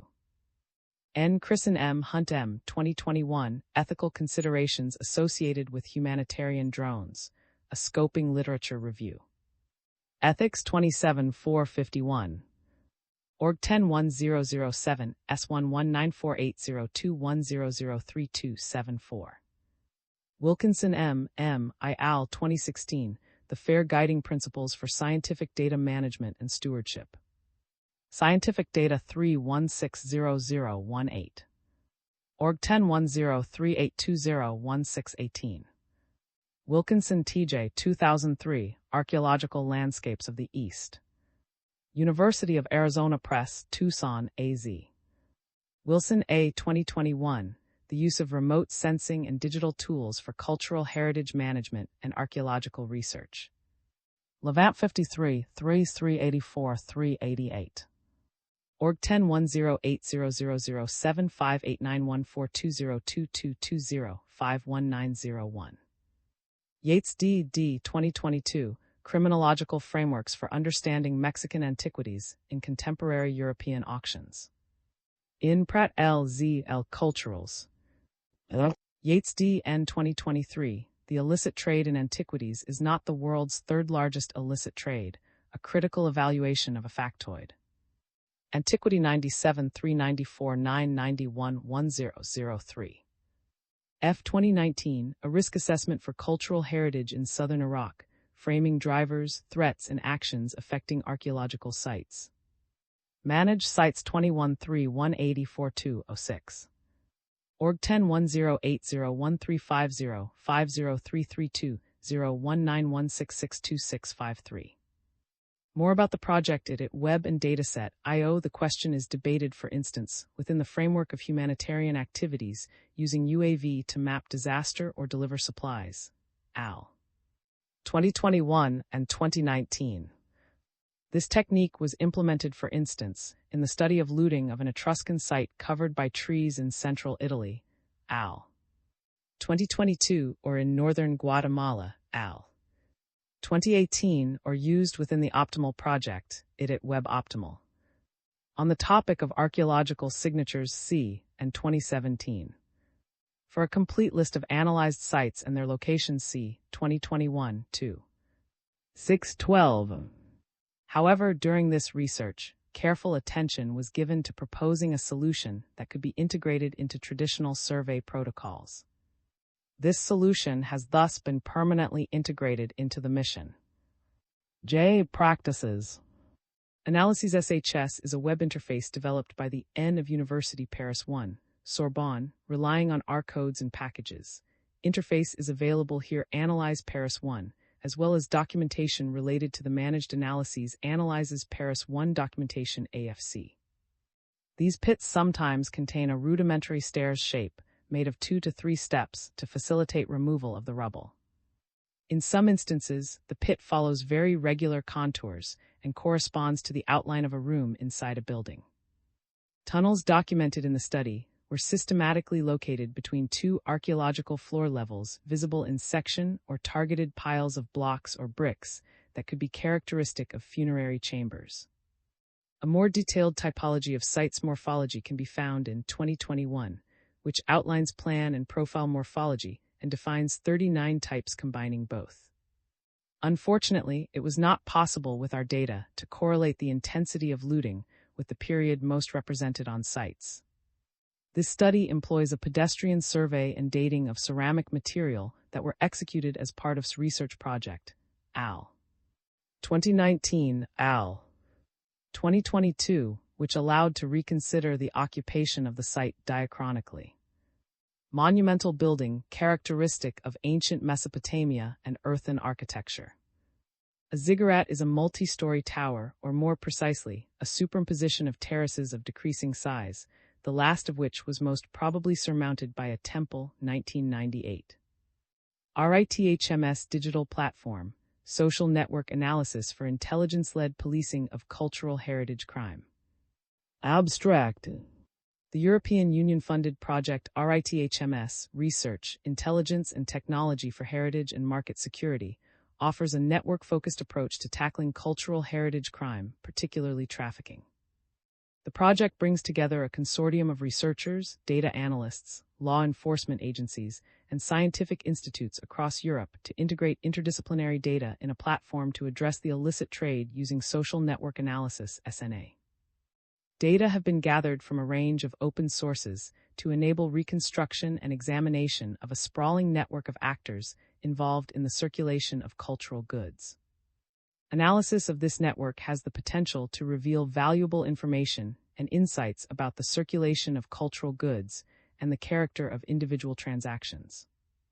This chapter first offers theoretical background for the core concepts at the root of the project, namely trafficking, SNA, and the collection of open data. It then explores 3 case studies that highlight diverse approaches to data analysis, which the value of open-source intelligence and promising methods for intelligence-led policing of and research into cultural goods crimes. This research reinforces the importance of an interconnected analysis among isolated datasets and encourages a broader approach to studying the circulation of cultural goods using these open sources. Keywords is a historian of the modern Middle East, focusing on the ways in which cultural heritage is leveraged for political legitimacy.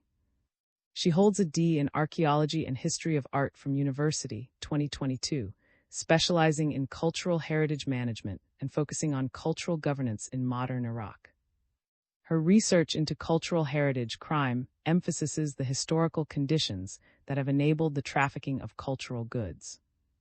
Other research interests include developments in museum studies, particularly concerning restitution and repatriation, and the role of objects in the manifestation of power. Her current work combines many research interests: heritage management, antiquities protection, archival research, and innovative technologies, in support of the RITHMS project to tackle the illicit antiquities trade. Is an ancient historian and classical archaeologist from the University of Pisa and where she also obtained her D in Ancient History and Archaeology within a joint program with the Heidelberg. After a specialized postgraduate course at the Centro IN, she completed a 2-year postgraduate program at the University of Roma, addressing the illicit trade of funerary portraits and the impact of numismatic forgery on the art market. She co-founded and is now the secretary of the Art Crime Project APS. Since 2020, she has been collaborating with the Center for Cultural Heritage Technology, CCHT, of the Italian Institute of Technology, IIT. Her research stretches from provenance, looting, and forgery studies to the dynamics of illicit trafficking. Currently, she is a postdoctoral research fellow at the CCHT and the scientific project manager of the HE-RITHMS project. An archaeologist specializing in Egyptology and Roman provinces, directed his research towards investigating the looting and illicit trafficking of cultural in 2011, prompted by the widespread looting of museums and archaeological sites in Egypt during the Arab Spring.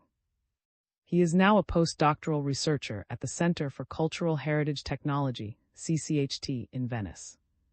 He researches practical application of advanced digital methods and knowledge graph frameworks towards the challenges associated with preserving cultural heritage and curbing the trade of looted. He is the president of the civil society Art Crime Project and actively engages in initiatives aimed at raising awareness, involving the broader public and fostering collective action to prevent and counter art-related crimes across various dimensions. A control and automation engineer specializing in machine learning and deep learning models applied to sequential data, focused her research on developing innovative models for the automatic of historical documents written in Western Latin-based languages.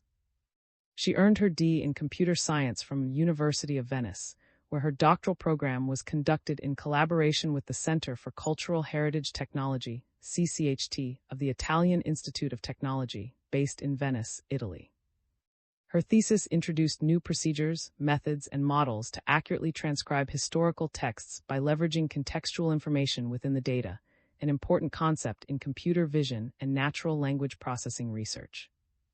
She is a postdoctoral researcher at CCHT, working under the EU project RITHMS to and define new natural language processing models for extracting information from online sources to help create a knowledge graph database for the RITHMS platform.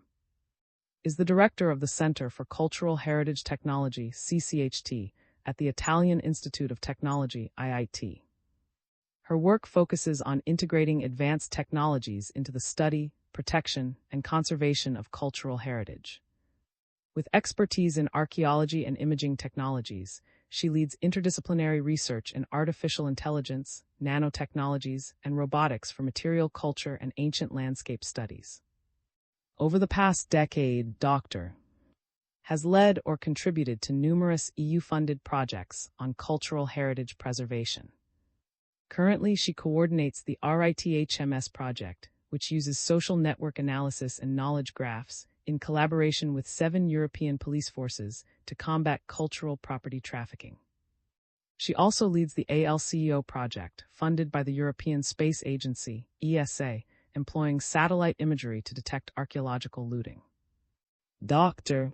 has held academic positions in Italy, University of Venice, and Australia, University of Sydney, University, and collaborates with the Council of Europe, contributing to the upcoming guidelines on AI for cultural heritage. With several awards, she also serves as chair of the Technical Scientific Committee for the E Foundation. 1. Introduction. The European Union EU-funded Project RITHMS-1, Research, Intelligence and Technology for Heritage and Market Security, offers a novel approach to tackling cultural heritage crimes, particularly trafficking and illicit trade, RITHMS 2024b. The analytical approach at the heart of the project is social network analysis, SNA, which investigates the structure of interactions among actors in a network using graph theory. Intended primarily for use by European law enforcement agencies, LEAs, the RITHMS platform builds a multi-layer social network graph, SNG, from structured and unstructured data collected from a range of diverse sources. Analysis of this network's layers has the potential to reveal valuable information and insights on the circulation of cultural goods and the character of individual transactions and relationships. This chapter first offers a theoretical background for the key concepts at the heart of the RITHMS project, particularly cultural goods trafficking and social network analysis. This serves as a foundation for discussing the platform's key components, which comprise diverse functions for analyzing the network dynamics of the art market. It then illustrates the considerations which emerged relating to the consolidation of open data for addressing these activities, focusing on the integration of provenance databases and repositories of stolen and missing cultural goods. 3 diverse case studies are used to demonstrate how the analytical approaches employed by RITHMS offer novel technological techniques and methods for enhancing intelligence-led policing of cultural heritage crimes. The chapter concludes by reflecting on the ethical considerations of these technologies, common limitations of SNA research, and additional opportunities for research and investigation. The insights for cultural heritage scholarship and law enforcement provided throughout the chapter highlight the value of an interconnected analysis among isolated open data sources and promote an interdisciplinary, semi-automated approach to studying the circulation of cultural goods. 2. Cultural goods trafficking. The term cultural goods refers to objects that relate to human culture and the expression of cultural identity, including, but certainly not limited to, artworks, archaeological finds, coins, books, and ND. 2015, Al. 2019. While there are significant overlaps with similar terms such as cultural heritage and cultural property, these objects are commonly considered goods in a commercial sense, particularly in policy and legislation, because of their commodification on the open market and susceptibility to illicit trade, ND. Al. 2019, Hardy 2020. An international interest in thwarting the trafficking of these items has resulted in a sweeping set of policy and advocacy documents, which include, in Europe, the EU Action Plan Against Trafficking in Cultural Goods, the European Parliamentary Research Service's Briefing on the Illicit Trade in Cultural Goods, and the designation of cultural goods crime as one of its priorities in the fight against criminal activity, ND. 2017, European Commission 2022. These efforts seek to disrupt a broad category of crimes that includes theft and looting, trafficking and smuggling, forgery, vandalism, destruction, and illegal import and export, and 2011, Al. 2019 and 2021. Of these, this chapter focuses on cultural goods trafficking, a blanket term that encompasses all unlawful activities related to the transfer of ownership of cultural objects. Boz 2018, Al. 2022 and 2023. This category of misconduct is also closely linked to other typologies of criminal activity and occurs within a vast network of both licit and illicit. For example, the trafficking of cultural goods has been linked to the financing of extremist groups and crime syndicates, as well as the perpetration of other criminal activities such as tax and sanctions evasion, drugs and weapons trafficking, and cybercrimes. Al. in 2019. Al. 2019, Hardy 2021b. The criminal phenomenon of trafficking affects local communities, archaeological sites, cultural institutions, and art markets around the world and is frequently transnational, crossing borders to move goods from source countries to market countries where criminal actors can more easily find buyers for undocumented and items too. And Polk 2011, Campbell 2013. Increasingly, new technologies are being developed, tested, and implemented for the investigation and policing of these crimes to address their interdisciplinary and international nature. 2014, Graham Al. 2023 a B, and 2024, as will be discussed at length in the present chapter. With the ratification of the 1970 UNESCO III Convention, an illicit system articulated in 3 stages, export, import, and transfer of ownership, was formally at the international level as one of the main causes of the impoverishment of the cultural heritage of the countries of origin. UNESCO 1970, Art. 2.1. Now, 50 years later, the Council of Europe Convention on Offences Relating to Cultural Property, the Nicosia Convention, is encouraging the of a set of activities that represent the most harmful, making up the illicit chain of trafficking. Theft and unlawful excavation, illegal export and import, acquisition and placing on the market cultural objects of undocumented or illegal origin, falsification of documents, destruction and damage, which could occur in any stage, and aiding or abetting these criminal offenses. Council of Europe 2017. The various activities that enable this trafficking chain involve several distinct but connected actors. Of these, looters represent one of the greatest threats to archaeological sites, but they rarely work alone. Hardy 2021 has illustrated how metal detectors, which would ordinarily be a huge investment for a full-time minimum wage earner in lower-income countries, are often acquired through cost-sharing and profit-sharing arrangements among a group of would-be looters or between a dealer and a looter. He cites the examples of Croatia, Serbia, and Bosnia and Herzegovina, in which at the time of writing, mean net monthly incomes of €905, €536, and €495 respectively made individual ownership of a metal detector, priced around $657.50, nearly impossible. Al. 2005, Hardy 2021, a P172, P184. Rather, cost-sharing arrangements make metal detecting a more accessible source of revenue for would-be looters in these countries, and serves as evidence of collaboration among different actors in the trafficking chain. Such mutually beneficial relationships are not uncommon in the trafficking world, where each individual represents a link in a chain that connects the original, illicitly acquired object with a final buyer. Watson and 2007, and Polk 2011, Hardy 2021, a B. The division of represented by this chain similarly reflects the network's international scope, as goods acquired in so-called source countries are transported to market countries for sale, and Polk 2011, Campbell 2013, and Yates 2023. Of course, dealers and looters are not the only figures fueling and fostering the illicit flow of cultural goods. Other roles in the chain of trafficking are equally important, although more difficult to identify and prove in court. 2019-2020. Indeed, a wide range of professionals can participate in trafficking networks, representing pivotal links that facilitate the illicit transit, acceptance, and of the 2005-2011 a B, 2014 a B.C.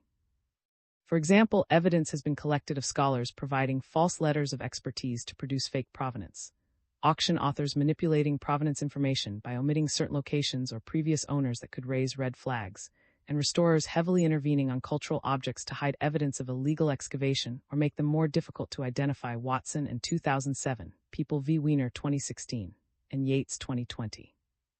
This creates an impression of collusion among trafficking networks and cultural heritage experts that threatens the legitimacy and authority of experts in the field. This has been reinforced by high-profile cases of scholars, historians, and other experts charged with abetment of trafficking activities, such as the 2005 indictment of museum curator Marion True and the 2019 case by New York prosecutors against British art dealer and author Watson and 2007, 2014 B.C. 2023. Both cases also highlighted the international nature of cultural goods trafficking, which involved from Cambodia and southern Europe, respectively, illicitly acquired by buyers and museums in the United Kingdom, UK, and United States of America, USA. Criminal networks habitually leverage the same routes for different categories of illicit objects, such as drugs and weapons in addition to cultural goods, Hardy 2021b, Hunt 2021, UNODC 2022. Further, high-profile cases of seizures and arrests often highlight the involvement of multiple countries, such as in a 2016 case where Ukrainian police recovered 17 artworks that had been looted from a museum in Verona, Italy, and smuggled to Odessa via Moldova, Associated Press 2016. Similarly, Operation Pandora, coordinated by each year since it began in 2016, has seen a crackdown on antiquities smuggling across Europe and led to the recovery of around 11,000 and the arrests of 60 people across 14 European countries in 2022 alone, 2022-2023. Another accomplishment of the operation has been the identification of certain crime networks that have enabled the trafficking of cultural objects as well as other illicit goods, including drugs, tobacco, and weapons. This brief overview highlights the international and collaborative nature of cultural goods trafficking, which suggests equally interdisciplinary mechanisms are required to police cultural heritage crimes. New tools should promote collaboration among different law enforcement stakeholders, enable effective sharing of information and interoperability among existing open resources, and take advantage of promising new developments in technology which are enabling new avenues for data analysis. Able to highlight and reconstruct the often obscure connections among various actors in the chain of trafficking, the network-focused RITHMS platform holds great potential for tackling such a diverse landscape of illicit activities. 3. Social network analysis and other analytical methods. Viewing the trade of cultural goods as a complex network composed of nodes, actors, and edges, either inferred or known interactions and relations among actors, with notable topological characteristics fits well with foundational concepts of network analysis, 2003 and 2016. This analytical approach is well suited to understand the flow of goods and information within markets, because the methods and technologies it leverages allow for the extraction of insights on influential actors, individuals, and other entities, and a greater appreciation of how objects and information flow, the routes they take, and where bottlenecks in communication may exist. 1985, Jackson 2010. Network models have been applied to the analysis of art trade since the late 1960s, particularly within the realms of visual and contemporary art markets, and Grund 2012. They have also been explored in other disciplines of arts and humanities research, including investigations into archaeological and art world networks, AL. 2014 and 2023. Writing specifically on the illicit antiquities market, Campbell 2013 describes the network as fluid, highlighting the transnational nature of these systems, see also, and Yates 2023. This fluidity is reflected in part by the ways in which various actors communicate and interact within the network, as outlined in the previous section. Further, as with trafficking networks for other goods, such as drugs and weapons, routes taken by traffickers are not permanent but rather evolve over time, Al. 2019. A holistic network model appreciates the ways in which systems transcend national boundaries and the various factors which impact their longevity, relying on a range of actors across a broad geographic and temporal scope. Key applications of SNA include the work of 2014, who designed two network models focused on the convicted antiquities smuggler and art dealer Medici. These models demonstrated Medici's significant influence within the network and its fluid, non-hierarchical structure by employing measures like degree, eigenvector, and closeness centrality.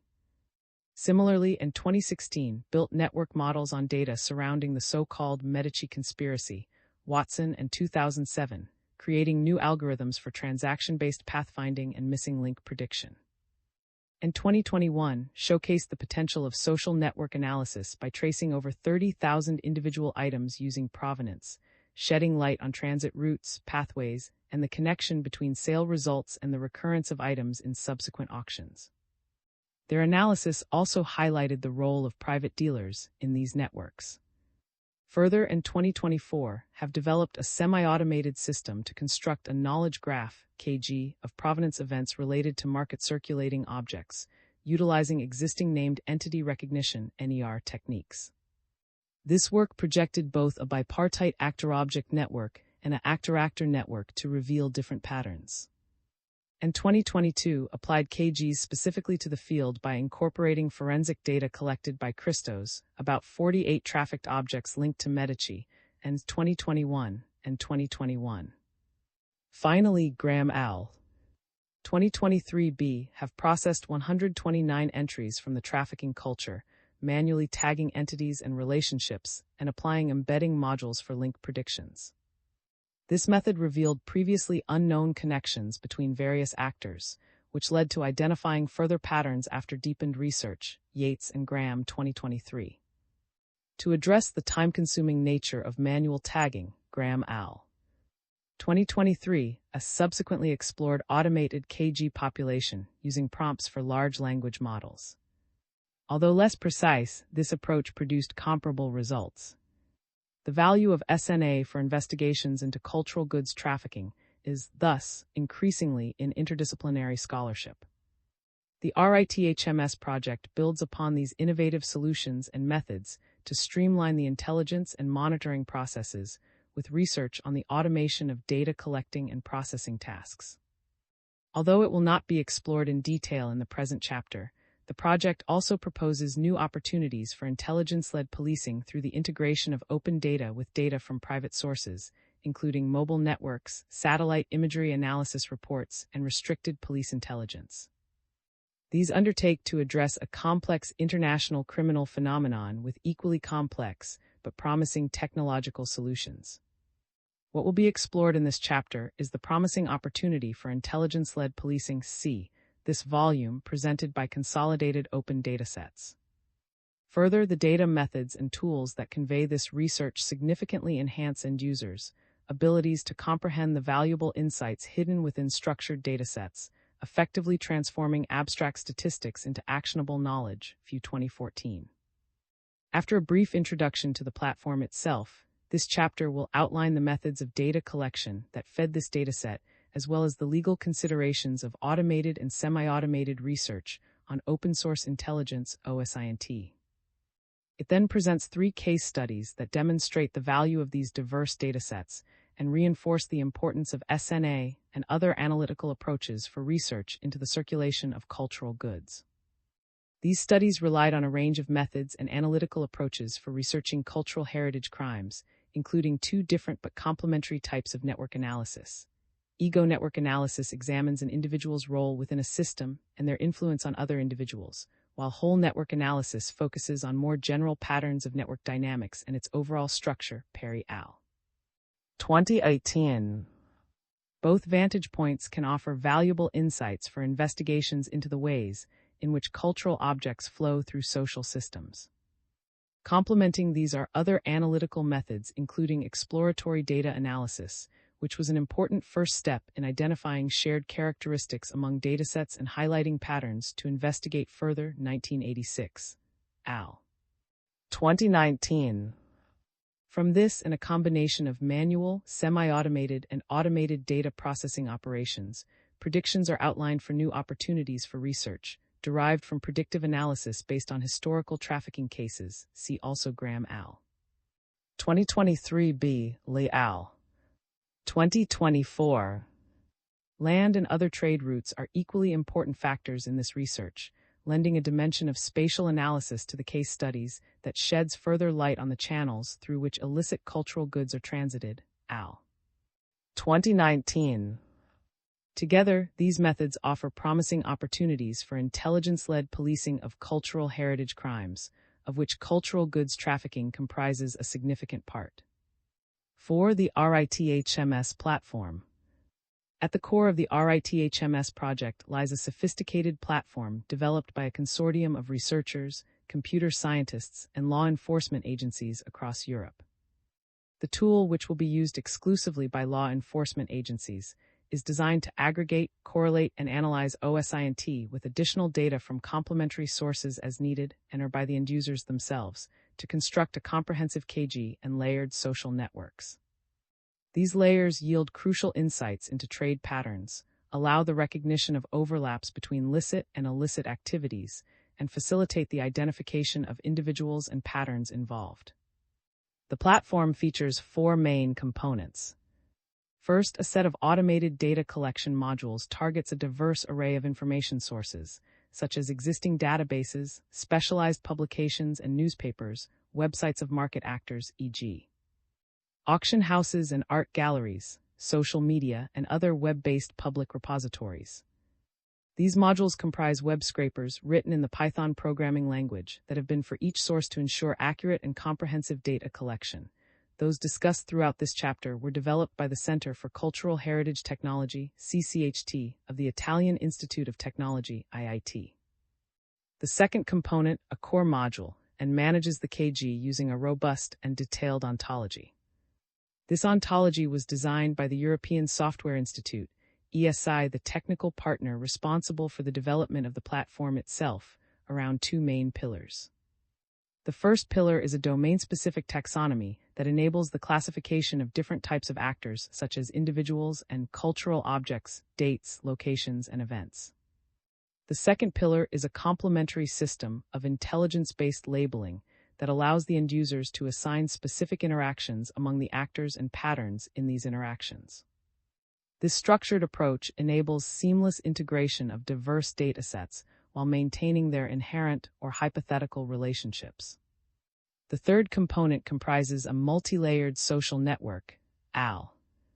2021, that correlates various patterns and applies different analytical algorithms, ranging from conventional SNA methods, Sandra AL. 2021, to advanced machine learning techniques such as graph neural network-based link prediction, Lee al. 2024.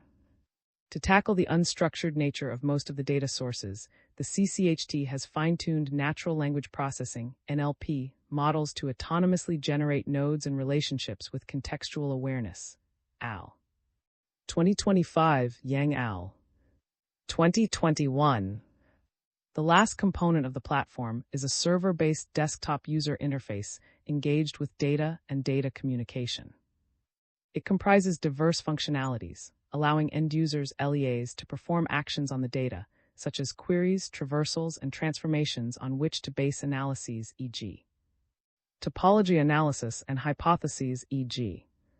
link prediction about the interactions among data objects. Finally, the user interface allows for manual data entry to permit users to input and analyze other relevant data obtained from other, closed sources. While it is outside the scope of this chapter to present the platform in greater detail, this overview is essential for outlining the importance of open data to the project and the conditions within which these data were gathered and will be used. Further, this limited introduction draws connections between the analytical tools discussed in the previous section with the initial problem the platform aims to address: cultural goods trafficking. The methodology for data collection and the legal framework that enabled it will be detailed in the next section, while the opportunities, limitations, and ethical considerations of the platform's use are explored in the discussion that comprises Sect. 6. By enabling innovative analytical approaches towards the examination of open data on the circulation of cultural goods, LEAs will be empowered with enhanced investigative capacity to monitor, detect, analyze, and act on inexplicit patterns of illicit cultural heritage trade more effectively than ever before. 4.1 Methodology for Data Collection. In the initial phase of project development, the CCHT developed data collection modules to automate the gathering of information from 30 public databases of stolen, missing, and protected cultural goods. These included the Federal Bureau of Investigation's National Stolen Art File, the German Lost Art Foundation's Lost Art Database, and the Romanian Police's public database of stolen cultural objects, as well as those discussed later in this chapter and many others. These tools are automated web scrapers that can be run manually, scheduled, and are to limit the collection of data to certain results, for example, to only collect data on objects of type painting, or to limit results to items stolen before a certain date. For the purposes of RITHMS project, all available data was gathered from each source, which in most cases included at least basic object data, for example, title, year of creation, author, materials or object type, dimensions, etc. And in many cases also included information about the object's provenance or historical chain of ownership, for example, that a museum acquired the piece from a specific collector, or that an object was stolen from a private residence in Paris on a specific day. Data collection was performed with a combination of the requests, Beautiful Soup, and Selenium packages of Python, depending on whether the data source was static, i.e. the page's source hypertext markup language, HTML, could be automatically parsed, or dynamic, i.e. where the implementation of JavaScript in the page's source code necessitated the use of a web driver to replicate normal user. Additional considerations for individual case studies presented in this chapter have been outlined in the corresponding sections below, to further and illustrate the individual procedures of data collection, processing, and analysis required for each case study. Before discussing the legal framework within which data collection and analysis occurred, it is important to clarify the working definition of open data used in this research.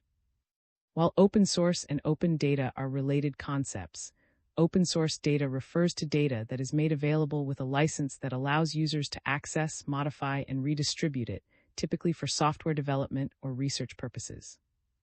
In contrast, open data refers to data that is made available to the public for free and without restrictions, often with the intention of promoting transparency and public good. In our research, we publicly available data within the broader context of OSINT research, where sourcing from openly accessible but legally bounded data is key. Legal considerations are crucial in both cases. Open source data may involve licensing agreements that dictate how the data can be used, while open data may be subject to privacy laws, data protection regulations, and restrictions based on intellectual property. In terms of legal right to collect and process data, it should be noted that the activities conducted on public open access websites as part of the RITHMS project and the research presented here comply with EU Directive 2019-790 Directive, EU 2019-790-2019, Title II, Arts. 3.4, which has been transposed into Italian law through Legislative Decree 177/2021, specifically introducing Articles 70 ter and 70 quarter into Italy's National Copyright Law 633/1941, Legislative Decree N 177, 2021, Art. 1 par 1I. Pursuing the lead institutes, the Italian Institute of Technology, legitimate interest to carry out scientific research, GDPR Art. 6 par 1F, Data Protection Commission 2019 for compliance with the key principles of the General Data Protection Regulation, GDPR, has also been ensured, particularly with regard to data gathering and storage, and an informative notice has been published on the RITHMS website in accordance with GDPR Art.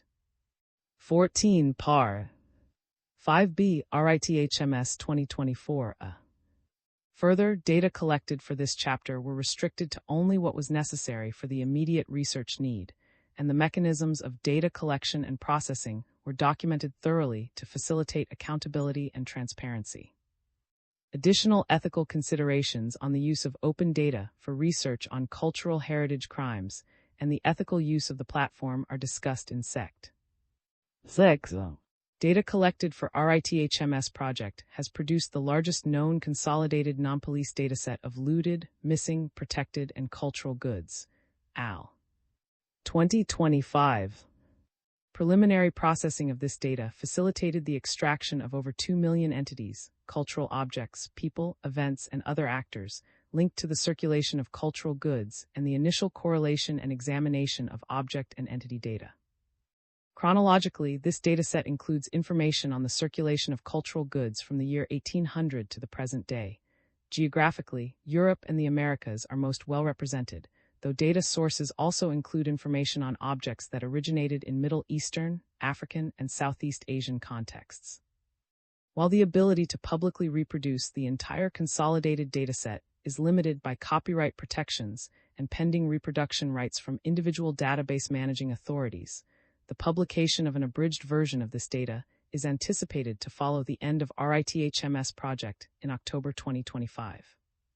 The following section discusses some of the initial case studies which have been conducted on this data, outlining the opportunities for intelligence-led policing of cultural heritage crimes and the value of automated and semi-automated analytical approaches for examining this information. 5 case studies. This section offers cursory analyses of several datasets collected within the scope of RITHMS project to highlight research prospects and the patterns that can be gleaned from the mechanisms implemented in the project. It draws attention to the ways in which different analytical approaches, including SNA, can highlight prospects for investigation into trafficking networks, areas of the market, and other problematic activities. Further, it reinforces the need for a consolidated dataset to minimize data silos and complement existing research and investigation. AL. 2025. Through the project's collaboration with implementing LEAs across Europe, these initial opportunities can be translated into actionable results, contributing to the tackling of cultural goods trafficking and other criminal activities by bolstering mechanisms for intelligence-led policing. Research on individual datasets collected for the project has shed light on the structure of elite social networks and networks of individuals active in the circulation of cultural goods. Leveraging the same methodology for automated data collection through web scraping, AL. 2024 reconstructed a social network of thousands of individuals who have been sanctioned for their support of Russian military action in Ukraine, including high-ranking oligarchs and individuals in the Russian state apparatus.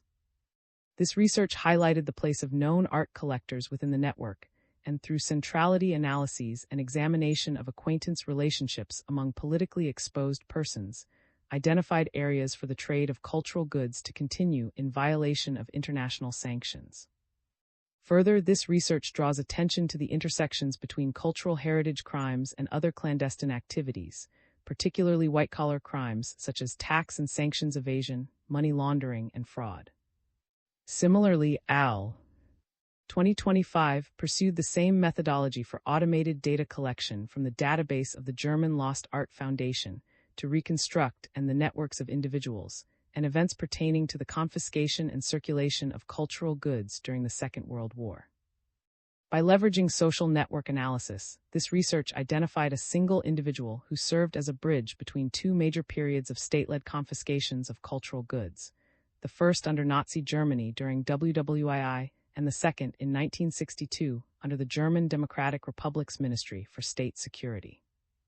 This study produced insights that would not have been attainable using other methods of data collection or analysis, and this research highlights novel opportunities for research into the post-war provenance of looted objects, which is often incomplete, missing, or German Lost Art Foundation in DIA, 2023. These research projects, secondary to the development of RITHMS platform, leverage the unique collection of open data to offer substantial insights on the structure and flow of the networks that feed the market for illicit goods. Similarly, the following case studies demonstrate how further research on other datasets collected for the project offers actionable insights on trade patterns and networks, which can aid law enforcement efforts to tackling these types of criminal activity. The case studies are presented in reverse chronological order, first examining data on current trends in illicit trade, then considering data on post-1970 trafficking networks, and concluding with a case study on wartime looting during WWII. 5.1. The database is managed by the Federal Criminal Police Office of Germany, also BKA, in collaboration with the German State Criminal Police Offices. The database holds records on thousands of cultural goods that have been confiscated by police departments across Germany and that are believed to be linked to criminal activity, 2024. At the time of writing, the database holds 5260 object records, which include artworks, watches and coins, gold bars, and other items seized during the carrying out of police activities, 2024 B. The database is public, allowing anyone to browse the objects and submit a report if they identify an object for which previous ownership is known. Each object page includes at least one photo of the object, a brief description, details of the confiscation date and place, and contact information of the police department involved, in most cases consisting of a telephone number, the department name, and its postal address. Keywords are also provided for the objects, for example, coin, pendant, and gold, which facilitate data querying and browsing in the raw dataset. While some of these items, particularly or watches, may not be typically included within the umbrella of cultural goods or cultural heritage, the present study has deferred to the BKA, which has included all such items under the umbrella of art and valuables, 2024. For the purposes of this research, data used were collected from on 8 April 2024. Seizures of cultural goods in Germany by city as reported in the database, with marker size proportionate to the number of seizures. Labels have been added for cities, with more than 140 reported confiscations. Data were using the and Shapely Python packages. Cities with the most confiscated objects and the most frequently confiscated object in each, extracted from the database. City. Confiscations. Most common objects. 1969. Watches, coins. Am Rhein. 315. Watches. Wuppertal. 180. Coins. Berlin. 177.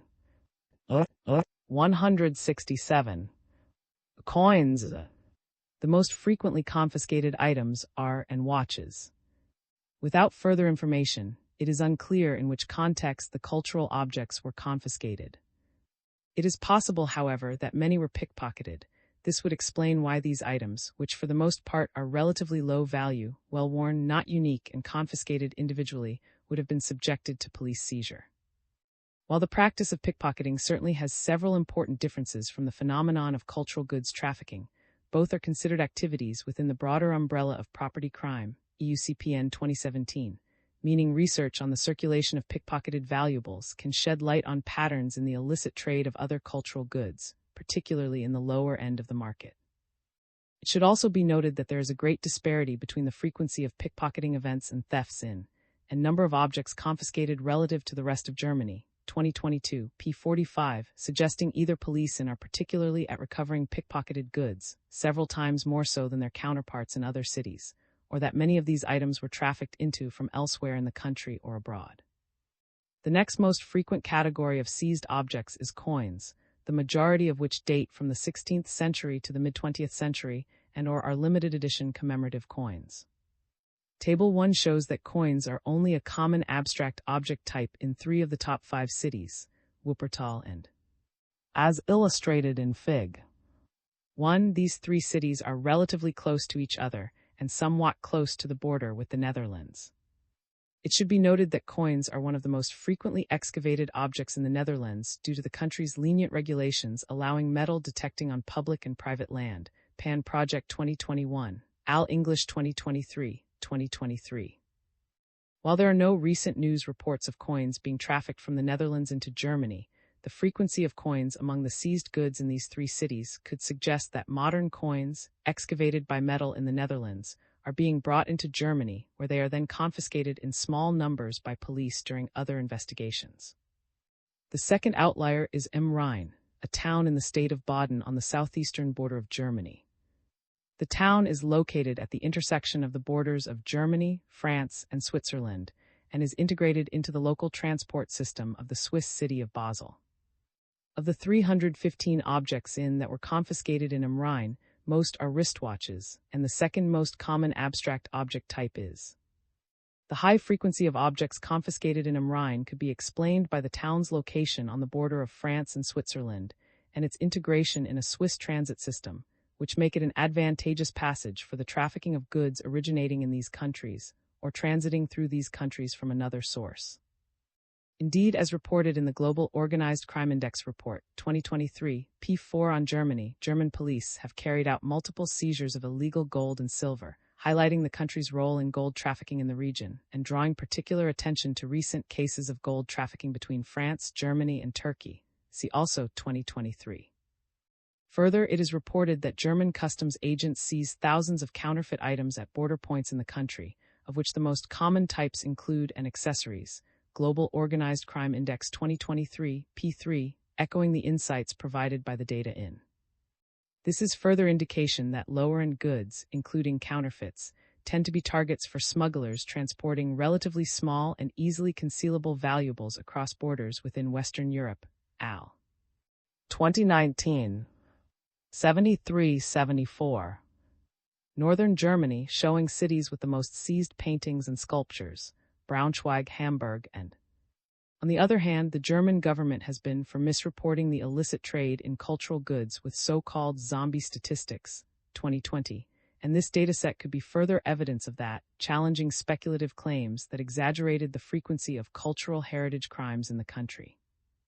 In 2019, for example, the ILLICID project submitted a report that failed to find evidence of a billion-euro market for looted antiquities or proof that the illicit trafficking of cultural goods was financing terrorism and crime, claims that have been used to implement heightened regulations on the art trade and a new cultural property law Fitzgibbon 2019-2020.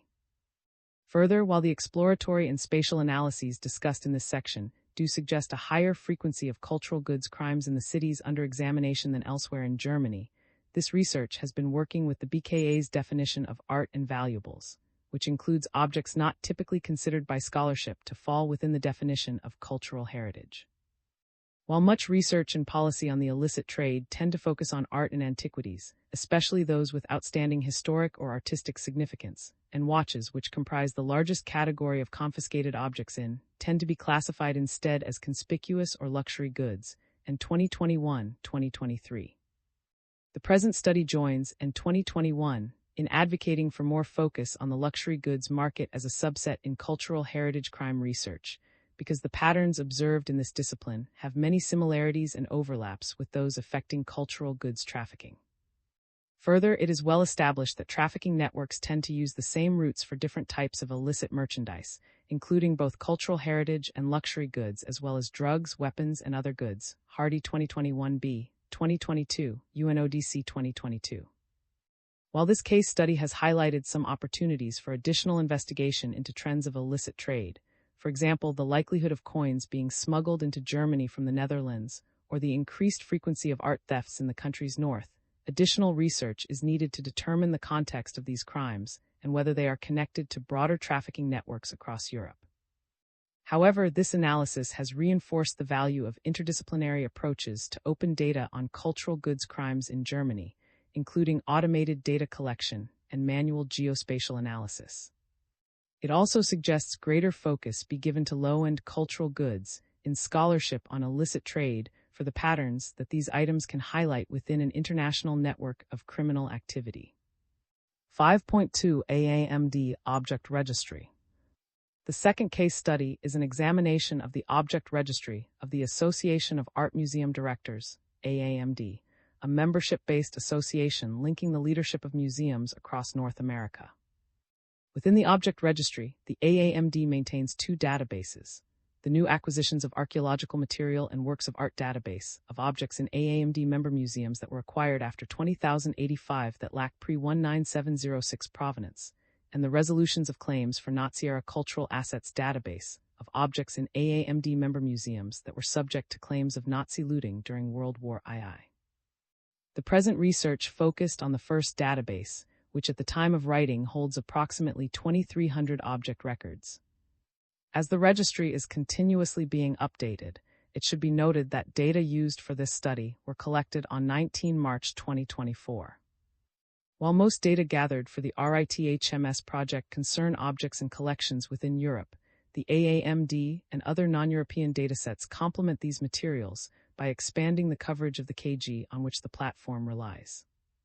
Specifically, they help mitigate a common weakness in social network analysis in which the restricted geographic scope of the network graph does not accurately reconstruct the network under study, which is rarely so limited. Rather, the integration of non-European datasets allows the connections between trade routes in Europe and those elsewhere in the world, in this case the Americas. It also highlights the same patterns of trafficking which affect other regions, for example, as outlined below, the transit of illicit goods from looted contexts first to Europe and then to North American markets, which serve to launder object provenance and disguise illicit origins. The inclusion of American data also helps link other datasets of European scope to high-profile trafficking cases, many of which have involved American galleries and museums. For example, the art and antiquities dealers Robert Hecht, and John G., all of whom have been implicated in international antiquities trafficking networks, feature in multiple object provenances in the AAMD object registry, these objects and the channels that enabled their acquisition by reputable museums. Lastly, the enrichment of the RITHMS-KG necessitated the automated extraction of entities and relationships from unstructured text to reconstruct the sequences of events which make up object provenances. The tool which enabled this was fine-tuned on the AAMD dataset and then further tested on other data gathered for the project, making the AAMD an important step in the technological advancement of the project's mechanisms for data processing. Example of data annotated for NLP that tags, locations, dates, and people as relevant entities, using NER annotator for. Seated figure holding a box, the Walters Art Museum. Earthenware originated in Ecuador, FOD, by the Walters Art Museum, Creative Commons License CC01. The reason the NLP model results were unsatisfactory for this object is that the structure of the provenance information is somewhat unclear, devoid of verbs, and includes in square parentheses irrelevant text. These factors all contribute to uncertainty on the part of the model, as well as for human researchers trying to identify the events involved in the object's historical chain of ownership. There are multiple reasons why provenance texts may be vague, oddly structured, or otherwise confusing. In some instances, for example, if an object were acquired illegally, ambiguous provenance may be a deliberate attempt to mask the illicit circumstances of the object's acquisition. In other cases, however, it may result simply from a lack of or standards of documentation on the part of the reporting institution. During manual attempts to reconstruct the chain of ownership that resulted in the object being acquired by the Walters Art Museum, it was ascertained that John G. is already known to the field of cultural heritage crime and provenance research, Yates 2014. In 1998, the Peruvian archaeologist Walter identified objects in the New Mexico History Museum that he believed had been looted from the site of in Peru, 2003. An FBI investigation later determined that the objects had indeed been looted from the site in 1987.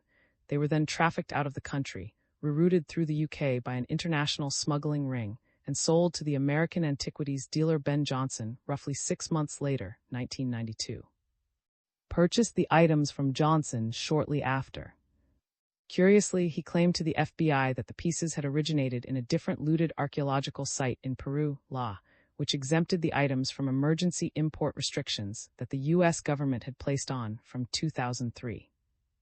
Having acquired the objects before the formal imposition of import restrictions on Peruvian, and in the absence of proof that the objects originated in rather than avoided charges, and the items returned to the museum, Constable 2008. The New Mexico History Museum later announced that it would no longer welcome his anticipated donation of his personal collection of. Then turned instead to the Walters Art Museum, where he donated approximately 300 items from his collection and $4 million USD for a center to focus on research of the ancient Americas, Yates 2014. Further, Ron, the New Mexico dealer from whom allegedly bought the earthenware sculpture under investigation, has also faced charges for trafficking that originated in looted Peruvian archaeological sites, the Washington Times 2005, Yates 2015, p. 41. The claim in the object's provenance field that had acquired the items from an undisclosed Arizona collection is another example of a vague provenance that potentially covers up the object's illicit origins. The only publication provided to support the object's provenance is an overview of the John Collection, Exploring Art of the Ancient Americas, published by the Walters Art Museum itself, 2012. While the earthenware figure at the center of this study originated in Ecuador, not Peru, the actors involved in the object's historical chain of ownership are known to have participated in the trafficking of similar into the U.S. and the fabrication of provenance to these objects. Further, has participated in the laundering of items' provenance by donating them to museums, first the New Mexico History Museum and then the Walters Art Museum, the laundering of his own reputation through high-profile cash endowments, and the of his collection through publishing activities, as demonstrated by the events related above. This object may not have drawn attention without being flagged by the NLP model currently in development, but research into this item and others like it have returned similar results that suggest the NLP model is able to predict promising opportunities for further research and investigation through the flagging of vague or deceptively worded object provenances. 521. The AAMD-derived network. This case study relies partly on analysis of the social networks that facilitated the circulation of these goods from their origins in archaeological contexts, via trafficking networks which routed through Europe to antiquities dealers and museums in the United States.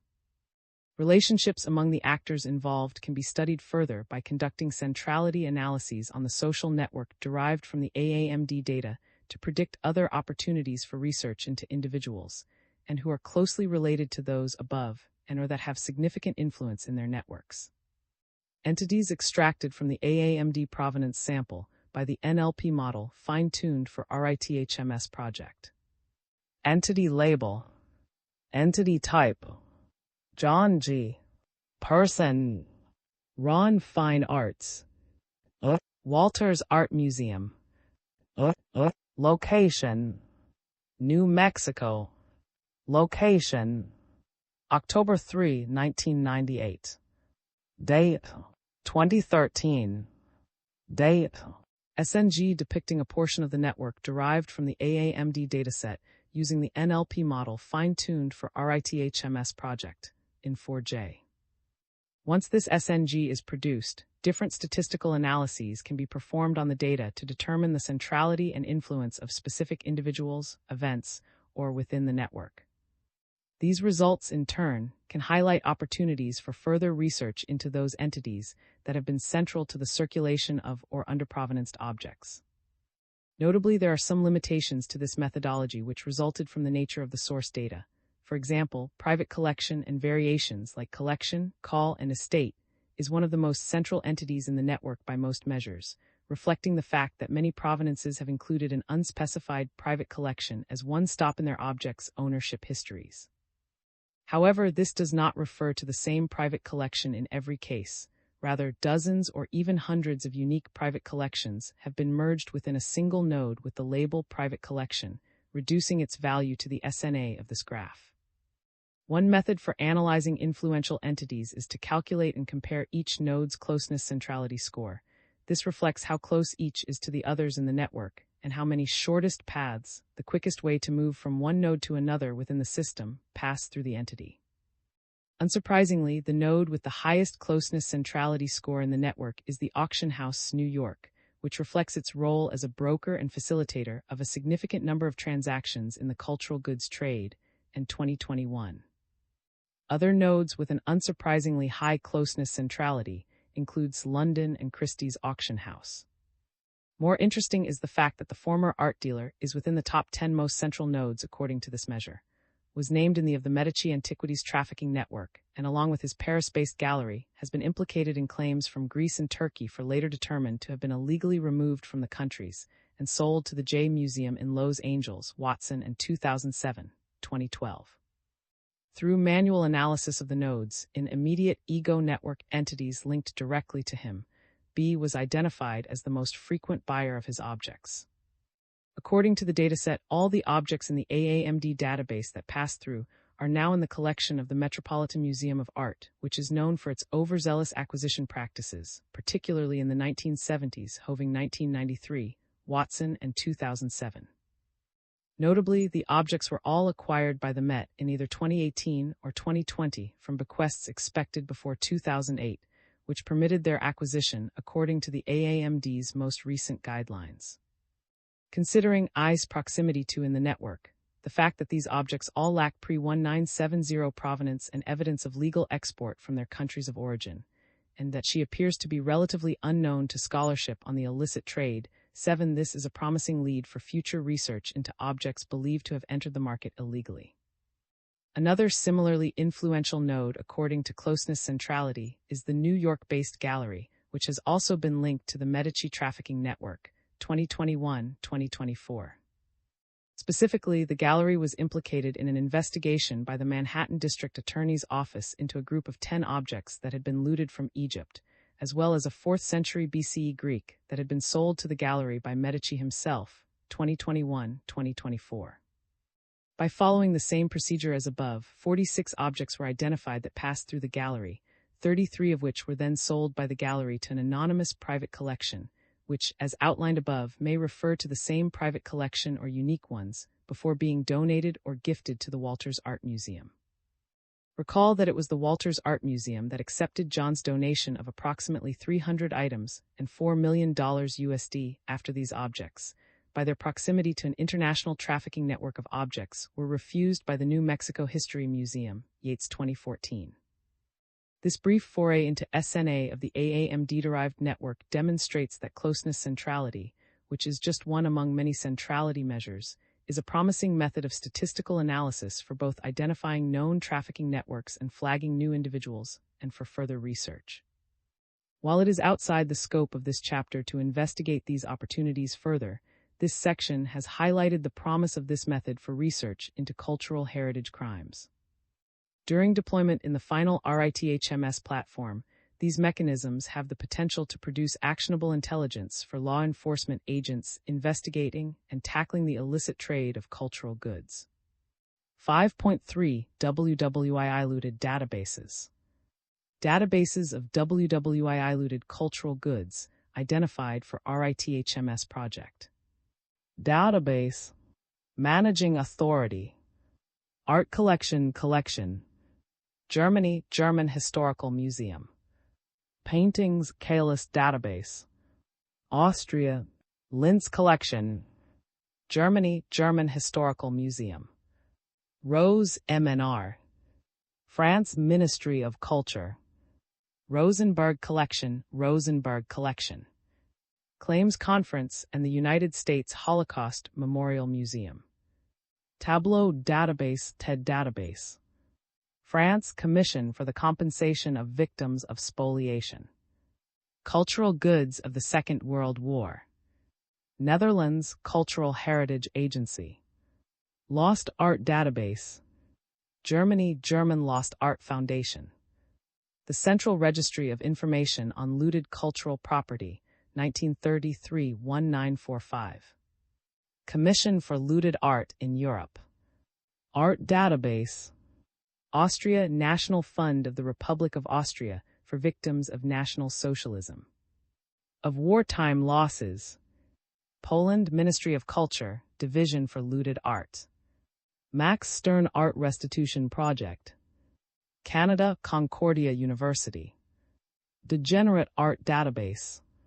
Germany Free University of Berlin. Nazi-era Provenance Internet Portal. United States American Alliance of Museums. Databases of WWII-looted cultural goods that use common inventory systems. Collection. Kalis Database. Linz Collection. Rose MNR. Rosenberg Collection. TED Database. Munich Number. XXXXX Linz Number. XXX Number. XX Number. XR Number. XX MNR Number. XX6 different inventory and numbering systems were identified. Munich Numbers represents a numbering system used by Allied forces to consolidate Nazi-looted collections for repatriation. Following the end of the war, cultural goods were brought in to the central collecting point in Munich to determine their country of origin and rightful heirs, AL. And D. Many of the artworks confiscated by the Nazis during the war were intended for an in Linz, Austria. These works were acquired by the Linz Special Commission, Linz, which was established in June 1939, Commission for Looted Art in Europe ND. L. and D. and D. Consequently, Linz numbers represent the numbering system used for the full collection of these objects. Many of the items acquired for the Linz collection were, at various points during the war, stored at the salt mine in Austria. These objects were using, or numbers, ND. Monuments Men and Women Foundation, 2022. An alternate numbering system for objects stored in the mine is that of numbers. These were recorded by U.S. soldiers upon reaching, so it is possible they differentiate between objects originally brought to the mine for storage, the number, and those still in the mine when the Allies arrived, number. Another department responsible for the acquisition of objects for the proposed museum in Linz was the Rosenberg Special Purposes Reichsleiter Rosenberg Office, which purchased and confiscated objects specifically from France. These items are identified by their number. Lastly, MNR numbers refer to an inventory system for looted objects that could not, for various reasons, be returned to their rightful owners following the war and were entrusted to the care of French national museums, La Culture ND. The databases used for this analysis are the Collection, Linz Collection, Rose MNR database, the so-called K-list of looted works temporarily stored at the Benedictine Monastery, the Rosenberg collection of works acquired by the Rosenberg Task Force, and the Tableau database of claims for WWII-era compensation. It should be noted that data used for this research were collected between 12 February and 8 March 2024. Data were gathered using similar Python-based modules as those used for the and AAMD databases. Following data collection, rule-based classification techniques were implemented using the Pandas package to normalize the data records and standardize inventory numbers. This enabled correlation across the 6 datasets, as well as the identification of the most frequent values, e.g., most common artist or country of origin. This approach identified hundreds of cases where records on the same object were provided by multiple databases. These examples were found by correlating the shared inventory numbers shown in Table 4, with the initial aim of consolidating all available information on each item. This mechanism provides additional opportunities for provenance research to leverage the consolidated open dataset of RITHMS by eliminating data silos and creating a central repository, AL. 2025. However, this approach found that many databases provided different data on the same item. Inconsistencies ranged from minor variations in dimensions to significant discrepancies in title, provenance, materials, and other fields. Correlation of this data provides additional unforeseen advantages for research into looted goods, as indicated in the following example: a painting by the Dutch artist, which is included in 4 databases with Munich number 11795. Information provided on outdoor kitchen by each of the databases under examination. Collection, K-list database, Linz collection, Rosenberg collection, image, yes, inventory numbers, Munich, Linz, and RM, Munich and Linz, Munich and, artist name, artist, 15081575, 15081575, artwork title, I am outdoor kitchen, I am outdoor kitchen, I am cooking and preparing an outdoor meal, kitchen piece, date, 1533 around, material technique, wood, oil on wood, wood, painting oil on panel, dimensions, 591375, 59138, 59.5138, 59.5138, previous owner, collection, collection Amsterdam 1940, private collection Netherlands, Amsterdam, Netherlands, previous location, Castle 1513, Castle, the Netherlands, transfer type, forced sale, consignment, Walter Berlin, July 13, 1940, Maria, Munich 1943, transfer date, 17 January 1941, transfer destination, restitution, Netherlands, other notes, delivery of exchange on February 9, 1944 to Amsterdam, from there to the Special Order Linz 3031. Acquired for RM 406. Was a Jewish art dealer who owned and lived in the estate of Castle Inn, the Netherlands.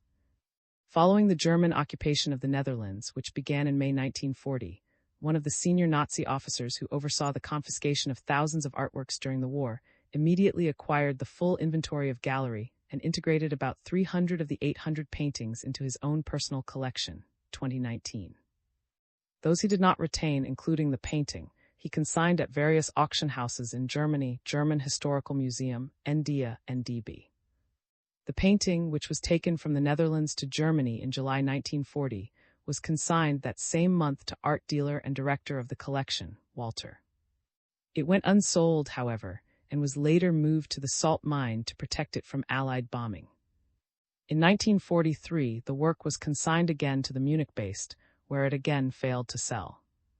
In February 1944, used the painting and 49 others to barter for a highly sought-after, a more desirable work, but one which was later found to be a forgery, 2019. It was confiscated again, this time joining the Linz collection of works intended to fill the anticipated Inns of Linz, Austria. In 1945, however, following the end of the war, the painting was brought to Munich, where it was by Allied troops at the central collecting point, and where the decision was made to repatriate the piece back to the Netherlands, German Lost Art Foundation, NDB. The story does not end there. From the safekeeping of the Dutch government, one might assume the painting should have been to, widow of, and the major shareholder of the looted gallery. However, the piece and others repatriated like it were instead sold at various auctions across the Netherlands in the 1950s, 2019. While it is known that the painting was sold at Van, an auction house in Rotterdam between 20 and 22 December 1950, the buyer and subsequent provenance are unknown, German Lost Art Foundation and DB. The painting, having survived so much during the war and having been repatriated to its country of origin, was returned to the market, and its whereabouts are currently unknown. This history could not have been reconstructed in such detail if provenance research had relied on just one of the databases mentioned above, or was conducted without proper mechanisms to correlate data from different sources.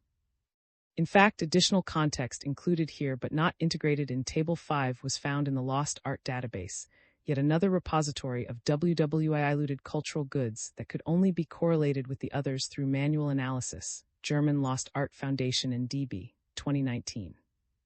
One limitation of this method, correlating objects using common inventory numbers, is that it does occasionally face collisions, where the same identifier has been assigned to multiple objects.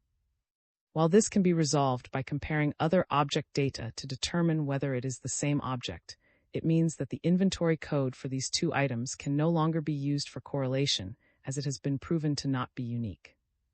However, this still represents an opportunity for manual investigation to reconcile these errors, validate correct information, and further examine promising leads. 531 Network Analysis of WWII Data. Using the same methodology as that applied to the AAMD database, namely the automated extraction of entities using a fine-tuned NLP model, a similarly enriched network graph was generated that the relationships among individuals, events, and other entities involved in the circulation of cultural goods during and after the Second World War. This builds on previous work, which has highlighted the ways in which looted and trafficking of cultural goods during the period relied on the same networks that enabled other war crimes. Al. 2025. In this study, one key individual, Walter, was found to serve as a bridge between Nazi looting activities and the mass confiscations of cultural goods by the German Democratic Republic in the 1960s, well after the close of the war. Was found to be a crucial cut point linking the two mass confiscations, both of which constituted nationwide appropriations of cultural goods, many of which in both cases were sold abroad to raise state funds, and were examples of state crime disguised as actions in the national interest. 2016. Al. 2025. When consolidating data from multiple databases for SNA, an important consideration is the merging or linking of entities across sources. This would enable, for example, the linking of Walter and Walter as the same individual. For this purpose, the CCHT developed a Python function for consolidating variations on individual names, factoring in string case, punctuation, and name order. This allowed for the merging of the following possible variations: Walter, Walter, Neuling, Walter, Walter, WLTR, Neuling, and so on. After implementing this function on the dataset collected from the database of WWII-era entities, including individuals, dates, and artworks, managed by the German Lost Art Foundation, an individual was identified who is also referenced in the AAMD database. This represents an insight that was largely unexpected and resulted from the unique combination of techniques and methods implemented for data processing within the RITHMS project: web scraping, consolidation of data from isolated sources, node linking, manual provenance research, and social network analysis, particularly centrality analyses. The individual was a Rome-based art dealer and collector who mainly operated in the first half of the 20th century, Oaks ND. To start, in 2024, have reported that he has a relatively high closeness centrality score in a social network graph derived from auction house data, emphasizing his efficient connections to other influential nodes in the network, including auction houses themselves as well as key individuals in the WWII-era trade of cultural goods. As a result, it is unsurprising that also appears in the Office of Strategic Services, OSS, Art Looting Investigation Units, ALIU, final report on individuals implicated in the agency's investigations into Nazi-led confiscations, NARA 2016. The OSS was a special unit of the United States government tasked with researching looted art and identifying the individuals responsible who should be in post-war legal proceedings, Salter 2015. Was flagged because he, in his capacity as an art and antiquities dealer, regularly sold pieces to Walter, the primary agent of NARA 2016. Is also named in the AAMD dataset in the provenance of a 1st-century Roman marble urn currently in the collection of the Metropolitan Museum of Art, which was purchased by John J. from Sun through Christie's Auction House, AAMD India.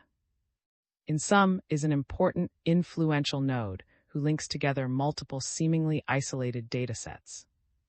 Rather than displaying evidence of wrongdoing, this analysis sheds light on the overlaps among diverse datasets and the value of consolidating seemingly unrelated open data, in this case, auction house records, databases of WWI looted objects, OSS reports, and a North American registry of archaeological objects.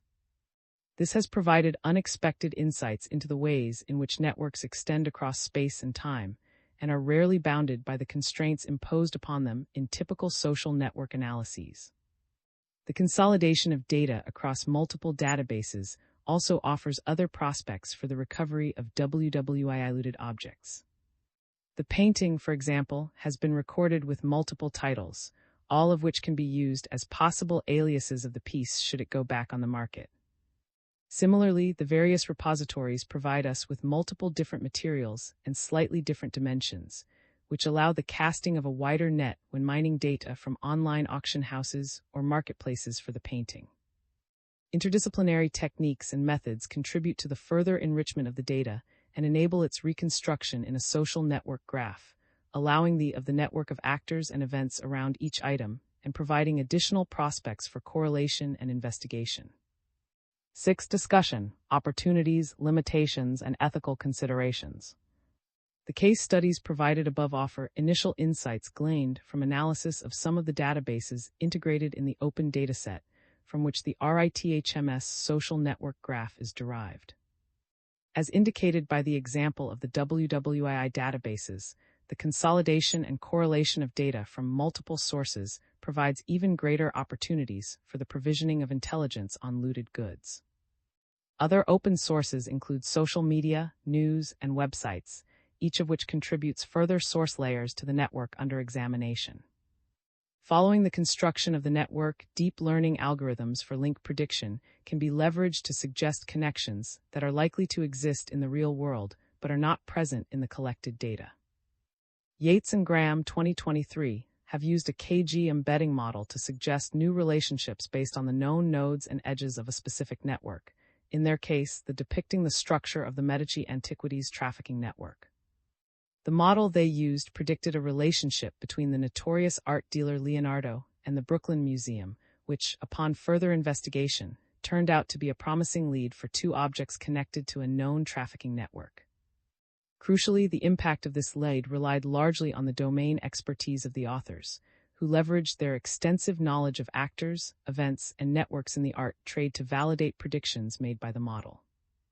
This experience reinforces the importance of interdisciplinary collaboration for intelligence-led policing to combine the domain-specific knowledge of researchers, the on-the-ground experience of LEAs, and the increasingly promising potential of new tools for machine learning, network analysis, and data mining. While the opportunities for data-driven insights on the flow of cultural goods are promising, there are also some limitations to this research which should be noted. Certain constraints exist on all research that relies on OSINT sources and open data, some of which have already been acknowledged in this chapter. For example, in the case of the database of police-confiscated objects, the extent of data coverage relies entirely on the diligence of police to voluntarily enter data on their confiscations. Consequently, a hotspot of seizures must be examined in relation to other sources of data to provide additional context on the confiscations and determine whether they truly reflect an increased number of looted or trafficked goods. Similarly, the AAMD database consists of information provided by the museums themselves, and OSINT research on this source depends largely on the willingness of museums to provide comprehensive provenance voluntarily.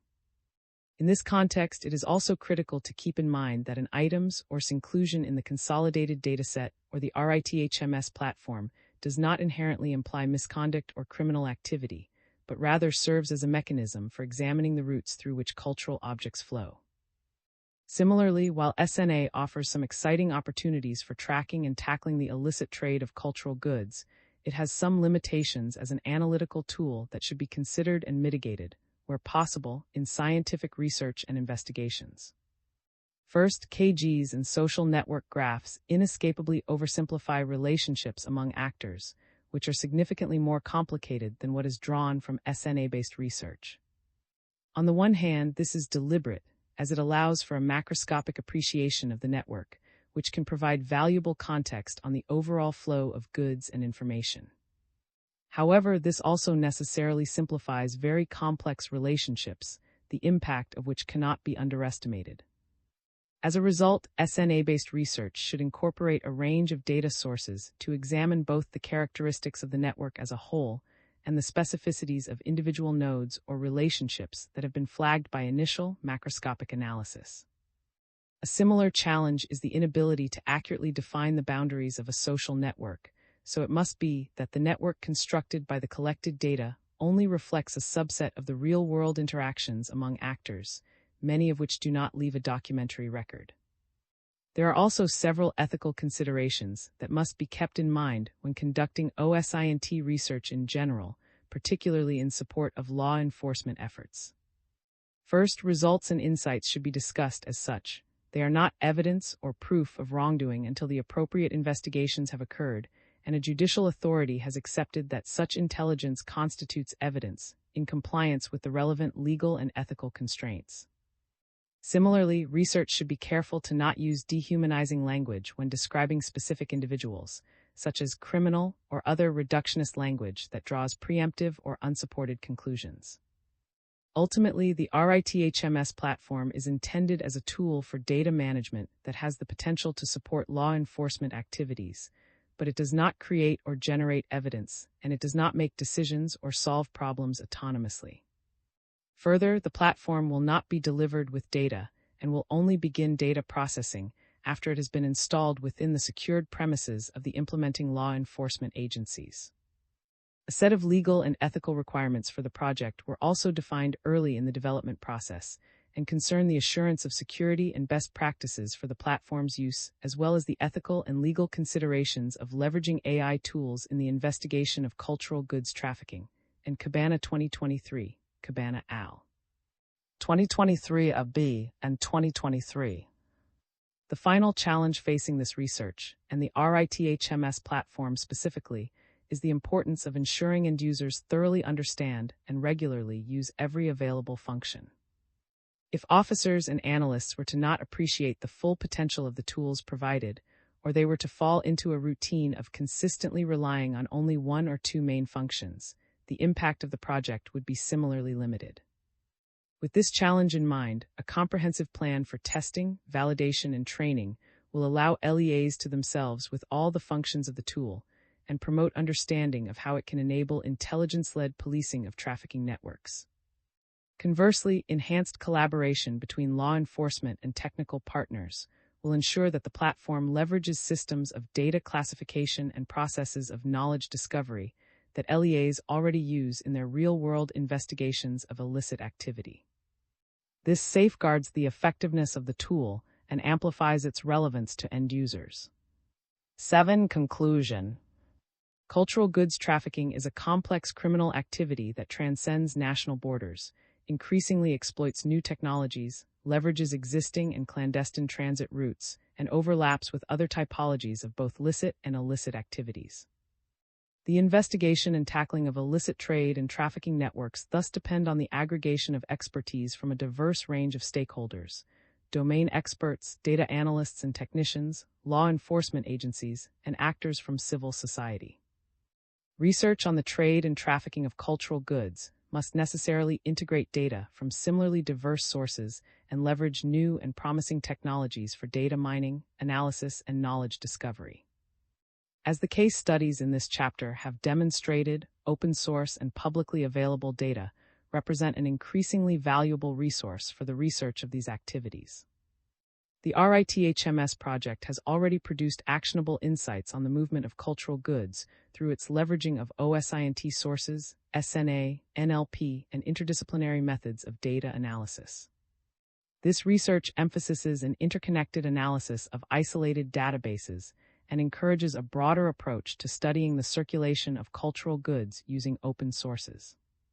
The platform developed by the consortium is projected to provide further actionable intelligence on trafficking routes and, ideally, enable the dismantling of networks which have facilitated the illicit trade.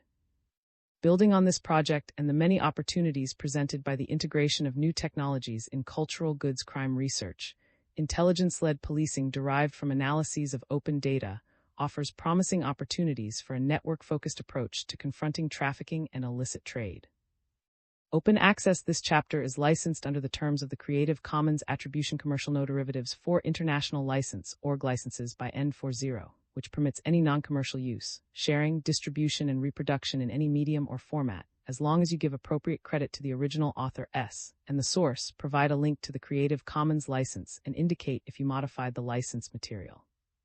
You do not have permission under this license to share adapted material derived from this chapter or parts of it. The images or other third-party material in this chapter are included in the chapter's Creative Commons license, unless indicated otherwise in a credit line to the material. If material is not included in the chapter's Creative Commons license and your intended use is not permitted by statutory regulation or exceeds the permitted use, you will need to obtain permission directly from the copyright holder. References: AIMD 2004 Report of the AAMD Task Force on the Acquisition of Archaeological Materials and Ancient Art. Retrieved October 22, 2024, from org sites default files document June 2010 20 final 20 task 24 20 report. AIMD 2008 Report of the AAMD Task Force on the Acquisition of Archaeological Materials and Ancient Art, revised 2008. Retrieved October 22, 2024, from org sites default files document 2008 report and ease. AIMD 2013 Introduction to the revisions to the 2008 Guidelines on the Acquisition of Archaeological Material and Ancient Art. Retrieved October 22, 2024, from org sites default files document AAMD %20 Guidelines %220130. AIMD NDIA Object Information Marble cinerary urn in the form of a tree stump with leaves and grapes. Object Registry, New Acquisitions of Archaeological Material and Works of Ancient Art. Retrieved October 23, 2024, from org Object Registry, New Acquisitions of Archaeological Material and Works of Ancient Art 6687. AIMD NDIB Object Information Seated figure holding a box.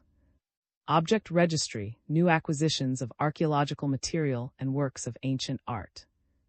Retrieved April 23, 2024, from Org Object Registry New Acquisitions of and Works of Ancient Art 484.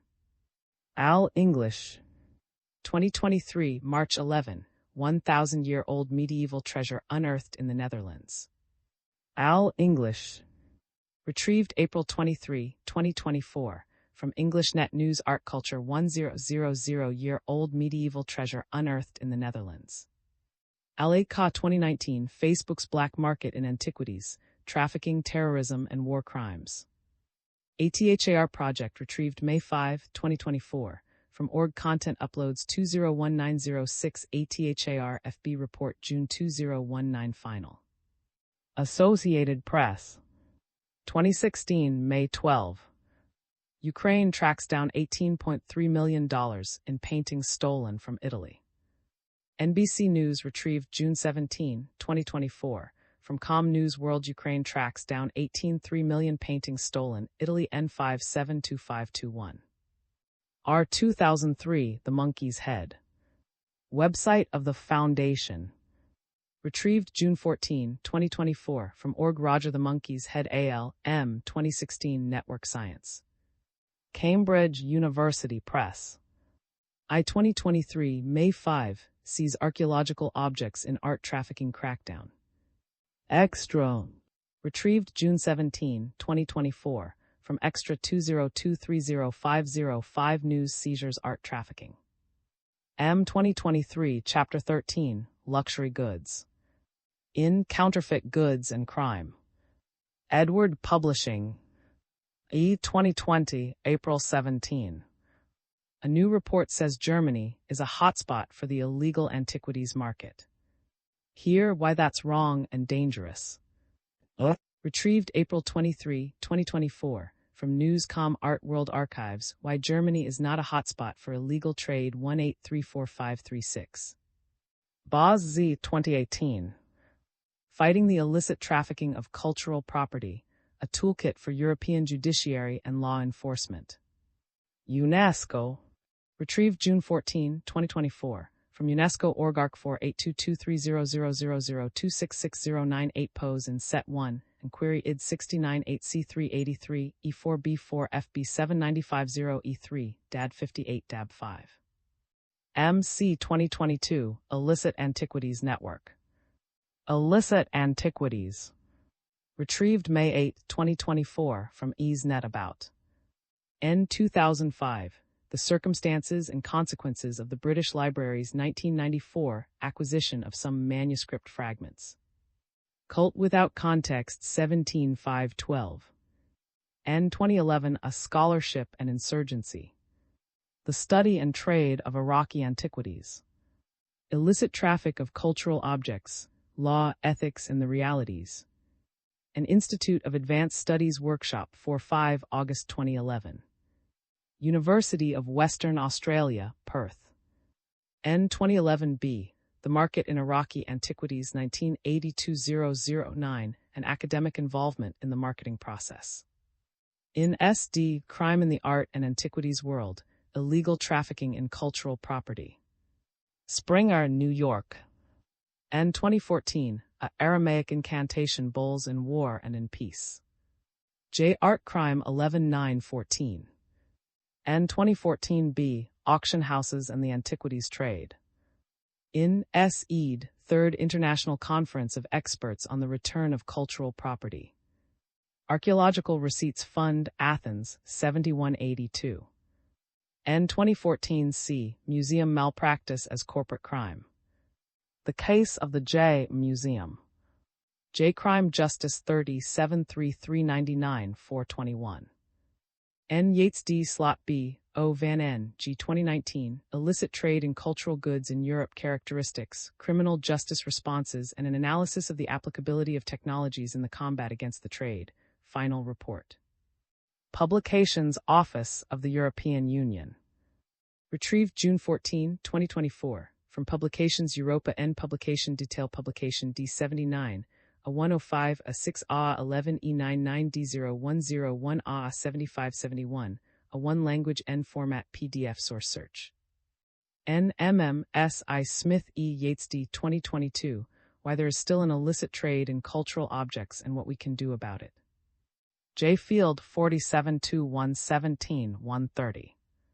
T.M.A. 2023, Network Science and Archaeology. Cambridge University Press. 2022, Police Crime Statistics. Federal Republic of Germany, Report 2020. V10. V. Spaden. Retrieved May 27, 2024, from N-Current on Statistics Police Crime 20222022. 2024, Confiscated Items Database. Accessed October 22, 2024, from 2024b. Accessed October 22, 2024, from D. 2016, The Problem with Looting, an Alternative Perspective on Antiquities Trafficking in Southeast Asia. J. Field 40-133-44-354. Campbell P.B. 2013, The Illicit Antiquities Trade as a Transnational Criminal Network, Characterizing and Anticipating Trafficking of Cultural Heritage. J. Cult Prop 2113-153. D. Pulk K. 2011, Unraveling Just How Organized is the International Traffic in Cultural Objects. In S.D., Crime in the Art and Antiquities World. Springer 99-113. C. 1986, Exploratory Data Analysis. J. Rays 23-1513. ADSISZGPAT SMSP J 2005, S. A Peninsula with a Commodity. 3 November. Retrieved October 22, 2024, from WebArchive.org Web 20170710032424, CoView ID 432410. Commission for Looted Art in Europe, ND. Linz Collection.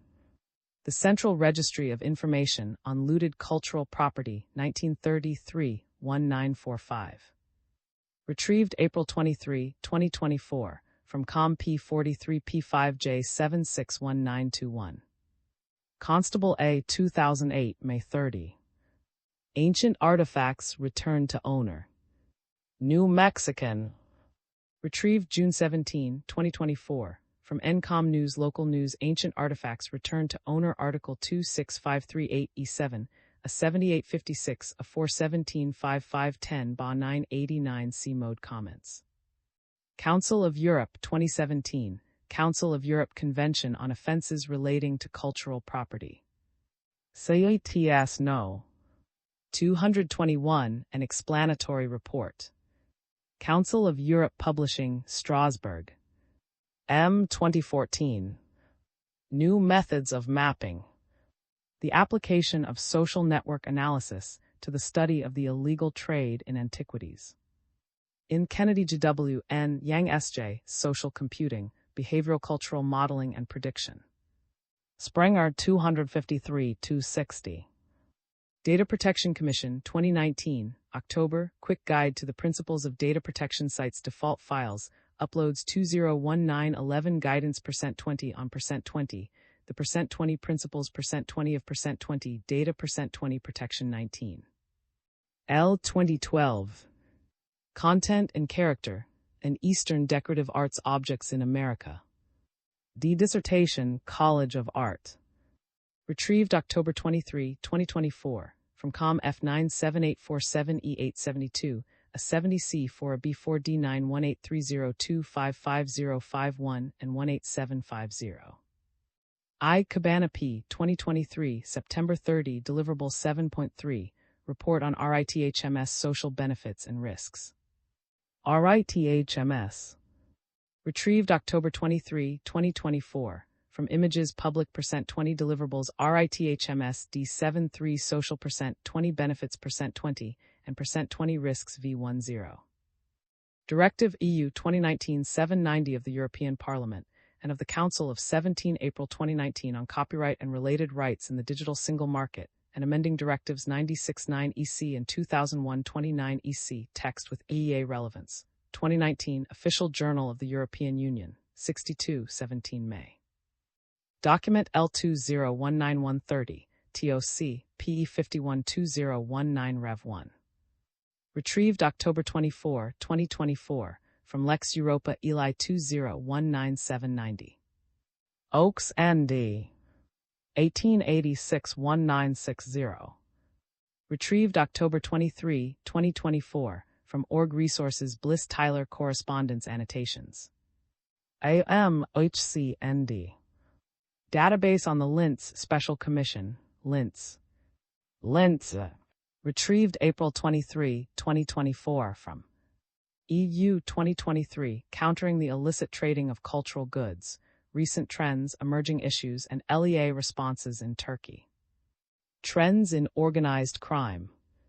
N.C. Burke L. 2019, The Relationship Between Culture and Tax Evasion Across Countries, Cases of the USA and Germany. J. Public Adam 44 2 115131. Project ND. Card ID 70874. Cultural Plunder by the Rosenberg, Database of Art Objects at the. Retrieved April 23, 2024, from Org Card View Card ID 70874. EUCPN 2017, Pickpocketing Committed by Mobile Crime Groups. In IUCPN Secretariat, IUCPN Theoretical Paper Series. Brussels, European Crime Prevention Network. Accessed October 22, 2024, from Tobias Lib Bitstream handle 10900816670 Theoretical Paper Pickpocketing Sequence 1, and is allowed Y. 2023, June 16. Crackdown on a gold smuggling network in Italy, Germany, and Switzerland. Press release retrieved April 23, 2024, from Europa News. Crackdown gold smuggling network Italy, Germany, and Switzerland. European Commission 2022, communication from the Commission to the European Parliament, the Council, the European Economic and Social Committee, and the Committee of the Regions on the EU Action Plan Against Trafficking in Cultural Goods. Document 52022 DC 0800, COM 2022800 final. Retrieved October 21, 2024, from Lex Europa Legal Content NTXDCLEX 52022 DC 0800. 2022, March 9, a total of 52 arrests in operation across 28 countries targeting trafficking in cultural goods. Retrieved June 17, 2024, from Europa Media Press Newsroom. News total of 52 arrests in operation across 28 countries targeting trafficking in cultural goods. ND. Cultural Goods Crime. Retrieved October 21, 2024, from Europa Crime Areas and Statistics Crime Areas, illicit trafficking in cultural goods including antiquities and works of art. MD JV 2021, Transiting Through the Antiquities Market. In N. Yates D. Crime and Art. Studies in Art, Heritage, Law, and the Market. Springer 1128. Cabana P. X. LM. A. MAS. A. 2023. A March 31. Deliverable 1.1. Initial Legal Requirements. RITHMS. Retrieved October 23, 2024. From Images Public %20 Deliverables RITHMS D11 Initial %20 Legal %20 Requirements V10.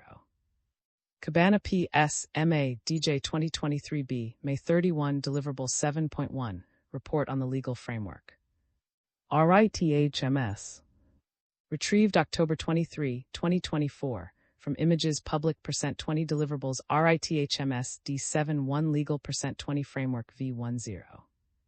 J 2012 April 20 The List 10 Objects at the J Museum that Turkey says were looted. Chasing Aphrodite. Retrieved October 23, 2024, from COM 201200420 The List 10 Objects at the J Museum that Turkey says were looted. S.R.M.M. A 2025, a novel NLP-driven approach for enriching descriptions, provenance, and entities in cultural heritage. Neural and FUS 2014, January 1 Data Visualization for Human Perception. Interaction Design Foundation, DF.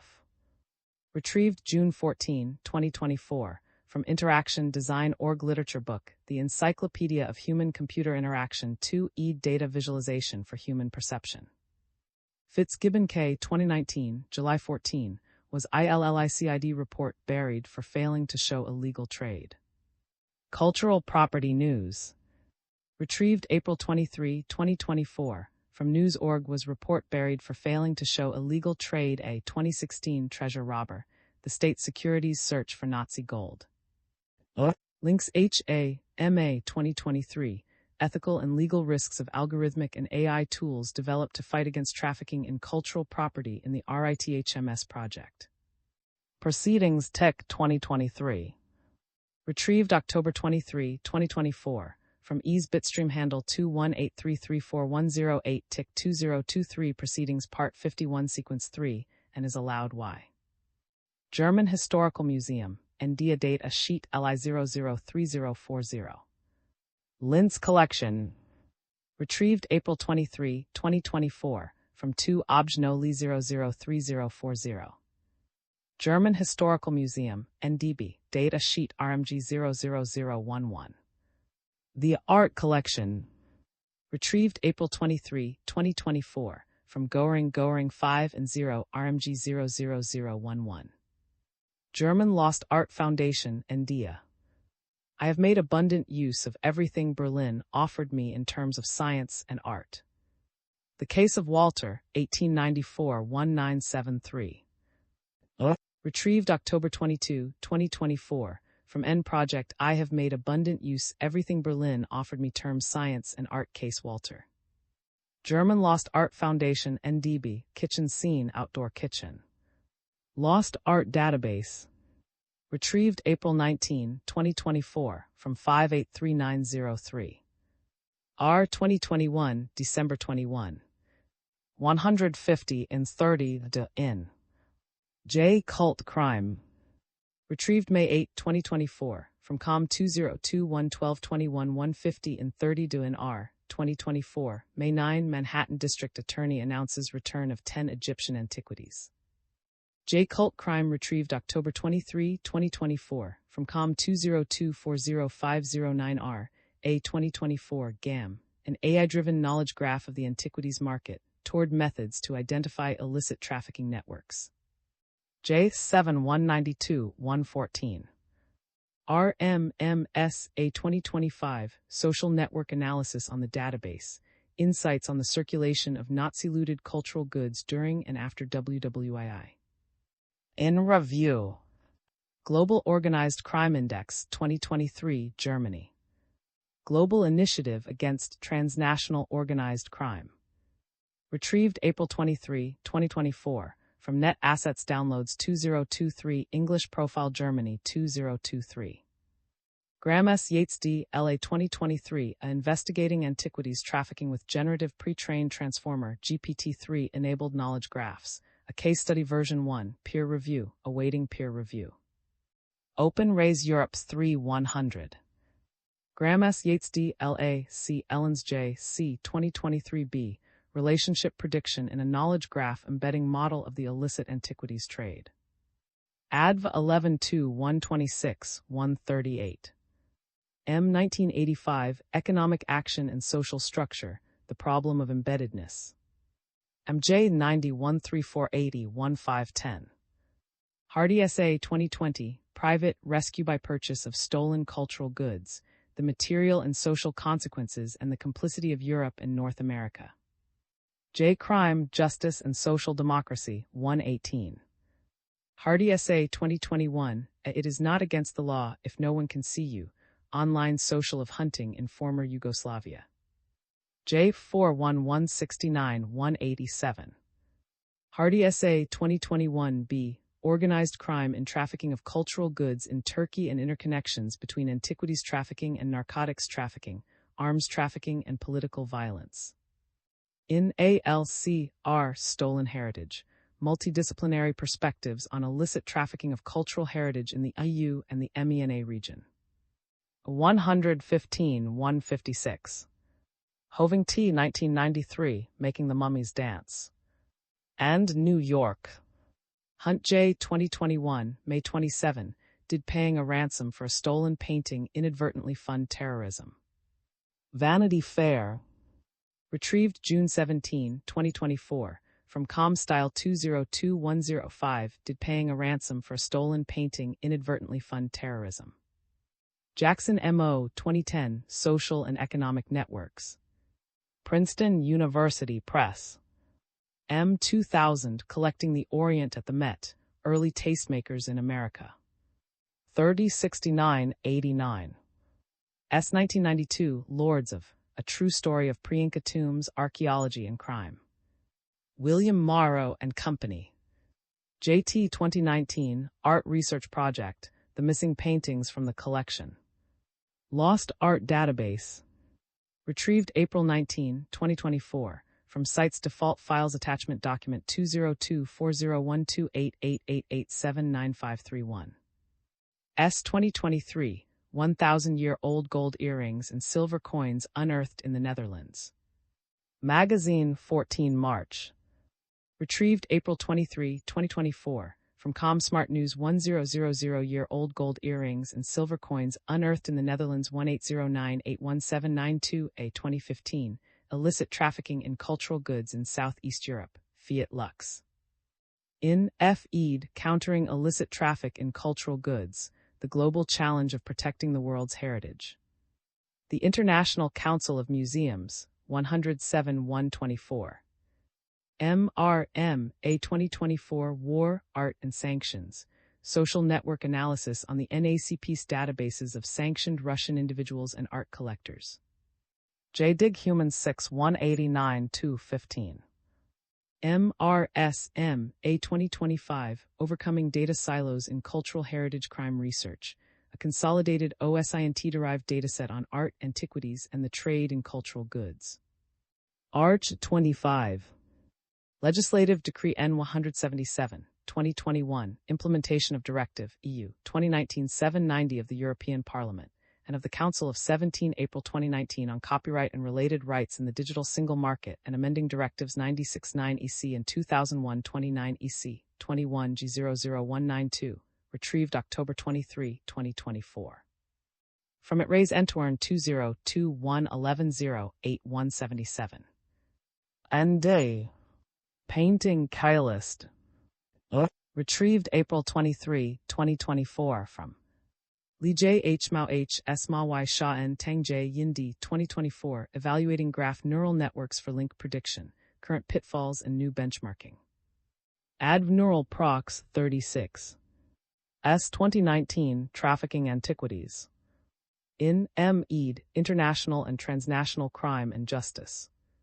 Cambridge University Press. S. 2020 Transnational Criminology, Trafficking and Global Criminal Markets. Bristol University Press. S. Yates D. 2020, Researching the Structure of the Illicit Antiquities Trade. In A. Ede Provenance Research Today, Principles, Practice, Problems. Lund 162-171. SD's 2011 Crime in the Art and Antiquities World, Illegal Trafficking in Cultural Property. Springer, New York. E. 2023, The Washington Principles, Explaining Poland's Current Restitution Policy. J. Cult Prop 3040-261. O. 2023, Regional Crime Rate in Germany in 2022, per 100,000 people. Germany. Retrieved April 23, 2024, from ComStatistics 1081057 Crime Rate in Germany I, M, R 2014 Arts and Humanities, Complex Network Analysis of. In R. J. Encyclopedia of Social Network Analysis and Mining. Springer 5660. La Culture, N.D. MNR. Ministry of Culture. Retrieved April 23, 2024. From Culture News Secretariat General Mission DD Restitution 19331945, Muses Recuperation MNR. Monuments Men and Women Foundation, 2022, Salt Mines. Atlas. Retrieved April 23, 2024, from Com Places Salt Mine. NARA 2016, August 15, OSS Art Looting Investigation Unit reports Name Index. College Park, the U.S. National Archives and Records Administration. Retrieved October 23, 2024, from Archives Research Holocaust Art Looting Investigation Name Index 3. NER Annotator for SPA ND. NER Annotator for SPA version 140, computer software. COM Annotator Tree Main. MEJ 2003, The Structure and Function of Complex Networks. SIAM Rev 45-2-167-256. NF 2021. One Flew Over the Cuckoo's Clock. In N. Yates D. Crime and Art. Studies in Art, Heritage, Law and the Market, 1. Springer, Cam. C. Yates D. 2023, Digital Transit Ports for the Illicit Trade in Antiquities, The Case of the Afghan. Dig Scholarship Human 30, 81257-276. Pan Project 2021, Metal Detection in the Netherlands, Code of Conduct and Rules for Responsible Metal Detecting in the Netherlands. Retrieved April 23, 2024, from Portable Antiquities Pan Resources Downloads N-CEP 2021. MD 2021, The Italian Archaeological Heritage Abroad Between Agreements, Debates and Indifference. In ALCR Stolen Heritage. Multidisciplinary Perspectives on Illicit Trafficking of Cultural Heritage in the EU and the MENA region. 97-112. People of the State of New York v. Nancy Weiner, No. SCI 051912016, NY Crim. Filed 21-2016. Retrieved June 17, 2024, from S3 Org Documents 3245935 Weiner Complaint. Perry BL BA SB 2018 Network Analysis, Foundations, Methods and Models. Cambridge University Press. PJ 2023 Laundered, An Analysis of Antiquities Trafficking Networks and the Illicit Market. D. Dissertation, The State University of New Jersey. Retrieved October 22, 2024, from COM 9343 at 25B047456D0D09580F2118750 and Y, and in parent session id no 7M%2029K0 mu YOTW2HFKQ%3DL. AL, A 2021 Multiverse, a multiplex and multiplex heterogeneous network embedding approach.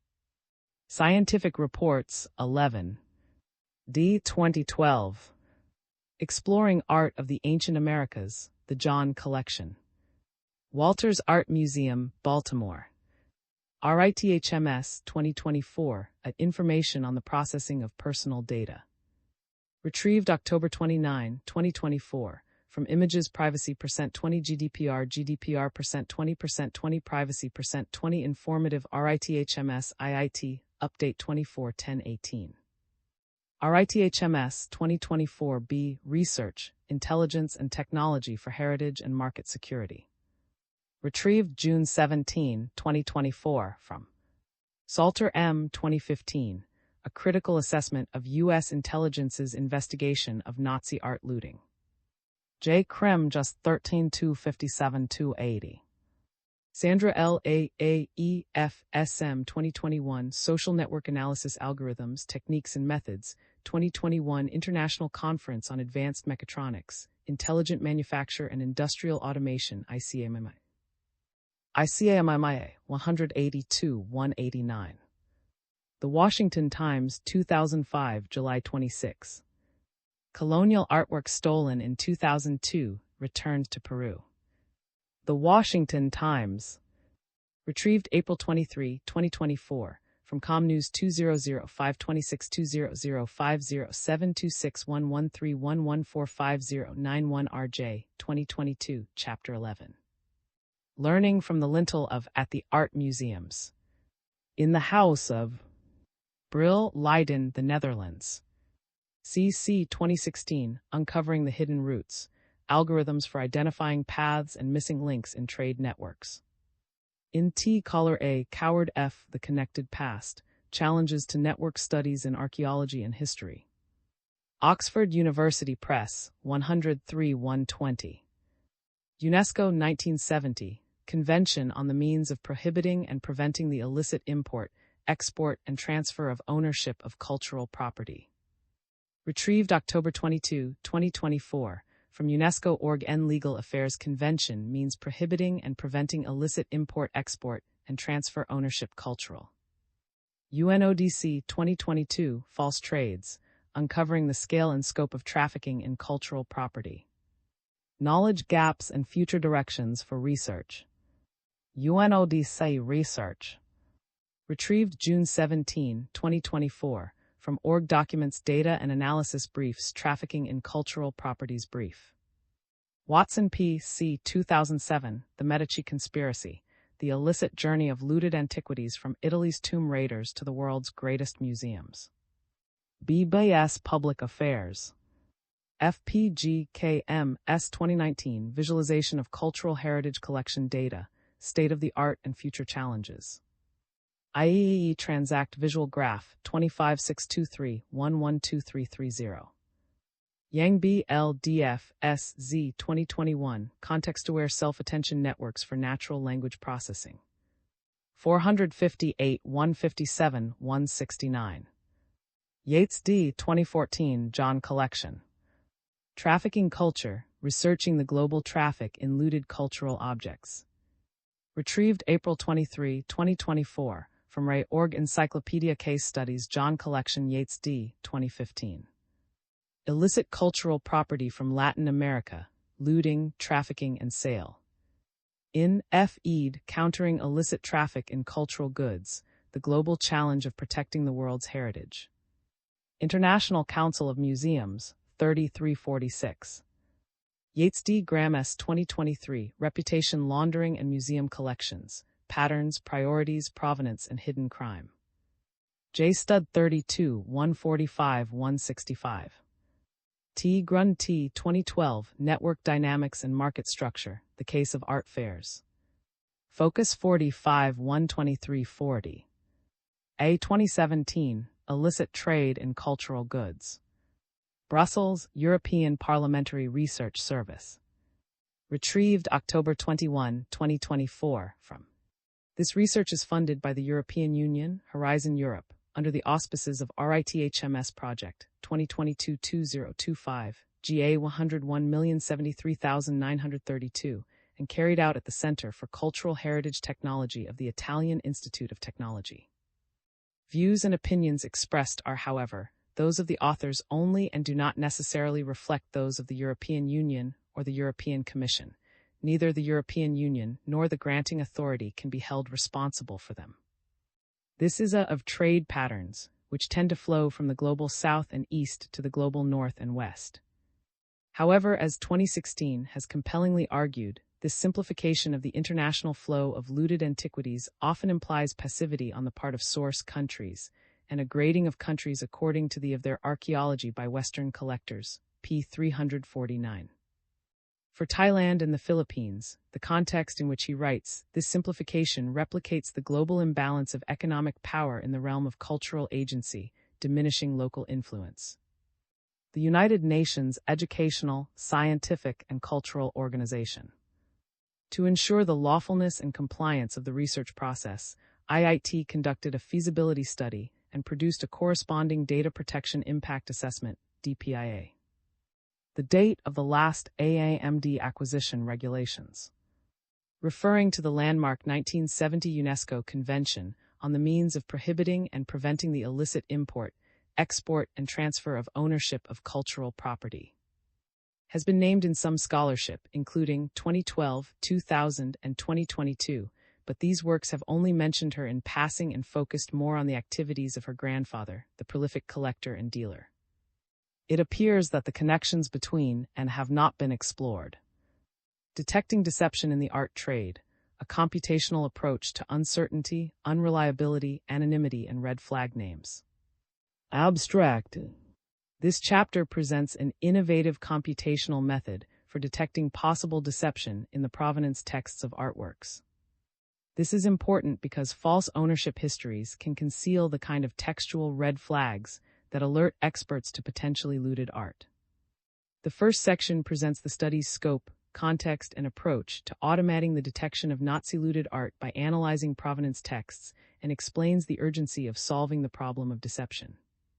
The second part presents provenance datasets and a digital tool developed for counting words linked to unreliability, uncertainty, or anonymity, which may indicate potentially deceptive language. The third part analyzes the strengths and weaknesses of this methodology, exploring lessons learned.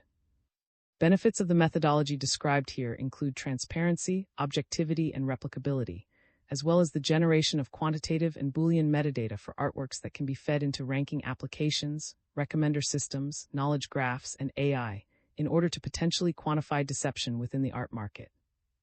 Challenges include optimization of ranking methods and the tension between open data and closed archives, which complicates the verification of the artworks flagged. The chapter concludes with opportunities for future developments in different domains. Keywords. 1. Introduction. Between 1933 and 1945, the Nazis perpetrated the largest campaign of persecution and dispossession the world has ever seen. 2024, p. 83. In the Third Reich, Jews were targeted for persecution. Homes, businesses, real estate, financial assets, furniture, clothes, books, ritual objects, musical instruments, and artworks of all kinds, paintings, sculpture, decorative objects, clocks, were systematically plundered from individuals of Jewish heritage, initially under a legal veneer and then outright in Brand 2005. During the Holocaust, theft and genocide were inextricably linked, e.g. Dean Al. 2008, p. 497, 2009.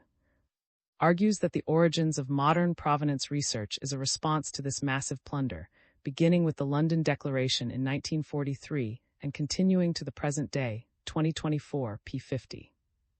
The Allies deployed the Monuments, Fine Arts and Archives Group, MFAA, popularly known as the Monuments Men, to preserve, recover, and looted art after the Second World War, WWAI, to the countries from which they were looted, though not to their individual owners. Elaborate research and restitution efforts ended with the closing of the Munich Central Collecting Point in 1951 and the shift of geopolitical concerns to the Cold War, Nicholas 2017. After that, the looted art issue largely disappeared from public view, 2017. State archives, including those documenting looted art market networks, were sealed in Germany for 50 years, EPRS 2022, p5.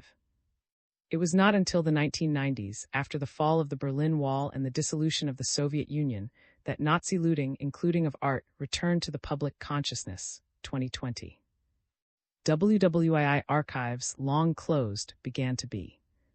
A series of scandals and lawsuits which received substantial media attention reawakened public interest in Nazi looting, e.g.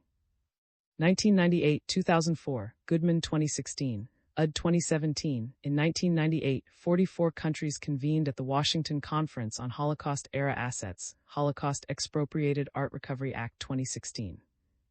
Concerning looted art, they agreed on a non-binding commitment to opening archives, provenance research, transparency and restitution, Office of the Special Envoy for Holocaust Issues 1998. As 2024, p60 notes, art became part of the investigation into Holocaust-era assets, not because American museum directors campaigned for it, but because newspaper reports increasingly highlighted that artwork belonging to victims had found their way into the galleries of American museums. The new technologies of the Internet facilitated further searches, as museums began publishing information about their collections online. However, progress in restitution was slow. WJRO 2015, UD 2017, 2024.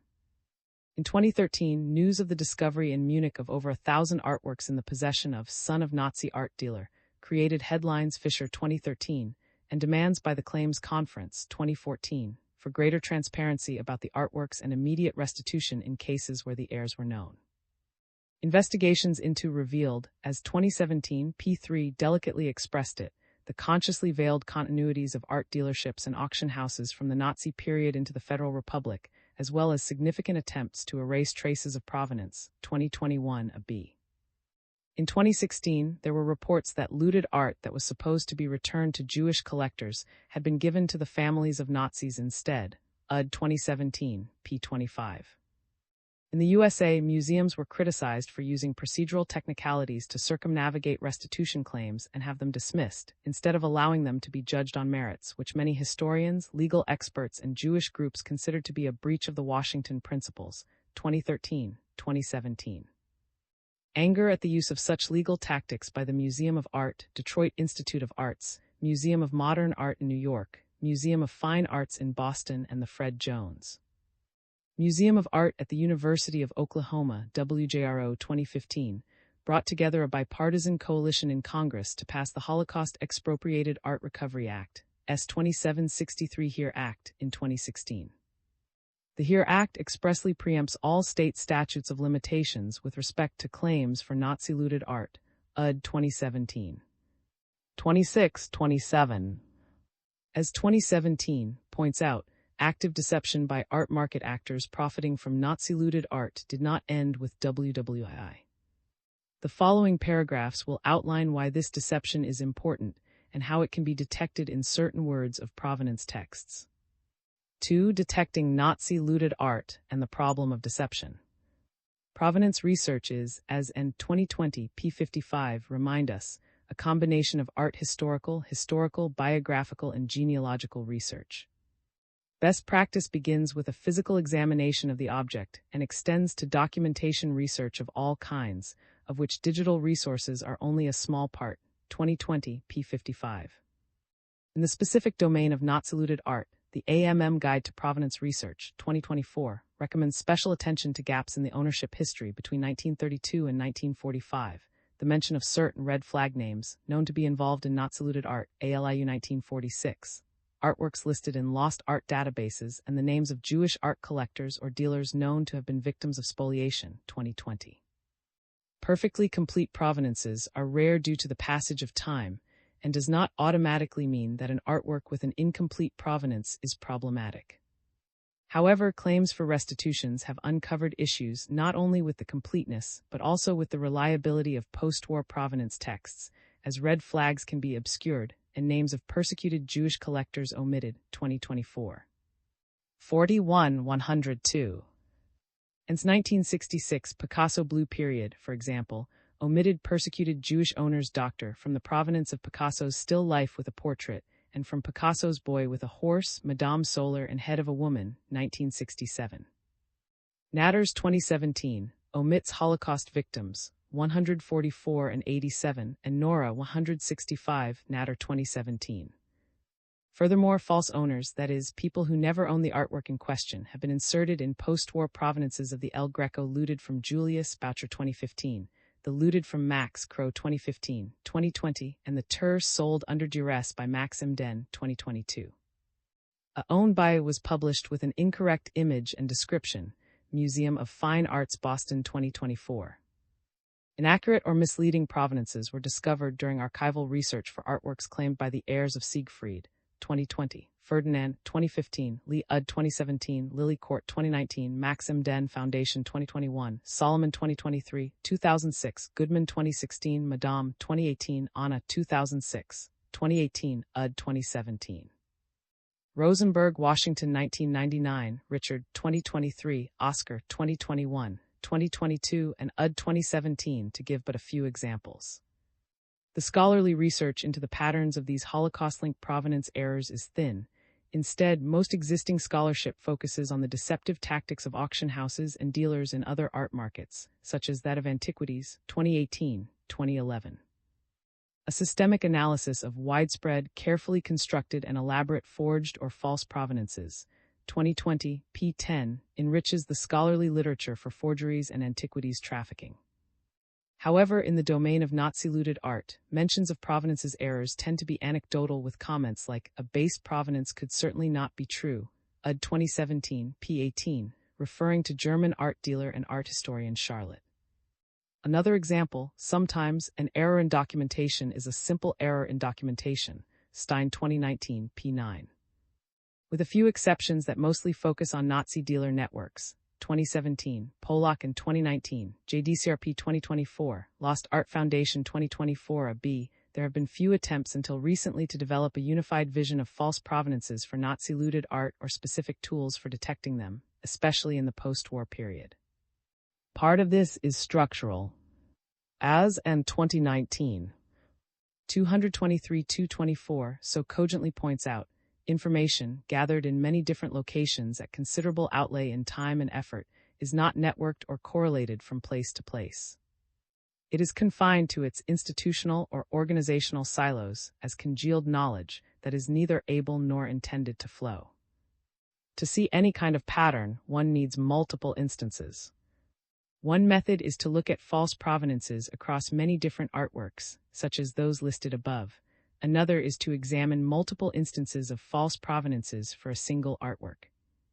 Both methods will be described below, taking a personal case as example. 3. Picasso's The Actor: How Layers of False Provenances Led to a Quantitative Approach. Picasso's The Actor, which once belonged to my great-grand-uncle, 1871-956 of Cologne, Germany, and for which I filed a lawsuit v. Metropolitan 2016, offers a rare opportunity to study a dozen false provenances created for a single artwork and to transform insights that can be gained only with knowledge of hard-to-access archival information into a method that can be applied to open-source digital data. 3.1 of False Provenances. On October 4, 2004, I found The Actor on the website of the Metropolitan Museum of Art. Published in response to the Washington Conference, the provenance was P. Cologne in 1912, Private Collection Germany until 1938, Pearls, New York in 1938, Rosenberg & Co. New York 1938 19 for 1, M. & Co.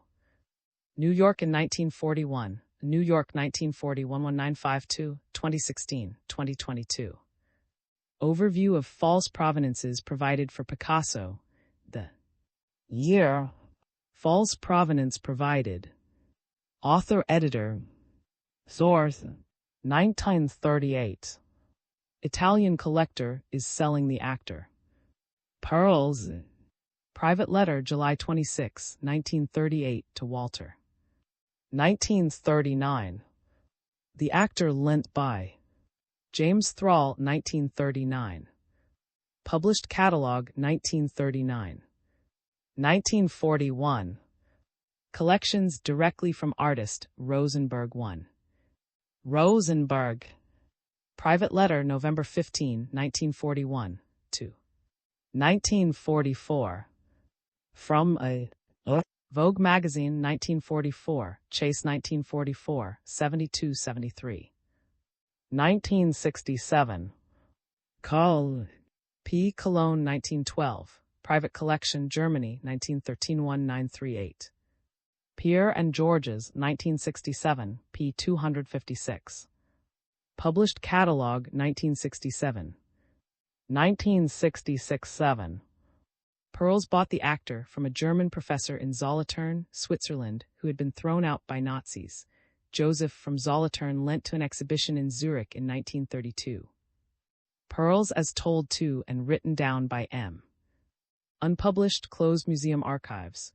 Unique draft catalog with handwritten annotations by curator, 1966-1997.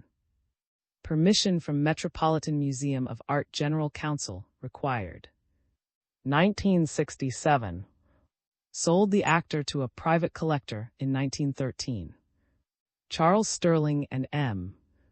Published catalog 1967, Sterling C. and M. 1967. 230-1232. 1996. Pierce sold The Actor to a private collector in 1913. John Richardson, 1996. Published biography of Picasso. 2004. P. Cologne in 1912, Private Collection Germany until 1938, Pearls, New York in 1938, Rosenberg & Co. New York, 1938 19 for 1. Metropolitan Museum website, 2004. Public Museum website, October 4, 2004. 2005. Directly from the artist, P. Cologne by 1912, Private Collection Germany until 1938. Metropolitan Museum website, 2005. Public Museum website, January 25, 2005. 2010. Cologne by 1912-13. Private Collection, Germany, 1913-1938. Gary Editor Force Research e.g. L. 2010 p. 67. Published Exhibition, 2010. The 2010 mentions a version of this story. When Rosenberg sold the painting in 1941, he stated that had bought it directly from the artist, but in fact the first owner was Frank, who almost certainly acquired it from Picasso, Al. 2010 p66. The layers of false provenances uncovered for this one artwork offer a mini case study of tactics used to conceal the itinerary of artworks that changed hands during the Nazi era: erasure of the Jewish owner, concealment of Nazi-era gaps with private collector, insertion of false owners, false pre-Nazi era sales date, and creation of fictitious events like inclusion in a real exhibition. The succession of false provenances for the actor between 1938 and 2010 offer the researcher the advantage of being exceptionally diverse. In addition, after confirming that had in fact owned the actor continuously from 1912 to 1938, the Metropolitan Museum modified the provenance on its public website to remove the 1913 sale to a private collector, Metropolitan Museum of Art 2016-2022, thereby confirming the provenance was indeed false. The evolution of these provenances provided is particularly interesting. Between 1938 and 2004, the false provenances were characterized by omissions, false information about transactions and owners, and the insertion of anonymous placeholder words such as private or Italian collector that appear to cover gaps while conveying no verifiable information. Use of these and similar words, private collection, property of a gentleman, or art market, has long been criticized by art crime experts, Gill 2011. In 2005, after I began to ask the museum questions about the provenance, a new vocabulary of uncertainty and unreliability appears in the provenance texts. In addition to private, words such as probably, likely, and other terms indicating uncertainty concerning owners, events, and dates appear in the texts. For example, in 2004, the Metropolitan Museum of Art website published the painting's provenance as P. Cologne in 1912, private collection, Germany, until 1938. The year after, the provenance text was changed to directly from the artist, P. Cologne, by 1912, private collection, Germany, until 1938. This text contains two words, namely private and, as indicators of uncertainty, Metropolitan Museum of Art 2005. In their publication of a Picasso exhibition, Metropolitan Museum of Art 2010, the published provenance showed as Frank, Paris, 1905-1911 or 1912, probably acquired from the artist, Cologne by 1912-1913, private collection, Germany, 1913-1938. In this case, 5 indicators of uncertainty, unreliability, and anonymity, namely, or probably and private, are used. If one focuses not on content, but on abstractions like the size of the text or the number of certain kinds of words, patterns emerge. This was the inspiration for the methodology presented here. Given the knowledge that all these provenances have been proven to be false, can these word frequency patterns be used to detect deception? Are there words that appear in the false provenances of the actor that also appear in false provenances written for other Holocaust-linked artworks? In a larger sense, can word frequency patterns observed in provenances known to be false help to detect false provenances texts for other artworks? This chapter will attempt to answer these questions. The following sections present the initial datasets, methods, results, and lessons learned. 4 experiments in counting: approach, methods, dataset, and results. In response to the moral commitments to transparency agreed on in 1998 at the Washington Conference, the American Alliance of Museums, AAM, created the Nazi-era provenance internet portal NEPIP on September 8, 2003, Association of Art Museum Directors 2024. Until it was archived in 2024, the NEPIP provided the only cross-museum, searchable registry of object in U.S. museum collections that changed hands during the Nazi era, 1933-1945, American Alliance of Museums 2024. Over the past 2 decades, 165 U.S. art museums have listed 28,000 objects on the NEPIP, Association of Art Museum Directors 2024. The data published on the NEPIP included the title, artist, creation, date, accession number, and museum of a particular object. However, the NEPIP did not include provenance information. To create a database of provenance information for NEPIP items, as was done for this study, it was necessary to retrieve that information from the open-source data provided separately by each individual museum and to match it via the accession number to the information published on NEPIP. When no provenance information was publicly available, the item was not included in the final dataset. In some cases, museums maintained public provenance research projects that referenced items not found on the NEPIP. These were included in the dataset. The initial dataset thus constructed included 21,000 NEPIP items, enhanced with provenance texts from museum websites too. In addition, the United Kingdom's Collections Trust published as open data provenance information on 17,496 artworks in a public database called Spoliation Reports from UK Museums, Collections Trust 2024. Some tests included these items as well, 2024. In 2020, as part of the Swiss Open Data Cultural Hackathon called Swiss, I worked with a volunteer team composed of Berk 3, Julia Beck, and on a project to create a program to rank provenance texts by the probability that they were linked to Nazi-looted art. 2024, the approach was to count certain indicators in the text. Art looting red flag names, ALIU 1946-5, the names of persecuted Jewish collectors, and words conveying uncertainty, unreliability, or anonymity. This chapter focuses in particular on the part of the tests that concern the latter, words of uncertainty, unreliability, or anonymity. The method was to compare two files. The first contained the provenance text to be analyzed, and the second contains a list of words or strings to be counted word, and the category to group the counts in type of flag. To test the program during the hackathon, I would send the programming team a CSV test file with provenance texts, and they would run the code and send me a CSV file with the results for verification. We would then work together to improve the program in an iterative process. Each file upload and download had to pass through the programmers because there was no user interface for non-coders. This version also included an experimental named entity recognition, NER, component which linked red flag names to identifiers. The following year, at 2021, the project goal was to enable anyone, including non-coders, to easily access and use the counting program. The Programmer 6 added a user interface and web-based app which invited users to upload their own provenance files and gave them the option of replacing the default list of words and categories with their own lists of words to count, as well as 2021, 1/12/21, 1/17/30.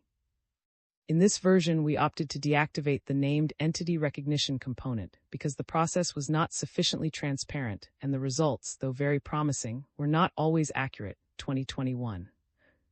Testing this version was a simpler process than before because all the users had to do was upload files and click to run. The program did the calculations, added them to the original input file, and downloaded the results file automatically. One did not have to know how to code to upload files and run the program. We ran many tests, starting with small files and working up to a file with 60,000 provenances. We also tried different kinds of word lists and different kinds of groupings of words within the word lists. Word flags used in the initial 2020. Word. Type of flag. Likely. Probably. Possibly. Maybe. Private collector. Anonymous. Art market. Unidentified. Unknown. Property of a European collector. Private collection. Property of a lady.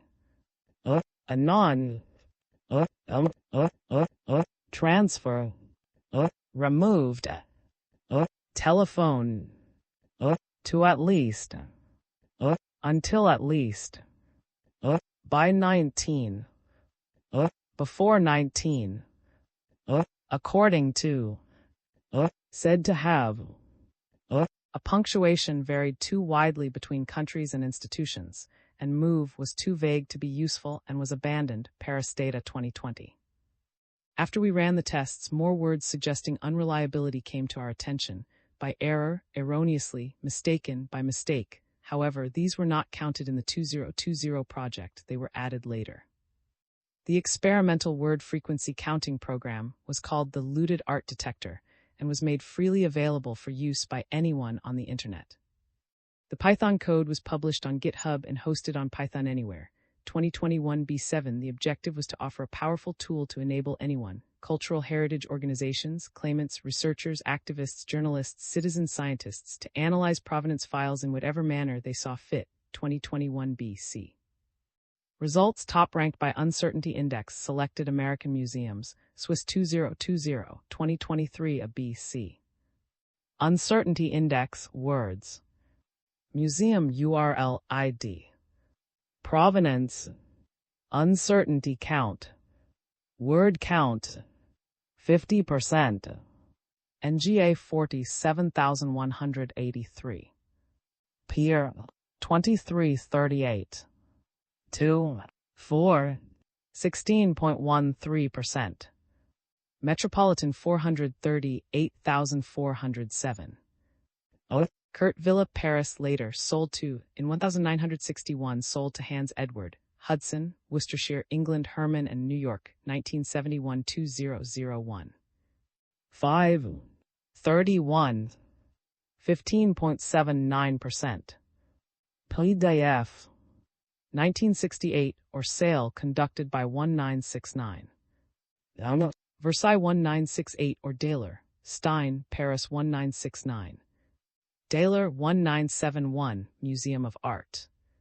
3, 19, 13.33%. Metropolitan 437,083. Florence in 1924 Kant, Rome, F. New York, by 1926 D. 1943. 2, 15, 13.04%. Metropolitan 436,497.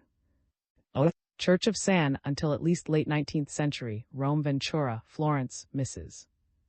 W. Murray Crane, New York, by 1932-69. 3, 23, 11.36%. DIA 61,539. Genoa Private Collection Lucerne, 1925 Berlin dealer based in Munich, Berlin, New York. Likely January 1928 sold to Julius H. Detroit, 1928 by descent to Mrs. 1940 Galleries, New York, 1957-58 Frederick, New York, Detroit. DIA presented by Mr. and Mrs. Henry Ford II. 5, 44, 10.34%. 103 Artois Provenance, French, 1708-1792. Paris Vicomte Charles G. Morel. Paris P. P. Stephen. December 12, 1986 Christie's, London, Lot 322 Art Market, Boston. 3, 29, 10%. MOMA 80, 2651. And Byrne, to H. Hamburg, 1971, to private collection. To Bremen, 1986, to Phillips and Luxembourg, New York, 2001. To the Museum of Modern Art, 2001. 4, 40, 10%. MOMA 64,218. Probably Fred, Munich. David, New York. Sold to the Museum of Modern Art, New York, 1986.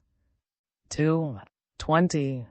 The highest uncertainty index, 50%, in Table 3 contains a very short text with two names, each followed by a question mark, which is considered an uncertainty word, indicating that the author of the provenance was not certain about any of the information provided.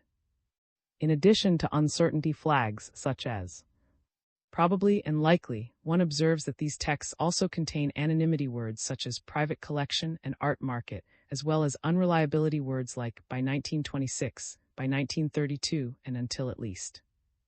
The names in these top-ranked provenances provide additional context. And Ventura were both identified in 1945-1946 by the Art Looting Investigation Unit, ALIU, as red flag names, ALIU 1946. Frederick Boucher 2015, Edward 2017, Lost Art Foundation 2022 and 2017-2023 are linked to several Nazi-looted art cases, although they are not ALIU red flag names. Thus, the 8 provenances with the highest uncertainty index, score, also contain 6 names related to Nazi-era events. As Yates and Graham, 2024, point out, a methodology must produce more than random results, which this result appears to do.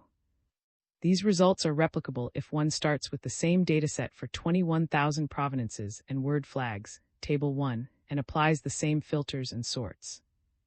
To obtain the ranking in Table 3, the results were first filtered to keep only the artworks referenced in any PIP, and then sorted by the number of uncertainty flags, keeping only the top 500.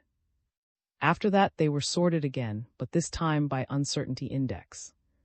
This made the provenances with the highest concentration of uncertainty flags rise to the top of the ranking.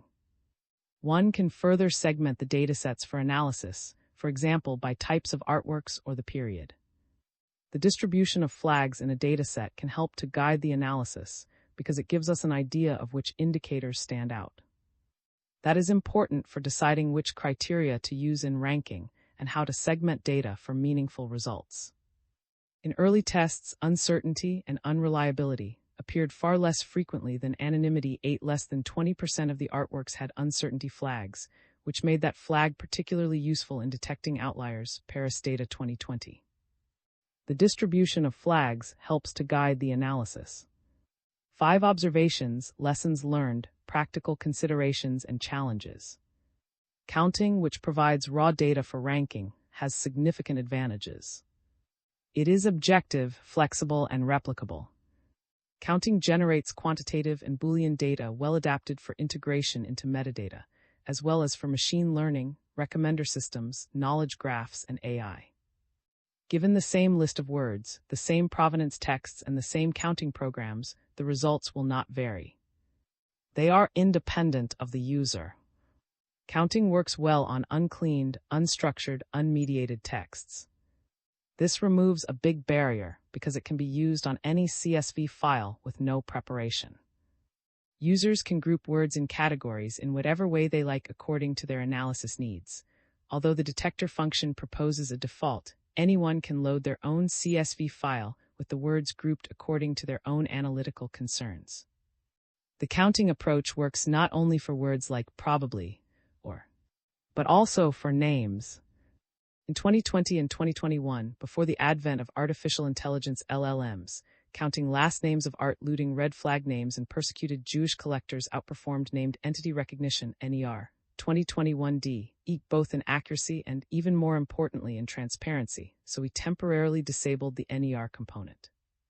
The vestiges of which still appear in several columns in the results file generated by the looted art detector. The user can ignore or delete these columns. Of 2 red flags total, red flag names. The use of word lists which can be published and shared as open data has many advantages.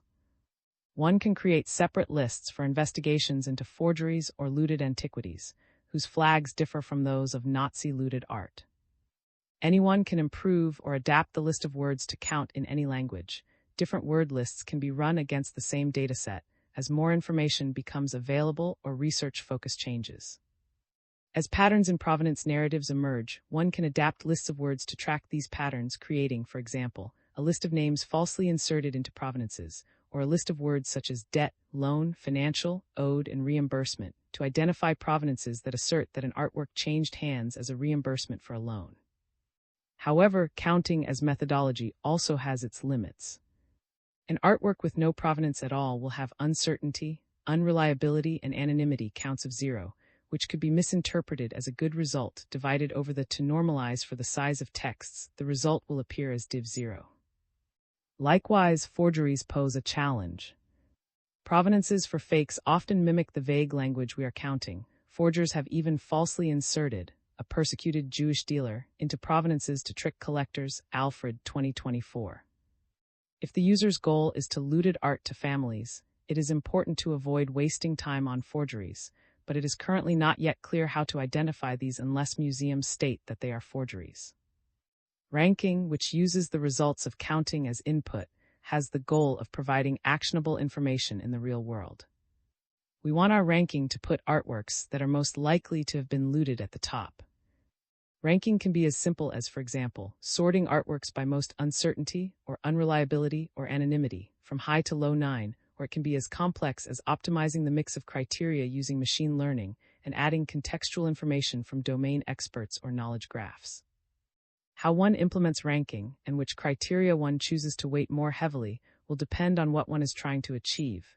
This is also why contextualization of the rankings is so important. Dealing with speculative words such as probably, possibly, and likely poses a challenge, because it is difficult to prove definitively that a speculation could not possibly be true. In the forgery case, for example, the forger simply added a name whenever her fake provenance was challenged to throw researchers off 2021. It is not easy to avoid this trap. However, one can, as a first step, focus attention on verifying the references that are supposed to support the assertion in question. One can also search provenance databases to see whether the inserted name appears elsewhere and whether those provenances turned out to be accurate. For example, the 2010 of the Metropolitan Museum of Art stated that sold the actor in 1913, a statement which has been proven to be false. However, in the same provenance, a new name, Frank, was introduced into the ownership history, accompanied by the words, or and probably. 19051911, probably acquired from the artist, C. Al. 2010, p. 67. As Table 1 shows, 6 owners are known to have been falsely inserted into the provenance of the actor between 1938 and 2010, Italian collector, German professor in Solothurn, Joseph Muller, private collection. So verification of a new name added to the ownership history when the painting is 105 years old would adhere to good practice. If one verifies in the archives the references cited in the 2010, one will find a mention of a Picasso, but not specifically of the actor. A search to see where else the new name appears will lead to a sculpture called Woman's Head, which was donated to the museum by Mr. and Mrs. G. Pearls in 1997, and which has 3 mentions of private collection in the provenance, Metropolitan Museum of Art 2024. A wider search for Woman's Head will lead to a magazine article, 1992, p. 59, entitled Scumbag Descending a Staircase, which tells how in 1990, the art dealer Pearls was tricked into buying a fake sculpture called Woman's Head. If one studies Pearls' social network, one will find he is the son of Pearls and the brother of Frank Pearls, whose false provenances for the actor are listed in Table 1. Who decides what to do with this knowledge? The counting method can point the researcher towards a subject to be, but cannot go further. Another way to assess the success of the counting methodology outlined here is to study artworks, provenances whose history has been thoroughly researched from the time before their true history was known, to verify how such provenances are worded. Do the earlier provenances also contain red flags or deceptive language? If we had looked at word frequencies then, would they have ranked high enough to be flagged? It is in the verification process that one sees the tension between open data provenances and the closed world of the archives, which contain the documents necessary to verify these statements. The Washington Conference principles emphasize the importance of open access to archives. Yet, despite progress, many crucial archives necessary for Nazi-era provenance are neither digitized nor accessible without a series of permissions which the institution in question can and often does refuse. In the case of the actor, for example, the proof that the museum's provenance was false was discovered in archives that were closed when I started the research. The existence of a key source, the Metropolitan Curator's unique annotated draft of the 1967 French paintings, was physically located inside the Metropolitan, known only to the Metropolitan, and even in August 2024, was authorized for departmental use only and required special permission from the museum's General Counsel to be accessed. In addition to the problem of inaccessible archives, the verification process also highlights the problem of authority. There are, for example, 2 competing explanations for how artworks from the collection of Holocaust victim Fritz came into the possession of the Swiss art dealer. One version is that the artworks were looted from by Nazis and surfaced post-war, and the other is that sister-in-law obtained the artworks as a gift from and sold them after the war to UD 2017 p13. Only one of these stories can be true. Who decides? On what authority? In 2023, the Manhattan District Attorney seized from public and private collections several artworks it believed were looted from 2023. 5 museums and 2 private collectors returned the artworks to the heirs, 2023. One museum, the Art Institute of Chicago, refused, and 2024. If ignoring this, one applies to the contested artwork Russian War Prisoner, the method of examining earlier provenances for signs of potentially deceptive language. One finds in 2002, 3 probably terms in one paragraph about the provenance, 2024 p. 139. It is not, however, the Manhattan DA or the heirs who control the provenance that is published on the Art Institute of Chicago's website, Art Institute of Chicago 2024. And the Art Institute of Chicago states that it was not looted, and 2024b. The U.S. National Academies of Science, Integrity in Scientific Research defines a conflict of interest in research as a situation in which an individual has interests in the outcome of the research that may lead to a personal advantage, and that might therefore, in actuality or appearance, compromise the integrity of the research. A key feature of this situation is that the same individual is involved in 2 competing interests, one of which could possibly corrupt the motivation of the other and introduce bias in his or her professional judgment.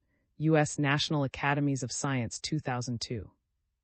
Assessing the reliability of information in provenances requires understanding of stakeholders' roles and potential conflicts of interest. 2020. In the realm of Nazi-looted art, it is not uncommon for defendants in civil lawsuits to state that their employees or service providers have conducted provenance research and concluded that the defendant has good title to the artwork in question, MFAH 2024. How might this triple role, cultural heritage institution, scholar and defendant, impact provenance texts written by the defendant's employees? Museum officers, employees, service providers, donors, dealers, art historians, collectors, claimants, defendants, and their representatives may have financial, social, or other interests that could influence how information is presented. Additionally, power dynamics mean that influential stakeholders, like museums or auction houses, can control narratives, leaving smaller actors underrepresented. This is particularly true where museums, collectors, dealers, and auction houses control access to crucial closed archives, and some stakeholders hold sway over others. At the intersection of litigation, reputation, money, and scholarship, provenance research is difficult to assess without transparency. How to distinguish good faith from deception? Yates and Graham suggest that a machine learning approach to provenance could allow the detection of broader patterns of unethical or even criminal that are embedded in the relationships underpinning museum collections. Yates and Graham 2024 p1. This suggests that there is scope for improvement in our methodology, which will be discussed below. 6 further areas of research. Improvements to the looted art detector could include automating the calculation of indexes, reintroducing named entity recognition, optimizing ranking by using machine learning, and adding contextual information from knowledge graphs. The methods of provenance research require a detective work so complex that one may miss the forest for the trees, 2017 warns us. Data visualizations are a way of stepping back and gaining perspective on patterns, and there is much work to do here. If one animates the data visualization with a time slider, for example, one can see how and when names are inserted, removed, or replaced by vague or anonymous language over time. An open data typology of false provenance statements and a dictionary of words and names associated with them could help all stakeholders. One can broaden the application of the methodology. At the collection level, for example, one can count the number of artworks with no provenance, and for these items, the number of years between the creation date and the acquisition date to obtain a collection's total provenance gap in years. To assess the credibility of references, one can count the number of years between an event and the creation of the source used as a reference for that event. For artworks whose provenances change significantly, with names appearing and disappearing and sales dates moving, one can count the number of different versions. There may be insights here as well for other digital projects.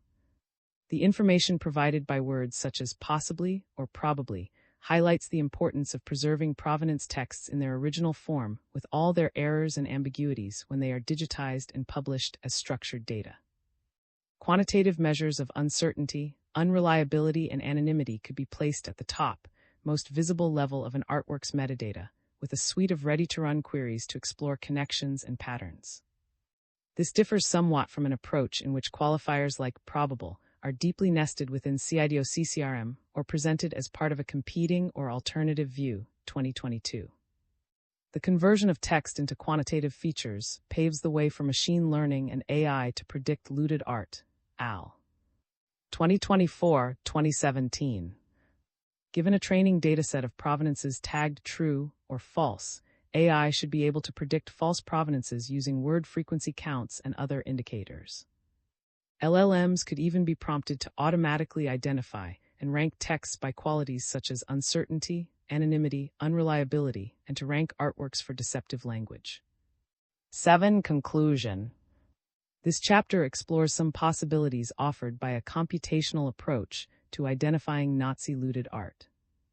The methodology proposed involves counting keywords associated with deception in provenance texts and flagging key names associated with Nazi looting. Tools were developed and tested on 60,000 provenance texts to produce a ranking of potentially looted art. The lessons learned and issues encountered, including the challenges of verifying assertions and the multiple roles of stakeholders, were discussed. Further avenues of development of the methodology are highlighted, both in terms of wider applications and in terms of expanding the computational power with the help of computer scientists into machine learning and AI. There are many ways to research this rigged game. Counting is but one of them. Open access. This chapter is licensed under the terms of the Creative Commons Attribution Commercial No Derivatives 4 International License, org licenses by N40, which permits any non-commercial use, sharing, distribution, and reproduction in any medium or format, as long as you give appropriate credit to the original author S and the source, provide a link to the Creative Commons license, and indicate if you modified the licensed material. You do not have permission under this license to share adapted material derived from this chapter or parts of it. The images or other third-party material in this chapter are included in the chapter's Creative Commons license, unless indicated otherwise in a credit line to the material. If material is not included in the chapter's Creative Commons license and your intended use is not permitted by statutory regulation or exceeds the permitted use, you will need to obtain permission directly from the copyright holder. References: Alfred 2024, The Collection. Retrieved from Common Reception, The Jaegers Collection, N.R.A.P.T. F. 2024, Comparative Advantage of Humans versus AI in the Long Tail.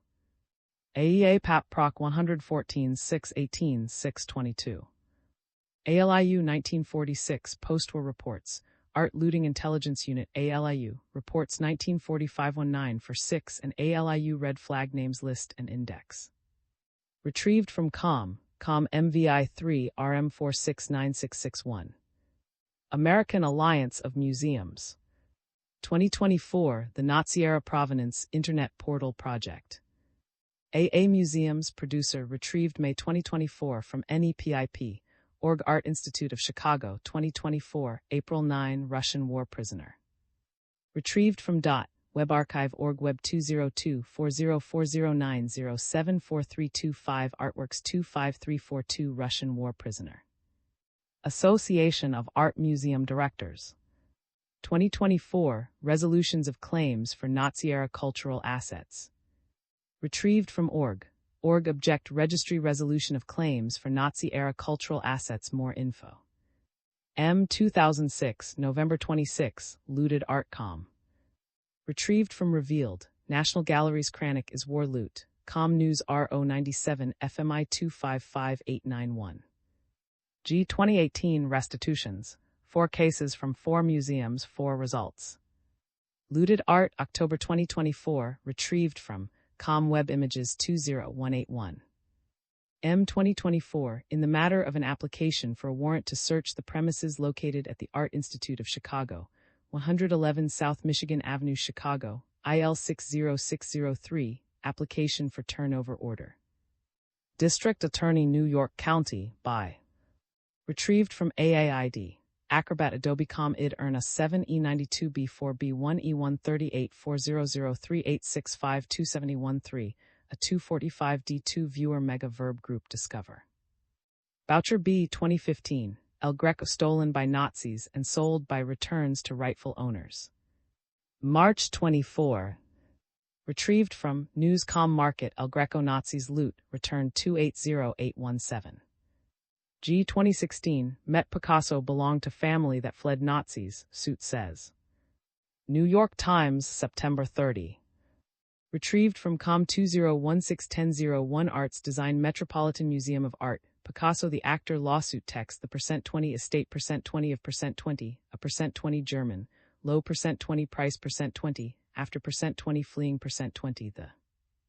G 2020, Met Museum adjusts painting's history to note former Jewish owner. New York Times, February 26. Retrieved from Com 202002 26 Arts Design Metropolitan Museum Jewish owner. A 2023, DA, 7 pieces of Nazi-looted art returned to relatives of Holocaust victim. Manhattan DA, September 20. Retrieved from Org-D, 7 pieces of Nazi-looted art returned to relatives of Holocaust victim FE, 2023, September 24, The Road 1884. Retrieved from collection. Web archive org web 20230924041145 collection %5% 5D65 and %5% 5D show and C #0007552 E7C305 E47777939 Achasio Eid, 1944. They like to dine in cotton. Vogue 103107273. Collections Trust 2024. Spoliation reports from UK museums. Retrieved from Collections Trust. Records Org-J 1992, Scumbag descending a staircase. Spy Magazine, October.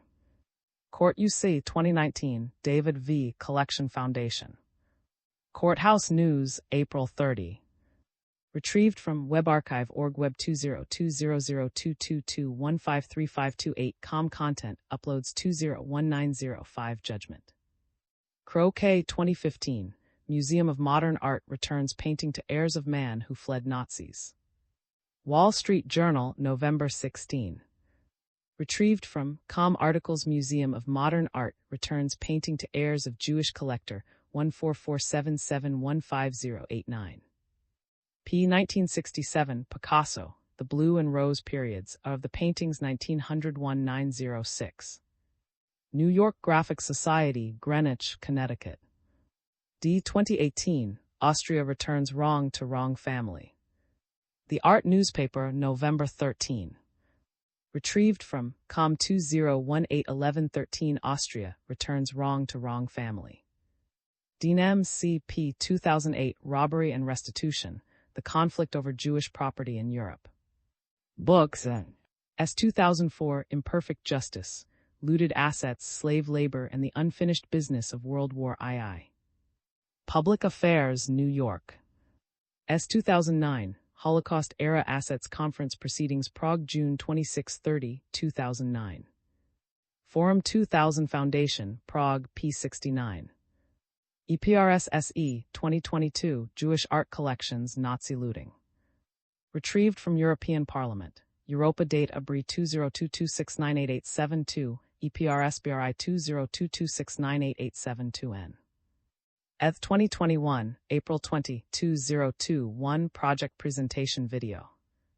Com Watch V9 Mac. J 2011 Chasing Aphrodite, The Hunt for Looted Antiquities at the World's Richest Museum. Boston. H 1998 The Lost Museum, The Nazi Conspiracy to Steal the World's Greatest Works of Art. Basic Books. M 2013 Why Nazi-Seized Art is Only Now Resurfacing and How It Will Change the Art World. Washington Post, November 6. Retrieved from Com News Worldviews 20131106 Why Nazi-Seized Art is Only Now Resurfacing and How It Will Change the Art World. S. 2008, The Years of Extermination, Nazi Germany and the Jews, 1930-91945. HarperCollins.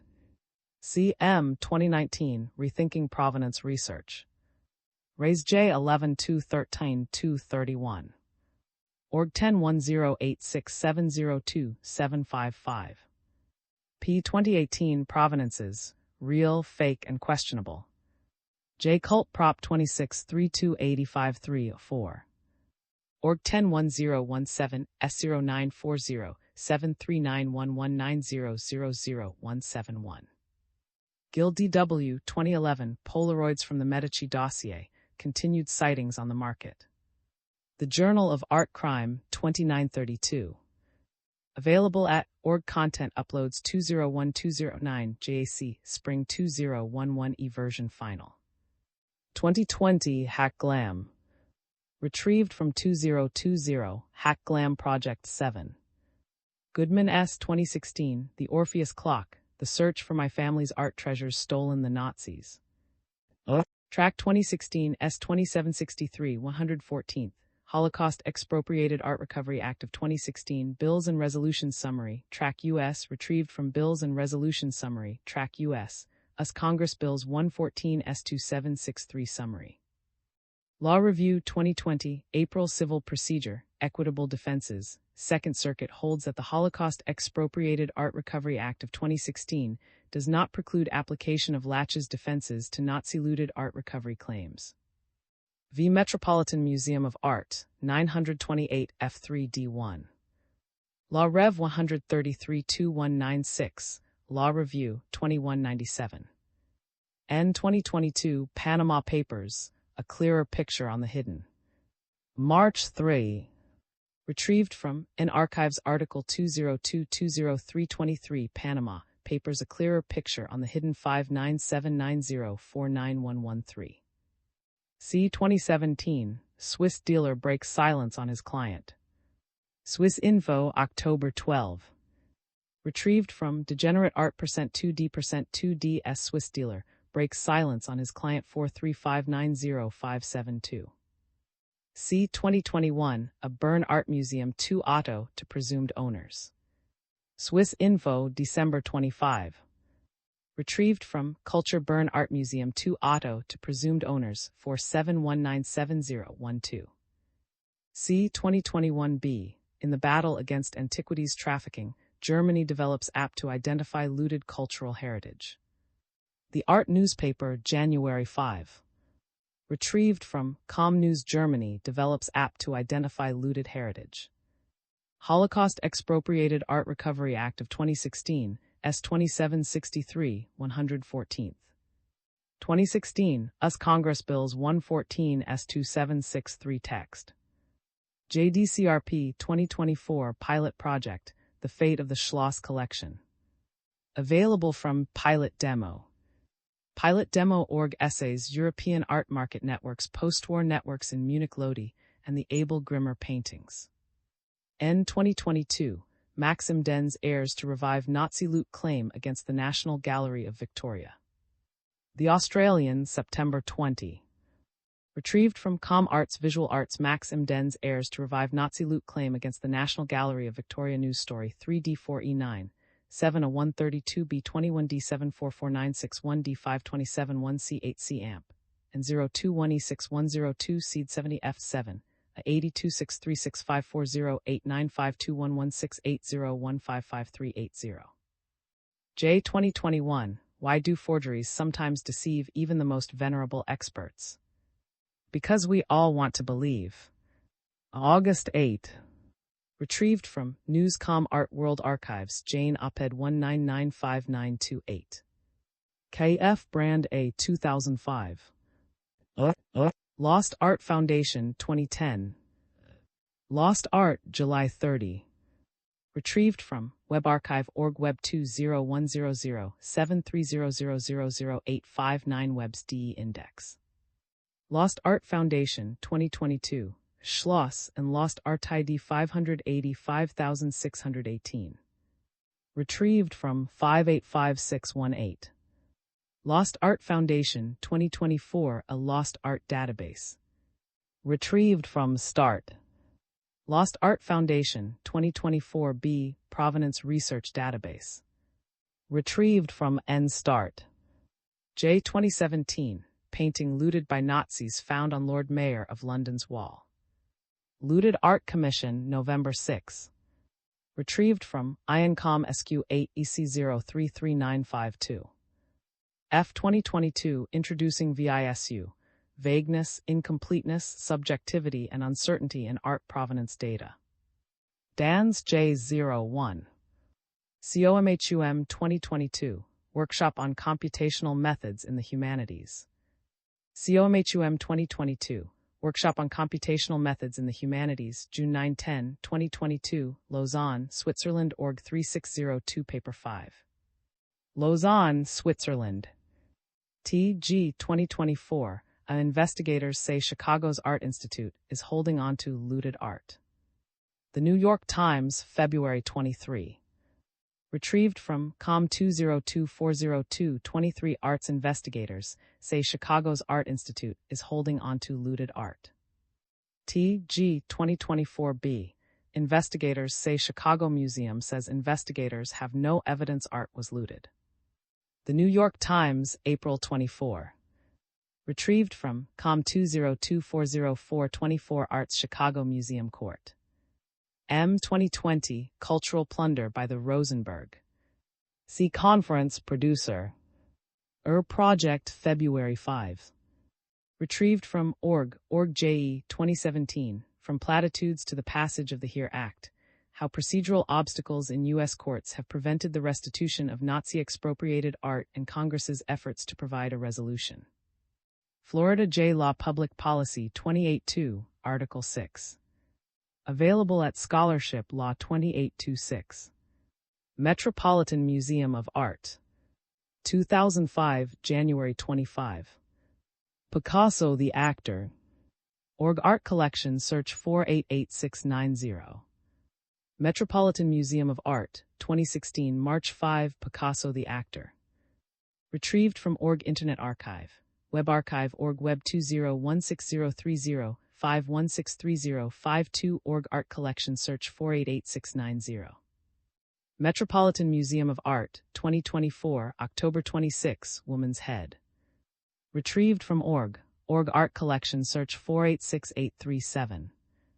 Monuments Men Foundation, 2021, Monuments Men Foundation Analysis of the Museum of Fine Arts, Houston Research Report on Marketplace at, prepared by Ms. Stein. August 30. Retrieved from 611-4E99 4B4C8420. A 45F580F80 4A9 Combi 39 Fa6170246483192 E13B3 E6D to C601E. Museum of Fine Arts Boston, 2024, October 19, Ownership Resolutions, 2021 View of 1982.396. Retrieved from Org Collections Provenance Ownership Resolutions. Museum of Fine Arts Houston, 2024, May 30, Org.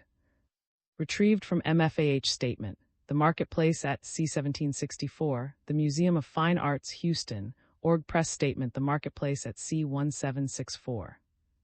Natter T. 2017, Tout. Nicholas L. 2017, I. M. Reich. Dans U. Tai and C. AM 2015, The Lady in Gold, The Extraordinary Tale of Masterpiece Portrait of First Vintage Books. UD NM 2017, A Tragic Fate, Law and Ethics in the Battle Over Nazi-Looted Art. American Bar Association. Office of the Special Envoy for Holocaust Issues, 1998, Washington Conference Principles on Nazi-Confiscated Art. Retrieved at State Washington Conference Principles on Nazi-Confiscated Art Paris Data, 2020-2020. Retrieved on COM 2020. J 2017, July, Art Dealer Networks in the Third Reich and in the Postwar Period. J. Contemp Hist, 52-3-546-565. Org Stable 4450-4062. Polak E. L. 2019, Suze 1941-944. T. 2017, AI Detective Analyzes Police Data to Learn How to Crack Cases. New Scientist, May 10.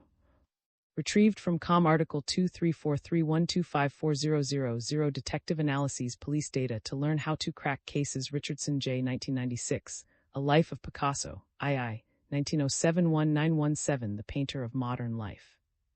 Random House. G 2006, June 6, Fort Worth Museum plans to return looted painting.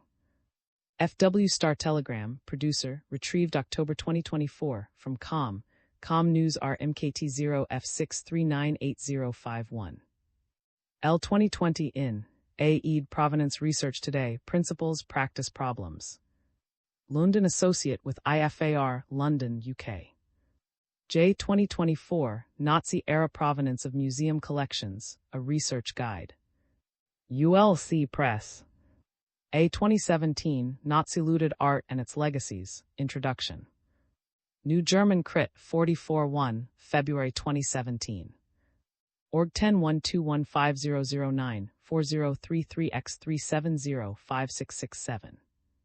JT 1939 Picasso, A Critical Estimate. 118812.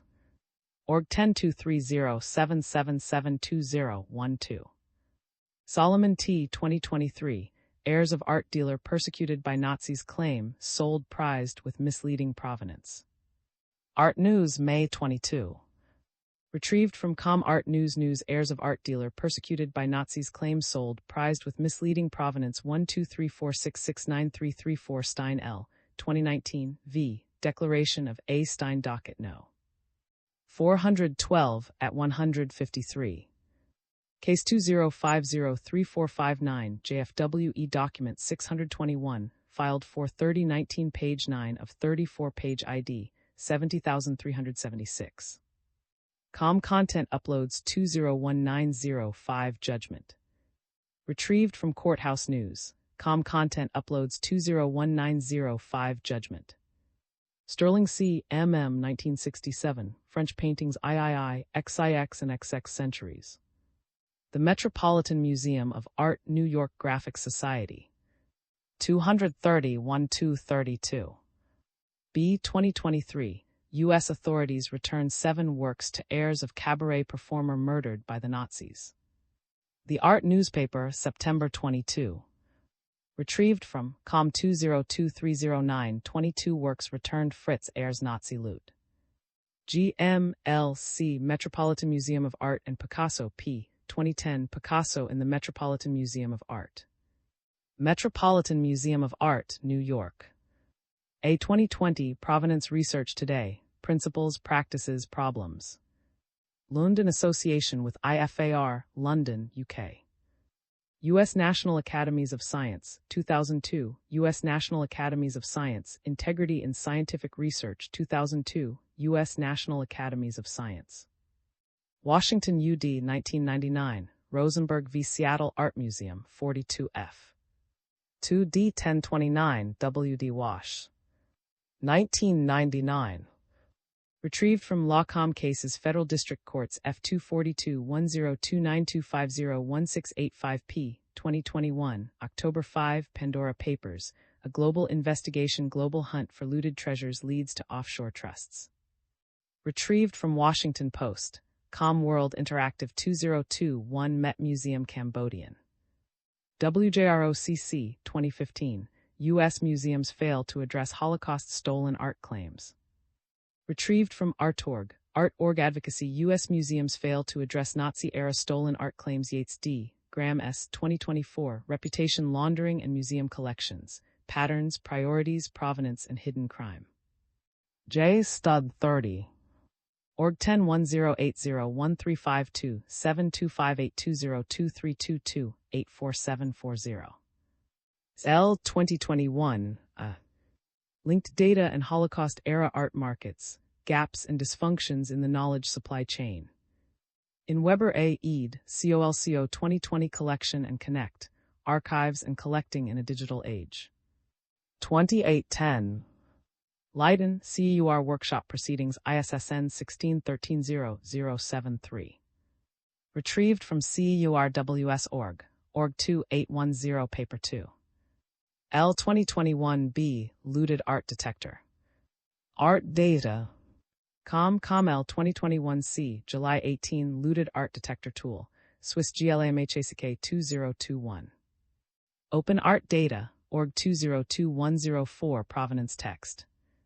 L 2021d, July 21 Tutorial for the Looted Art Detector, using custom indicators.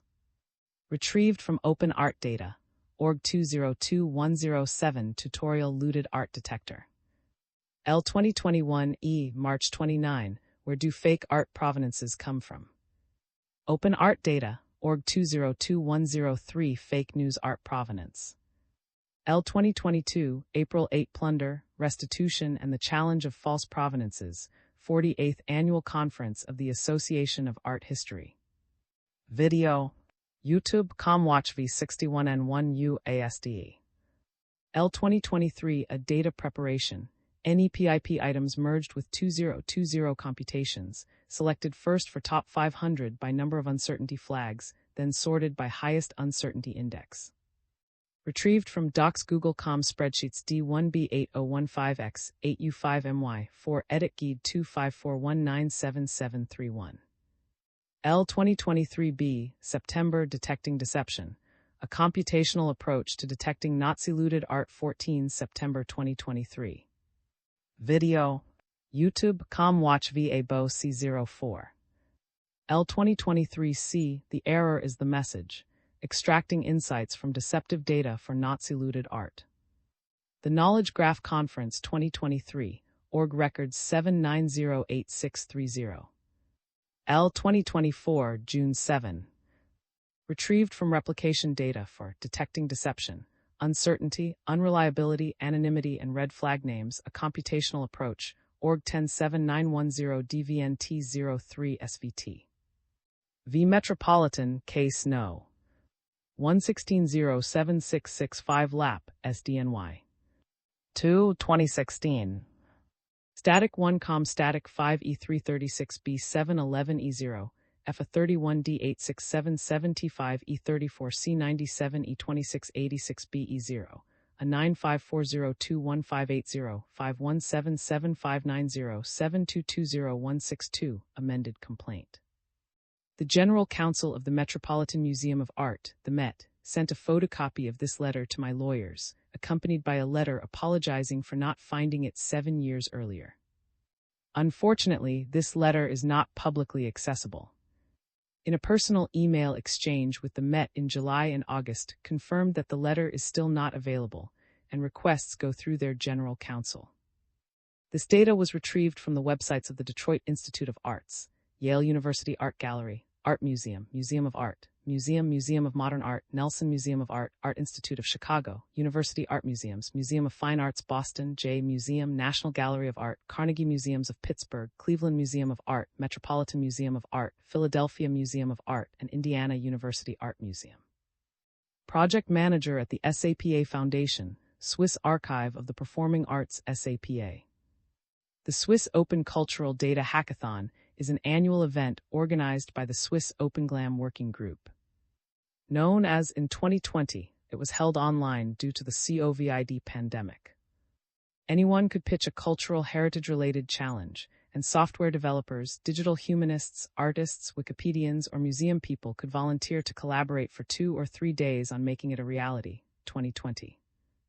I pitched the idea of a word and name counting program for detecting looted art from provenance texts and offered datasets of the 21,000 provenance texts. List of people that the Art Looting Investigation Unit investigated in 1946 for involvement in the Nazi-looted art trade. Software developer at. The datasets used in this study, provenance files, and results files, are published as open-source data on the 2024, and a demonstration is included in a dedicated video presentation, 2023C. After we ran the tests, more words suggesting unreliability came to our attention, by error, erroneously, mistaken, by mistake. However, these were not counted in the 2020 project, they were added later. A practical approach is to start by normalizing scores to create an index such as the uncertainty index, uncertainty word count, then sort from largest to smallest and filter for certain names 1 if lists of names were also counted. Looking across collections, ethical challenges and considerations of using museum collection data to conduct provenance research at scale. Abstract. Collection databases, like the collections they record, are continuously changing entities shaped by human decisions and their cultural, economic, and political contexts. Although analogous with collections, these databases have historically been used as management tools or for searching and sorting information related to objects. Over the past 20 years, recognition of the value of using collection data as a research tool for historical research, including provenance and the trade in cultural heritage, has grown. Through a comparative examination of projects that have used collection data within this context, this chapter will critically reflect on the ethical challenges and considerations of data integrity and data absence when working with museum collection databases. It will review projects based in the United Kingdom and Europe that have engaged with diverse cultural heritage collections and their databases, timescales, and perspectives, but share a common interest in looking across collections at scale. This chapter highlights the potential of large-scale analyses to augment what we can understand about museum collections and the wider art and antiquities market. Nevertheless, I argue that this potential is limited by the bias within, instability of, and ultimately access to museums' digital collection records. Keywords is a specialist in the history of European collecting with a specific interest in mapping the processes and history of museum collections and the use of data-driven and numerical methodologies to conduct provenance research at scale.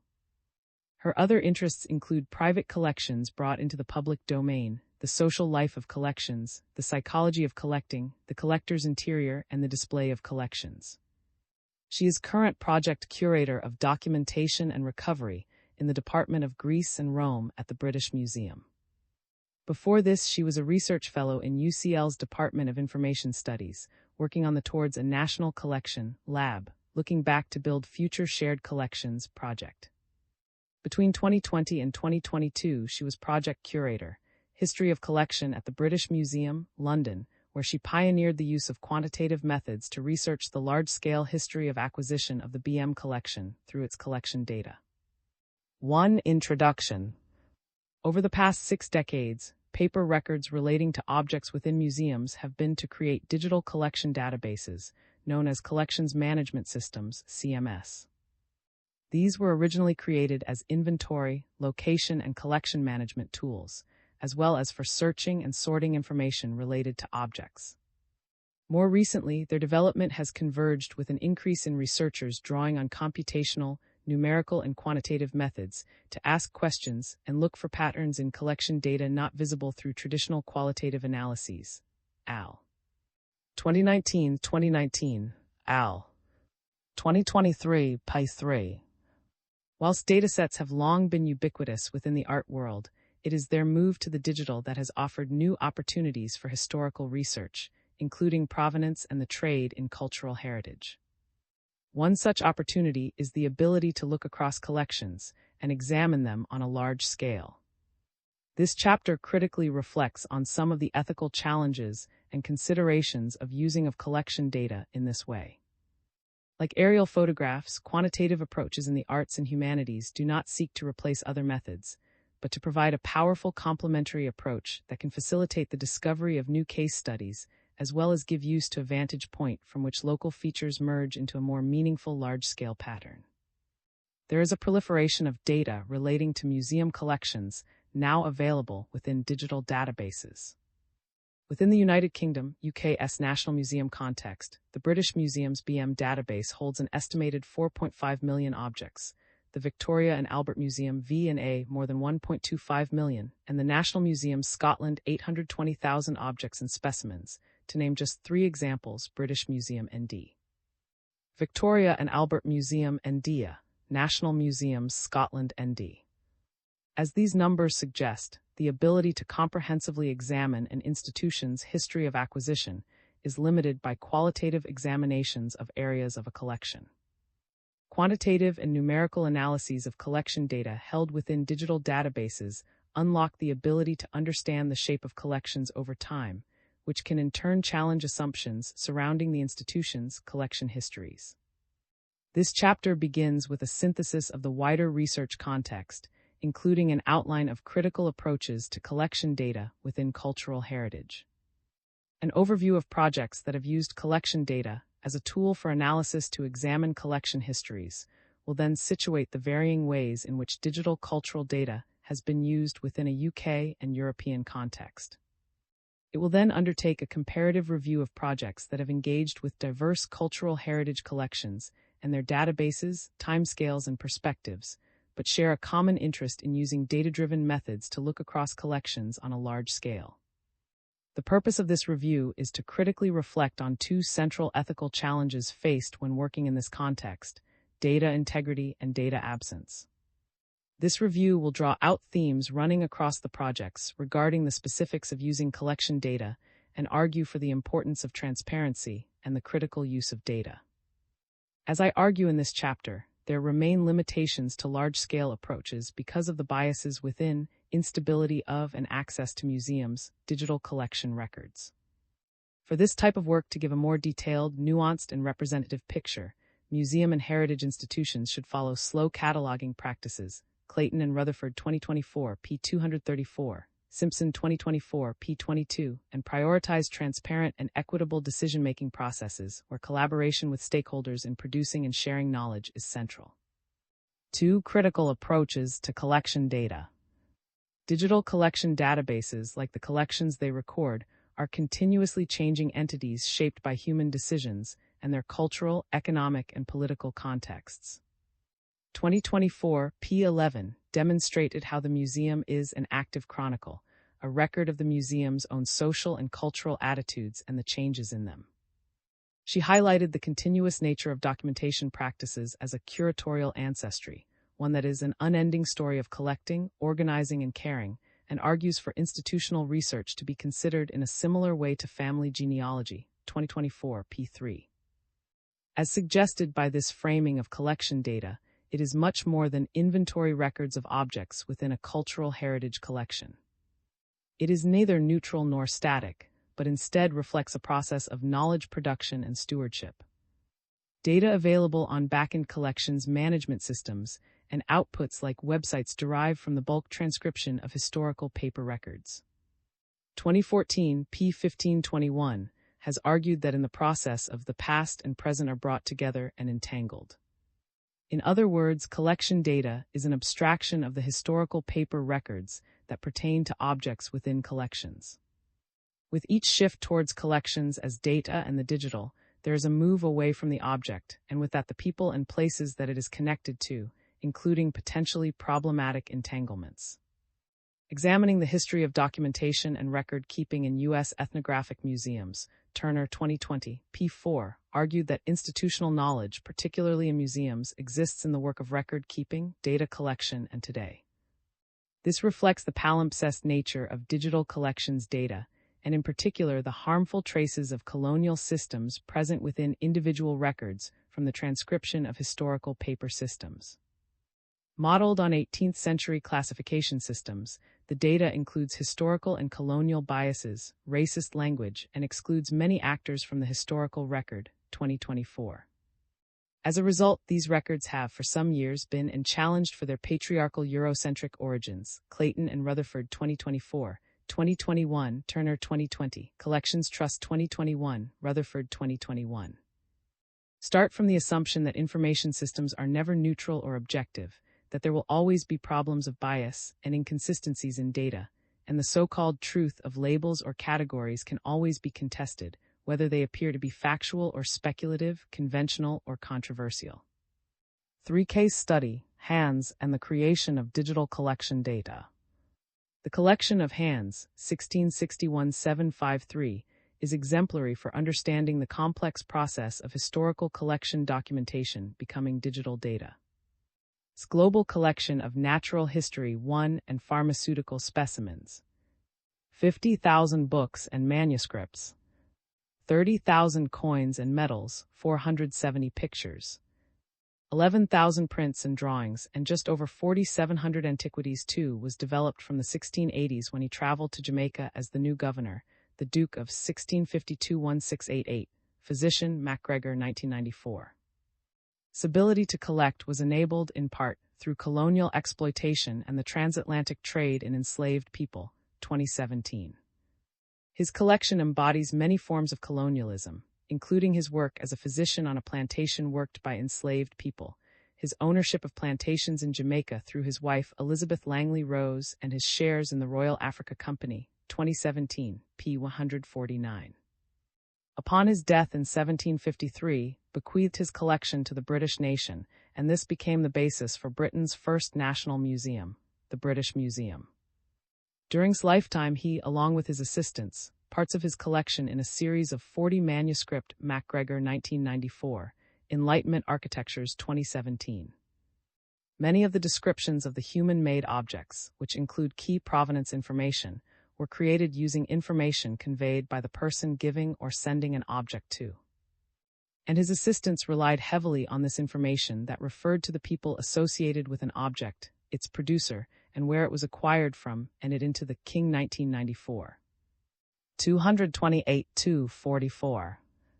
When his collection entered the BM, these were transferred to the institution, along with the objects they recorded. The historical manuscript were by no means static within the museum, and across its history when departments were formed and changed, the were and divided.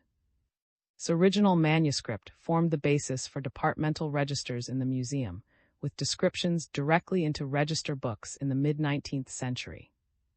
Added to this internal mobility of the collections, in the 19th century, the BM collections were dislocated due to their increasing size and the lack of space at the Bloomsbury site.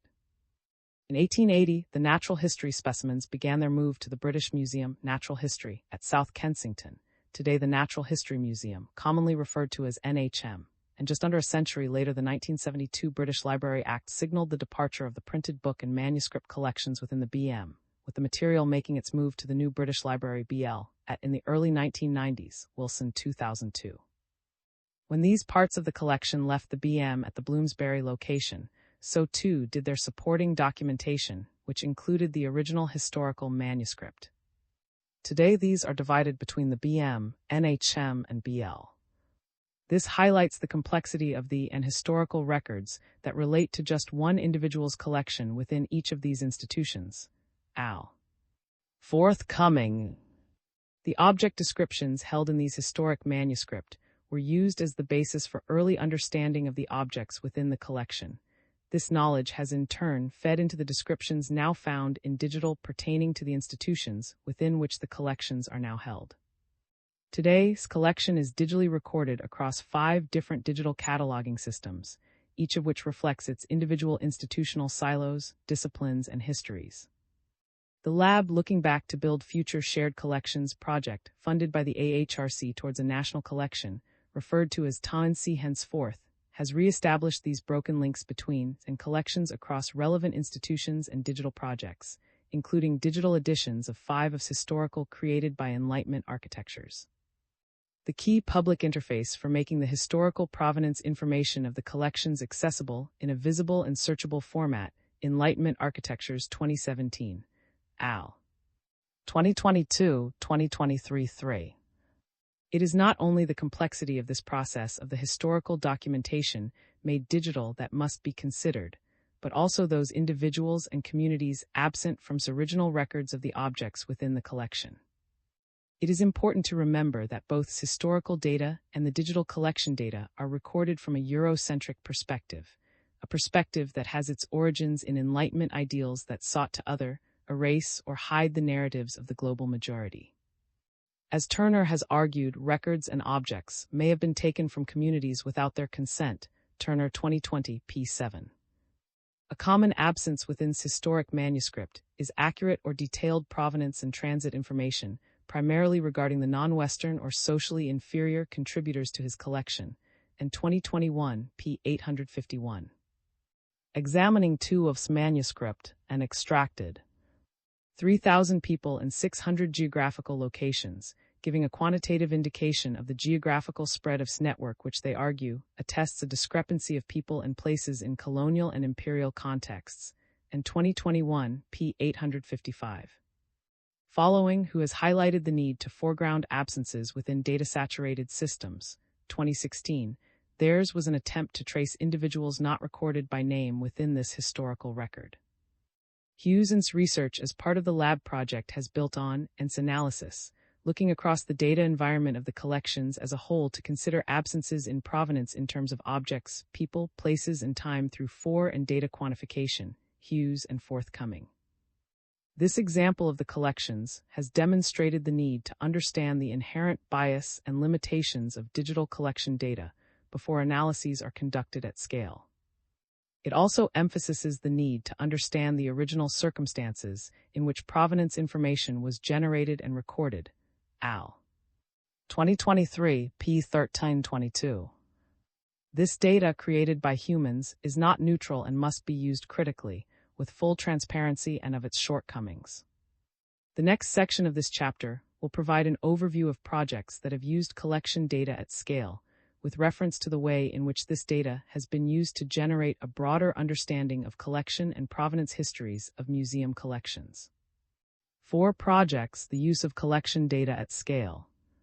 The following section critically provides a comprehensive review of recent and ongoing projects based in the UK and Europe that have engaged with diverse cultural heritage collections and their databases, timescales, and perspectives, but share a common interest in looking across collections at scale. This review is not exhaustive. Nevertheless, the projects highlight the potential of large-scale analyses to augment what we can understand about museum collections and the wider art and antiquities market. 4.1 Relational Museum. The use of statistics to examine an individual collection's history through digital collection data was pioneered as part of the Relational Museum project at the Pitt Rivers Museum, 2006, and 2007. The project focused on human and institutional relationships that created the collection between 1884 and 1945, highlighting links between makers, collectors, and museum staff through 6 case studies of major collectors, 2006, p. 149. The impetus from the project derived from the digital availability of records. In the 1920s and 1930s, the Pitt Rivers systematically documented its collections, creating accession books both retrospectively and for new accessions and card systems. In the 1980s, these paper records were transferred onto a digital platform, resulting in a complete and complex computerized collections management databases for all its objects. By the mid-1990s, 2006-5, these were accessible both internally and externally via online versions. The database holds one record for each object in the collection, with a total of 512,866 records. Each record holds the following information relating to the object: collection type, description, geographical reference, dimensions, date made, date collected, acquisition information, materials and processes, object numbers, alternative names and people associated with the object. 6. As with most collection management systems, these include structured and unstructured data. Either standardized predefined vocabularies to be chosen when creating an entry, or free text fields where any amount of descriptive text can be added. The Relational Museum project used this collection data to question when objects came into the museum, where they came from, and through whom they entered the collection. In 2003, a copy of the database was downloaded, and data was collected from 5 key areas. These included the continent and country field relating to an object's geographical provenance, the accession date of an object, the AE field which distinguishes archaeological from ethnographic objects, the people fields, and the class field which tags each object to a standard set of thematic classes, and 2007. 2728. Their research found, for example, that 53% of the material collected between 1884 and 1945 was archaeological material and 41% ethnographic, and 2007, p. 46. That the top 3 professions of those contributing to the museum collection where known were archaeologists 23.7%, Army or Navy officers 14.8%, and natural historians 10.1%, and 2007, p. 49. Individuals facilitating acquisitions were also examined by how many were collecting in different regions of the world: Africa, Americas, Australia, Europe, and Oceania. Over the period and highlighted that the number of people collecting in these locations remained relatively constant over the period examined, and 2007, p. 56.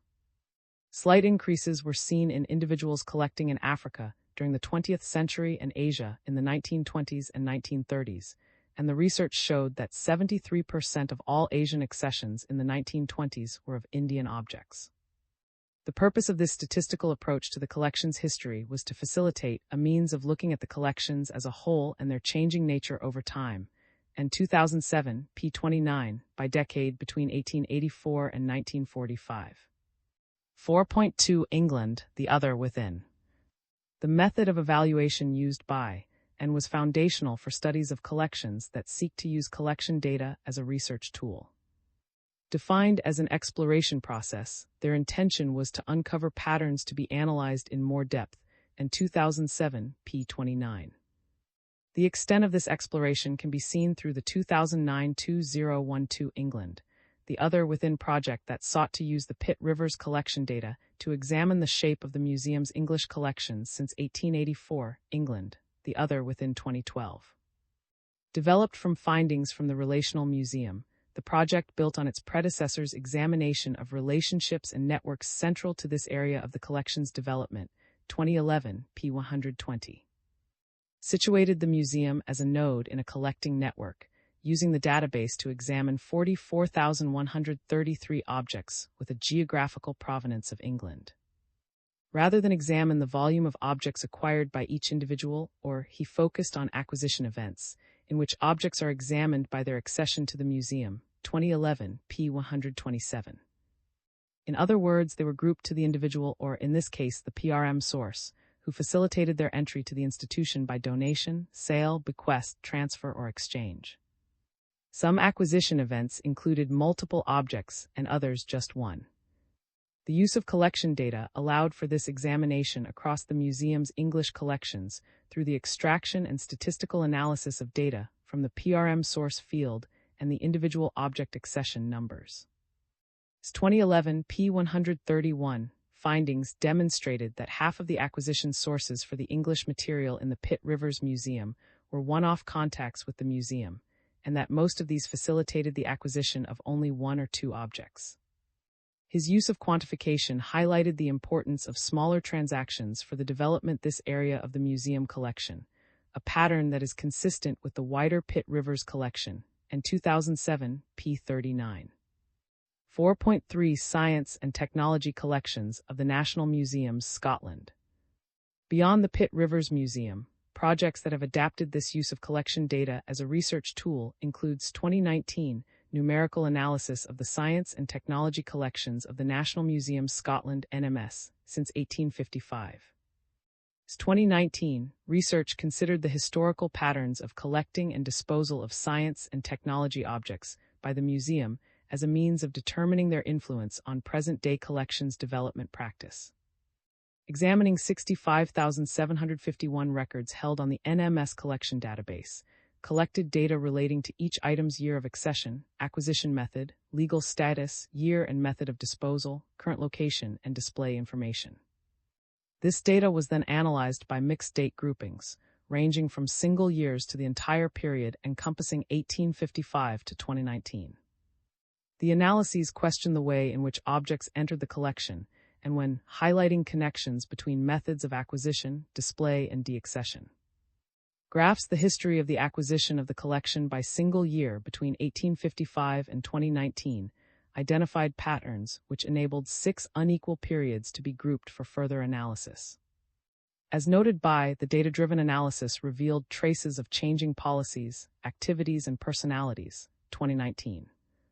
This research, enabled through a numerical approach to the NMS collection data, showed that objects purchased were more likely to be displayed and retained by the museum than donations or material found in the collections or which was accessioned without the provenance being recorded, 2019. This significant finding not only shows the possibility of this method to uncover patterns in the history of a museum's collection, but it also reiterates the importance of recording provenance information in and digital systems, as objects divorced from their provenance were found to be more vulnerable to disposal.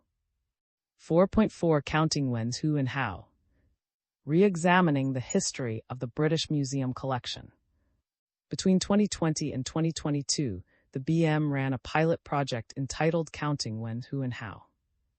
Re-examining the history of the British Museum collection that assessed the value and possibility of using the collection database, Museum Index plus MI+, as a research tool to analyze the museum's history of acquisition from 1753 to 2019, British Museum 2022, MAC 2023. The BM's digital collections database originated in the late 1970s after decades of requests from the Parliamentary Committee of Public Accounts for the audit of its collection, Wilson 2002. Today, MI Plus holds over half of the estimated count of objects within the British Museum's collection, 8 million. At almost 5 million objects, held in around 2 million object records, it is a large and complicated data set. The scope of the museum's collections covers not only examples of works of art and antiquities from across the world, but also examples of archaeological and cultural. Records relating to the objects stewarded by the BM evolved alongside changes in departmental structures, with many objects being transferred between departments as these were divided or new departments were created across the museum's history. The complexity of the BM documentation history meant that in creating a digital system, it was not a straightforward case of one framework of documentation working across departments. As a means of building more structure into the database, authority fields were developed centrally, with contributions from across the 8 object-specific departments to ensure they correctly and efficiently reflected the requirements of the collection. These authority fields are terminology, reference information, person information, place information, location information, dimension unit, field help, and procedure definition.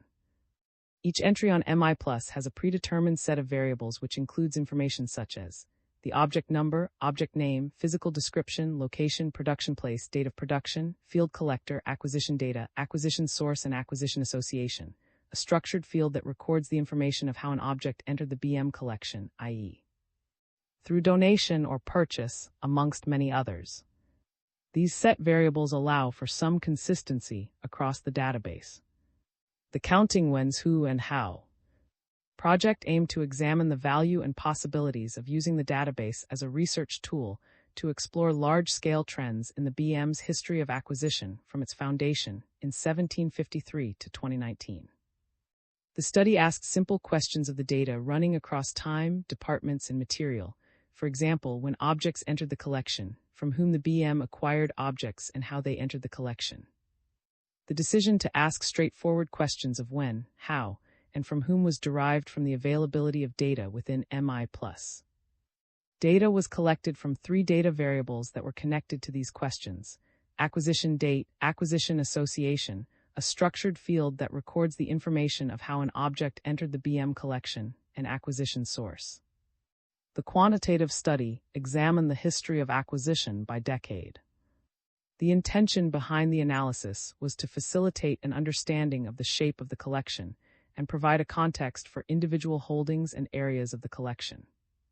This data-led approach enabled an understanding of acquisition patterns not visible through traditional qualitative approaches that focus on individual collectors, objects, or parts of a collection. The findings brought into view the shape of the BM collection for the first time, allowing for an understanding of when the museum acquired more or fewer objects, MAC 2023, p. 307. It found that the BM collection grew actively and rapidly in the mid-19th century, and that the biggest spike of acquisitions by volume of objects was found at the end of the 20th century, MAC 2023, p. 308. It revealed patterns in the way in which objects entered the collection and illustrated that, although acquisition sources associated with large collections may have shaped the collection by volume, in each decade analyzed around 30% of all acquisition sources are associated with just one object record, MAC 2023, p. 317. This analysis suggested the opportunity that quantification can offer to think beyond the celebrated individual and to begin to understand the quantity of people and communities that have shaped the collection. It enabled stories of the individual collector, collection, or object to be understood within an institutional context. 4.5 British Museum AHRC Collaborative Doctoral Partnership Projects. Other projects funded through AHRC Collaborative Doctoral Partnerships use the BM collection database and data-led methods to examine specific areas of the BM collection. For example, Elizabeth Wilkes' 2016 project Polished Axes, Object Biographies and the Writing of World Histories, focused on an individual object type, assessing the history of the polished axe collection at the BM through a mixed method approach using both collection data and themselves. The collection data was used by Wilkes as a starting point in her methodology, searching across collections to determine the museum's holdings. Looking across the collections was needed because no collection sold or donated to the museum in its history consisted solely of polished axes. These were acquired as individual objects or as a part of a wider collection. Through a data-informed study by object type, acquisition date, and acquisition association, Wilkes was able to survey the entire collection, Wilkes 2016. 32-35. In addition, Acharya's ongoing project Gender, Empire, and Material Culture, Women Collectors of South Asia 7 uses the BM collection data as a means of understanding the shape of the BM collection in relation to women and South Asian material between 1818 and 2019, Acharya 2024. For Acharya 2024, the data is also a starting point to identify themes for further research.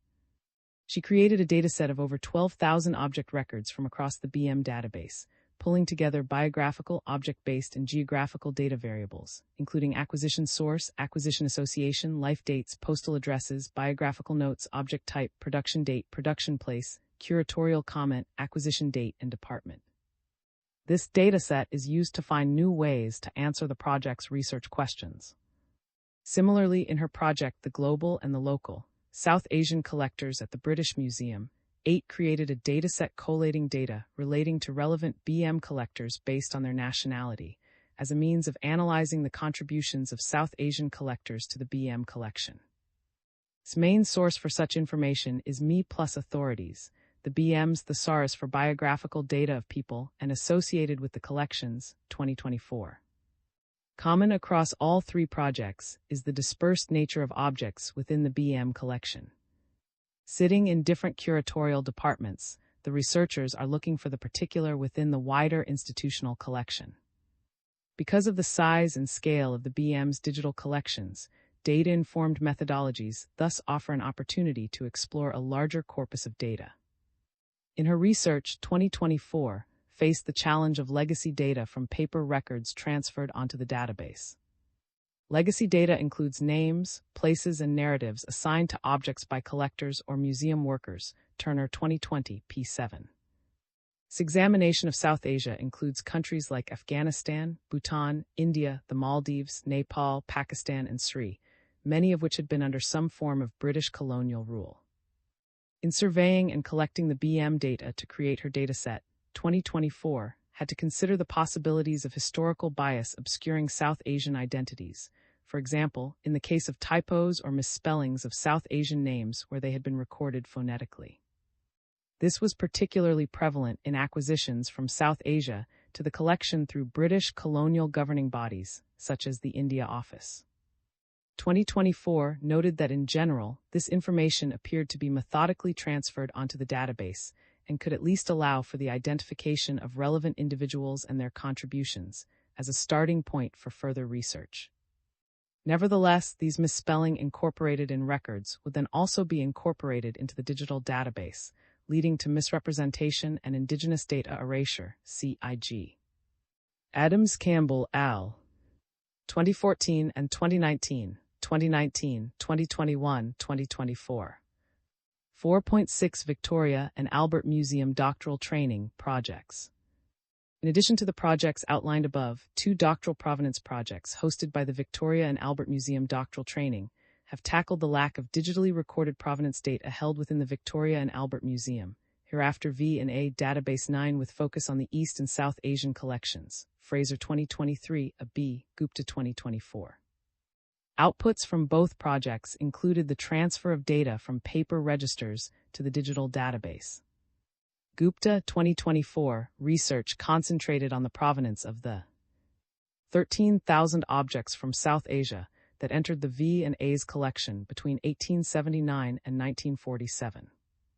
Her work has enabled all provenance information contained in the museum's central inventory records and the Asia Department acquisition records for objects acquired between 1880 and 1922 to be transferred onto the collection database.